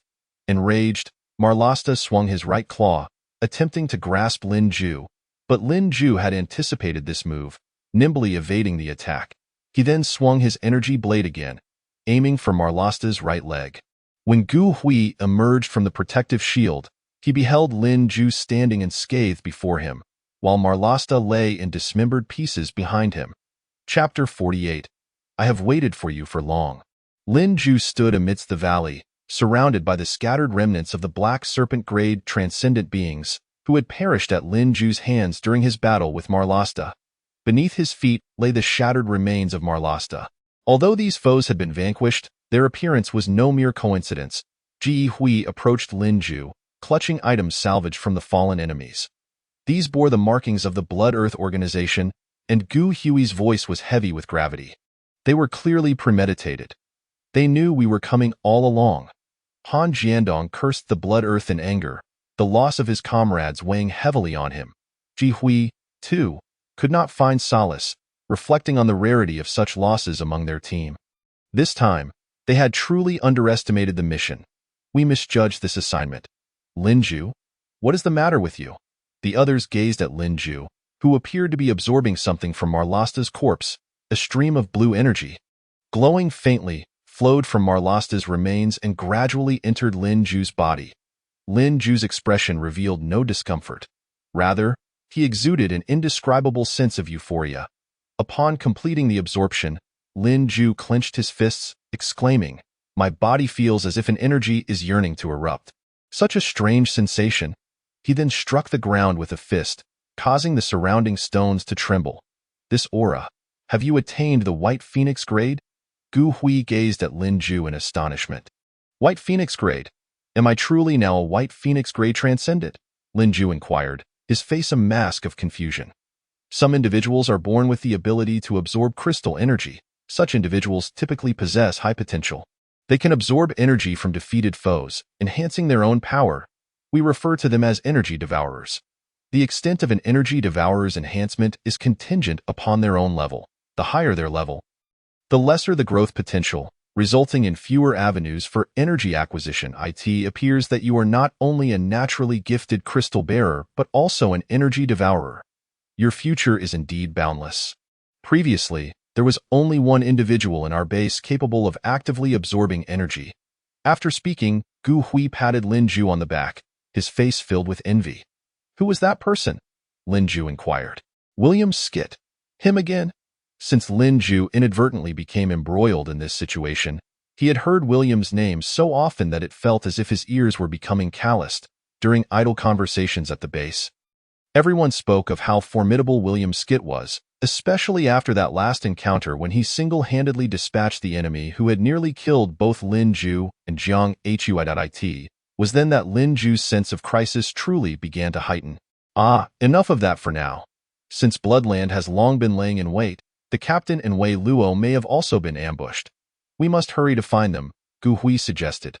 Lin Ju concurred with Gu Hui's proposal, and they swiftly organized their gear, preparing to set off. However, before they departed, Lin Ju glanced back at the valley, a premonition stirring within him that this battle was merely the beginning. After parting ways, Irina and her team were traversing the roads of the valley. Suddenly, the vehicle began to shake violently before coming to a halt. What is happening? Irina furrowed her brows, questioning the driver. The team member alighted to inspect the situation, discovering an array of sharp objects strewn across the road, with barbed wire obstructing their path. A clear indication of deliberate sabotage. Captain, look at this. Irina stepped out to examine, her senses heightened as she scanned the surroundings. They were situated in the heart of a gorge, flanked by deep ravines. Prepare for combat. Irina immediately commanded everyone to don their armor and brace for protection. A sense of foreboding washed over her. She understood that this was far from a good omen. Suddenly, she felt a powerful presence approaching. Whirling around, she saw a figure slowly advancing towards them. Who goes there? Irina called out coldly to the approaching individual.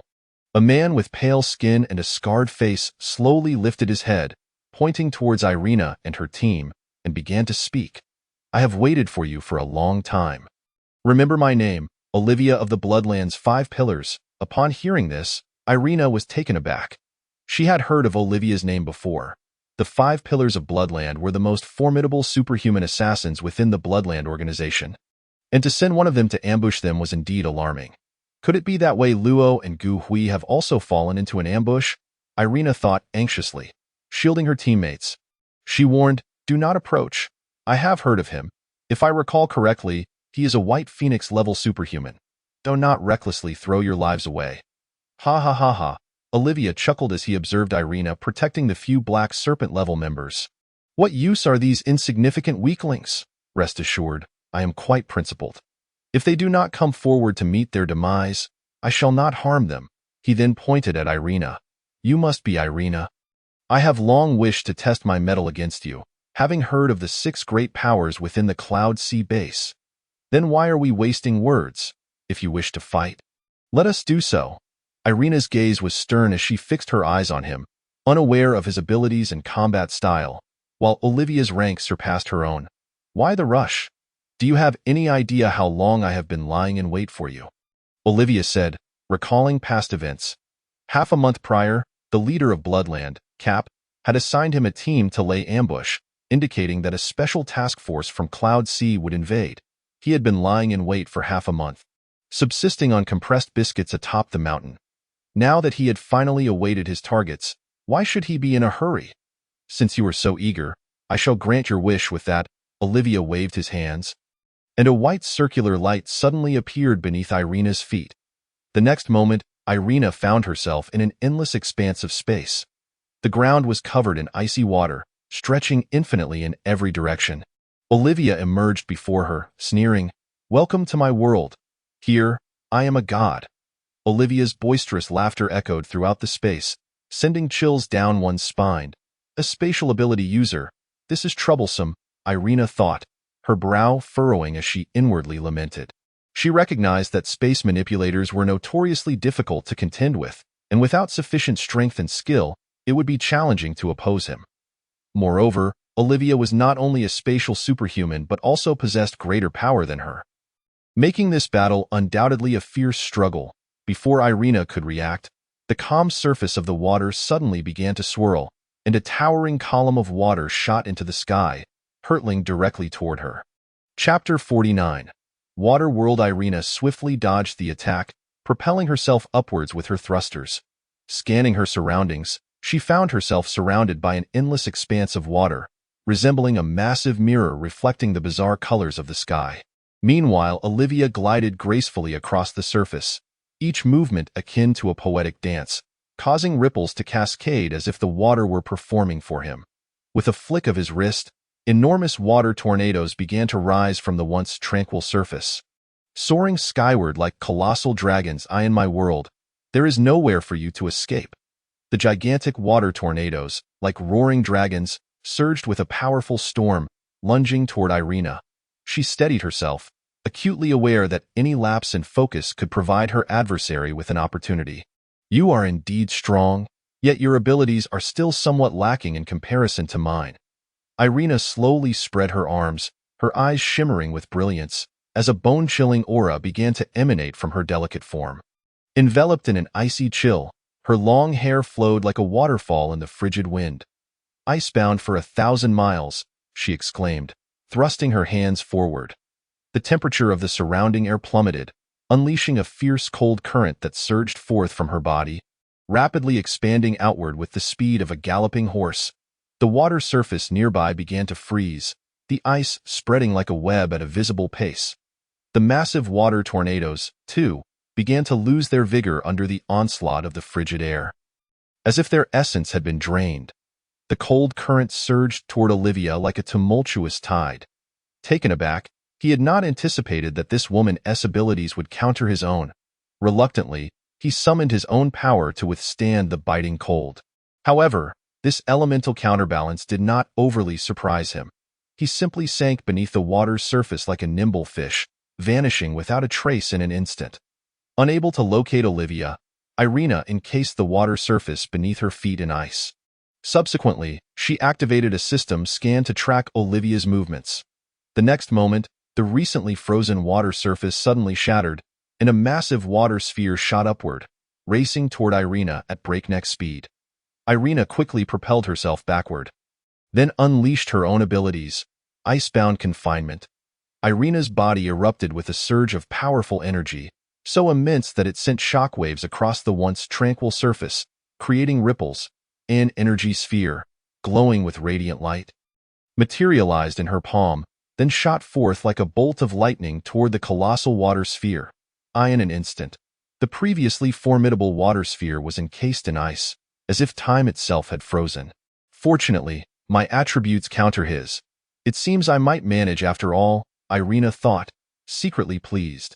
Yet, just then, a sudden transformation occurred. The frozen water sphere exploded without warning, scattering countless droplets in every direction. Following this, a colossal fist, formed from water elements, descended upon Irina like a small mountain. The fist appeared soft, yet it was immensely solid. Irina had not anticipated such a maneuver, and she was struck squarely by the blow. Plummeting into the icy depths like a kite severed from its string, the impact was tremendous, leaving her armor with subtle cracks. Meanwhile, the previously calm underwater environment erupted into chaos. Countless sharp spikes, composed of water elements, surged from all directions, raining down upon Irina in a torrential barrage. Realizing the peril, she immediately activated her propulsion device, ascending from the water's surface at maximum speed. Irina broke free from the depths, sending splashes of water flying. Soaked to the bone, her damp hair clung to her face, rendering her quite disheveled. Yet, before she could catch her breath, an unseen charged energy struck her fiercely, plunging her back into the water. In the next moment, Olivia emerged from the depths, his right hand transformed into a colossal war hammer, crashing down toward Irina. Instantly, she sprang into action. She concentrated all her strength, forming a towering ice shield. Yet Olivia's onslaught was too ferocious, shattering the shield and sending Irina careening through the air. Irina crashed heavily onto the icy surface, spitting out a mouthful of blood. Undeterred, she immediately rose, preparing to continue the fight. With a flourish of her hands, she conjured countless ice spikes, launching them towards Olivia. Olivia deftly sidestepped while wielding her war hammer, smashing the ice spikes one by one. Seizing the moment, Irina unleashed her extraordinary powers. Summoning a massive ice wall that obscured Olivia's line of sight, she swiftly maneuvered behind the ice wall, ready to mount a surprise attack. However, Olivia had already anticipated her move. Water began to coalesce in her palm, transforming effortlessly into a colossal scythe. In a single strike, she obliterated the ice wall and charged towards Irina. In my watery realm, I am invincible." Olivia swung her gigantic water scythe, unleashing a barrage of immense water blades towards Irina. Fixated on the impending assault, Irina expended every ounce of fuel in her armor to ascend rapidly into the sky, her body erupting with tremendous energy, frost enveloping her. Celestial icefall. Irina raised her hand. And suddenly, a colossal entity materialized in the sky, a tempest swirling around massive ice columns, resembling a fierce dragon spiraling through the air. The ice column spanned dozens of meters, astonishing to behold. Then, with a sweeping motion of her arm, she sent the massive ice column, accompanied by a chilling storm, hurtling towards Olivia. Sensing the terrifying energy of the impending strike, Olivia's expression turned grave, and countless streams of water seemed to respond to her call. Swiftly gathering around her to form a gigantic drill, she clasped her hands together, and the water drill became an indomitable sword, plunging directly into the ice column, triggering a cataclysmic explosion. After the blast, a colossal cloud of steam surged into the sky, leaving Olivia perplexed. Suddenly, she noticed that the shards of ice, which should have been cascading from above, had transformed into a multitude of gigantic fireballs, akin to burning meteors, hurtling towards her with alarming speed. Chapter 50. A clash of ice and fire surrounding Irina. The energy that once radiated frost now abruptly morphed into flames, in an instant. The gigantic ice column converted into countless fireballs, evaporating Olivia's attack into steam. Countless fireballs rained down upon Olivia, so she dares to wield fire. Truly, she is a daughter of the Slavs. Olivia leaped up, for she believed engaging fire against water was akin to striking stone with an egg. Confidently, she summoned a colossal fist and struck at one of the fireballs, as her water fist extinguished the flames. She was taken aback to find that beneath the flames lay the fragments of the shattered ice column. Caught off guard, she struck her own body, a prime opportunity. Irina wasted no time, swiftly altering her abilities. "Do you think the power of water can reign supreme here?" Irina's voice echoed through the storm, her eyes glinting with unyielding determination. Her hands traced intricate patterns in the air as the surrounding frost began to melt away, replaced by searing flames. Ice and fire transformation. In her palms, flames intertwined with frost, forming swirling tornadoes of ice and fire that surged towards Olivia. The intense heat of the flames clashed with the sharpness of the ice, creating tremendous explosions, and the water surface continuously evaporated into vast clouds of steam, as ice columns plummeted from the sky, tearing gaping rifts in Olivia's watery domain. In this realm governed by Olivia, Irina danced like an elemental performer, flawlessly embodying the ballet of ice and fire. Olivia's expression grew serious. She had never anticipated the versatility of Irina's powers. Her water vortex faltered under the relentless assault of ice and fire. She attempted to summon more water elements to resist, but Irina's onslaught crashed upon her like relentless waves, overwhelming her defenses. Moreover, she found herself at a loss for how to turn the tide. "Your strength indeed exceeds my expectations." Olivia had to concede that Irina's prowess far surpassed her predictions. She understood that if she did not swiftly conclude this battle, she risked falling into an increasingly precarious situation. A glimmer flickered in Olivia's eyes as her form began to blur, the surrounding water elements swirling chaotically, erupting into a massive tidal wave, enveloping both her and Irina within a colossal water shield. "Water obliteration!" Olivia's voice resonated within the water sphere, and the entire surface trembled violently, waves of potent energy radiating outward. Irina sensed an unprecedented threat and immediately fortified her ice and fire defenses, bracing herself for the imminent explosion. Boom! The deafening explosion reverberated throughout the space, the water sphere disintegrating into countless fragments, and the powerful shockwave sent Irina flying, her body tracing an arc before crashing heavily onto the distant ice. Struggling to her feet, Irina found her armor riddled with cracks, blood trickling from the corner of her mouth. She realized she had sustained significant injuries. Looking up, she discovered that Olivia's figure had vanished without a trace. Then, Irina noticed that the ice beneath her had reverted to its original rocky form. She glanced up to find her vehicle parked ahead, her team rushing toward her in unison. She had returned to the underground world. Escaped? Irina cautiously surveyed her surroundings as she slowly rose with the assistance of her teammates. "Captain, are you all right?" Her teammates inquired with concern about Irina's condition. She waved her hand dismissively, indicating that she was relatively unharmed. Her gaze swept the area. Despite her injuries, she remained ready for battle. "We cannot linger here for long. Olivia may return at any moment." Irina's voice was resolute and powerful. She understood that the fight was far from over.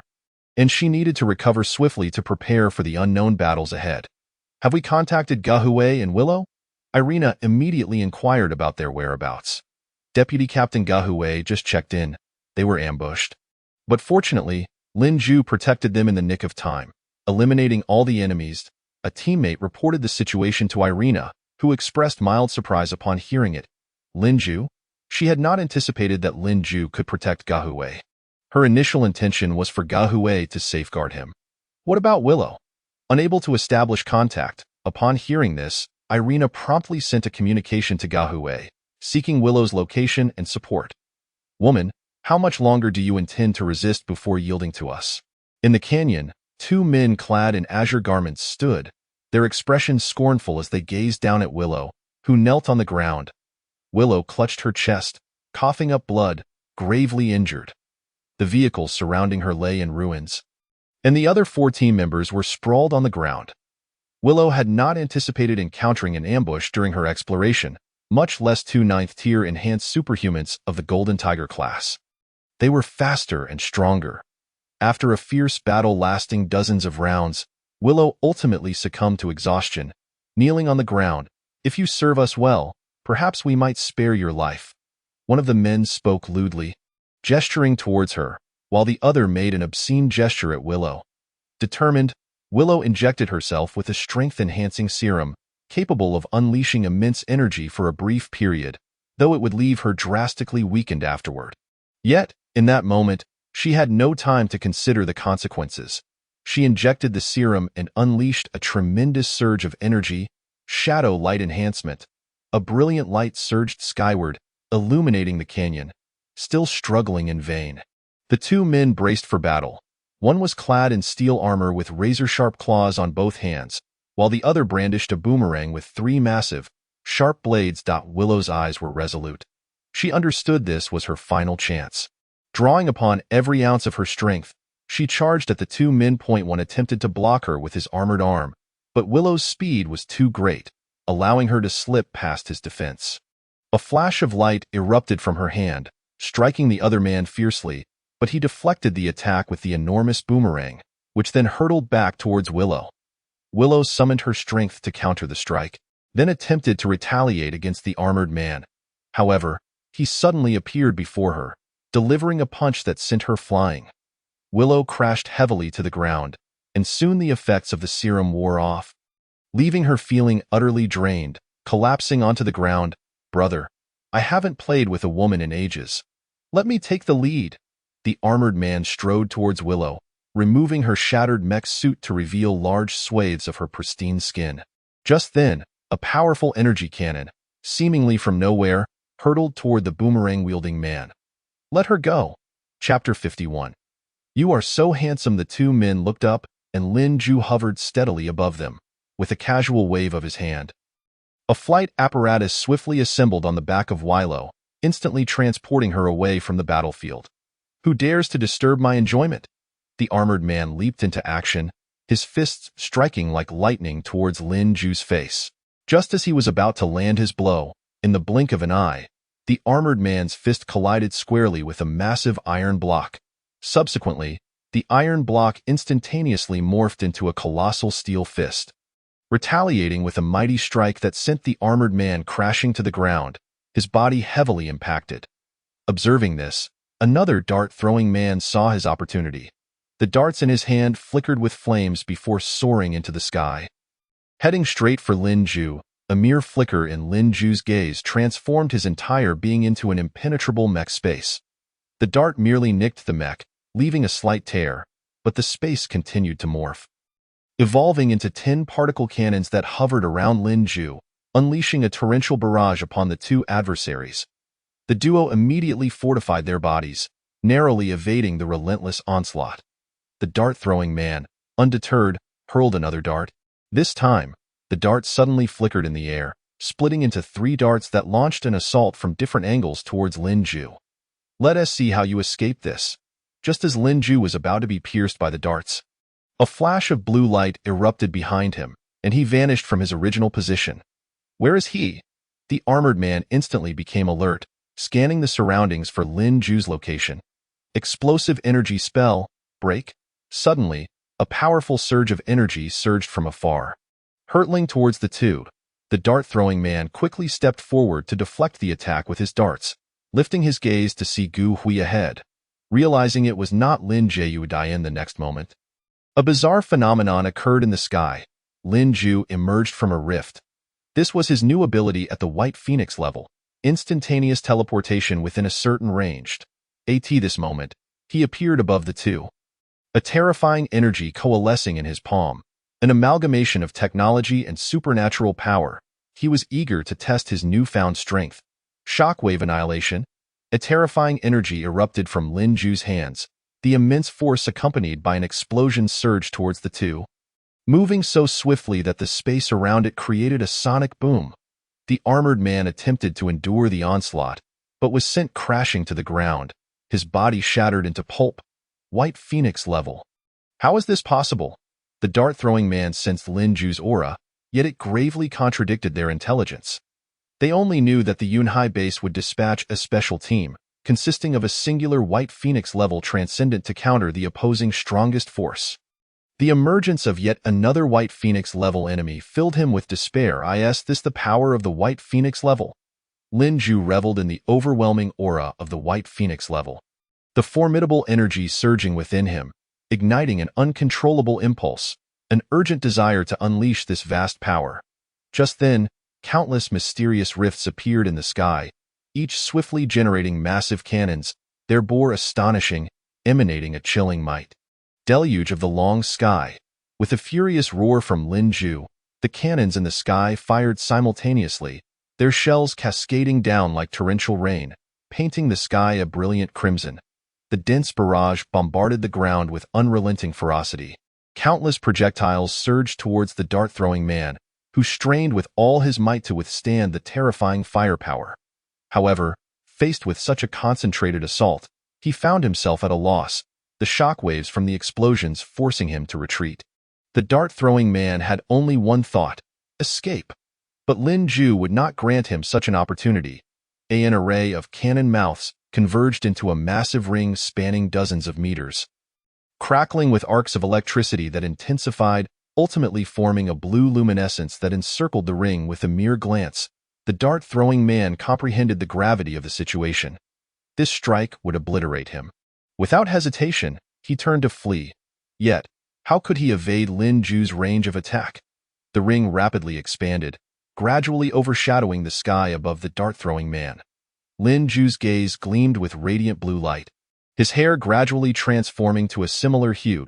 A hint of a smile graced his lips as he clenched his fist tightly. Energy concentration. Alpha. Void Soul Break. With a low incantation from Lin Jiu, a cataclysmic explosion resonated, instantly reducing the area within a few hundred meters of the dart-throwing man to nothingness. This scene left Weilo and Gu Hui, who were positioned at a distance, utterly speechless. They finally comprehended why the base had poured such effort into developing this device. With the physical quality of a White Phoenix Level 2, Transcendent and combat energy manifesting as a White Phoenix Level 6 Transcendent, their systems analyzed Lin Jiu's combat performance. How did he achieve this? Weilo inquired, her expression a mixture of confusion and astonishment. Look, Gu Hui pointed at Lin Jiu. Weilo turned her head to see Lin Jiu gently descending to the ground, his arms outstretched as he slowly absorbed the residual energy left by the two fallen foes, an expression of sheer enjoyment adorning his face. Is he an energy devourer? Weilo gasped in surprise. I finally understand. Effort is worthless in the face of talent, Gu Hui remarked, shaking his head. After resolving the conflict, Lin Jiu hurried to Weilo's side to assess her injuries. He touched her mech, and in the next moment, the energy from his own mech began to transfer ceaselessly to Weilo, restoring her mech to pristine condition. You're too weak to rise, huh? Well, how about this? I saved you. So how do you plan to thank me? Lin Jiu said with a smug grin. Weilo attempted to get up, but her frail body felt unbearably heavy. Observing this, Lin Jiu simply scooped her up. Looks like this time, it's all on me. You're so handsome. Weilo suddenly gazed at Lin Jiu with dreamy eyes. Huh? What did you say? Lin Jiu was taken aback, recalling the fierce, invincible woman she once was. How had she transformed into this delicate, dependent figure in his arms? Weilo wrapped her arms around Lin Ju's neck, then fainted in his embrace. She is too weak. She needs to rest, Gu Hui cautioned. There's no rush. My data still has a vehicle. Lin Ju then summoned the RV data he had previously inputted. And in the next moment, a rift appeared ahead, revealing the RV slowly materializing before them. Lin Ju laid Weilo gently on the RV's bed, then exited the vehicle. Han Jiadong activated his abilities to scan for any remaining threats as well as Irina's location, while the last team member stood guard in front of the RV. Chapter 52. Baika City. Irina hurriedly arrived at Lin Ju's location, surveying the scene in disarray. The once magnificent valley lay in ruins. Surrounded by shattered rocks, Captain Gu Hui and the other team members saluted Irina in unison. What is our casualty count? Irina inquired, her brow furrowed. 0.5 team members, 0.1 silver leopard level, 4 black flood dragon levels. Gu Hui choked out, alas. Irina sighed. They had been outmaneuvered by Blood Earth. What of Weilo? Irina asked concerning Weilo's condition. She sustained considerable injuries and is now resting in the RV. Gu Hui pointed towards the vehicle. Lin Ju was seated on the RV's steps, unknowingly leaning against the railing, peacefully asleep. Why is the battlefield here so devastating? Who dealt with the enemies? Irina questioned. Observing the wreckage, it was Lin Ju. He eliminated the 2 Gold Tiger level 9th tier foes who severely injured Weilo. Furthermore, he also dispatched the Gold Tiger level 6th tier enemy that I faced earlier, and he single-handedly took down a Gold Tiger level Transcendent. He's that strong? Irina gazed at Lin Ju, astonished. Moreover, Lin Ju has now ascended to the White Phoenix level, and his displayed prowess far exceeds his physical quality level, Gu Hui continued. What? How did he manage that? Unless he too is an energy devourer.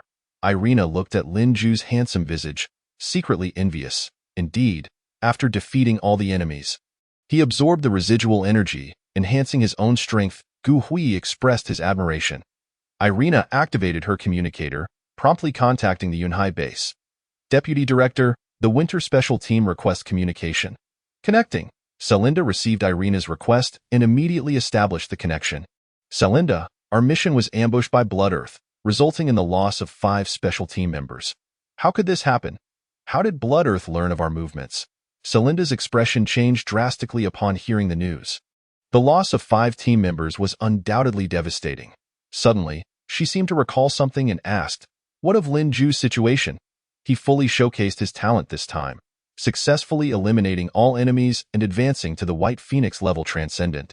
Irina's words struck like a thunderclap, resonating in the ears of everyone in the communication room. The boy who had inadvertently become embroiled in this conflict had actually ascended to the White Phoenix level. Has Lin Ju truly attained the White Phoenix level? Celinda once again sought confirmation from Irina. It was unequivocally true. He remained a devourer. Without him, it was likely that my special team would suffer devastating losses. After listening to Irina's report, a slight smile graced Celinda's lips. T's thoughts had indeed proven correct. Irina, I request support. Irina sent out a distress signal, providing their current location. Very well, Irina. For now, your primary objective remains exploration. In the coming days, I will dispatch the Mobile Special Team and the Hulong Special Team to support you underground. Once you have regrouped, proceed to the territory of Bloodland. Additionally, ensure that Lin Ju is safeguarded. Even if it costs lives, he must be brought back. After outlining the mission, Celinda promptly summoned Jiang Yitong. Xiaotong, how is your team assembling? I can forego bringing low-level transcenders. I will only take my 2 deputies. Jiang Yitong replied, having assessed the situation underground. She believed that since the ultimate mission was to confront Bloodland, low-tier transcenders would not be of much use. All right, then wait for Anyang to return before you all depart. No, please allow me to leave first. They are not safe underground, and it would be more prudent to go for their rescue sooner, Jiang Yitong insisted. Very well, you shall set off immediately for the underground. Celinda issued the command for action. Yes. The group searched diligently and finally exited the vast gorge. 20 kilometers ahead lay Baika City, the town closest to the territory of Bloodland. After concluding the call, Irina immediately began planning their journey. The group convened in the RV to discuss their subsequent tasks. Irina and Gu Hui sat on either side of the table, with a map meticulously spread out before them. Willow had awakened, though she remained quite weak, reclining on the bed, her head slightly tilted to gaze at the others, while Lin Ju sat beside her, offering support. Let us first proceed to Baika City. One can never be too cautious in this desolate wilderness, as attacks may occur at any moment, Ji Hui remarked, casting a wary glance out the window, fearful of a sudden return of Bloodland. Once we reach the city, we must temper our boldness. Every town serves as a point of contention, and any large-scale assault within town limits would violate the underground's rules. Willow softly concurred from her bedside, her voice faint and distinctly different from her usual demeanor. That may be so, yet Bloodland is fundamentally a small assassination organization. Small-scale killings in towns are largely unregulated. Moreover, being on the periphery of the underground world, Bloodland seldom adheres to most underground regulations, Irina noted, tapping the table. Nonetheless, it is certainly preferable to being in the wilderness. Thus, they set their course toward Baika City. The journey of over 20 kilometers was not particularly long, and they soon arrived at the outskirts of Baika City. Lin Ju peered out the window. The city's scale resembled that of a small county, with barely any buildings exceeding 8 stories, and the area was pitiably small. A complete circuit by car would likely take no more than 20 minutes. The streetlights cast a dim glow, and the thoroughfare was sparsely populated. Each building bore numerous bloodstains at their entrances, chronicling the many events that had transpired there. The pedestrians on the street appeared fierce and menacing, with a few seeming like ordinary passers-by. Yet, judging by their cunning expressions, they were hardly virtuous, after all. Who would willingly reside in such a place? As Lin Ju and the others passed by a couple of 2-story buildings, massive chimneys atop them belched thick smoke. The smoke wafted into the vehicle's air conditioning system. What is that terrible smell? Lin Ju coughed, choking on the fumes. That's a drug manufacturing den, Irina stated, unfazed. Drugs? Lin Ju exclaimed, hastily covering his mouth and nose. Isn't there anyone to oversee this? What a ridiculous question. If someone were monitoring them, they wouldn't be operating underground. Suddenly, the vehicle came to a screeching halt, causing Lin Ju and the others to nearly topple over, and Willow fell directly into Lin Ju's arms. Hey, you crashed into me? Lin Ju quickly raised his hands in a gesture of innocence. You're insufferable. Willow lightly stroked Lin Ju's chest, a smile gracing her lips. Chapter 53. Someone is asking me for 5,000. What is going on? Irina inquired of the driver about the situation they encountered. A group of people blocked our vehicle. Prepare for combat, Irina commanded. The team disembarked, with Lin Ju remaining close to Willow for her protection. How come I never noticed how handsome you are? Willow whispered seductively in Lin Ju's ear. My goodness, big sister. What is wrong with you? Please revert to your former self. Lin Ju looked at Willow anxiously. Her transformation was so drastic that she was unrecognizable from the cold, unyielding woman he had known. At this moment, Willow's eyes bore traces of vulnerability and affection, resembling an injured little kitten. Have you not considered me a friend? Before you arrived, my days were filled solely with training, missions, and more training. Since you came along, I can train you daily, and you possess a sense of humor that no one else in this entire base has. You have filled my life with joy, and now, the first thing I do upon waking is seek you out. Do you still regard me as just an ordinary teammate? Willow's voice trembled as she nestled against Lin Ju, her hands gripping his clothing tightly, fearful that he might vanish if she loosened her hold. Her gaze remained fixed on Lin Ju, her eyes shimmering with light. Hearing Willow's words, Lin Ju felt a swell of emotion. Yet faced with such a direct and fervent expression of feeling from her, he was momentarily at a loss for words. I have heard that there is an old saying in Huaxia. A life-saving grace must be repaid with one's body, Willow murmured, a blush tinting her cheeks as she lowered her gaze, a radiant smile lighting up her face. Lin Ju was momentarily stunned by her words, his mind blank. He had never anticipated that Willow would utter such a declaration, and he found himself unsure of how to respond. In a moment of confusion, he abruptly pushed Willow away, nearly sending her sprawling to the ground. Startled by his sudden action, Willow's eyes flickered with disappointment and hurt. Biting her lip, she grew slightly incensed. What are you doing? I was being nice to you, expressing my feelings, And you just don't appreciate it. Fine, go away, keep your distance. Are you satisfied now? With that, Willow turned on her heel and walked away, leaving Lin Ju standing there, bewildered. In her frustration, Willow even hurled a pillow at Lin Ju's face. Meanwhile, the atmosphere inside the vehicle was rife with playful banter, while outside, a heated confrontation ensued. Those outside Bika City must either stay at the Bika Hotel or leave. A member of the crowd blocking the road announced, "We can simply move our vehicle to a location that doesn't obstruct you." Members of the team argued back, "I know you lot are real powerhouses who come from the surface. Either you kill us all or you come in," shouted a leading man from the crowd. Those capable of conducting business in such an underground environment, even in a remote location, likely possessed some degree of influence above ground. Most were underground asset holders linked to tycoons in business or politics. For them, this capital scale was neither too large nor too small, and it was unnecessary to offend unknown forces over a mere hotel. All right, we'll check in. Is that satisfactory?" Irina, unable to tolerate the situation any longer, readily agreed to their demands. "Ha ha ha, well said. Come, follow me." The leading man chuckled, leading the way to a vehicle, with Irina's car trailing closely behind. Before long, the group arrived in front of a 7-story hotel. This so-called hotel resembled more of a modest inn. You all understand, the geographical location here is quite remote, and foot traffic is scarce. "We hardly make a profit throughout the year," the man explained while leading the way to the front desk, with Irina and the others following closely. Lin Ju cautiously supported Willow as they moved forward. "It's 5,000 per person," announced the bearded man at the front desk while counting bullets. "What? 5,000 for one person?" Gu Hui exclaimed, and in an instant, dozens of armed men emerged, each brandishing submachine guns aimed at them. $5,000, how familiar it sounds. Lin Ju thought back to some past events, realizing that had he purchased that 5,000 stone, he might not have faced so many troubles. "I know you likely aren't intimidated by this.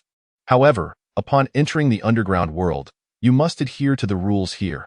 If you disrupt the order, you will bear the consequences." The leading man spoke languidly. He was merely an ordinary human, yet he was unafraid. Even somewhat audacious, despite knowing he could not contend with the group before him. Irina produced a black card from her pocket and handed it over to him. She was acutely aware that failing to surrender the card could lead to unnecessary complications. The man in charge accepted the card, nodding in satisfaction. "Heh, now that's more like it." He waved his hand, signaling the bearded man to let them pass, and with a flick of his wrist, the armed guards vanished instantaneously. Yi Hui curiously gazed at the bearded man, unable to restrain himself from asking, "Are you also a super-powered individual?" The man grinned widely, revealing a set of yellowed teeth. "I hardly qualify as a super-powered being. My little illusion tricks pale in comparison to what you all can do." After saying this, he took the black card, swiped it, and returned it to Irina. The leading man looked at Irina and the others with a cheerful demeanor and said lightly, "I hope you enjoy your stay here. Should you have any further needs, feel free to reach out to us. Of course, there is a nominal fee for each service, $100 per instance." With that, he turned and walked away, leaving Irina and the others standing there, gazing helplessly at his retreating figure. Thankfully, money was not an issue. Yi Hui wiped the sweat from his brow. Although it was not his own money but the base's funds, he still felt a pang of sorrow. "How many rooms did we book?" Lin Ju turned to Irina. "All these rooms are available. The underground hotel has fewer regulations, as long as you pay for the number of occupants. One person can occupy a room that I'll share with Lin Ju," Velos suddenly exclaimed. Everyone present fixed their gaze on Lin Jue. Ji Hui wore an understanding smile. Velos' fiery temperament had clearly been won over by him. He needed to be cautious, as Lin Ju was now at the White Phoenix level, and if he grew stronger in the future, it could spell trouble for him. Chapter 54. Velos past stop messing around? "Sister, let me go." Lin Ju, having placed Velo on the bed, prepared to leave, but she clung tightly to his arm, refusing to let him depart. "Hey, am I that unlikable? Or is it that now you've become a White Phoenix level transcendent? You look down on me?" Velo stared at Lin Ju, enunciating each word carefully. "Velo, I'm just struggling to accept your sudden change in attitude. I mean no offense. You people from Huaxia are truly something." Feelings should be expressed boldly, yet you all hide them away until it's too late. Velo still wouldn't let Lin Ju leave her side. All right, I want to go. Lin Ju, exasperated, decided to sit on the edge of the bed and keep Velo company until she fell asleep, after which he would sneak out. Velo leaned closer, resting her head on Lin Ju's shoulder, her arm entwined with his. When I was 14, my parents left me due to a car accident. My uncles and aunts didn't want to take me in, so I had to drop out of school and fend for myself. I worked various jobs until I turned 19. Once, at a bar, after delivering a bottle of liquor, an older man grabbed my hand and wouldn't let go. Groping me indiscriminately, I was young and impulsive, and in a moment of rage, I smashed the bottle over his head. He was injured, and suddenly, many men came after me, dragging me outside and onto the rooftop, where they beat me with wooden sticks, breaking my arms, ankles, and knees. As she recounted this, Velo's body trembled uncontrollably, as if those events were occurring all over again. They saw I was still breathing and stopped, leaving me there to fend for myself. That moment, I truly felt there was no reason left to live. I crawled to the edge, contemplating a jump, but then I heard a commotion behind me. A woman, around my age, appeared behind those men. They thought she was there to cause trouble and tried to attack her, but then she conjured a series of silver playing cards from her phone. Swiftly dispatching all the men, I was so terrified I couldn't utter a word. She approached and gently helped me up, inquiring about my injuries, and then took me for treatment. As Velo spoke, tears welled in her eyes. Lin Ju was taken aback to learn that the woman, who often displayed a fiery temper and mocked him, had endured such a harrowing past. What happened next? Who was that woman? She must have been a transcendent, right? Yes, Velo nodded. She took me for treatment, and after a few days, she asked if I would like to join them as comrades. With no other path before me, I agreed. Then she drove me to the seaside of Principal City, where she seemed to summon something, and suddenly, a small spaceship emerged from the clouds, completely invisible before. When the ship landed, a man disembarked, took the woman's hand, and they shared a passionate kiss. Then he approached me and said, "From this day forth, you shall no longer be bullied. The Star River Alliance will forever protect you." He then took me aboard the spaceship. Later, I underwent Mr. T's testing and was assigned to the Cloud Sea base, becoming a special agent. After sharing this, Velo exhaled deeply, as if unburdening long-held emotions. Lin Ju, overwhelmed with feelings, found himself at a loss for words to comfort her. "Who was that woman who saved you? Was it Xiao Tong or Irina?" Lin Ju inquired. "Her name was Maria. She passed away a few years after saving me during a mission. The man who descended from the spaceship was her lover." William Skit. Velo sighed at this point, a sense of nostalgia enveloping her. William Skit? Lin Ju was surprised to learn that it was William who had saved Velo and that he had such a history. "They were the ones who rescued you," Lin Ju remarked, slightly astonished. "They were only a couple of years older than me." Despite his current aloof demeanor, William was once incredibly compassionate. "His talents were akin to yours now. It is said that he discovered his abilities in a time frame not much longer than yours. Given his strength, how could his partner meet with such a tragic fate?" Lin Ju pondered. "We are not entirely clear on the specifics. All we know is that back then, William was ambitious and dissatisfied with many of the Star River Alliance's demands. He sought to break free from the clutches of those in power, believing his strength was sufficient to eradicate all evil in the world. Many individuals at the Cloud Sea base were, in fact, saved by William. However, we do not know the details of that particular mission. William led his elite team underground. This was 8 years ago, and among the 5 members, the lowest rank was Golden Tiger level 5. Yet when William returned, he was the sole survivor, with even Maria perishing in the ordeal. Since then, he transformed completely, choosing to walk alone, and has done so ever since, refraining from leading any special teams. Lin Ju's interest in William deepened with each revelation of his past. He truly is a mysterious figure. Lin Ju mused. "Since becoming a special agent, no one has ever listened to my innermost thoughts. From the moment you first arrived, I sensed you were different from everyone at the base, not just because of your striking appearance, but because in your presence, I could momentarily escape the incessant struggles and simply enjoy being ordinary, engaging in playful banter and training you. If you were to witness how I trained others before, you would understand just how lenient I have been with you. Velo smiled proudly, placing her hand on Lin Ju's face. Lin Ju blushed intensely at her touch, feeling the softness against his cheek. His heart raced uncontrollably. He looked at Velo, whose gaze was filled with tenderness. Velo, Lin Ju whispered, I do not know what the future holds, but since I have embarked on this journey, I shall walk this path alongside you all. I will always be here. All right? With that, Velo leaned in and kissed Lin Ju, pushing him down onto the bed. He raised his head, his gaze dazed, as he gently caressed Lin Ju's forehead. I do not yearn for the future. I merely wish to savor this moment. Chapter 55. The meeting all dead? Yes, my lord. Olivia managed to escape, but everyone else perished. The ancient castle lay in eerie silence as Cap stared grimly at the display console before him. The man clad in purple standing beside him to report the situation. This was the video transmitted just before they were killed by someone named Lin Ju, which ceased recording after their demise. Cap's eyes glinted with intensity, fixated on the armored Huaxiao man in the video, whose dazzling blue light and prowess instilled a deep sense of trepidation within him. He has succeeded. Otherwise, they wouldn't have sent this young man to fight underground. Moreover, he has reached the White Phoenix level. We now have another formidable opponent, the man in purple remarked. What of Olivia? If I recall correctly, her rank should be higher than theirs. There was a hint of anger in Carp's words. It seems that he is still too weak. In my opinion, I should be the one to go and block them, ensuring that I bring that brat directly to us and secure the entire crystal. A man with white hair slowly emerged from the outer room, adorned in an opulent suit, with two gleaming ear studs dangling from his ears. A peculiar handgun was holstered at his waist. Exuding an air of indeterminate strength, this individual was named Skari, the leader of the 5 Pillars of Bloodland. A White Phoenix-level transcendent. Skari, do not rush. They have encountered an ambush this time and will surely seek assistance from the Yunhai base.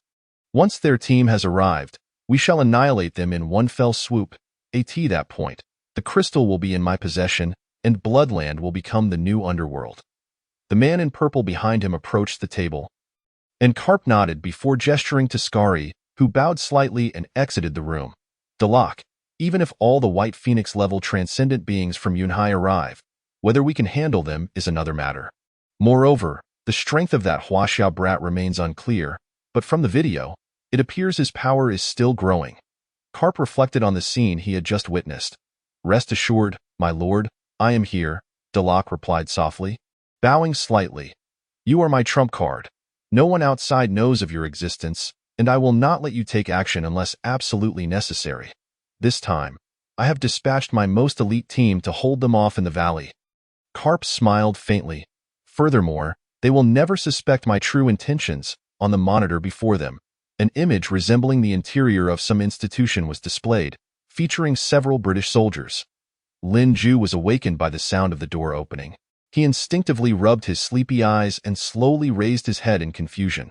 However, upon seeing the scene before him, he was instantly shocked and sprang up from the bed. Irina and Gu Hui stood at the door like two statues, their gazes fixed on him, expressions filled with astonishment and dazedness, as if time had come to a standstill to that moment. Lin Ju was only covered by a blanket, and to his shock, he noticed Wei Luo quietly lying on the bed behind him, covered with a blanket. You too? Irina could hardly believe that Lin Ju had indeed spent the night with Wei Luo. Meanwhile, Gu Hui discreetly gave a thumbs up in admiration of Lin Ju's achievement. Ahem, come down in 10 minutes, Irina awkwardly declared before promptly shutting the door. Why didn't I lock the door when doing such things? How embarrassing. Irina hurriedly left the scene. Lin Ju was still in a daze. He lifted the blanket and found that he was still wearing his underwear.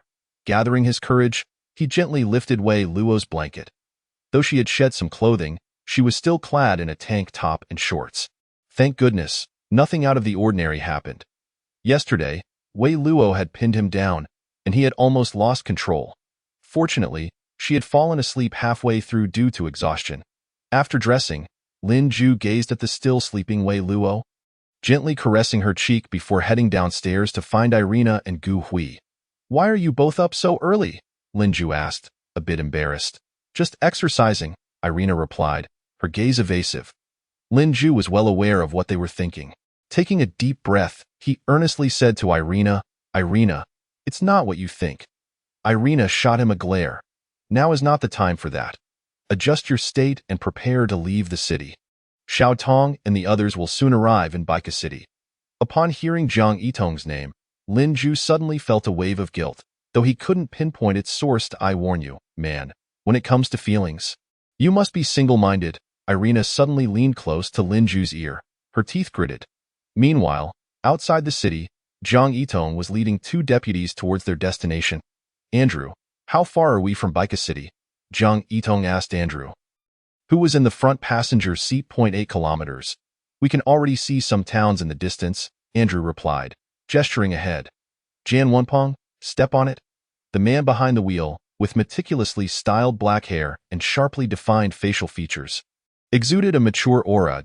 He was Zhang Yitong's deputy, a Jin Hu level 7 tier transcendent, Jan Wunpeng. Jan Wunpeng promptly accelerated. Meanwhile, Lin Ju and the others had finished packing and, after bidding farewell to the hotel, left Baika City to wait for Zhang Yitong outside the city. Zhang Yitong's vehicle quickly spotted them. Upon arrival, she parked the car and swiftly exited. Xiao Tong, Irina, are you both all right? Zhang Yitong inquired with concern. We're fine. We've adjusted well, Irina replied with a nod. Then, Zhang Yitong approached Lin Ju, only to be taken aback when she saw Wei Luo linking arms with him. Wei Luo, are you all right? Much better. Thankfully Lin Ju stayed by my side, Wei Luo replied, casting a flirtatious glance at Lin Ju.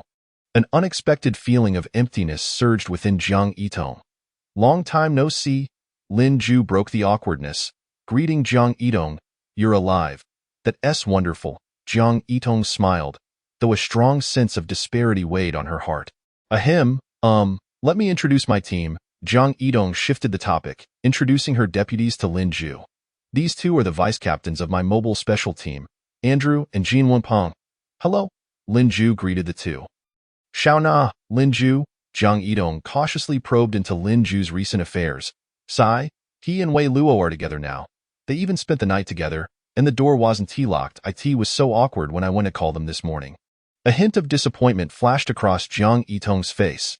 Chapter 56. Beyond the stone gate. After a brief exchange, the group decided to first explore the territory of Bloodland, planning to confront them together once the Hunlong special team arrived. Inside the RV, Jin Wunping drove at the front, a special sniper rifle prominently displayed beside him. Han Jiadong sat in the passenger seat, navigating their route. Zhang Yitong, Irina, Gu Hui, Lin Ju, and Wei Luo discussed matters inside the RV. While Andrew and the other team members occupied a different vehicle, Lin Ju utilized the device to repair and upgrade the mechas and weaponry of Irina and the others. Currently, within this land, there is only this plain surrounded by valleys. Perhaps their stronghold lies here. Zhang Yitong pointed at the map, deliberating with the group. Captain, Han Jiadong, in the passenger seat, suddenly interrupted. There's south no road ahead. The group leaned out of the windows to investigate, only to find a sheer cliff ahead, with an imposing mountain peak rising beyond. They promptly exited the vehicle to examine the situation, discovering that the chasm below was unfathomably deep. Strange, the map clearly shows a route, Gu Hui remarked, puzzled as he held the map. Lin Ju, fly down and take a look, Irina instructed, turning to him. All right. Lin Ju summoned the Reaper armor, equipping himself fully, and the holographic goggles materialized before his eyes as he leapt down. After flying for a while, Lin Ju finally reached the bottom of the cliff. The system analyzed the surrounding environment and reported the data to him before sending it to the others. And Lin Ju opened communication with everyone. There's nothing down here. I just deployed a drone, and there's no sign of life in the valley across either. Yet the map indicates that this is a checkpoint controlled by Bloodland. Irina wore a puzzled expression, having double-checked the map's positioning to confirm there were no errors. I'll conduct another survey below. With that, Lin Ju circled around the cliff's base, meticulously scanning each rock. A massive stone block, nearly 10 meters high, caught his attention, its material differing markedly from the surrounding rocks. I've discovered a peculiar stone. It resembles a large gate. Lin Ju flew back up from below. Let us stow the vehicles and go down together to investigate, Jiang Yitong suggested. Lin Ju promptly collected all the vehicles into the device, and then everyone activated their armor's flight mechanisms, descending slowly to the massive stone gate. There must be some mechanism here. The group approached the stone gate, feeling around, and no need to complicate things. Gu Hui waved his hand, signaling others to keep their distance, then pulled out a slip of paper. Explosive spell. Break! A tremendous force surged toward the gate, and with a deafening bang, the stone gate shattered into fragments. As the dust settled, a dark and profound passage appeared before them. This should be the entrance to the valley leading to Bloodland. Irina immediately dispatched a drone to explore the interior. After venturing inward for a while, no signs of activity were observed. This is strange. The group watched the images relayed by the drone, each feeling puzzled. Staying here isn't a solution. How will we know anything without going in to take a look? Jiang Yitong promptly led Andalou and Jian Wenpeng into the passage. As they passed by Lin Ju, Jiang Yitong merely cast him a fleeting glance, choosing not to speak further.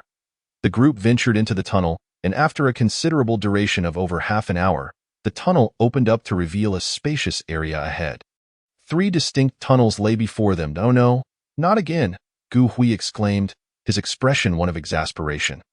Once more, they faced a fork in the road, and it was evident that an ambush awaited them. Irina shared the sentiment.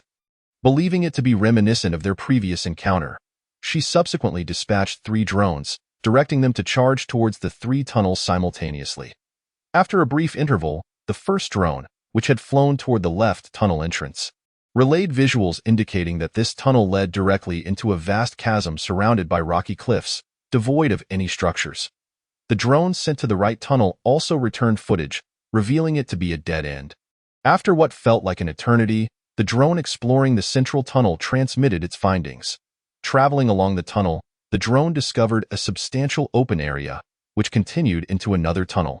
As the drone progressed, the tunnel gradually widened, leading it out of the exit and into the valley beyond, where a formidable steel structure loomed, bristling with an array of weapons aimed at the tunnel's exit. "It seems we have found the right path." Upon witnessing this, the group donned their gear, while Lin Ju summoned over a dozen motorcycles from the device, powered by crystal energy and emitting minimal noise. "Let us set forth," Jiang Yitong declared, leading the way into the tunnel. With the others following closely behind, Irina bringing up the rear. The tunnel measured nearly 5 meters in height and width, allowing 2 individuals to ride side by side perfectly as the group formed a single file line. Before long, they arrived at the open area.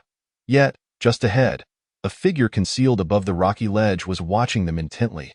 "They are approaching," the figure reported via a communication device before pressing a button. With a thunderous roar, the tunnel began to shake violently. "We have a situation," Jiang Yitong shouted into her communicator. Just as Jiang Yitong, Andalou, Jian Wenpeng, Lin Ju, and Vilo emerged from the tunnel entrance, the exit collapsed with a resounding crash, massive boulders blocking their escape. Meanwhile, Han Jiadong, Gu Hui, Irina, and several members of the Winter Special Forces were trapped within the tunnel, cut off by the fallen debris. History has a way of repeating itself, Gu Hui remarked, a hint of despair in his voice. Irina's expression darkened, her gaze sharp and alert as she focused on the front. Indeed, a man wielding a colossal spiked club approached slowly from behind. He was tall and muscular, his face devoid of any emotion. His eyes roamed over the trapped individuals, as if savoring his prey. "Prepare for battle," Irina commanded, bracing herself. The situation was equally dire for Jiang Yitong. As 5 adversaries appeared before them, the leader among them was none other than Olivia. "Last time I was restrained, but this time, let us see who can hold me back. You have nowhere to run." Olivia chuckled softly, as his words echoed. A white circle suddenly appeared beneath Lin Ju's feet, and in an instant, the 2 vanished from sight. "Lin Ju," Vilo exclaimed, attempting to grasp him, but he had already disappeared.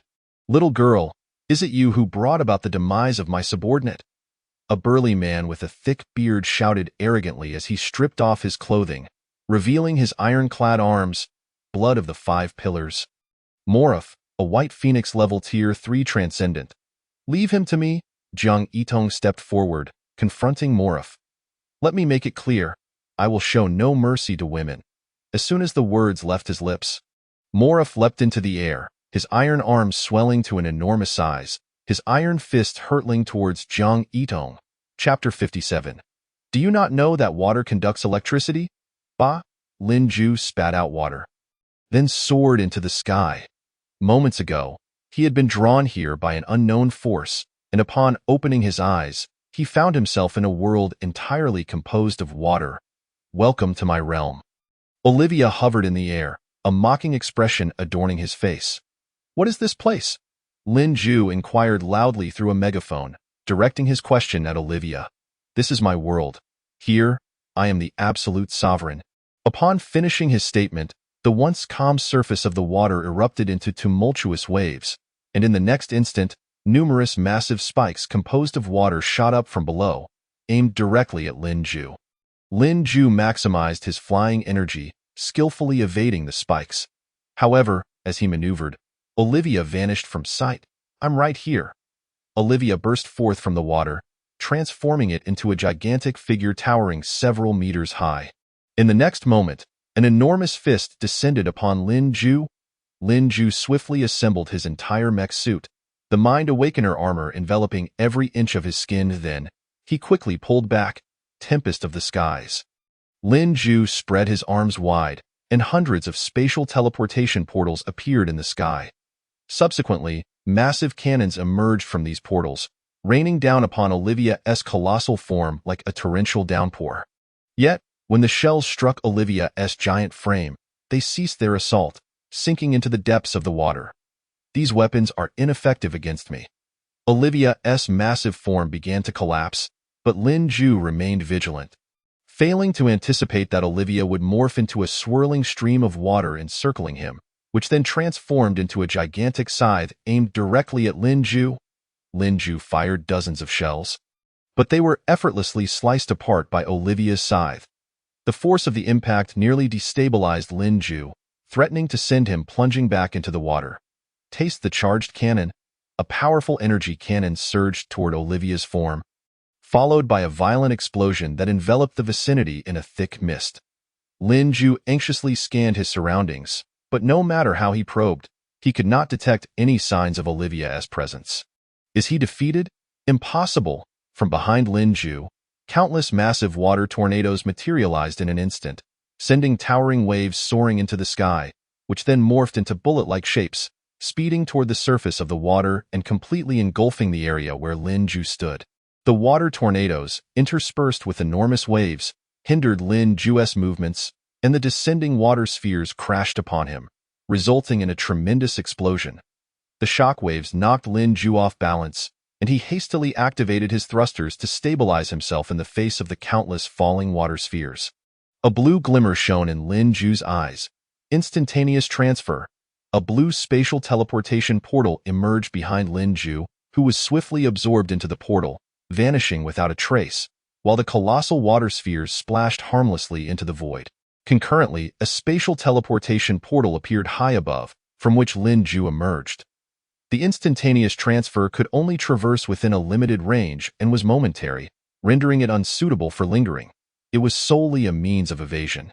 Lin Ju found himself in a situation where the enemy lurked in the shadows while he remained exposed. The once turbulent water surface gradually calmed. Where are you? If you're a man, come out and fight me. Lin Ju meticulously scanned the water's surface. This time, he activated the thermal imaging sensor, yet still found no trace. After contemplating, he decided to activate the spatial wave detector.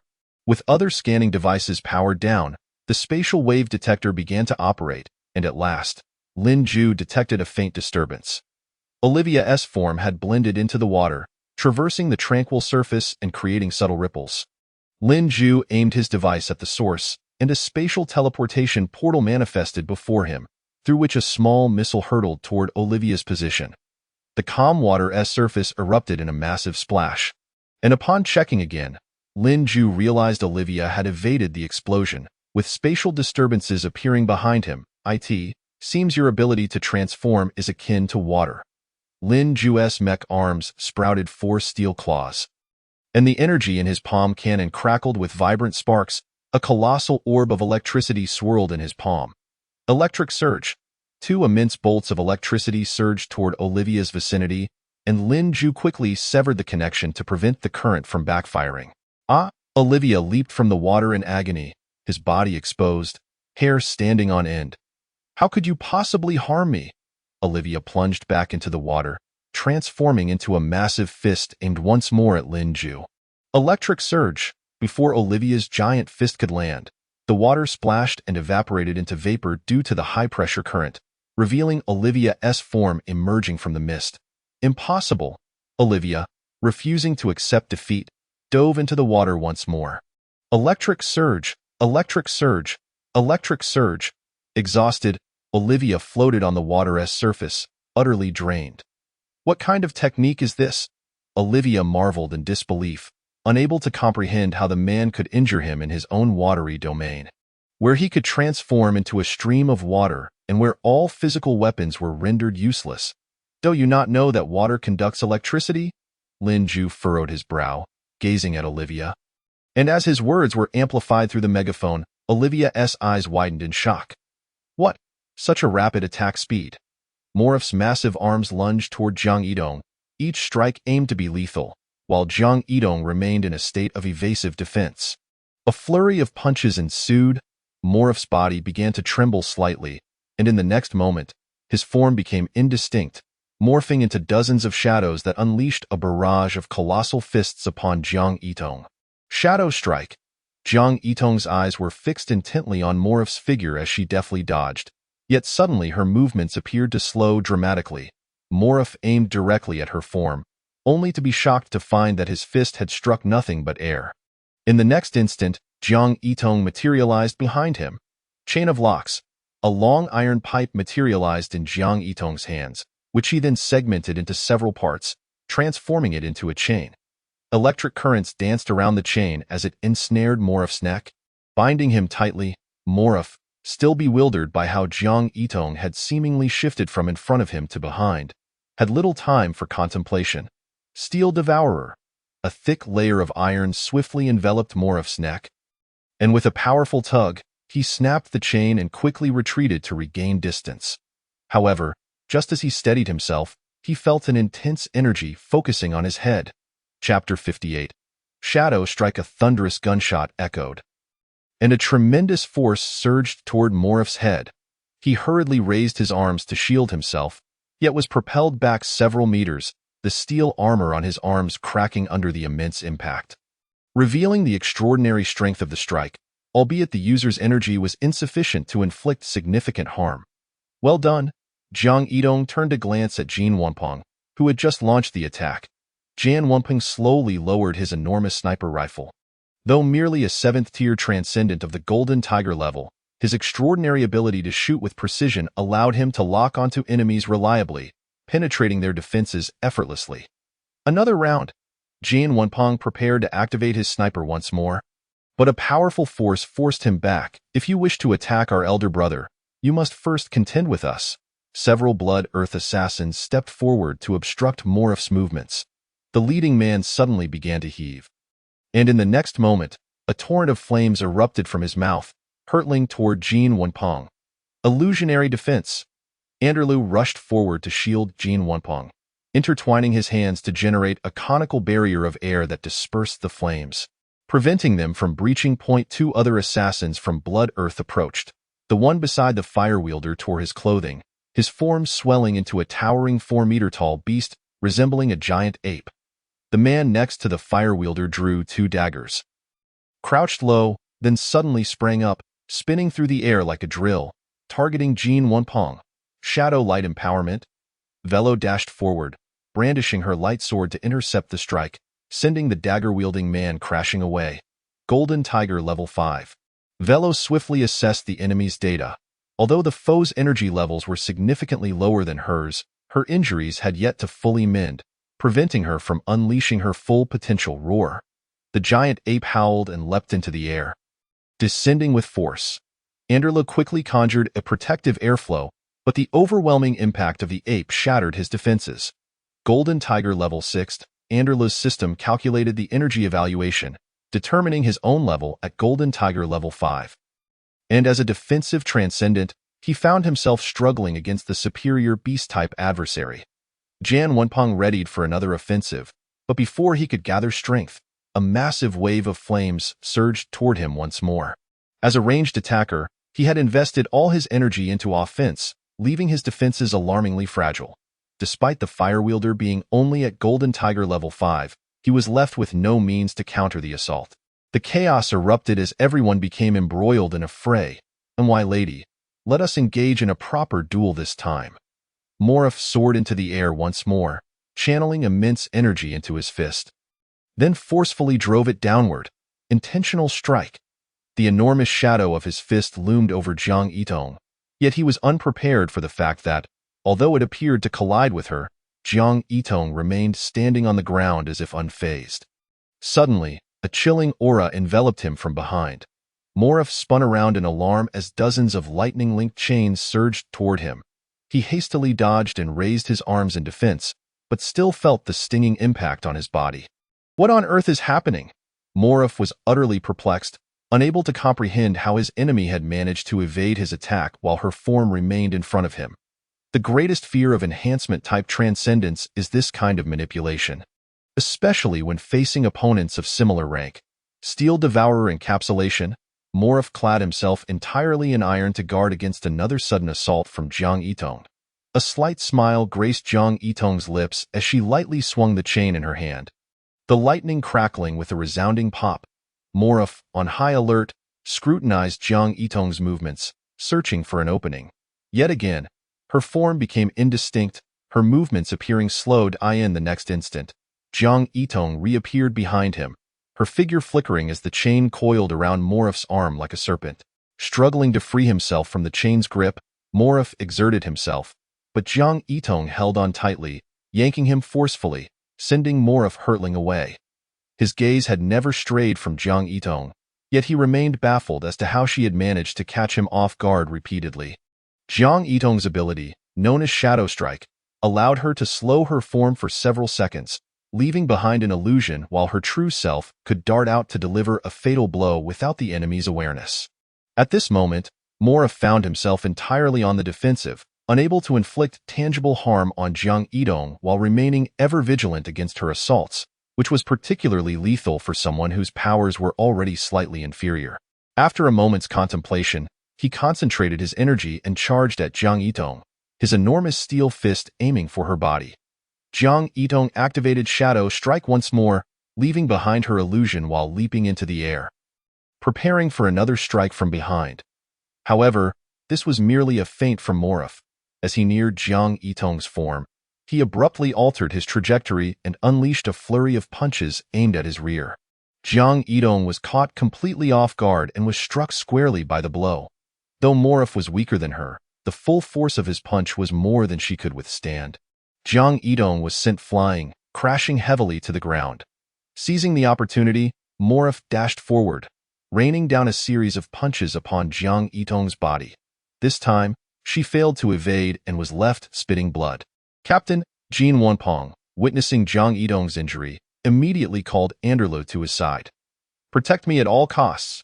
Anderlu unleashed his energy to the maximum, enveloping Jin Wenpeng in a protective airflow, then began to charge his sniper rifle. A terrifying energy coalescing at the barrel.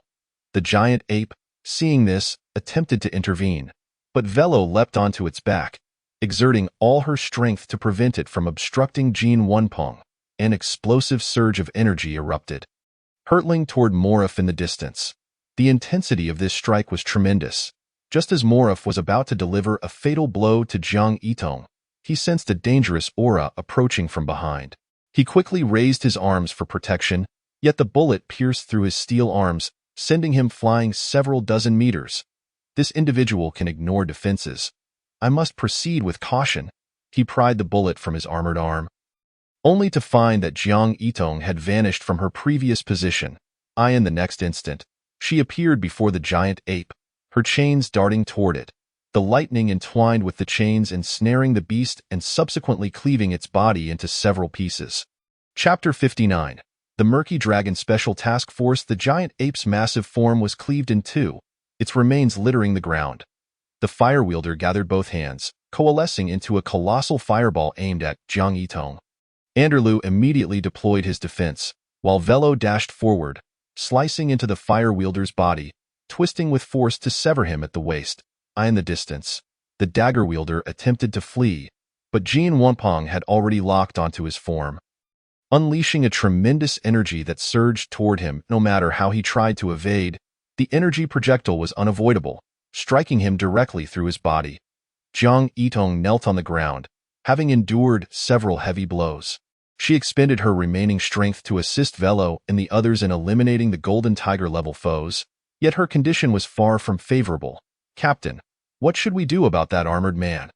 Anderlu nervously watched Morov in the distance, readying himself for defense at a moment's notice. Morov's fists charged with energy once more as he propelled a punch toward the group. Anderlu immediately expended all his energy to create a defense. A massive airflow barrier formed before him, bracing for the impact of the impending damage. With a thunderous crash, the surrounding cliffs trembled, dislodging numerous rocks, and Anderlu was knocked to the ground. Yet in the next moment, Morov surged forward, poised to deliver a lethal strike, prompting Jiang Yitong to rush in and pull Anderlu away. Flurry of punches. The arms of Morov swayed, leaving behind afterimages, yet each phantom struck the onlookers with unwavering precision. A formidable energy surged once more, crashing toward Morov with a thunderous roar. He braced himself against the blow with both arms before charging directly toward Jin Wanpong, delivering a punch that sent him flying. The impact of that strike rendered Jin Wanpong unconscious, sprawled on the ground. Light magnetic field. Vilo unleashed her full abilities. An intense radiance erupted, flooding the open space, blinding Morov momentarily. Seizing the opportunity, Jiang Yitong quickly led a few comrades away from Morov, racing toward another tunnel leading to an exit.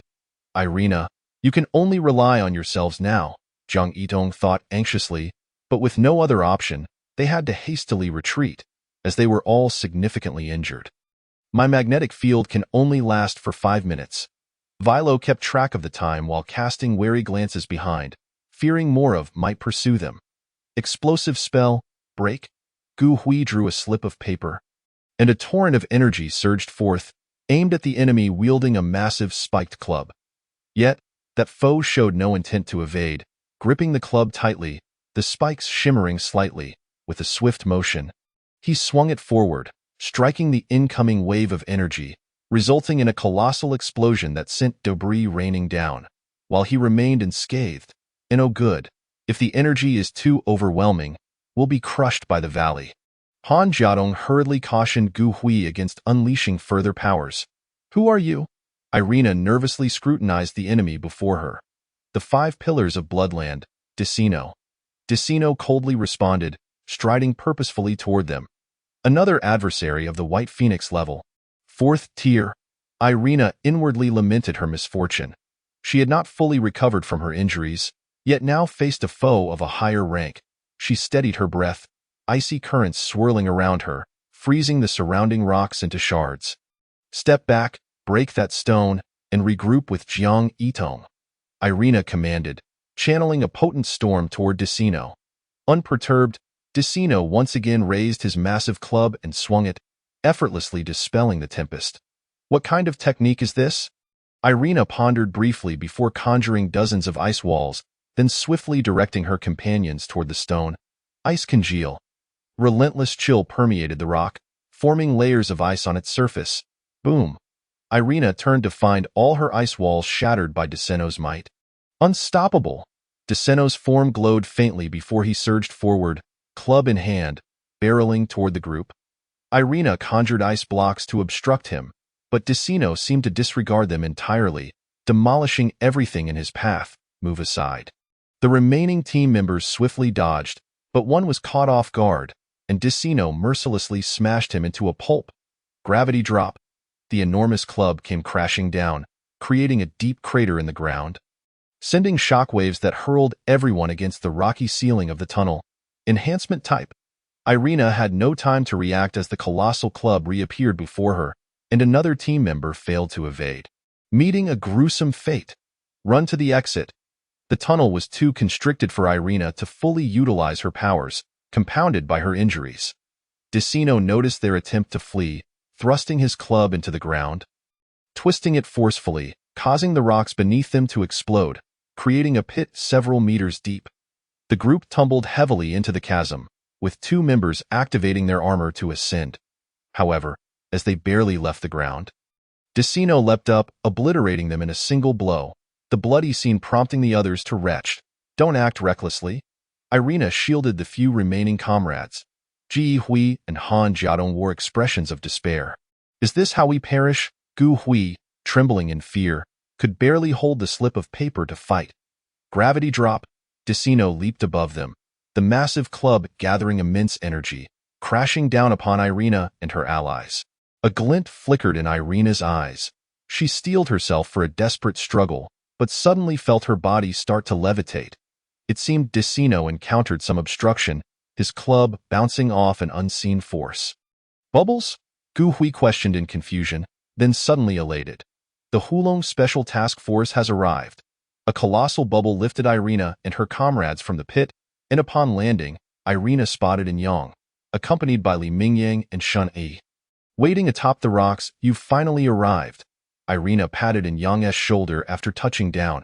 Apologies for being late. Yang smiled faintly, then leaped down into the pit. Why not find a man to duel?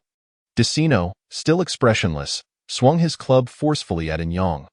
Countless threads, numerous slender steel wires shot forth from Yang's sleeves, ensnaring the club and flinging it away with a single motion. Chapter 60. The power of Lin Ju. Decino sensed Yang's energy level far surpassed his own. Gathering strength and spinning his club to shatter the overhead rocks, causing immense boulders to rain down, barrier bubbles. Shin Yi above immediately encased everyone, as Decino's energy was so formidable that it shattered the boulders blocking the exit. Charge! The group swiftly emerged from the tunnel, with Yang seizing a rock to leap to freedom. What of Jiang Yitong and the others? Irina emerged only to find several corpses on the ground. While Jiang Yitong, Lin Ju, and the others had vanished, continuous punch, before they could react, an unforeseen enemy struck down at Irina. Irina was violently hurled away, spitting blood. Captain, Han Jiadong and the last remaining team member rushed to support Irina, but Morov sought to press the attack, only for Yang to suddenly appear before him. Hey, come fight me. Countless slender steel wires unfurled from behind Yang, charging toward Morov. Unstoppable, Decino catapulted himself from behind, hurtling toward Yang, catching him off guard.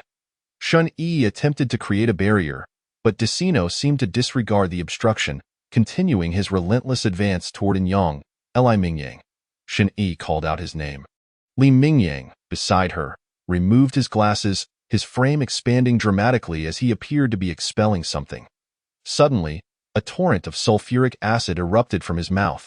This tactic proved effective, as Decino could not withstand the corrosive onslaught, granting Yang the opportunity to retaliate against Morov, shielding the others behind him, standing alone against the assault of both Morov and Decino. Suddenly, a ring appeared among them, and with a flash of light, Olivia was flung out while Lin Ju descended slowly from above. Long time no see, my friend. You've actually broken through to the White Phoenix level, Yang exclaimed joyfully upon seeing Lin Ju. The addition of a White Phoenix level warrior allowing him to focus on defending against 2 enemies. How did you lose? Does this kid counter you? Morov inquired angrily of Olivia. He indeed counters me. Who doesn't he counter you? The situation for the 3 enemies was dire. The full-strength White Phoenix level 6 tier transcendent Yang, along with the unassessed energy level of Lin Ju, and several Golden Tiger level allies in tow. Run, Decino stated coldly, his expression remaining impassive even in retreat, and his movements quickened. Unstoppable. He charged swiftly toward the exit. Not a chance, buddy. Morov and Olivia exchanged looks of disbelief. Precision strike. A massive energy surged toward Decino, halting him in his tracks. The energy of the Golden Tiger level could actually restrain me. Decino pondered in confusion as Jiang Yitong and the others finally reached their side. Just as they burst forth from the clearing, Yang contacted them, and they prepared to launch a united assault to eliminate the core enemies of Bloodland here and now.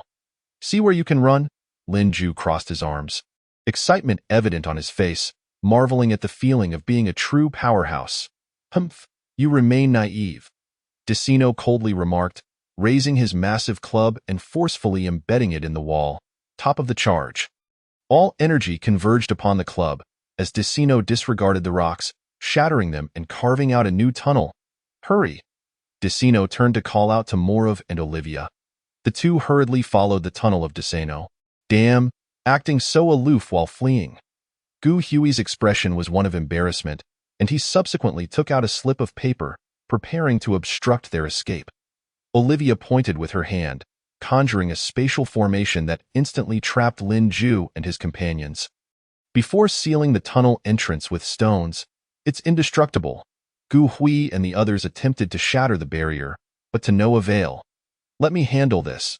Lin Ju gathered his hands, powerful energy patterns swirling in his palms, as his mech continuously assembled and transformed. Shockwave annihilation. A colossal beam of energy surged towards the barrier and, in a mere instant, shattered it into fragments. Brother, your growth is truly astonishing. And Yang was equally astounded by Lin Ju's rapid advancement. The last time he had seen him during the testing apparatus, he had only just reached the Black Flood Dragon level.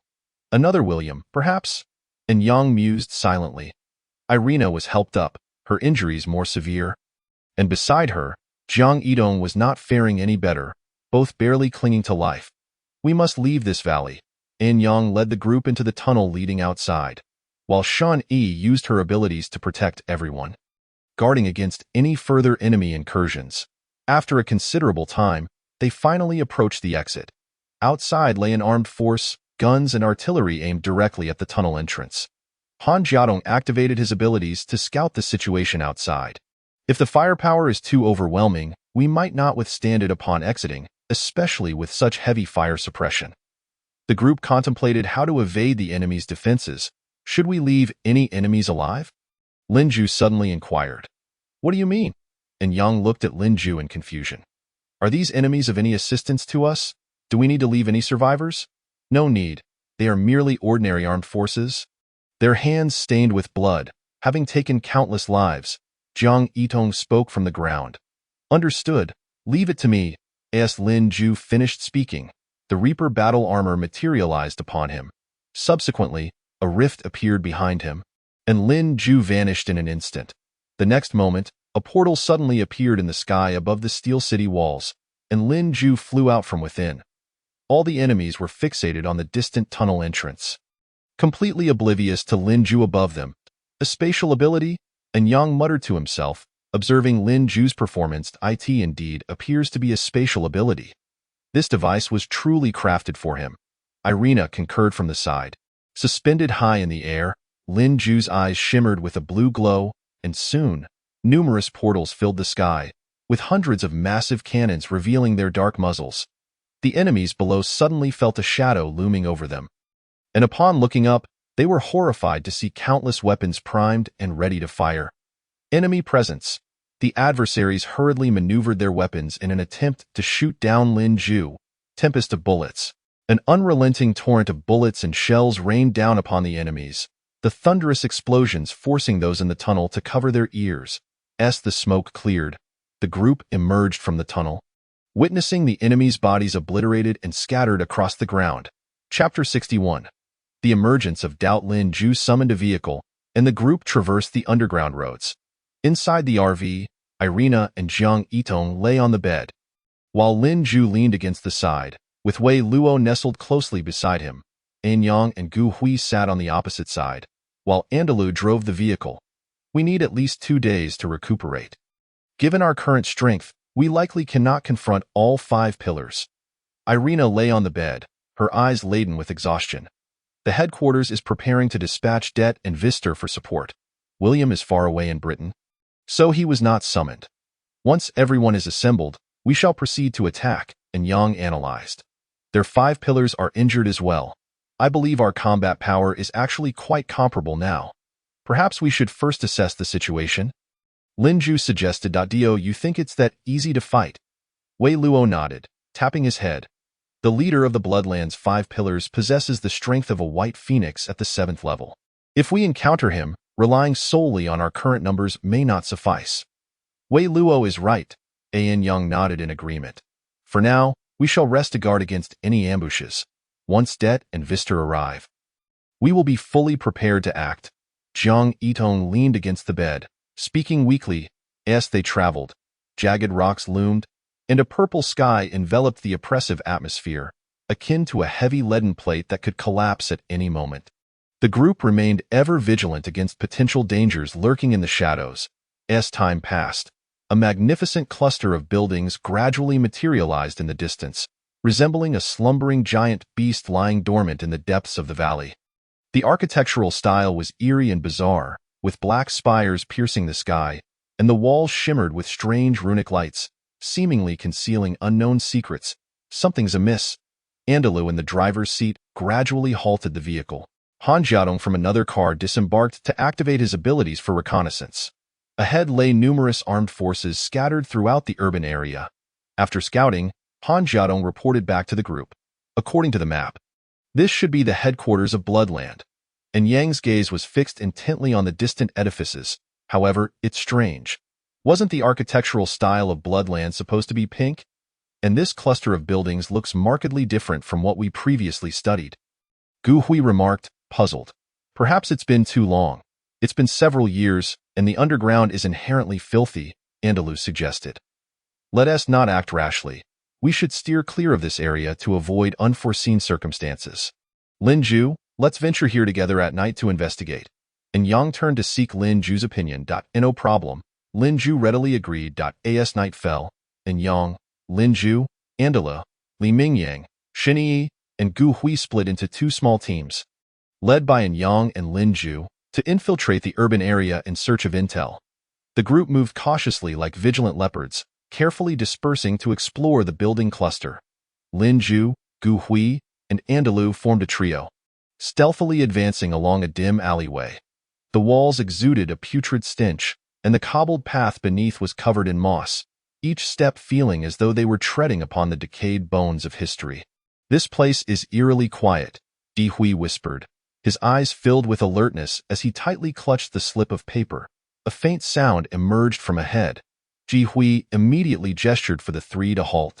They sidled into a nearby dark corner, observing quietly. A team of armed personnel emerged, scanning their surroundings, appearing rather lackadaisical, as if they had grown complacent over time. Are they patrolling? I thought they were on a spring outing. Lin Ju couldn't help but jest. Odd. Their uniforms don't seem to resemble those of the Bloodland organization. Andalou scratched his head in confusion. It's too dim to see clearly from this angle. Gu Hui shrugged off the concern. Once the patrol team departed, the trio stepped out from their hiding spot. Let us head toward that tall building in the center, Lin Ju proposed. Agreed. Meanwhile, Yang and his two companions were also cautiously exploring their surroundings. They chose to enter from the rear of the building cluster, maneuvering past several teams, eventually reaching the back of the tall building. Massive walls encircled the structure, clearly concealing some secrets. Yang signaled for everyone to crouch down, whispering, "There's a patrol team ahead. We'll wait for them to pass before we act." After the patrol team moved on, Yang stealthily led the way forward. They approached the wall and found a partially ajar door. Pushing it open revealed a dark staircase. The three exchanged glances, deciding to ascend to investigate. As soon as they stepped onto the staircase, footsteps echoed above, prompting them to quickly conceal themselves around the corner. Several guards descended, humming a tune. Once the guards had departed, the trio swiftly climbed the stairs, arriving at a small room. Upon entering, the heavy door behind them suddenly slammed shut. It's not good etiquette to intrude on someone else's territory. A shadow suddenly appeared behind them. "Who are you?" Yang stared nervously at the man before him. "That is a question I ought to be asking you," the man replied, his tone laced with curiosity. "Don T. Dally. I'll hold off the enemy. You two find an opportunity to escape first," Yang whispered to Shun Yi and Li Mingyang. "There are only 4 of us in this room. Do you think I wouldn't hear you?" The man's tone shifted to one of exasperation. "Stop wasting time." And Yang's sleeve burst forth with hundreds of steel wires, flying toward the man from various directions. "Martial Arts Hall." The man clasped his hands together, a peculiar wave of energy suddenly radiating from beneath his feet, and the small room inexplicably elongated, creating a distance too vast for them to hear one another. What ability is this? I don't recall Bloodland possessing any spatial transcendence, and Yang questioned, but there was no time for contemplation, as he suddenly noticed the steel wires he had released against the man now turned and surged toward him. He reached out to inspect, finding his own wires still attached to him. So where did these wires in front of him come from? Moreover, why did that man suddenly vanish? Could it be an illusion? It was only when the steel wires collided with his own that he confirmed this was indeed his ability. Beside him, Li Mingyang and Shen Yi were also searching for traces of the enemy. Ethereal barrier. A colossal hemispherical bubble emanated from Shen Yi, gradually encroaching upon the surrounding space. Should it encounter an enemy, it would absorb them into the barrier. Yet, to her astonishment, the next moment, an identical hemispherical barrier charged straight towards her. Chapter 62. Luring the tiger from its den, under the shroud of night. The mysterious architectural complex was fraught with danger. An Yang, Li Mingyang, and Shun Yi found themselves trapped in a room, the bizarre circumstances rendering them on high alert. And Yang fixed his gaze upon the colliding steel wires, his mind swirling with confusion as he sought a solution. Shen Yi stared in shock at the identical hemispherical barrier hurtling toward her. Feeling the energy within it mirrored her own ethereal barrier. Could it be a replication of the opponent's ability or some form of energy mirroring? And Yang rapidly contemplated the situation, his eyes scanning the darkened space for the enemy's true form. What on earth is happening? How can there be a barrier identical to mine? Shen Yi furrowed her brow, beads of sweat forming on her forehead. She attempted to manipulate her barrier to defend against it, yet feared it might trigger an even more uncontrollable situation. The two immense barriers consumed one another, shattering into fragments. This enemy may possess a terrifying ability to replicate and rebound our powers. And this rebound seems to carry a deceptive quality, blurring the lines between reality and illusion. And Yang mused internally, be cautious. Do not use your abilities recklessly. First, locate the enemy's true form, and Yang cautioned the duo. However, every move they made appeared to be under the enemy's control. Suddenly, strange lights began to flicker across the walls of the room, revealing images that depicted their movements since entering the complex. Every detail vividly apparent. Is he monitoring us? Li Mingyang exclaimed. Within the images, they appeared to distort at certain moments, as if an alternate version of themselves was performing different actions. It's a mirror. These images contain both the real us and the enemy's fabricated reflections. And Yang's eyes sharpened as he endeavored to discern differences within the visuals, seeking the enemy's flawed that moment, the mysterious man's voice echoed again in the room. You think you can easily find me? This is my domain. Welcome to my mirror training hall. The enemy's voice was elusive, making it difficult to determine his location. The trio understood they must unravel this mirror enigma swiftly, lest they remain trapped here indefinitely. Even falling victim to their own abilities, they began to scrutinize every corner of the room, leaving no stone unturned. It seems that as long as we refrain from initiating an attack, he cannot inflict harm upon us. Li Mingyang observed. Let us proceed toward the entrance and investigate. The group hurried towards the distant doorway, yet no matter how they approached, the entrance perpetually remained far away, as though it were an eternal mirage. I refused to believe this, and Yang unleashed his energy, countless steel wires erupting from his sleeves, launching into the vast space in search of the enemy's position. Yet, in the next moment, numerous steel wires surged towards Yang and his companions from the opposite direction. Yang hastily recalled his wires. The two sets collided, generating a tremendous shockwave that sent Shun Yi flying, fortunately caught by Li Mingyang in time. This cannot continue. It offers me no advantage, as the attacking wires retreated. Yang settled onto the floor. If the enemy remains still, I shall remain still. Thus, the trio found themselves in the vast room, waiting in silence. Do you not wish to escape? The enemy's voice resonated from the shadows, tinged with impatience. Then come out and face us in a fair fight. And Yang retorted, remaining seated on the ground, at last, unable to contain his restlessness. The enemy appeared before them, a tall figure, surrounded by a faint glow, seemed to taunt them. attempting to provoke an attack. Here I stand before you. Come strike me. And Yang rose slowly, an iron pipe emerging from his exoskeleton, transforming into a lightsaber. He exchanged knowing glances with Shun Yi, both smiling slightly before brandishing their own lightsabers. Your abilities may replicate, but can you replicate hand-to-hand combat?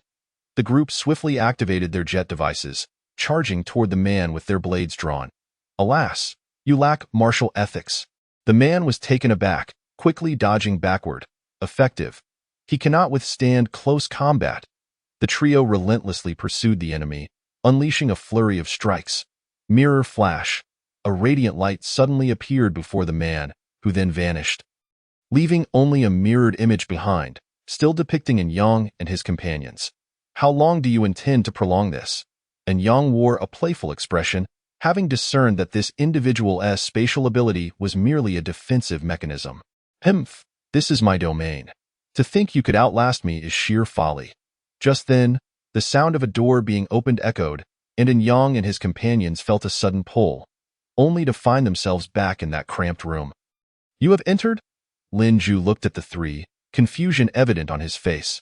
Yang regained his composure, turning to see a figure crouched behind them, pulling that individual forward. The man clutched two square mirrors, emanating a strange glow, seemingly the key to his abilities. Now, who is truly at a disadvantage?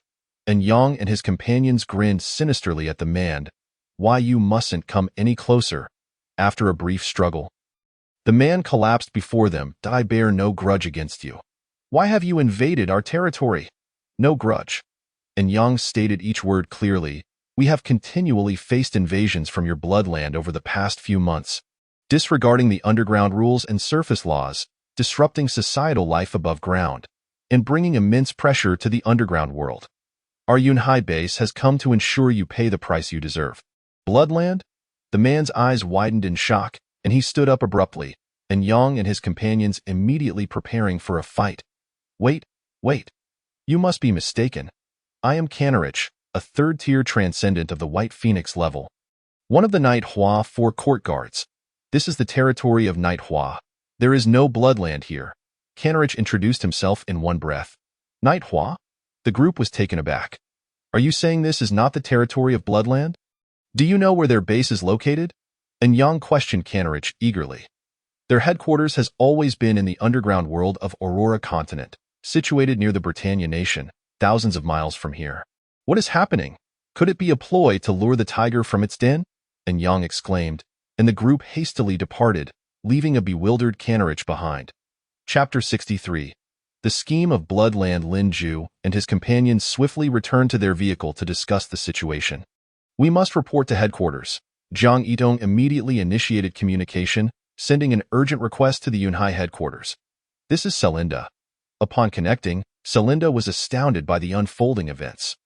Are you saying that the intelligence we have been gathering for these past few months has all been false? Indeed, and it is highly likely that this information was intentionally disseminated by Bloodland. And Yang's expression was grave as he struggled to comprehend why Bloodland would go to such lengths, deploying multiple pillars and numerous transcendent beings to lay an ambush here. Circumstances have changed. You must return to the Yunhai base immediately for further discussions. I will report to the Star Alliance. After ending the communication, Celinda rushed to T's room, not even bothering to knock. Father, we have been deceived. The Bloodland organization is not located in the underground of Fryros. What? T's face was filled with shock. How is that possible? Kapu has deceived us for months just to mislead us to a remote area. Strange. Both were puzzled by Bloodland's intentions, yet no clear strategy emerged. I will report this to the Star Alliance and see what solutions they propose. Celinda swiftly exited the room. Wait, remember to ensure Lin Ju returns safely to the base. Have Det and Vistor assist them underground. And no matter what, Lin Ju's safety is paramount. T urged urgently, reminding Celinda repeatedly before she left the room. Kapu must know that I possess 3 fragments. He will undoubtedly be on guard, but why deceive my entire team into Fryros? If his objective is the crystal shards, then his ambush here serves to lower our guard. However, his base is located underground in Britain. Should Britain succeed in constructing the evolution device, it is highly plausible that Karp is merely attempting to lure my main forces away. and his true target may not even be the crystal shards. As this thought crossed T's mind, a wave of apprehension washed over him, prompting him to bypass Celinda's authority and directly communicate with William Ski. They have made a discovery. Dialogue reported the situation to Karp. The combat strength of the Cloud Sea base has been deceived into Pharos, and now the British device is right here. This time, I shall seize the gamble. Karp clenched his fists in excitement, revealing a confident smile. But what if the Star Alliance intervenes? Dialogue still harbored some doubts. If we capture the device, the Dark Pavilion will surely intervene to protect us. Creating a significant disturbance in London with Pulley's life will attract the attention of the entire world, far surpassing the commotion at Shuajian University and Central Mall. Karp produced a display screen and gazed at the images within. Regardless of whether it is ASH, the CIA's 7th Division, or the Star Alliance that comes to assist, they can buy time for Skari. Are we truly going to abandon the crystal shards in that man's possession? Dialogue inquired. Who said I intend to relinquish them? Karp smiled slightly, and the display screen flashed with an agreement. Sir, you actually hired the Shadow Moon assassins. If anything goes awry, our strength cannot contend with theirs.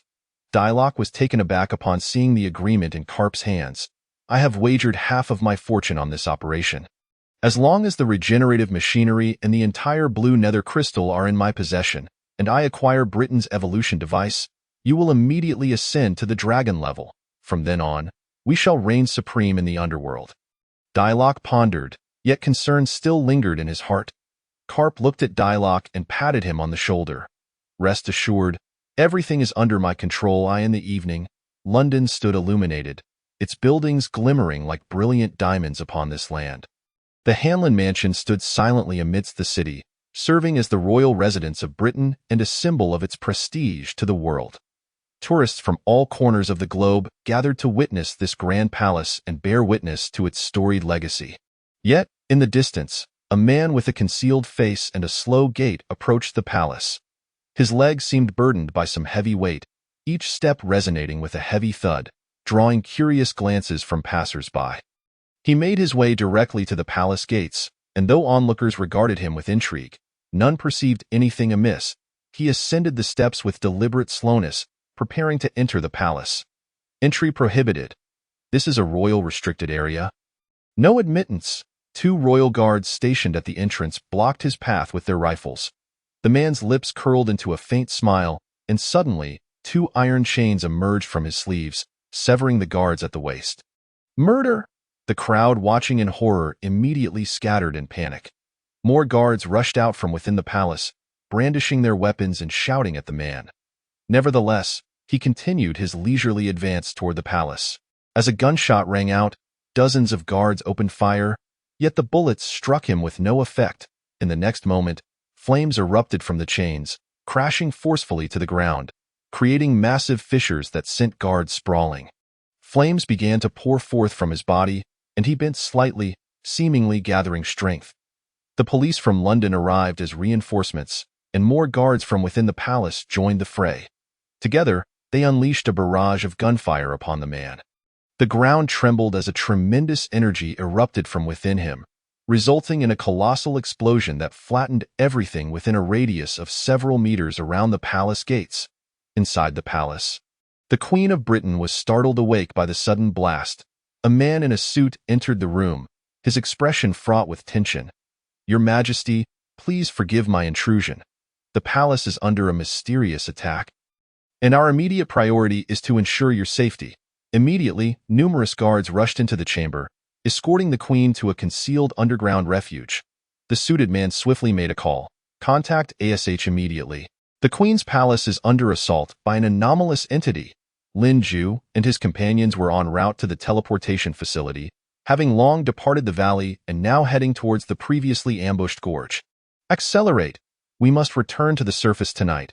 Anyang urged the driver, Andalo, as their convoy navigated the dimly lit rocks. However, just as they were about to reach the gorge, they abruptly halted. There's someone ahead, Anyang exclaimed, gazing at the figure standing at the entrance of the gorge, his expression turning to one of shock. Oh no, this is bad. Chapter 64.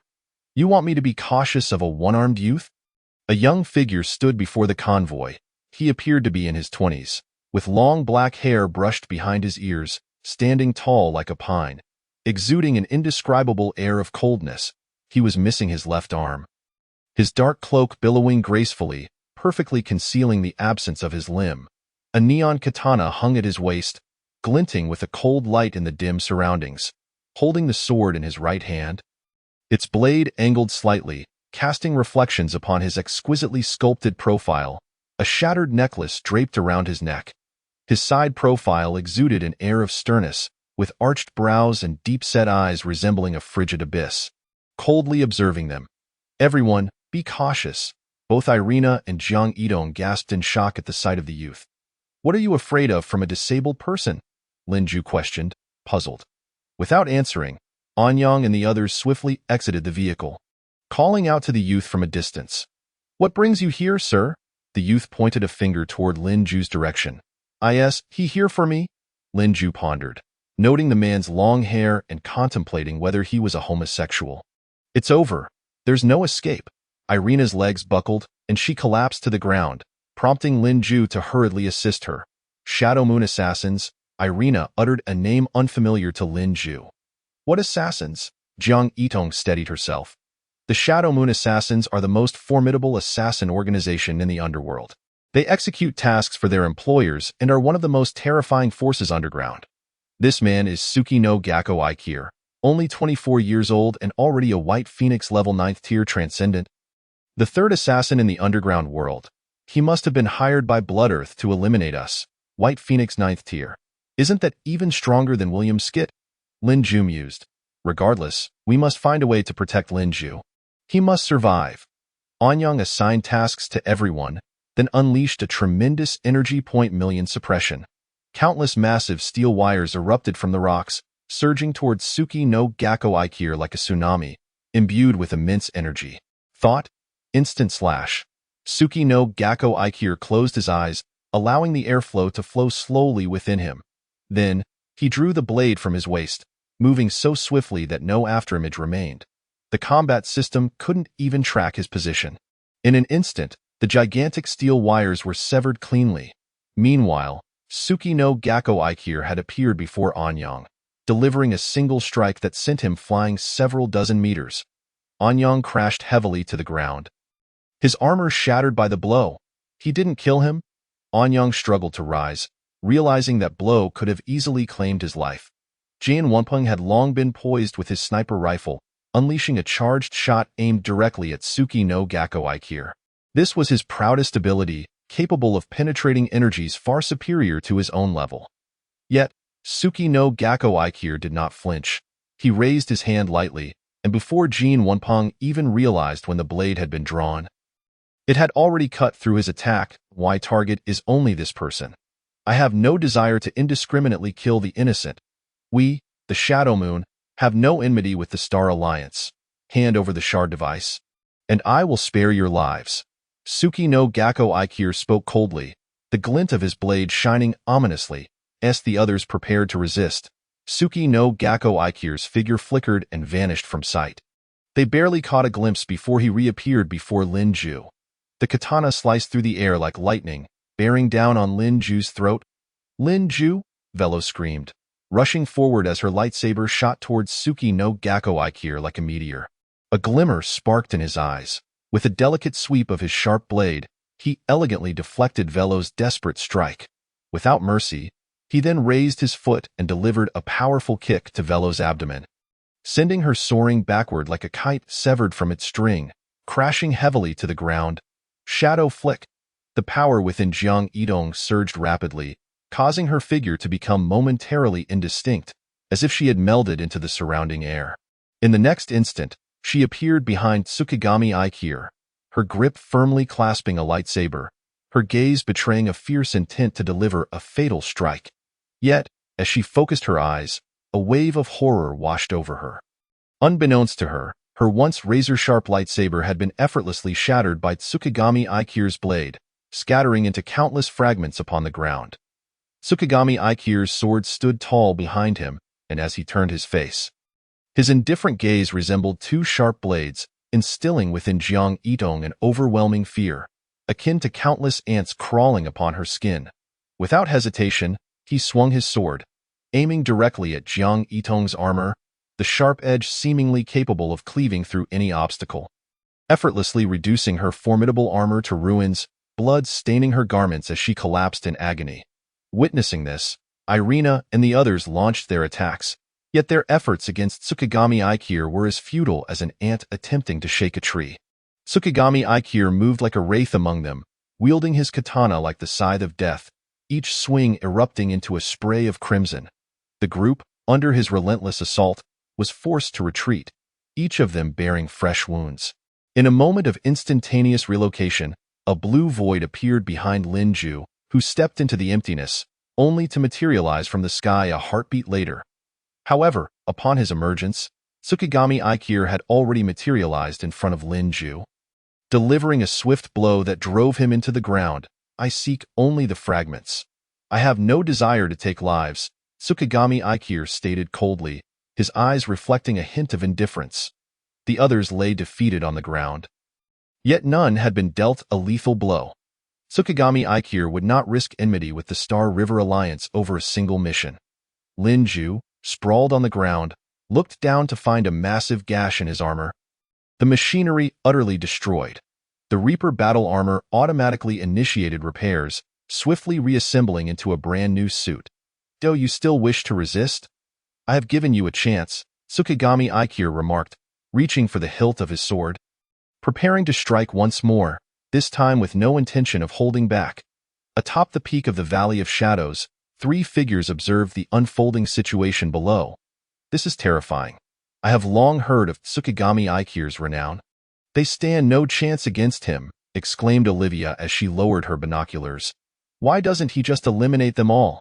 It would spare us a significant hassle." Morif voiced his impatience. Beside him, Decino coldly replied, "We need only report to the leader how the mission fared. The rest is not our concern." Chapter 65. The cubic space within the valley, the atmosphere was thick with the brutal essence of battle. Lin Ju gazed at Tsukigami Ikir's deathly blade, the chilling dread of mortality coiling around him like a frigid serpent. Each of his companions bore grave injuries, their resistance against this top-tier assassin as futile as a mantis attempting to stop a chariot. Just as Tsukigami Ikir's blade was poised to fall once more, ready to plunge Lin Ju into the abyss of death, a surge of energy tore through the darkness like a bolt of lightning. Suddenly, a singularity with an immensely powerful gravitational pull appeared in the dim sky. In an instant, Tsukigami Ikir's body stiffened, then vanished from sight, while above, a colossal, self-rotating cube hovered ominously. "Are you all right?" West and Det hurriedly emerged from the valley, aiding their fallen comrades. Each one of them bore severe wounds, except for Lin Ju, who remained unscathed. "I can't hold him for long. We must leave this place," West urged, his gaze fixed warily on the cube above. Lin Ju conjured a pickup truck on the spot, urgency overriding all else, while Det hoisted 3 or 4 individuals into the truck bed. West quickly took the driver's seat, ready to accelerate at a moment's notice. Lin Ju looked skyward, casually waving his hand, causing 4 portals of strange luminescence to materialize around the cube. Subsequently, a complex mechanical cube materialized, ensnaring the original cube within its confines. Moreover, dozens of energy bombs appeared in the outer layer, poised to detonate at the slightest breach of the cube's integrity. Having completed this, Lin Ju did not pause but instead launched 4 electromagnetic armors. These armors traced elegant arcs through the air, accurately positioning themselves around the cube. In an instant, powerful electromagnetic fields intertwined, forming an impregnable electromagnetic cube, akin to draping the original cube in an indestructible armor, sealing it securely. "Let's go, kid," West urged Lin Ju anxiously. Lin Ju promptly hopped into the truck as West slammed the gas pedal, propelling them into the valley. "They're escaping." "What do we do?" Olivia exclaimed upon witnessing their flight, hastily rising to pursue. "Are you mad? The one with the cubic space is still out there. If I recall correctly, he is of the 8th tier, White Phoenix. Do you wish to court death?" Morif restrained Olivia, while Decino shook his head beside them. "He is unlike you. Aside from his spatial abilities, he possesses no other powers. If you wish to court death, do so alone. Our mission is merely to obstruct, and the rest is a variable that does not concern us. Meanwhile, within the confines of the cube, Tsukigami Ikir cautiously surveyed his surroundings. He stood resolutely atop the immense cube, each step akin to treading upon a tranquil expanse of water, ripples emanating from his footfalls. Just then, the previously tranquil cube began to rotate erratically, the sudden shift creating a tremendous inertia that compelled Tsukigami Ikir to swiftly adjust his balance. Unfazed by the turmoil, he gripped his long sword tightly, unleashing a series of fierce slashes toward the ground and beyond. However, as these sword auras met the colossal cubes, they dissipated like pebbles thrown into a lake, merely stirring ripples of energy before vanishing without a trace. Suddenly, the cube above him erupted in brilliant light. In an instant, torrents of colossal energy, akin to mountains bearing down, surged towards Tsukigami Ikir. With an impassive demeanor, he swiftly crouched down, then, in a heartbeat, propelled himself upward with astonishing speed. Akin to a bolt of lightning, concurrently, an overwhelming force converged upon the blade in his hands, causing it to emanate a chilling glow. Nan. Iato, with a sudden, forceful swing of his arm, Tsukigami Ikir unleashed a horizontal slash with his long sword, producing a thunderous sound that resonated through the heavens. The oncoming waves of immense energy shattered under the impact of this earth-shattering strike, scattering into a myriad of dazzling sparks. The shockwave generated by the explosion violently crashed against the surrounding cubes, causing the previously placid surfaces to erupt with tumultuous waves, swiftly radiating outward as if intent on engulfing the entire space. As the shockwave's ferocity hit, the rotating speed of the surrounding cubes noticeably diminished. In the very center of the colossal cube, several subtle yet conspicuous cracks quietly emerged. This space seems capable of redirecting received energy, as long as my energy exceeds that of the space. I can grind it down. It appears I must proceed with caution, Tsukigami Ikir calmly deduced, his seasoned combat intellect starkly contrasting with his youthful visage. Seizing this opportunity, West had already driven the vehicle out of the valley, racing toward the teleportation zone. Can you drive any faster, brother? That fellow shouldn't be able to catch up. Lin Ju glanced back every 5 seconds, fearful that Tsukigami Ikir might pursue them, still haunted by the shadow of death he had just felt. If you think you can drive better, by all means, take the wheel. Do you have any idea how many people this truck can carry? West retorted, equally eager to accelerate. The terrain of the underworld was strewn with stones, and fortunately, they were in a high-tech vehicle. Had it been ordinary tires, they would have burst after just a few kilometers. Don't worry. I have a plan. West pressed a button, causing several mechanical devices to spring from the rear, which then converged into 4 rings, generating 4 acceleration devices. Let me see how fast we can go with crystal energy as fuel. West pulled down the control lever, and in the next moment, the crystal energy transformed into propulsion, sending a powerful surge that thrust the truck forward with astonishing speed.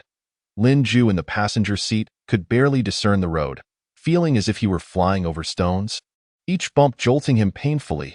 Too fast. Slow down, slow down. Dead in the back seat was in a more dire situation, his large frame causing his head to bang against the roof of the truck, his face a mask of agony as he repeatedly shouted for West to slow down. Dude, can you drive? Steady it out. I can drive better than you. Lin Ju anxiously shouted at Vister from within the vehicle. What nonsense. Have you ever driven this? This is a Yunhai armored pickup.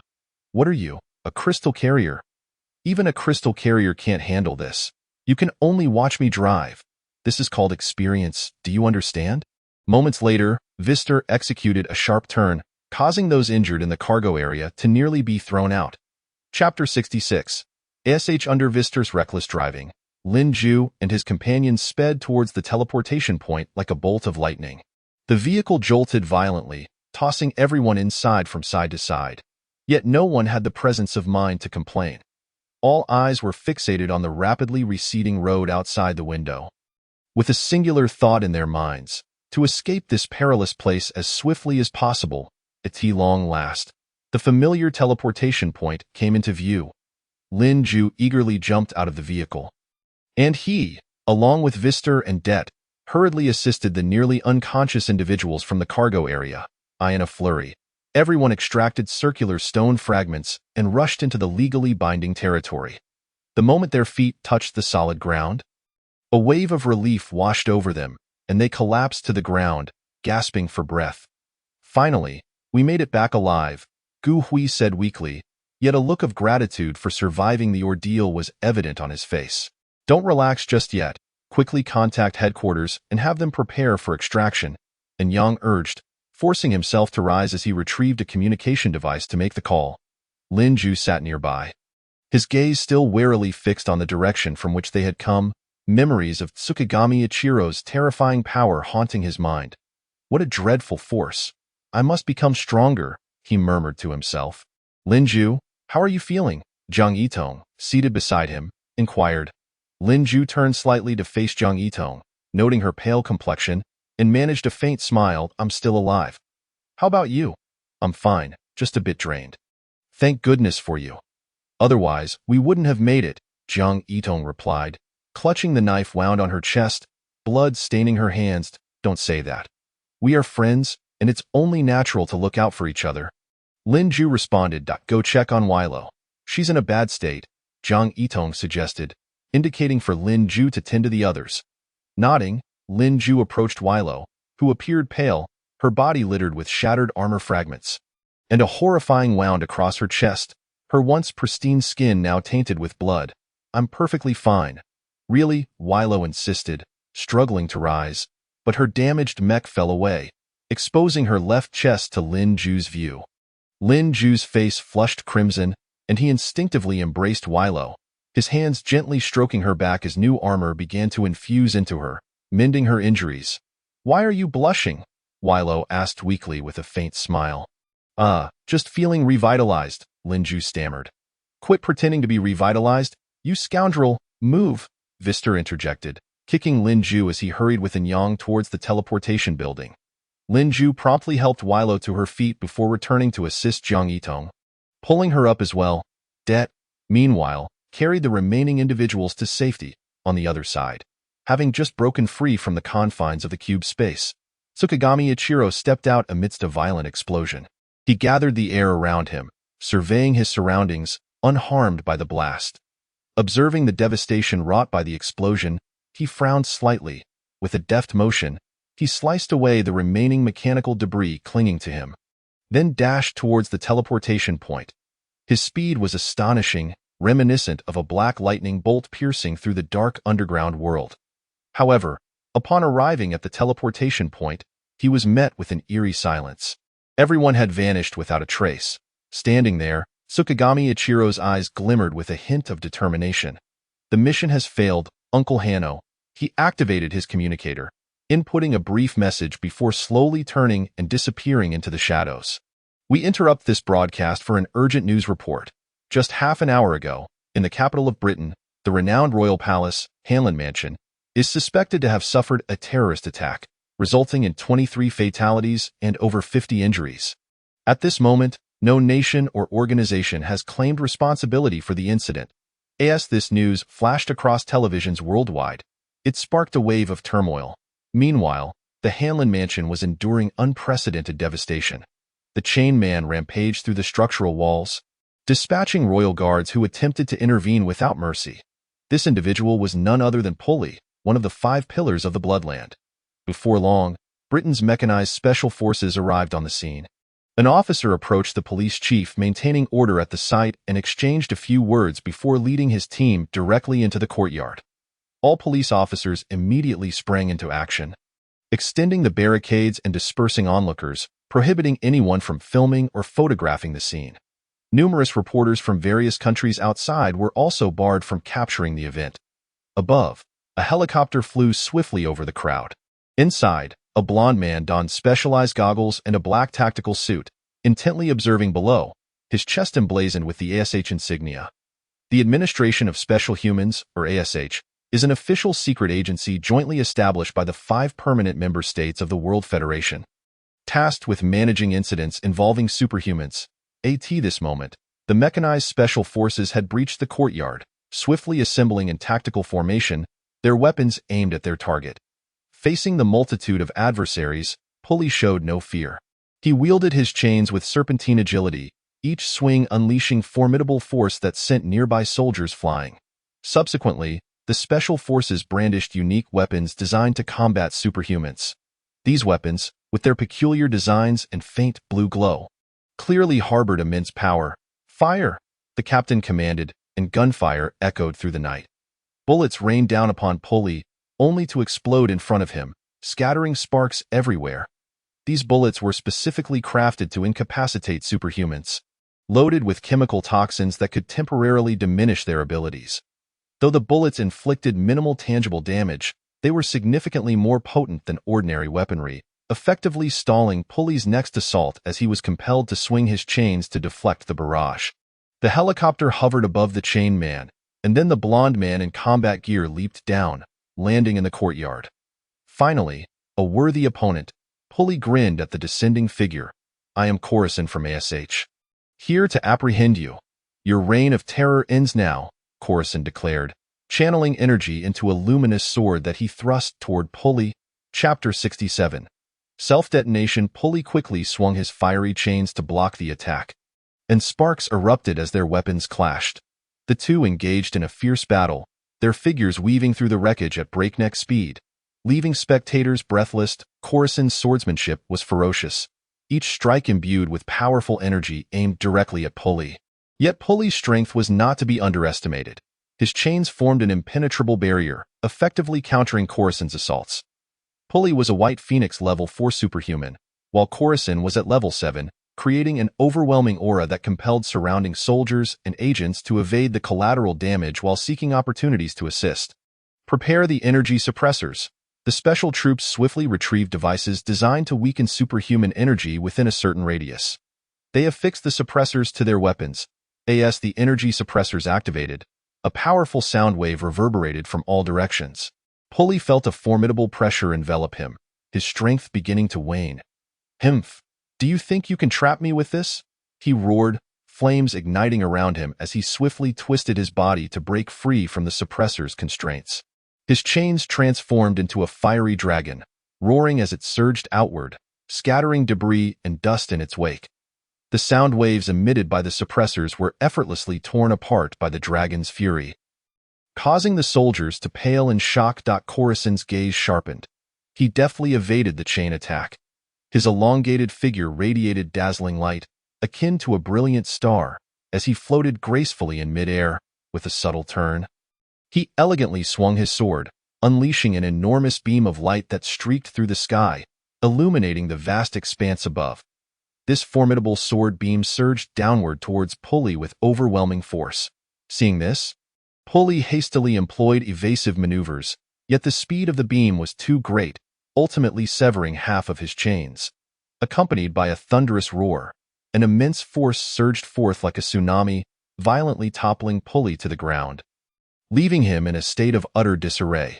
Suspended in midair, Coruscant gazed down at Pulley with an air of superiority, coldly stating, "The Bureau has issued explicit orders to capture this individual alive for subsequent experimental research." No sooner had he spoken than the well-trained, highly equipped members of the Special Forces immediately understood their cue, intensifying the power of their suppressors.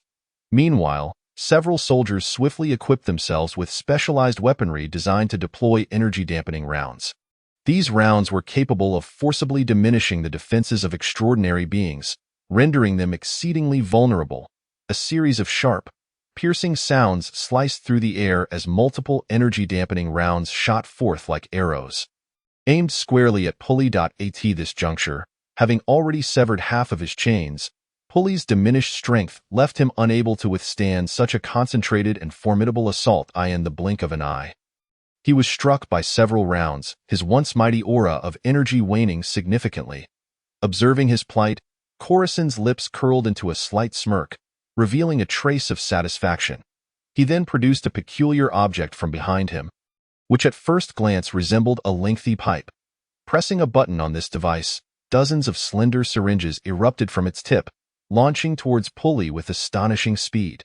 Each syringe contained a vast quantity of neurotoxin, the consequences of which would be dire upon impact. Most of the syringes found their mark in Pulley's arm.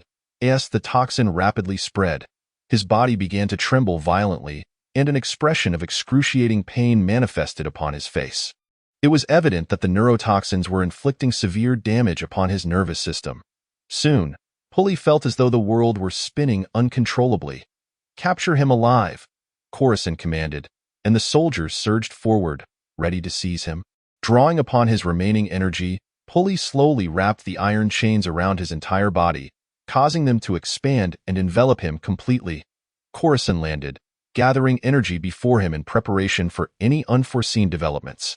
The soldiers cautiously approached Pulley, yet they failed to notice that the ground beneath their feet was becoming unstable, as countless chains began to weave through the earth below. "Surrender, and we shall ensure your survival." Corazon intently fixed his gaze upon the man before him, channeling energy to sever the seemingly indestructible chains, revealing the man's visage, which bore an uncanny resemblance to that of a demon, with a fierce grimace. Pulley appeared ready to devour anyone in his path, erupting into a maniacal laughter reminiscent of a night owl. "Are you ready to join me?" Suddenly, the ground beneath them erupted like a volcano, unleashing dozens of colossal chains that soared skyward like roaring dragons, each one ablaze with fierce flames, encircling all within the courtyard in a massive fiery net. Celestial cataclysm. Pulley's body suddenly manifested ghastly fissures, from which terrifying flames surged forth like venomous serpents, instantly transforming the area within the chains into a sea of fire. "This is bad. Retreat," Corazon shouted, leading the others in a hasty withdrawal, yet all escape routes were sealed by the chains. Holy Knight's radiance. A golden light flickered in Corazon's eyes as a massive radiant sword materialized in his hand, which he then brought down upon the chains. However, the full-force strike of a seventh-tier extraordinary being, like by foam, bore no effect whatsoever. He was sacrificing everything to unleash his full energy. Corazon disregarded any further concerns, enveloping himself in light. In the next moment, those observing from outside heard a deafening explosion erupt from the courtyard, as flames shot skyward, obliterating the nearby defensive structures. The once majestic Han Jin estate now bore a gaping hole, and the scene was one of utter devastation, with the shockwave claiming the lives of several nearby police officers. Many onlookers, despite the military's attempts to dissuade them, pulled out their phones to document the moment, resulting in a flurry of videos circulating online, igniting a tempest of controversy. Corazon, at the center of the explosion, found himself temporarily deafened, sustaining significant injuries despite his efforts to protect himself with his powers. The special forces, meanwhile, had been reduced to mere ashes, their remains obliterated. Chapter 68. The subtle maneuver. A multitude of soldiers rushed into the courtyard, assisting Corazon and assessing any lingering threats. Shielded from the prying eyes of onlookers, Corazon was swiftly ushered into a black sedan. At this juncture, even more reinforcements had arrived at the Han Lin estate, including operatives from specialized divisions. Upon entering the vehicle, Corazon initiated communication. "Contact the Bureau and the CIA's 7th Division. The danger here has been neutralized. Send the 7th Division to escort me." He exhaled a sigh of relief, allowing his ears to adjust, while instructing the soldier in the front seat to send the message. "Sir, it appears the 7th Division is encountering complications. They have reported they currently lack the resources for an escort." Corazon furrowed his brow. What issue could possibly eclipse an attack on the British Royal Palace? The soldier hesitated, before relaying another message through the communicator. "Sir, the British Royal Army's secret experimental base has been assaulted by an unidentified force. The 7th Division has dispatched Lieutenant Odessa to provide support." "What?" Corazon exclaimed in shock, promptly rising to seize the communicator from the soldier's grasp to examine the message himself. The attack occurred just after the assault on the Han Lin estate. "We responded 10 minutes later." Corazon pondered this revelation, then gasped in realization. "This is dire. They are creating a diversion. Their true objective is not to attack Her Majesty the Queen, but to draw fire in pursuit of the evolution device." A peculiar man clad in combat attire and a hat scoured a military base located far from the urban center. The vicinity was teeming with British soldiers, gathered in preparation to assist the palace under siege. After several twists and turns, The enigmatic man arrived at the elevator door. Upon entering the elevator, he casually removed his hat, revealing his striking white hair. This man was none other than the leader of the Blood Earth's 5 pillars. The 7th-tier extraordinary being, Scaly. Make as much noise as possible, Pulley. Your sacrifice is necessary. This way, I shall acquire the evolution device of Britain. Scaly smiled coldly as he exited the elevator, moving through the base like a specter. He produced a bizarrely designed handgun, swiftly shattering all surveillance cameras in the corridor. He then proceeded deeper into the facility. As alarms blared within the laboratory, numerous British soldiers rushed out, weapons drawn, aiming at Scaly. Let us see whose gun is faster. Just as the soldiers prepared to fire, they suddenly perceived their opponent's movements slowing down. They watched in disbelief as Scaly merely raised his weapon, and then darkness engulfed them. Over a dozen soldiers fell lifelessly to the ground, having perished with a mere gesture from Scaly. He strode into a grand hall filled with operational experimental equipment, yet devoid of any research personnel. On the second-floor platform at the back of the hall, a sniper cautiously maneuvered, preparing to deliver a lethal ambush. However, just as he aimed at his target, an ominous voice echoed in his ears. I see you. The sniper instinctively turned, only to be met with a blinding flash of gold, and then he collapsed, lifeless.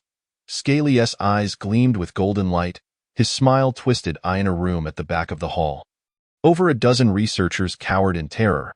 They were utterly unprepared for an intrusion into the British Royal Laboratory, their prior comfort leaving them bewildered in the face of an assault. The female assistant discreetly retrieved her phone. Hoping to call for help. No, don't move.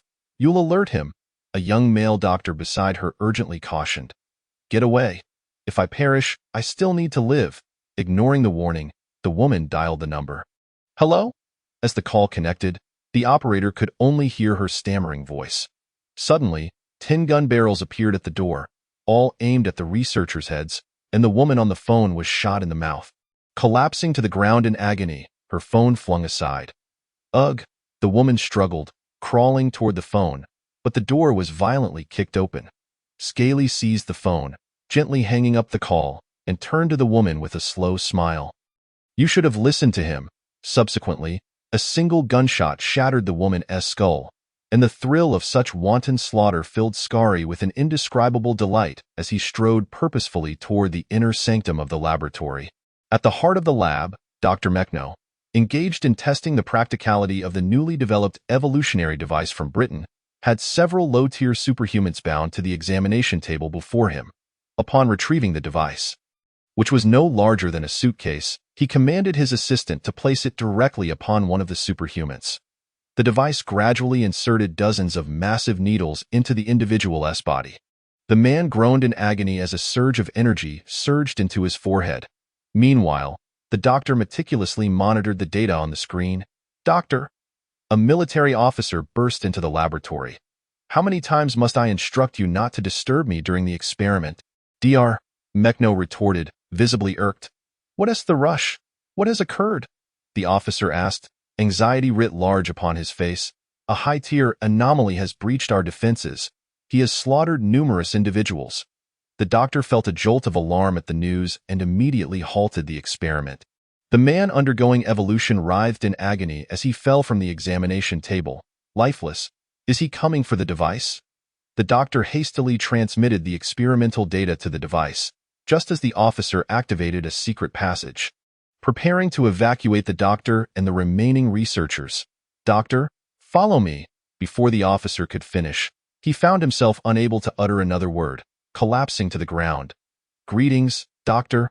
Scaly appeared before them, his gaze scanning the interior. Where numerous low-tier superhumans awaited experimentation, the room was strewn with the corpses of many low-tier superhumans. Wretched scientist, Scaly spat, drawing a syringe filled with anesthetic from behind and injecting Dr. Mechno. Let us see you serve us in blood once more. He then brandished his handgun, prepared to eliminate the remaining subjects. Stop! Scaly turned at the sound of a voice. A woman clad in combat gear, wielding a diamond-shaped golden shield, stood at the entrance, flanked by dozens of Special Forces soldiers, all aiming their firearms at Scaly, loaded with energy-dampening rounds. The woman? Has Britain truly run out of talent? Skari's retort was cut short as the soldiers opened fire upon him. He swiftly took cover beneath the examination table. A sneak attack? How dishonorable, madam! Skari's eyes gleamed with golden light, and then his handgun seamlessly melded into his hand. Golden Revolver, Chapter 69. Hope amid despair illusions began to flicker in Skari's eyes as he erupted from behind the examination table, unleashing a barrage of tiny projectiles trailing golden bullets toward the special forces. Some soldiers, caught off guard, were instantly pierced by the onslaught. The woman wielding the shield conjured a massive golden barrier to absorb Skari's second wave of assault. A few remaining soldiers were caught in the energy blast. Despite their bulletproof vests, they fell to the ground in agony. The woman retrieved an energy dampener from her waist and hurled it in Skari's direction, hoping to temporarily weaken his power. However, before it could reach the ground, Skari shot it to pieces. Lieutenant Odessa, what's our next course of action? One soldier inquired of the shield-bearing Odessa on how to proceed. Summon reinforcements, whether ASH, CIA Section 7, or anyone else who can assist. Bring them here. I cannot hold him off for long. Odessa dispatched the soldiers, contemplating how to impede the enemy. She was merely a White Phoenix level Tier 4 superhuman, possessing defensive abilities, and it was a daunting task to inflict harm upon Skari, whose energy far surpassed her own. All she could do was ensure the evolutionary device remained in the laboratory. The enemy must not escape. Dare to invade British territory and wreak havoc? Are you so impatient for death? Surrender and collaborate with us, and we may consider offering you a suitable position. Odessa shouted from behind her shield, attempting to buy time. You find me amusing, but who is truly isolated and helpless now? Skari smirked, charging towards the golden shield. The gun fused with his hand as he struck the shield, unleashing a colossal surge of energy that shattered it. Odessa leaped, her shield erupting with enormous spikes. Counter-strike, she glimmered with golden light and surged towards Skari. Skari deftly dodged, the impact creating a crater in the ground, but the earth instantly sprouted numerous spikes. Skari's gun began to spin, bullets slicing through all protrusions. Phantom thrust. Odessa quickly adjusted her stance, conjuring 5 duplicates that rushed towards Skari in unison. Sever. Skari's wounds vanished as he summoned energy, unleashing a massive gust to counter Odessa's assault. The collision of energies rendered Odessa's attack ineffective, while she herself was battered by Skari's retaliation. Given your techniques, you must be Odessa, one of Britain's 7 holy knights, am I correct? Skari observed with keen interest, raising his hand as dozens of holy light bullets shot toward her. The bullets flew at such velocity that Odessa had no time to react. She managed to deflect only a portion of the energy, her right arm pierced, blood seeping from her combat attire. Odessa felt her combat capability diminish significantly, and Skari refrained from pressing the attack, perceiving her as no longer a threat. Outside the base, a helicopter approached, its occupants brandishing a massive Gatling gun. A man with enormous arms glowed with white light as the Gatling unleashed a barrage of energy beams, decimating the soldiers within the base. Die, you vermin! The operator of the Gatling was Florming, a gold Tiger-tier superhuman dispatched by Blood Earth to aid Skari. His abilities could enhance armored weaponry, rendering it more than sufficient against these troops. Receiving the signal for extraction, Skari wasted no time, seizing Dr. Mechno and making his way through the hidden passage. Injured, Odessa forced herself to pursue. As Skari emerged from the dark passage, the helicopter hovered overhead. Halt! Soldiers pursued, firing at both the helicopter and Skari. Yet, the aircraft, reinforced by Florming, rendered ordinary bullets ineffectual. Try this. The Gatling erupted with terrifying flames, raining destruction upon the soldiers, resulting in significant casualties. Some soldiers attempted to flank and rescue the doctor, but Skari dispatched them with a few well-aimed shots. The golden shield reappeared, blocking the incoming bullets. Odessa, having torn her combat attire to reveal her blood-soaked arm, stood resolute. None shall escape. Skari frowned slightly and shot toward her. Odessa could only defend passively, unable to mount a counterattack. You've stirred my desires. In an instant, Skari appeared before Odessa, grasping her throat and stripping her of her left arm shield. The shield fell to the ground, gradually losing its radiance. Odessa kicked at Skari's groin, but he instinctively tightened his grip, releasing her. She swiftly distanced herself. Bang! Odessa's left knee was suddenly shattered, causing her to lose her balance and fall. She struggled to rise, only to hear another gunshot. Her right knee was likewise perforated. Overwhelmed with pain, tears welled in her eyes. Desperate, she drew her handgun, contemplating ending her suffering. However, Skari shot her arm, sending the weapon flying aside. "Wanna die? It won't be that easy." His smile was devilish as he approached Odessa, lifting her by her hair and gripping her face. "You are too weak. You do not deserve to decide your fate. I forgot to mention, I have a penchant for perfect encounters with beautiful women, though they must be bathed in blood." He turned and bound Dr. Mechno along with the device to the helicopter. "Wait for me, I'll be right there." Skari then pivoted, yanking Odessa up from the ground. "I'm taking you back with me. You'll make an excellent specimen. Just right, my brothers below are eager to indulge." Tears streamed down Odessa's cheeks as she trembled, her heart brimming with dread.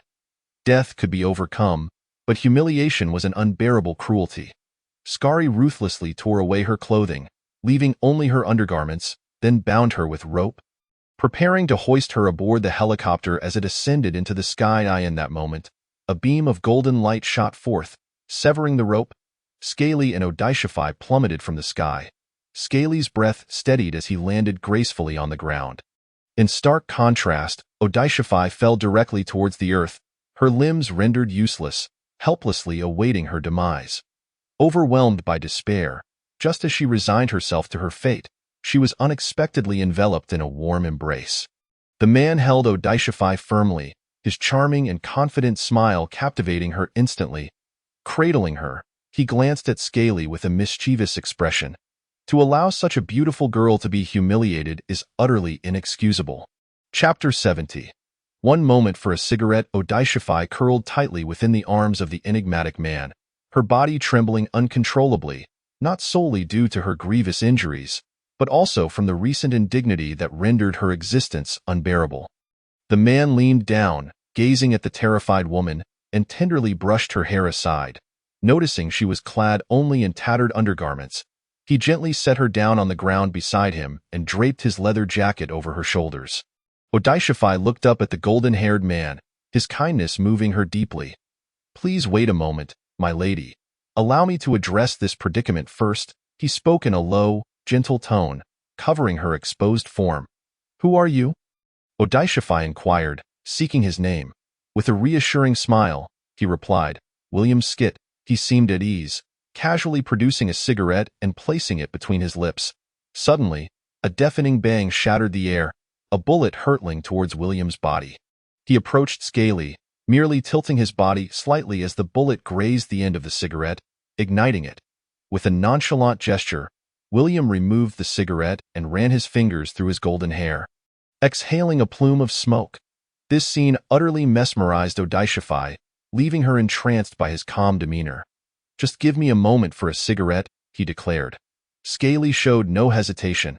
Another bullet, infused with immense energy, shot forth. William swiftly raised his hand, and in an instant, a blinding golden light streaked across the sky, accurately striking the bullet enveloped in overwhelming energy. With a crisp snap, the bullet was cleaved in two, falling uselessly to the ground. Immediately, William turned to face the astonished Scaly. His gaze icy white. To raise a hand against a fragile woman is the mark of a complete coward. Is she truly a fragile woman? Scaly's brow furrowed upon hearing this. William Skit was a name renowned far and wide, feared even in the dark and chaotic underbelly of society. At that moment, a helicopter hovering above, commanded by Fu Luoming, unhesitatingly aimed a massive Gatling gun at the area where William and Odysseify stood. As he pulled the trigger, a thunderous roar echoed through the skies, a ferocious torrent of fire raining down like a tempest. Engulfing the target in the face of such a fierce assault, William remained unfazed. With a graceful flick of his right hand, a dazzling golden playing card materialized out of thin air, expanding into an impenetrable shield. Securely positioned above him and Odysseify, The incoming bullets collided with this card's shield, producing no effect whatsoever, as they merely brushed against it, scattering harmlessly away. Golden Revolver. Scaly seized the fleeting opportunity in an instant. Hundreds of brilliant beams of energy surged forth, striking towards Odishify behind William with thunderous force. Faced with such a concentrated and rapid assault, Odishify found no refuge, closing her eyes tightly, gritting her teeth, bracing herself for the impending lethal blow. Yet when Odishify gradually opened her eyes again, she was astonished to see four immense golden playing cards had appeared before her. They stood as indestructible shields, successfully repelling the hundreds of energy beams. To ambush an already injured woman is the height of shamelessness.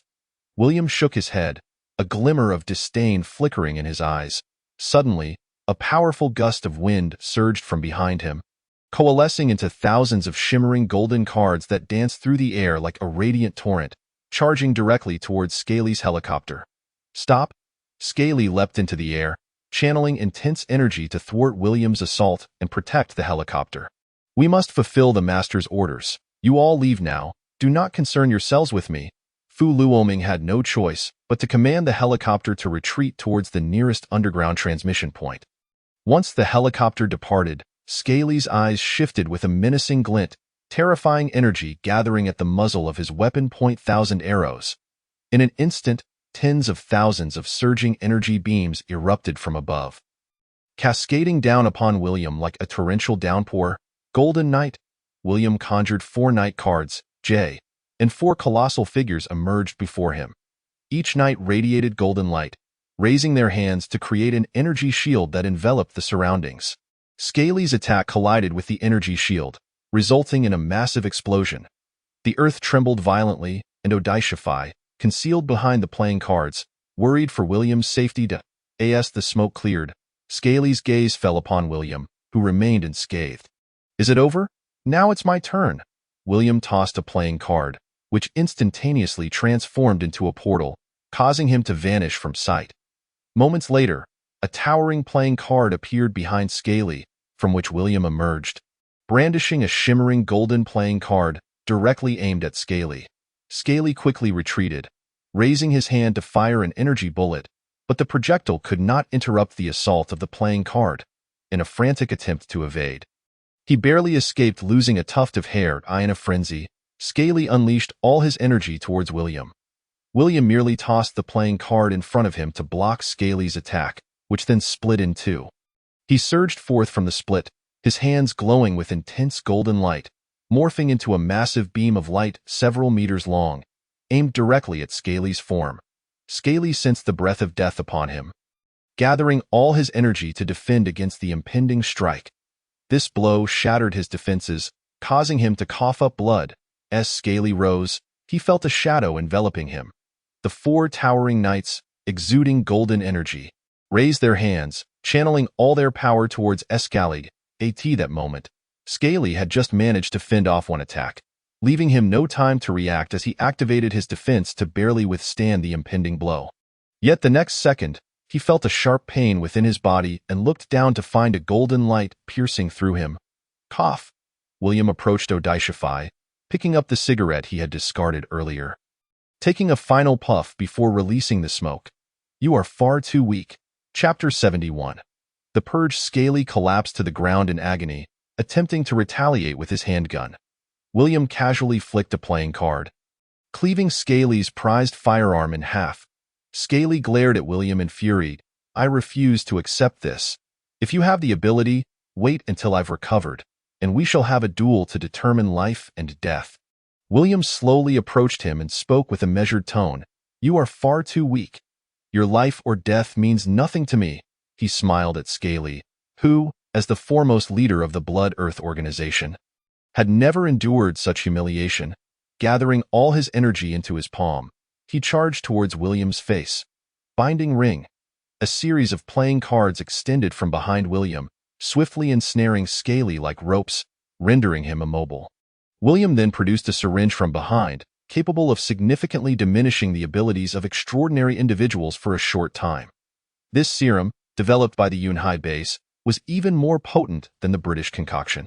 After administering the injection, William strolled over to Odishify, lifting her gently. It's all right now, my lady. At that moment, several vehicles adorned with the small flag of Britain approached from outside the base. Agents from the CIA's 7th Division had arrived to provide assistance. The leading man, clad in a black combat uniform, swiftly exited the vehicle, followed by numerous soldiers. They hurried into the base. However, upon entering, they found no enemies, only William standing in the center of the field. Cradling Odishify in his arms, "Hello, Mr. Carty Adams, long time no see. This girl is gravely injured. Let us take her for treatment at once." William called out the name of the foremost man. The newcomer was none other than the esteemed Catai Adams, a transcendent of the 8th tier and the leader of the 7 Sacred Knights of Britain. "Mr. William, how fortunate it is to have you here." Catai had sent someone to retrieve Odishify. "Mr. William, please ensure that my leather jacket is kept safe." "It holds great significance for me," Odishify weakly pleaded. William instructed everyone on the whereabouts of the jacket. Catai, aware of its origins, willingly assured him, "Rest assured, Mr. William, we shall not misplace it, if there is nothing else. I shall take my leave." William began to depart when Catai called him back. "Sir, you have not only rescued the backbone of our order, but also thwarted the enemy's invasion. It is a tremendous honor for us in Britain. You must return with us." After a brief pause, Catai added, "Of course, I understand your disposition, and should you be unwilling, I shall report this to my superiors. You need not worry about it, I will accompany you." William replied, retrieving his communication device. "However, I must first contact the Cloud Sea base." Inside the Cloud Sea base, the medical ward was filled with individuals recovering. Due to prolonged use of their abilities and heightened tension, Lin Ju had fainted upon returning to the base and had only recently awakened. He propped himself up on the bed, the device clutched in his hand, lost in thought. This underground journey had exposed him to formidable powers. Genius is not invincible. How can I become stronger? At that moment, Veronica entered, bringing a basket of fruit which she placed on the bedside table. "You seem to be recovering well. You are quite fortunate. They sustained severe injuries, yet your wounds are so minor." A thought crossed Lin Ju's mind, and an apple from the fruit basket appeared in his hand. He took a bite while gazing at Veronica. "Are they all doing better? Irina, Xiaotong, and Wei Luo and Yang have all sustained considerable injuries and require ample time to recuperate." Meanwhile, in the meeting room of the base, T sat at the center, with Celinda standing beside him, while projections of 5 individuals surrounded them. They were the director of the British Military Intelligence, Derricks, the representative of the Star Alliance in Britain, Casa, the head of ASH headquarters, Matthews, the second in command of the Crimson Palace in the underground world, Eugenie, and the president of the Dark Council, Higgles. They deliberated on how to address the recent incident. Since the establishment of the underground world, there has never been such audacity, daring to encroach upon Britain and commit such outrageous acts within our territory. Are you all so impatient to live? Derricks angrily banged on the table, denouncing the devastation wrought by the Bloodland. Mr. Derricks, please remain calm. Some minor organizations in the underground have overstepped their bounds, committing such a grave offense. This is both a fault and a disgrace for our underground realm, Eugenie spoke in a composed tone. She then turned to Higgles' projection, her expression serious. In recent years, the Dark Council has been dedicated to nurturing new forces. I wonder how you intend to address this severe incident committed by your subordinates? The Crimson Palace will take a firm stance against those organizations that disrupt both worlds. Higgles slightly furrowed his brow, holding a small screen in his hand. It displayed images of the captured Dr. Mechno, who had previously sent him the British evolution device and manufacturing apparatus. After a moment of silence, Higgles spoke. Although the Dark Council has been focused on developing new forces, I cannot condone actions that violate the rules of the underground world. We shall not tolerate this incident, and the Dark Council is willing to cooperate with the British government in the eradication of this threat. Upon hearing this, the others appeared somewhat relieved, then interjected. Regardless, our immediate priority is to prevent such incidents from occurring again. We must enhance the mechanisms for information sharing and cooperative oversight between our realms. The others nodded in agreement. Regarding the Bloodland, he glanced at Higgles, seeking his stance. I shall not impede the actions of the Star Alliance. I will do everything in my power to assist you in dealing with those who threaten both worlds. Excellent, Derricks declared. Initially, we intended to have the Cloud Sea base hold Bloodland accountable for its recent provocations against Britain, but given the severity of their actions and their previous offenses, Britain officially announces that we shall personally eradicate the Bloodland. ASH would also dispatch a team to assist Britain in this endeavor, Matthews affirmed. The Cloud Sea base will also provide support, as this was ultimately our responsibility from the start. T subsequently determined the course of action. Most of your elite fighters at the Cloud Sea base have sustained serious injuries. I doubt they will be able to contribute much this time, Derricks remarked with a slight smirk, focusing on T's projection. It is of no concern. Our main forces are not entirely incapacitated. Vister can fight alongside you, and T paused, then chuckled. This young man here has sustained hardly any injuries. Chapter 72. The Dark Council Scheme O? Are you referring to the bearer of the device you created? Derricks inquired with curiosity, as they had scant information on Lin Ju and were unaware of his abilities. Yet, T's confidence in Lin Ju's prowess, coupled with the injuries sustained by others during the battle against Tsukigami Ichiro while Lin Ju remained unscathed, suggested that this individual possessed unfathomable strength. The Cloud Sea base could only dispatch 3 White Phoenix-level fighters, and the Star Alliance expressed its apologies for the severe repercussions of this strategic blunder. Therefore, I will petition the Star Alliance headquarters to send a team for support. Casa, who had remained silent, suddenly spoke up, expressing his decision to dispatch a team to the Underground. In that case, we in Britain will finalize our personnel for the offensive against the Underground by tonight. I hope your forces can arrive in Britain by tomorrow night to rendezvous with us. Derricks concluded, then turned to Eugenie. Madame Eugenie, the Crimson Palace has no objections, I trust? For debts owed, there exists a rightful owner. Our palace shall not interfere, and we will ensure that other factions refrain from assisting the Bloodland. After discussing various other matters, they ended the communication. Higgles furrowed his brow slightly before picking up the communicator to message the leader of the Bloodland, Karp. Britain will be assembling its forces in the next few days to raid your stronghold. You are to deliver the evolution device and that doctor to me. Subsequently, I will send a team to negotiate your release along with your aberrants. Yes, Mr. Higgles, the Bloodland is eternally loyal to the leadership of the Dark Council.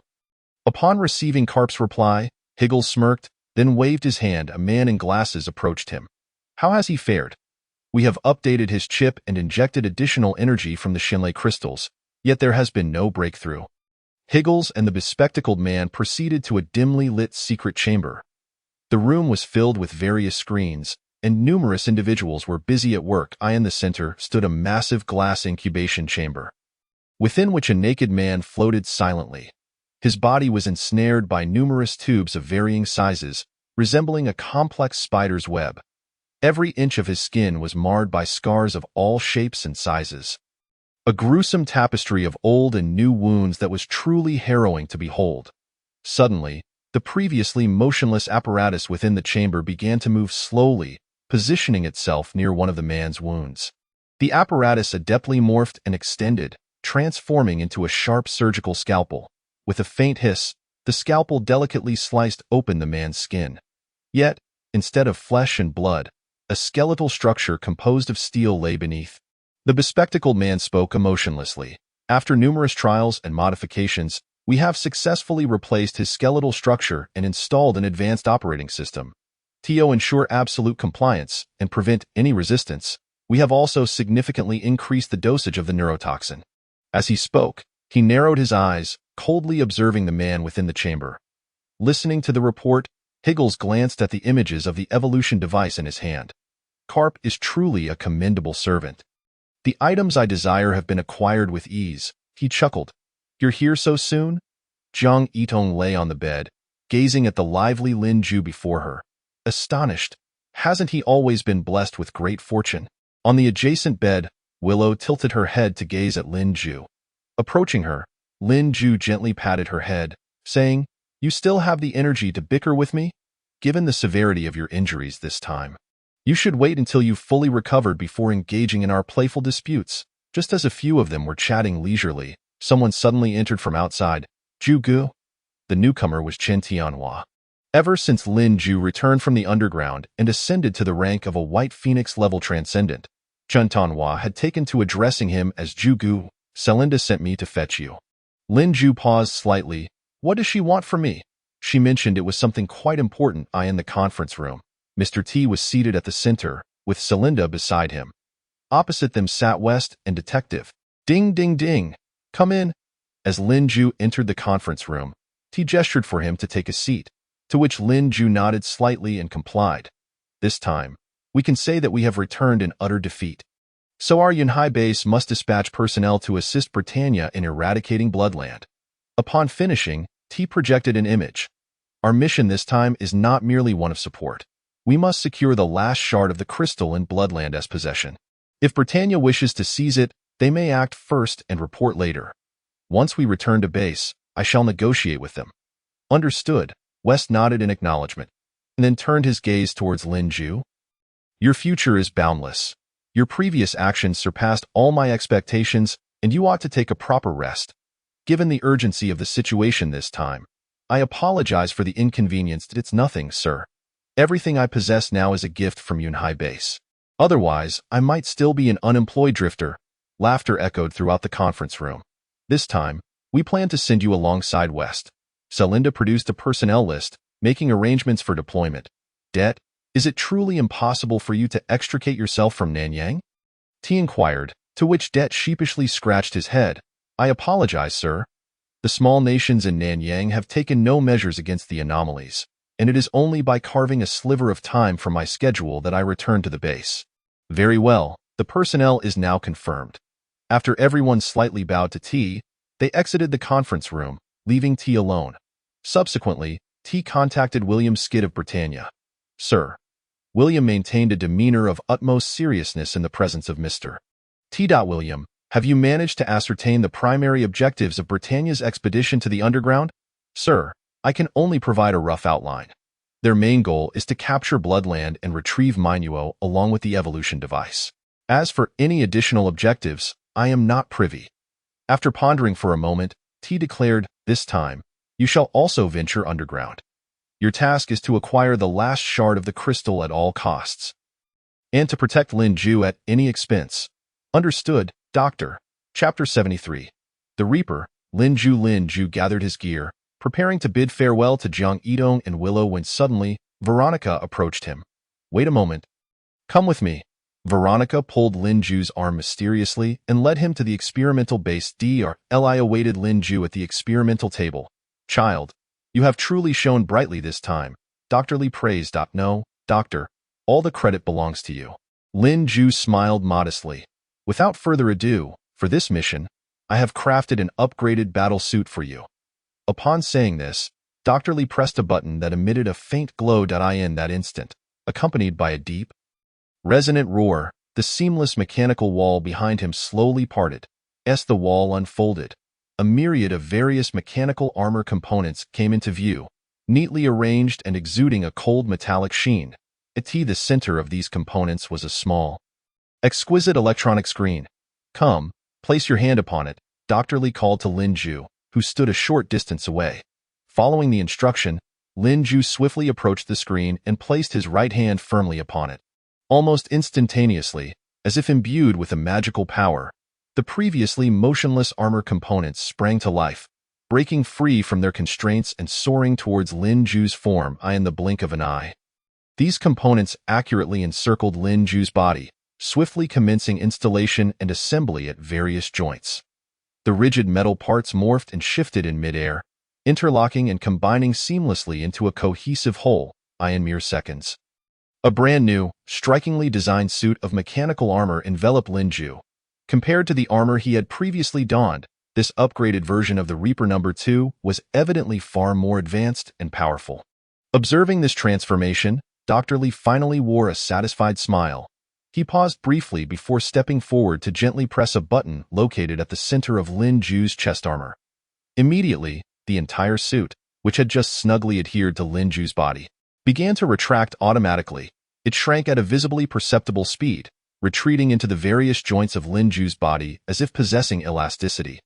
This newly upgraded Reaper No. 2 not only boasted significantly enhanced activation speed, but also allowed for complete assembly to provide comprehensive protection while supporting partial assembly as needed for increased flexibility. More importantly, There was no longer a need for traditional carrying devices.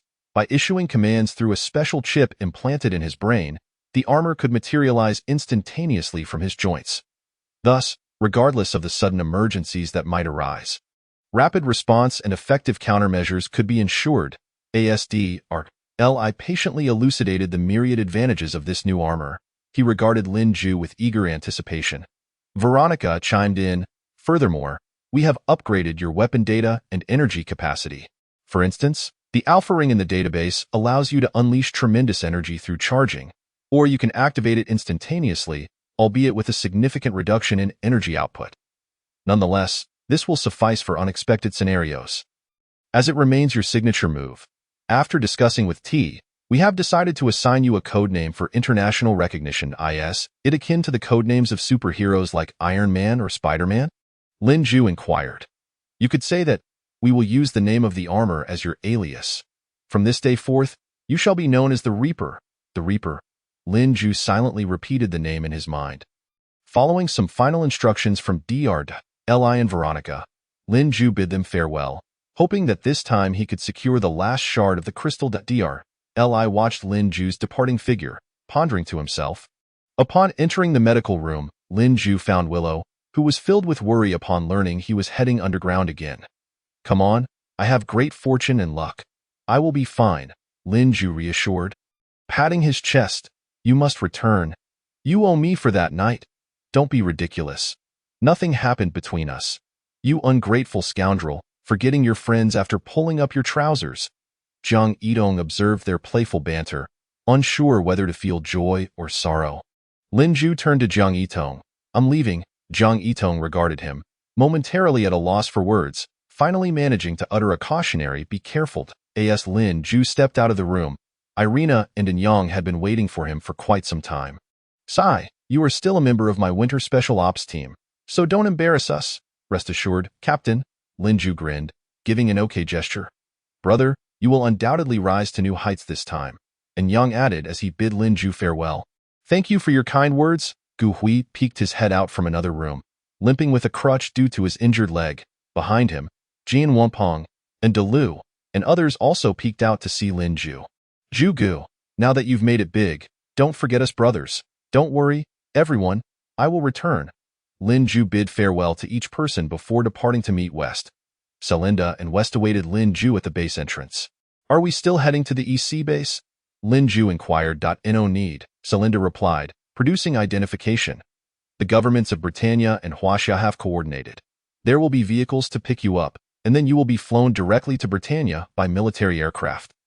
Lin Ju and Weist exchanged nods before stepping into the elevator. As the doors closed, Lin Ju silently contemplated his own capabilities. His physique had grown increasingly robust.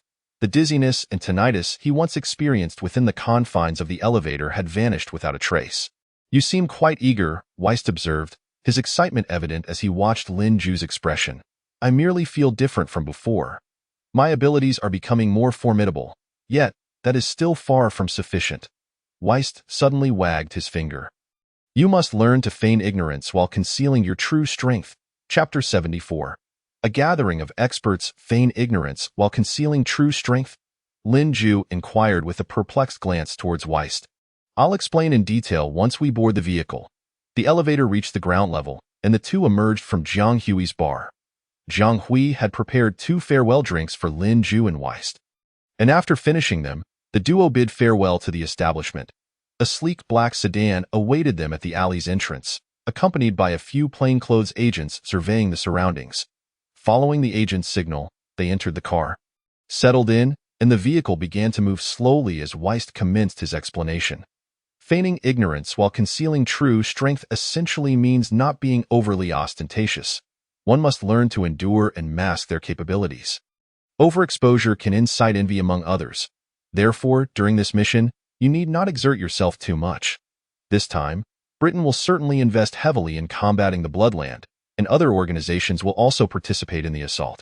A vast number of transcendents are expected to descend into the underground. Lin Ju nodded in understanding, and the two fell silent until they reached the airport. Donning masks and sunglasses, they were escorted through a special passage by armed police at the airport. leading them directly to the British government's private aircraft. Goodness, is this an airplane? It's utterly luxurious, Lin Ju exclaimed as he entered, marveling at the interior, which resembled a five-star hotel, replete with every conceivable amenity. Numerous service personnel were present, all strikingly beautiful, blonde-haired, blue-eyed flight attendants, making it difficult for Lin Ju to divert his gaze from them. My goodness, such an opulent aircraft for just the two of us. What can these flight attendants do? Anything, Weist replied nonchalantly. What? Lin Ju turned abruptly to face Weist. Weist appeared utterly unfazed. If you wish, they can engage you in conversation, provide massages, and even spar with you. Naturally, if you have particular needs, they can accompany you to a private room. This is Britain's private jet. Everyone here represents the government's goodwill. Lin Ju's eyes widened. He had never dared to share with anyone that. Despite being 26, he remained a virgin. Although he had briefly dated Su Xinhui during college, she had quickly abandoned him for another. Thus, Lin Ju had traditionally resorted to solitary means to fulfill his desires. The last time, when Weilo had made an advance, he had barely managed to suppress his impulses, fortunate that reason triumphed over desire in the end. Once the plane took off, Lin Ju merely enjoyed the flight attendant's standard service. Sipping top-tier red wine, he gazed out at the scenery, feeling utterly content. Don't forget our mission. We're not here for a vacation, Weist reminded Lin Ju from the side. And what are you doing? Lin Ju observed that Weist was reclining comfortably in his seat, surrounded by 4 alluring flight attendants who were attending to him with massages, while 2 others served drinks and snacks. This also a gesture of goodwill from Britain? Several hours later, the plane reached its destination. Peering out the window, Lin Ju was captivated by the vibrant nightscape of England. Gentlemen, we are about to arrive in the capital, English City. Please prepare for disembarkation.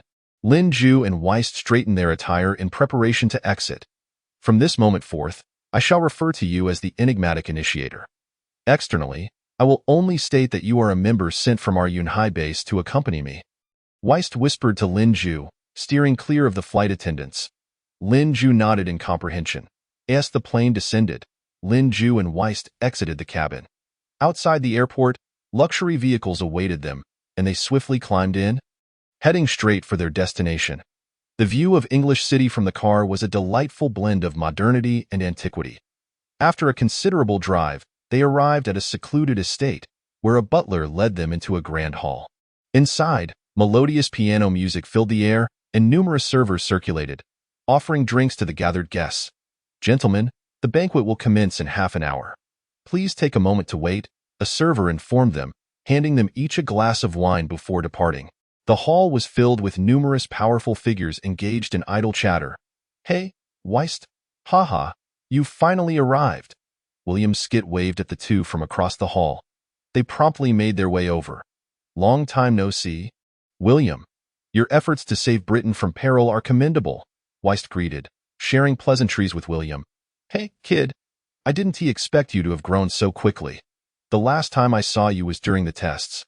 And now you've already advanced to White Phoenix level, William remarked quietly to Lin Ju. I'm probably still quite weak in comparison, Lin Ju responded with a shake of his head. Don't worry, this time, I'll help you reach new heights, William assured, a smug smile on his face. Hey, William, Weist. 2 figures approached, clad in silvery agent attire adorned with the Star River Alliance emblem. The man who greeted them stood tall and handsome, his neatly cut black hair accentuating his refined demeanor. It's been a while. Bai Xiefeng, William and Weist returned the greeting. Bai Xiefeng stepped forward, politely introducing the woman following him. Allow me to introduce. This is Daniele Hai from the Franksia base of the Star River Alliance. Greetings, Daniele Hai offered a gentle smile, extending her hand to shake hands with the others. Weist, this brother seems unfamiliar. He appears to be of Huaxia descent. Bai Xiefeng remarked, glancing at Lin Ju. This is a team member I brought from Yunhai base. His name is Enigmatic Initiator, Weist replied on Lin Ju's behalf. Enigmatic Initiator, that's a cool name. Bai Xiefeng commented, then refrained from further inquiries. Miss Daniele, may I inquire about your energy level? Weist asked her. I'm rather ordinary. Merely at White Phoenix level, Tier 3, Daniele replied somewhat awkwardly. ISNT Tier 3 of White Phoenix level quite strong? ISNTR base S Xiaotong and Irina around that level. Why does she consider herself ordinary? Lin Ju whispered to William. Kid, your exposure is still too limited. William then addressed by Xiefeng and his companion. ILL take our team member to meet the others. Please excuse us. Bai Xiefeng nodded in agreement. After speaking, William led Lin Ju to meet the other guests in the hall. The man named Bai Xiefeng is from the headquarters of the Star River Alliance. He is a level 6 transcendent of the White Phoenix. William introduced. I wouldn't have guessed. Lin Ju replied. It's remarkable if you can discern that. William chuckled, nudging Lin Ju playfully. Take a guess. Between that burly man holding a wine glass and the relatively slender man conversing with him, who do you think is stronger? The burly man must be stronger, Lin Ju answered without hesitation. We shall soon find out. Chapter 75. The Banquet. Hey, Charles, Gianti, William called out as he approached the two. Oh my, it's Mr. William. The slender Gianti quickly approached William, nodding slightly. It's an honor to meet you, Mr. William. The robust Charles also displayed excitement at the encounter. Thanks to your assistance, we in Britain managed to save Lieutenant Audacia Fay. Everyone in our military intelligence section is deeply grateful for your efforts, Gianni expressed, shaking William's hand enthusiastically. Allow me to introduce you, William said, pulling Lin Ju forward. This is our team member from Yunhai Base. Enigmatic Initiator, who is collaborating with Weist and us to combat Bloodland. Greetings, Lin Ju smiled, shaking hands with both. Let us introduce ourselves. I am Charles, a White Phoenix level 4 transcendent. I am Gianti, a White Phoenix level 6 transcendent. Gianti added. William then cast a triumphant glance at Lin Ju. Guess you were mistaken, huh? Lin Ju chuckled awkwardly. Mr. William. Katai Adams approached from the side, carrying a bag and followed by a man wielding a wooden stick. Here are your clothes. We cleaned the bloodstains for you. Katai Adams handed the garments to William. You're too kind, Katai. How is the lady faring now? William inquired about Audacia Fay's condition as he accepted the clothing. Her situation is not optimistic. She will require at least 6 months of rest, and her combat capabilities may be significantly compromised moving forward, Katai Adams replied, shaking his head. By the way, the gentleman behind me is also a member of the 7 Holy Knights of Britain. Christopher, a White Phoenix level 5 transcendent. Mr. William likely has not encountered him before. Katie introduced Christopher, who stood behind her, to William. This gentleman beside me is a member of our Cloud Sea base, and his name is Ming Chija. William then introduced Lin Ju to them, stating, he is also my friend. William emphasized this again. Upon hearing this, Katie, with a smile, extended her hand towards Lin Jue. It is a pleasure to meet you, Mr. Ming Chija. My name is Katie Adams, a White Phoenix level 8 transcendent. If you need anything here in Britain, do not hesitate to reach out to us. Thank you, thank you. Lin Ju looked at Katie's face. Unable to fathom how someone who appeared rather ordinary, apart from being somewhat handsome, could be a White Phoenix level 8 transcendent. After the introductions, the group continued their polite conversation. A black sedan slowly approached the estate. Coming to a steady stop at the entrance of the hall. 2 men emerged from the vehicle, adorned with the SH insignia. Mr. Corlison. Katie Adams hurried towards Corlison, extending her hand with a smile. During the attack on the Hanlon mansion, you were the first to arrive on the scene, proactively providing assistance and preventing further escalation. I would like to express my gratitude on behalf of the British government. Not at all, it is the duty of ASH to prevent such incidents. It was merely my responsibility. Corlison waved his hand dismissively, then introduced Benjamin Lucas, who stood behind him, another key member of ASH and a White Phoenix level 7 transcendent. At that moment, the grand doors of the hall slowly opened, and the butler stepped out. Ladies and gentlemen, you may now enter the banquet hall. The guests promptly made their way to the banquet hall. Sitting at the center of the banquet table was General Kulam, the commander of the British Army. To his left sat Director Directs of the 7th Bureau, and to his right was the representative of the Star River Alliance, Casa. As everyone took their seats, Kulam spoke. For a long time, transcendents have posed a significant challenge to nations worldwide. Over the past decade, the dual-layered world has gradually stabilized, yet this bloodland has audaciously launched repeated attacks against Britain. This latest incident is particularly egregious and a disgrace to us. Raising his glass, he continued, each of you has contributed to our efforts in this matter, especially Mr. Corlison and Mr. William Skit, who not only possess formidable strength but also saved us from peril. I toast this glass to you on behalf of the Prime Minister and Her Majesty the Queen." With that, Hulum downed his drink, and both William and Corlison raised their glasses in unison. Soon after, conversation resumed at the banquet. Durex exchanged glances with Katie Adams, prompting her to approach with a drink in hand. "Mr. Durex, I would like to toast to you." The two then engaged in quiet conversation. "Do you know the man brought by West?" "Not really. He is said to be a subordinate, named Ming Chija." "Something seems off." Durex turned to look at Lin Ju across the table, then discreetly assigned a task to Katie. "This individual is likely the user of the carrying device from the Cloud Sea base. We must obtain that fragment currently in the possession of the Bloodland." Katie hesitated slightly. "Isn't this somewhat inappropriate for the Star River Alliance? If the evolution device can utilize the energy of the Blue Ming crystal, our transcendence in Britain will ascend rapidly. Do you not desire greater power?" Katie pondered silently. As Britain's strongest transcendent, he had lingered too long at the White Phoenix level 8. If he could ascend, both his strength and future standing would shine even brighter. "Very well, I understand." Meanwhile, Casa was advising by Xiefeng, the Star River Alliance's role this time is merely supportive. In the absence of danger, do not exert yourselves. However, once we have the crystal fragment, ensure it is secured for us. Bai Xiefeng glanced at the three from the Cloud Sea base, feeling apprehensive. But the Cloud Sea base already possesses 3 fragments. They will undoubtedly make every effort to acquire this one. Their remaining strength lies solely with William and West. Why concern ourselves with them? Do you have any idea how powerful the energy of the Blue Ming crystal is? It could elevate our research to unprecedented heights. But the carrying device from the Cloud Sea base has already been declared a success. If that individual, impossible.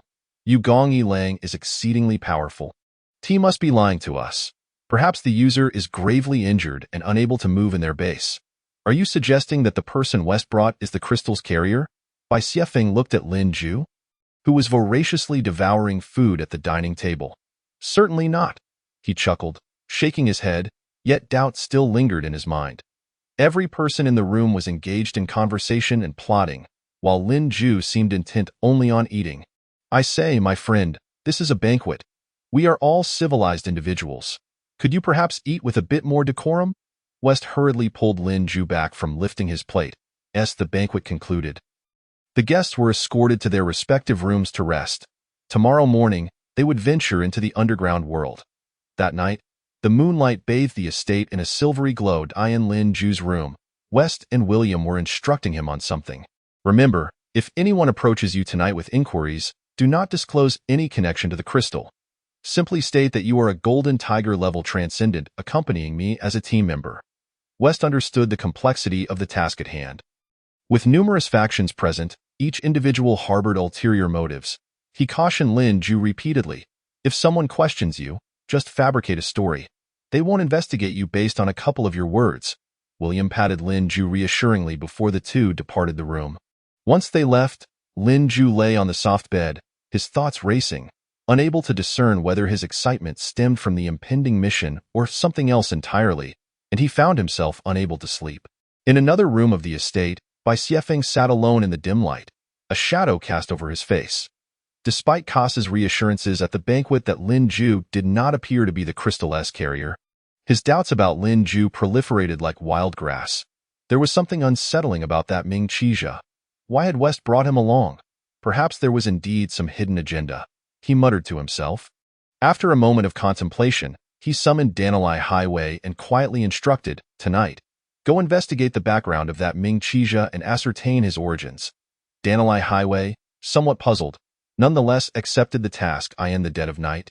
A knock echoed from Lin Ju's door. "Hello?" Danilai Highway greeted with a smile as Lin Ju opened the door to ITSU.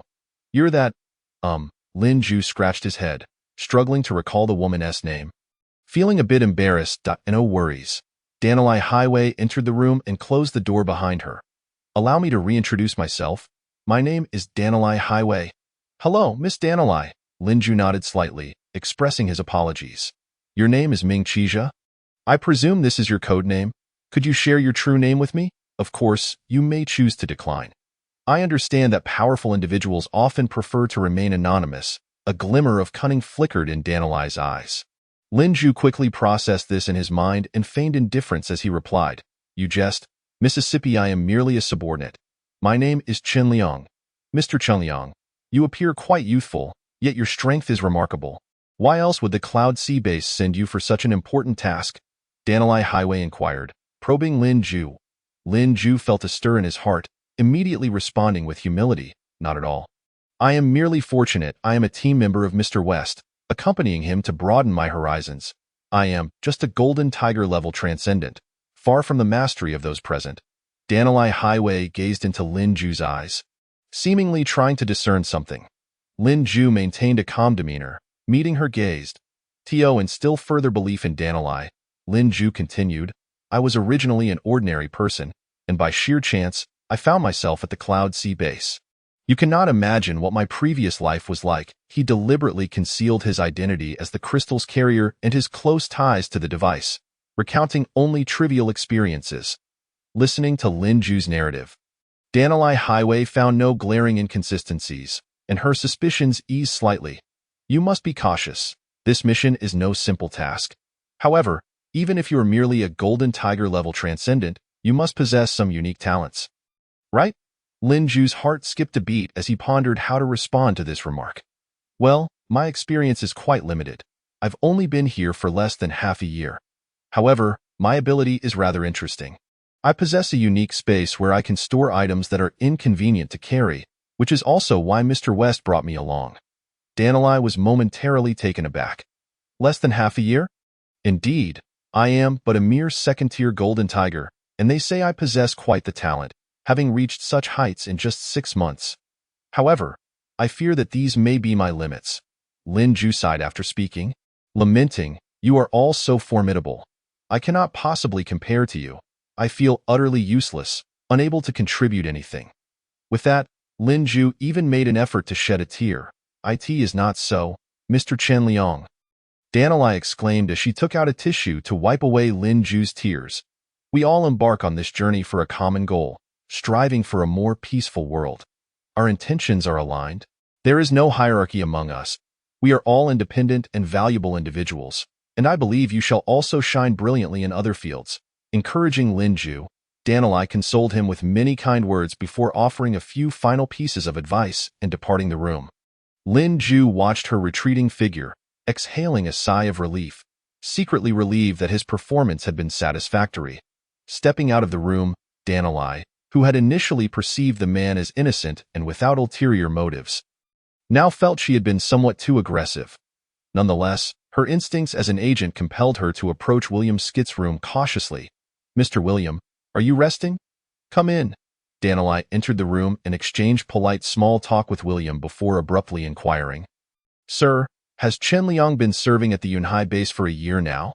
William was momentarily taken aback by Danilai's question, though his expression remained impassive. Internally, he mused, Danilai's late-night visit must have a purpose. Given this unfamiliar name, it is undoubtedly a pseudonym revealed by Lin Ju. Thus, Lin Ju must not have disclosed his status as a White Phoenix-level extraordinary. This woman is certainly attempting to deceive me. Furthermore, they would never believe that someone could ascend to White Phoenix level in under 6 months and bear a device. Lin Ju would likely attribute his presence here to his spatial ability.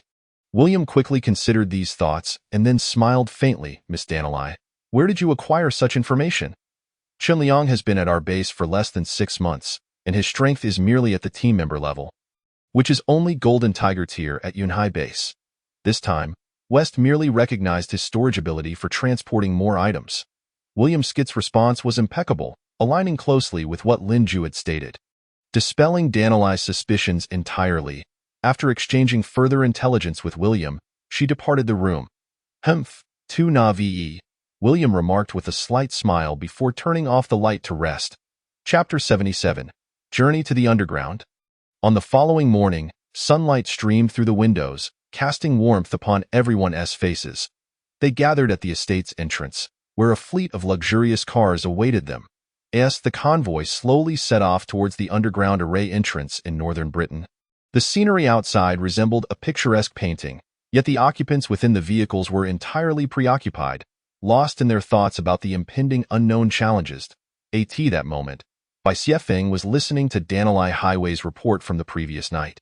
As per your instructions, I probed that Netherseeker.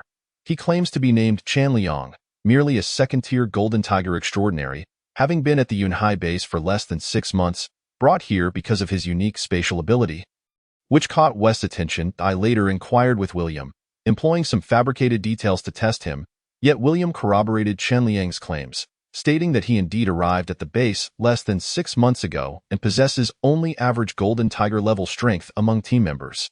Danilai Highway recounted in detail. Bai Xiefeng furrowed his brow slightly, pondering before replying.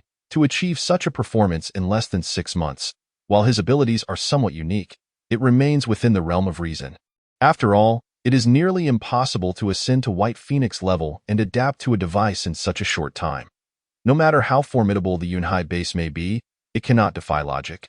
Indeed, I believe we may have been overly cautious. He appears to be nothing more than a simple young man, with no ulterior motives, Danilai Highway concurred, recalling how she had even made Chen Liang cry the day before. Feeling a pang of guilt. Let us not expend our energy on him for now. This mission is arduous, and there are more pressing matters that require our attention. Bai Xiefeng nodded, gazing out the window into the distance, his eyes betraying a hint of doubt. Several hours later, the convoy arrived at a military base, where sentries stood guard, and heavily armed troops created a tense atmosphere akin to an invisible net. Upon disembarking, the group hurried towards the building housing the teleportation array. Lin Zhu, West, and William Skit noticed Bai Xiefeng not far ahead. They approached with a calm demeanor, exchanging a knowing glance and a subtle smile. At that moment, the object Lin Zhu was carrying for West clattered to the ground. West's expression shifted instantly, his brows furrowing as he scolded Lin Zhu. Chan Liang, you've been here for almost 6 months. You can't even handle such a minor task. I brought you along to assist me with carrying things, not to expect a Golden Tiger to charge into battle. Lin Zhu's face flushed crimson, his head drooping almost to the ground as he hurriedly apologized. Mr. West, I am truly sorry. It is my oversight, and I shall be more attentive in the future. Bai Xiefeng observed this scene and quietly remarked to Danilai Highway. It seems we were mistaken. He is merely an ordinary team member. Danilai Highway nodded in agreement while Katie Adams, witnessing the entire exchange, felt a surge of suspicion arise within her. Half a year? Golden Tiger? Does Derricks truly believe he is the bearer of the device? Yet, she chose to bury her doubts deep within, revealing nothing. Once the others had entered the building, the three shared a knowing smile. You, my friend, are a natural-born actor. West playfully tapped Lin Zhu on the head before proceeding inside. In the building's center, peculiar stone blocks were scattered throughout the hall, while soldiers stood quietly at attention. As everyone prepared, the soldiers pressed a button, and beams of light descended from above. The world spun around them, and amidst a dazzling display, they tumbled into the management facility of the underground world in Britain. They registered at the management facility and subsequently loaded numerous pieces of equipment into several vehicles before departing in grand procession to confront the Bloodland. The underground world of Aurora was rugged and filled with bizarre sights. We have pinpointed the lair of Bloodland, located near the intersection of the surface territories of Francia and Prussia within the underground world. The journey is quite lengthy. We shall likely need to travel for around 2 days. Katie Adams informed everyone, sharing the coordinates and route to Bloodland. The 4 Holy Knights from Britain split into 2 vehicles, while ASH occupied one. Bai Xiefeng and Danilai Highway shared another, and Lin Zhu rode with 2 others in a single vehicle. I shall drive, Lin Zhu declared, ushering West aside and taking the driver's seat, recalling West's previous driving skills. You can't be serious, mate?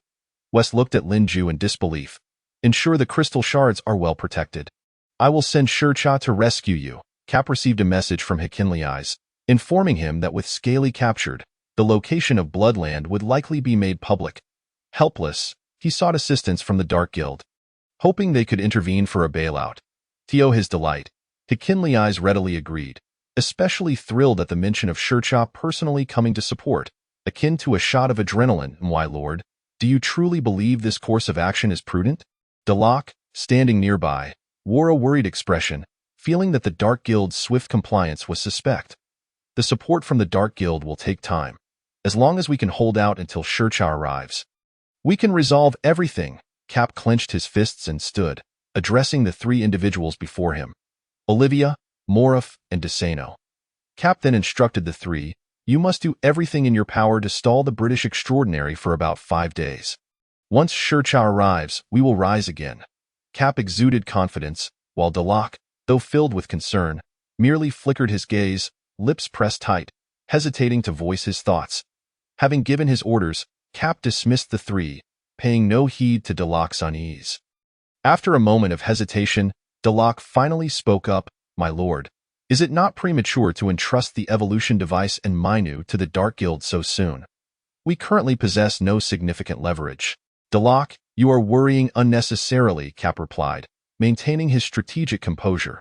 "If we do not send the device over soon, the Dark Guild will have no substantial incentive to protect us. Besides, we still possess the crystal shards. They require us for their energy research. Thus, there is no need for concern. The Dark Guild will never allow the Bloodland, which they have labored to support, to be destroyed so easily." After Kapu finished speaking, he turned and walked into the room, leaving Dialogue to ponder alone. Chapter 78. The giant stones of the valley. The convoy sped along the rugged roads of the underground world of Auroral Continent for an entire day. Jagged rocks lined the sides of the road, each taking on a unique shape. A faint purple mist hung in the sky, casting an eerie and oppressive hue over the entire landscape. To guard against any potential ambushes, Katie Adams decided to take a rest in front of a small hill. Everyone disembarked from the vehicles, stretching their weary limbs while vigilantly observing the surroundings. "This valley is well suited for an ambush. Let us rest here for the night."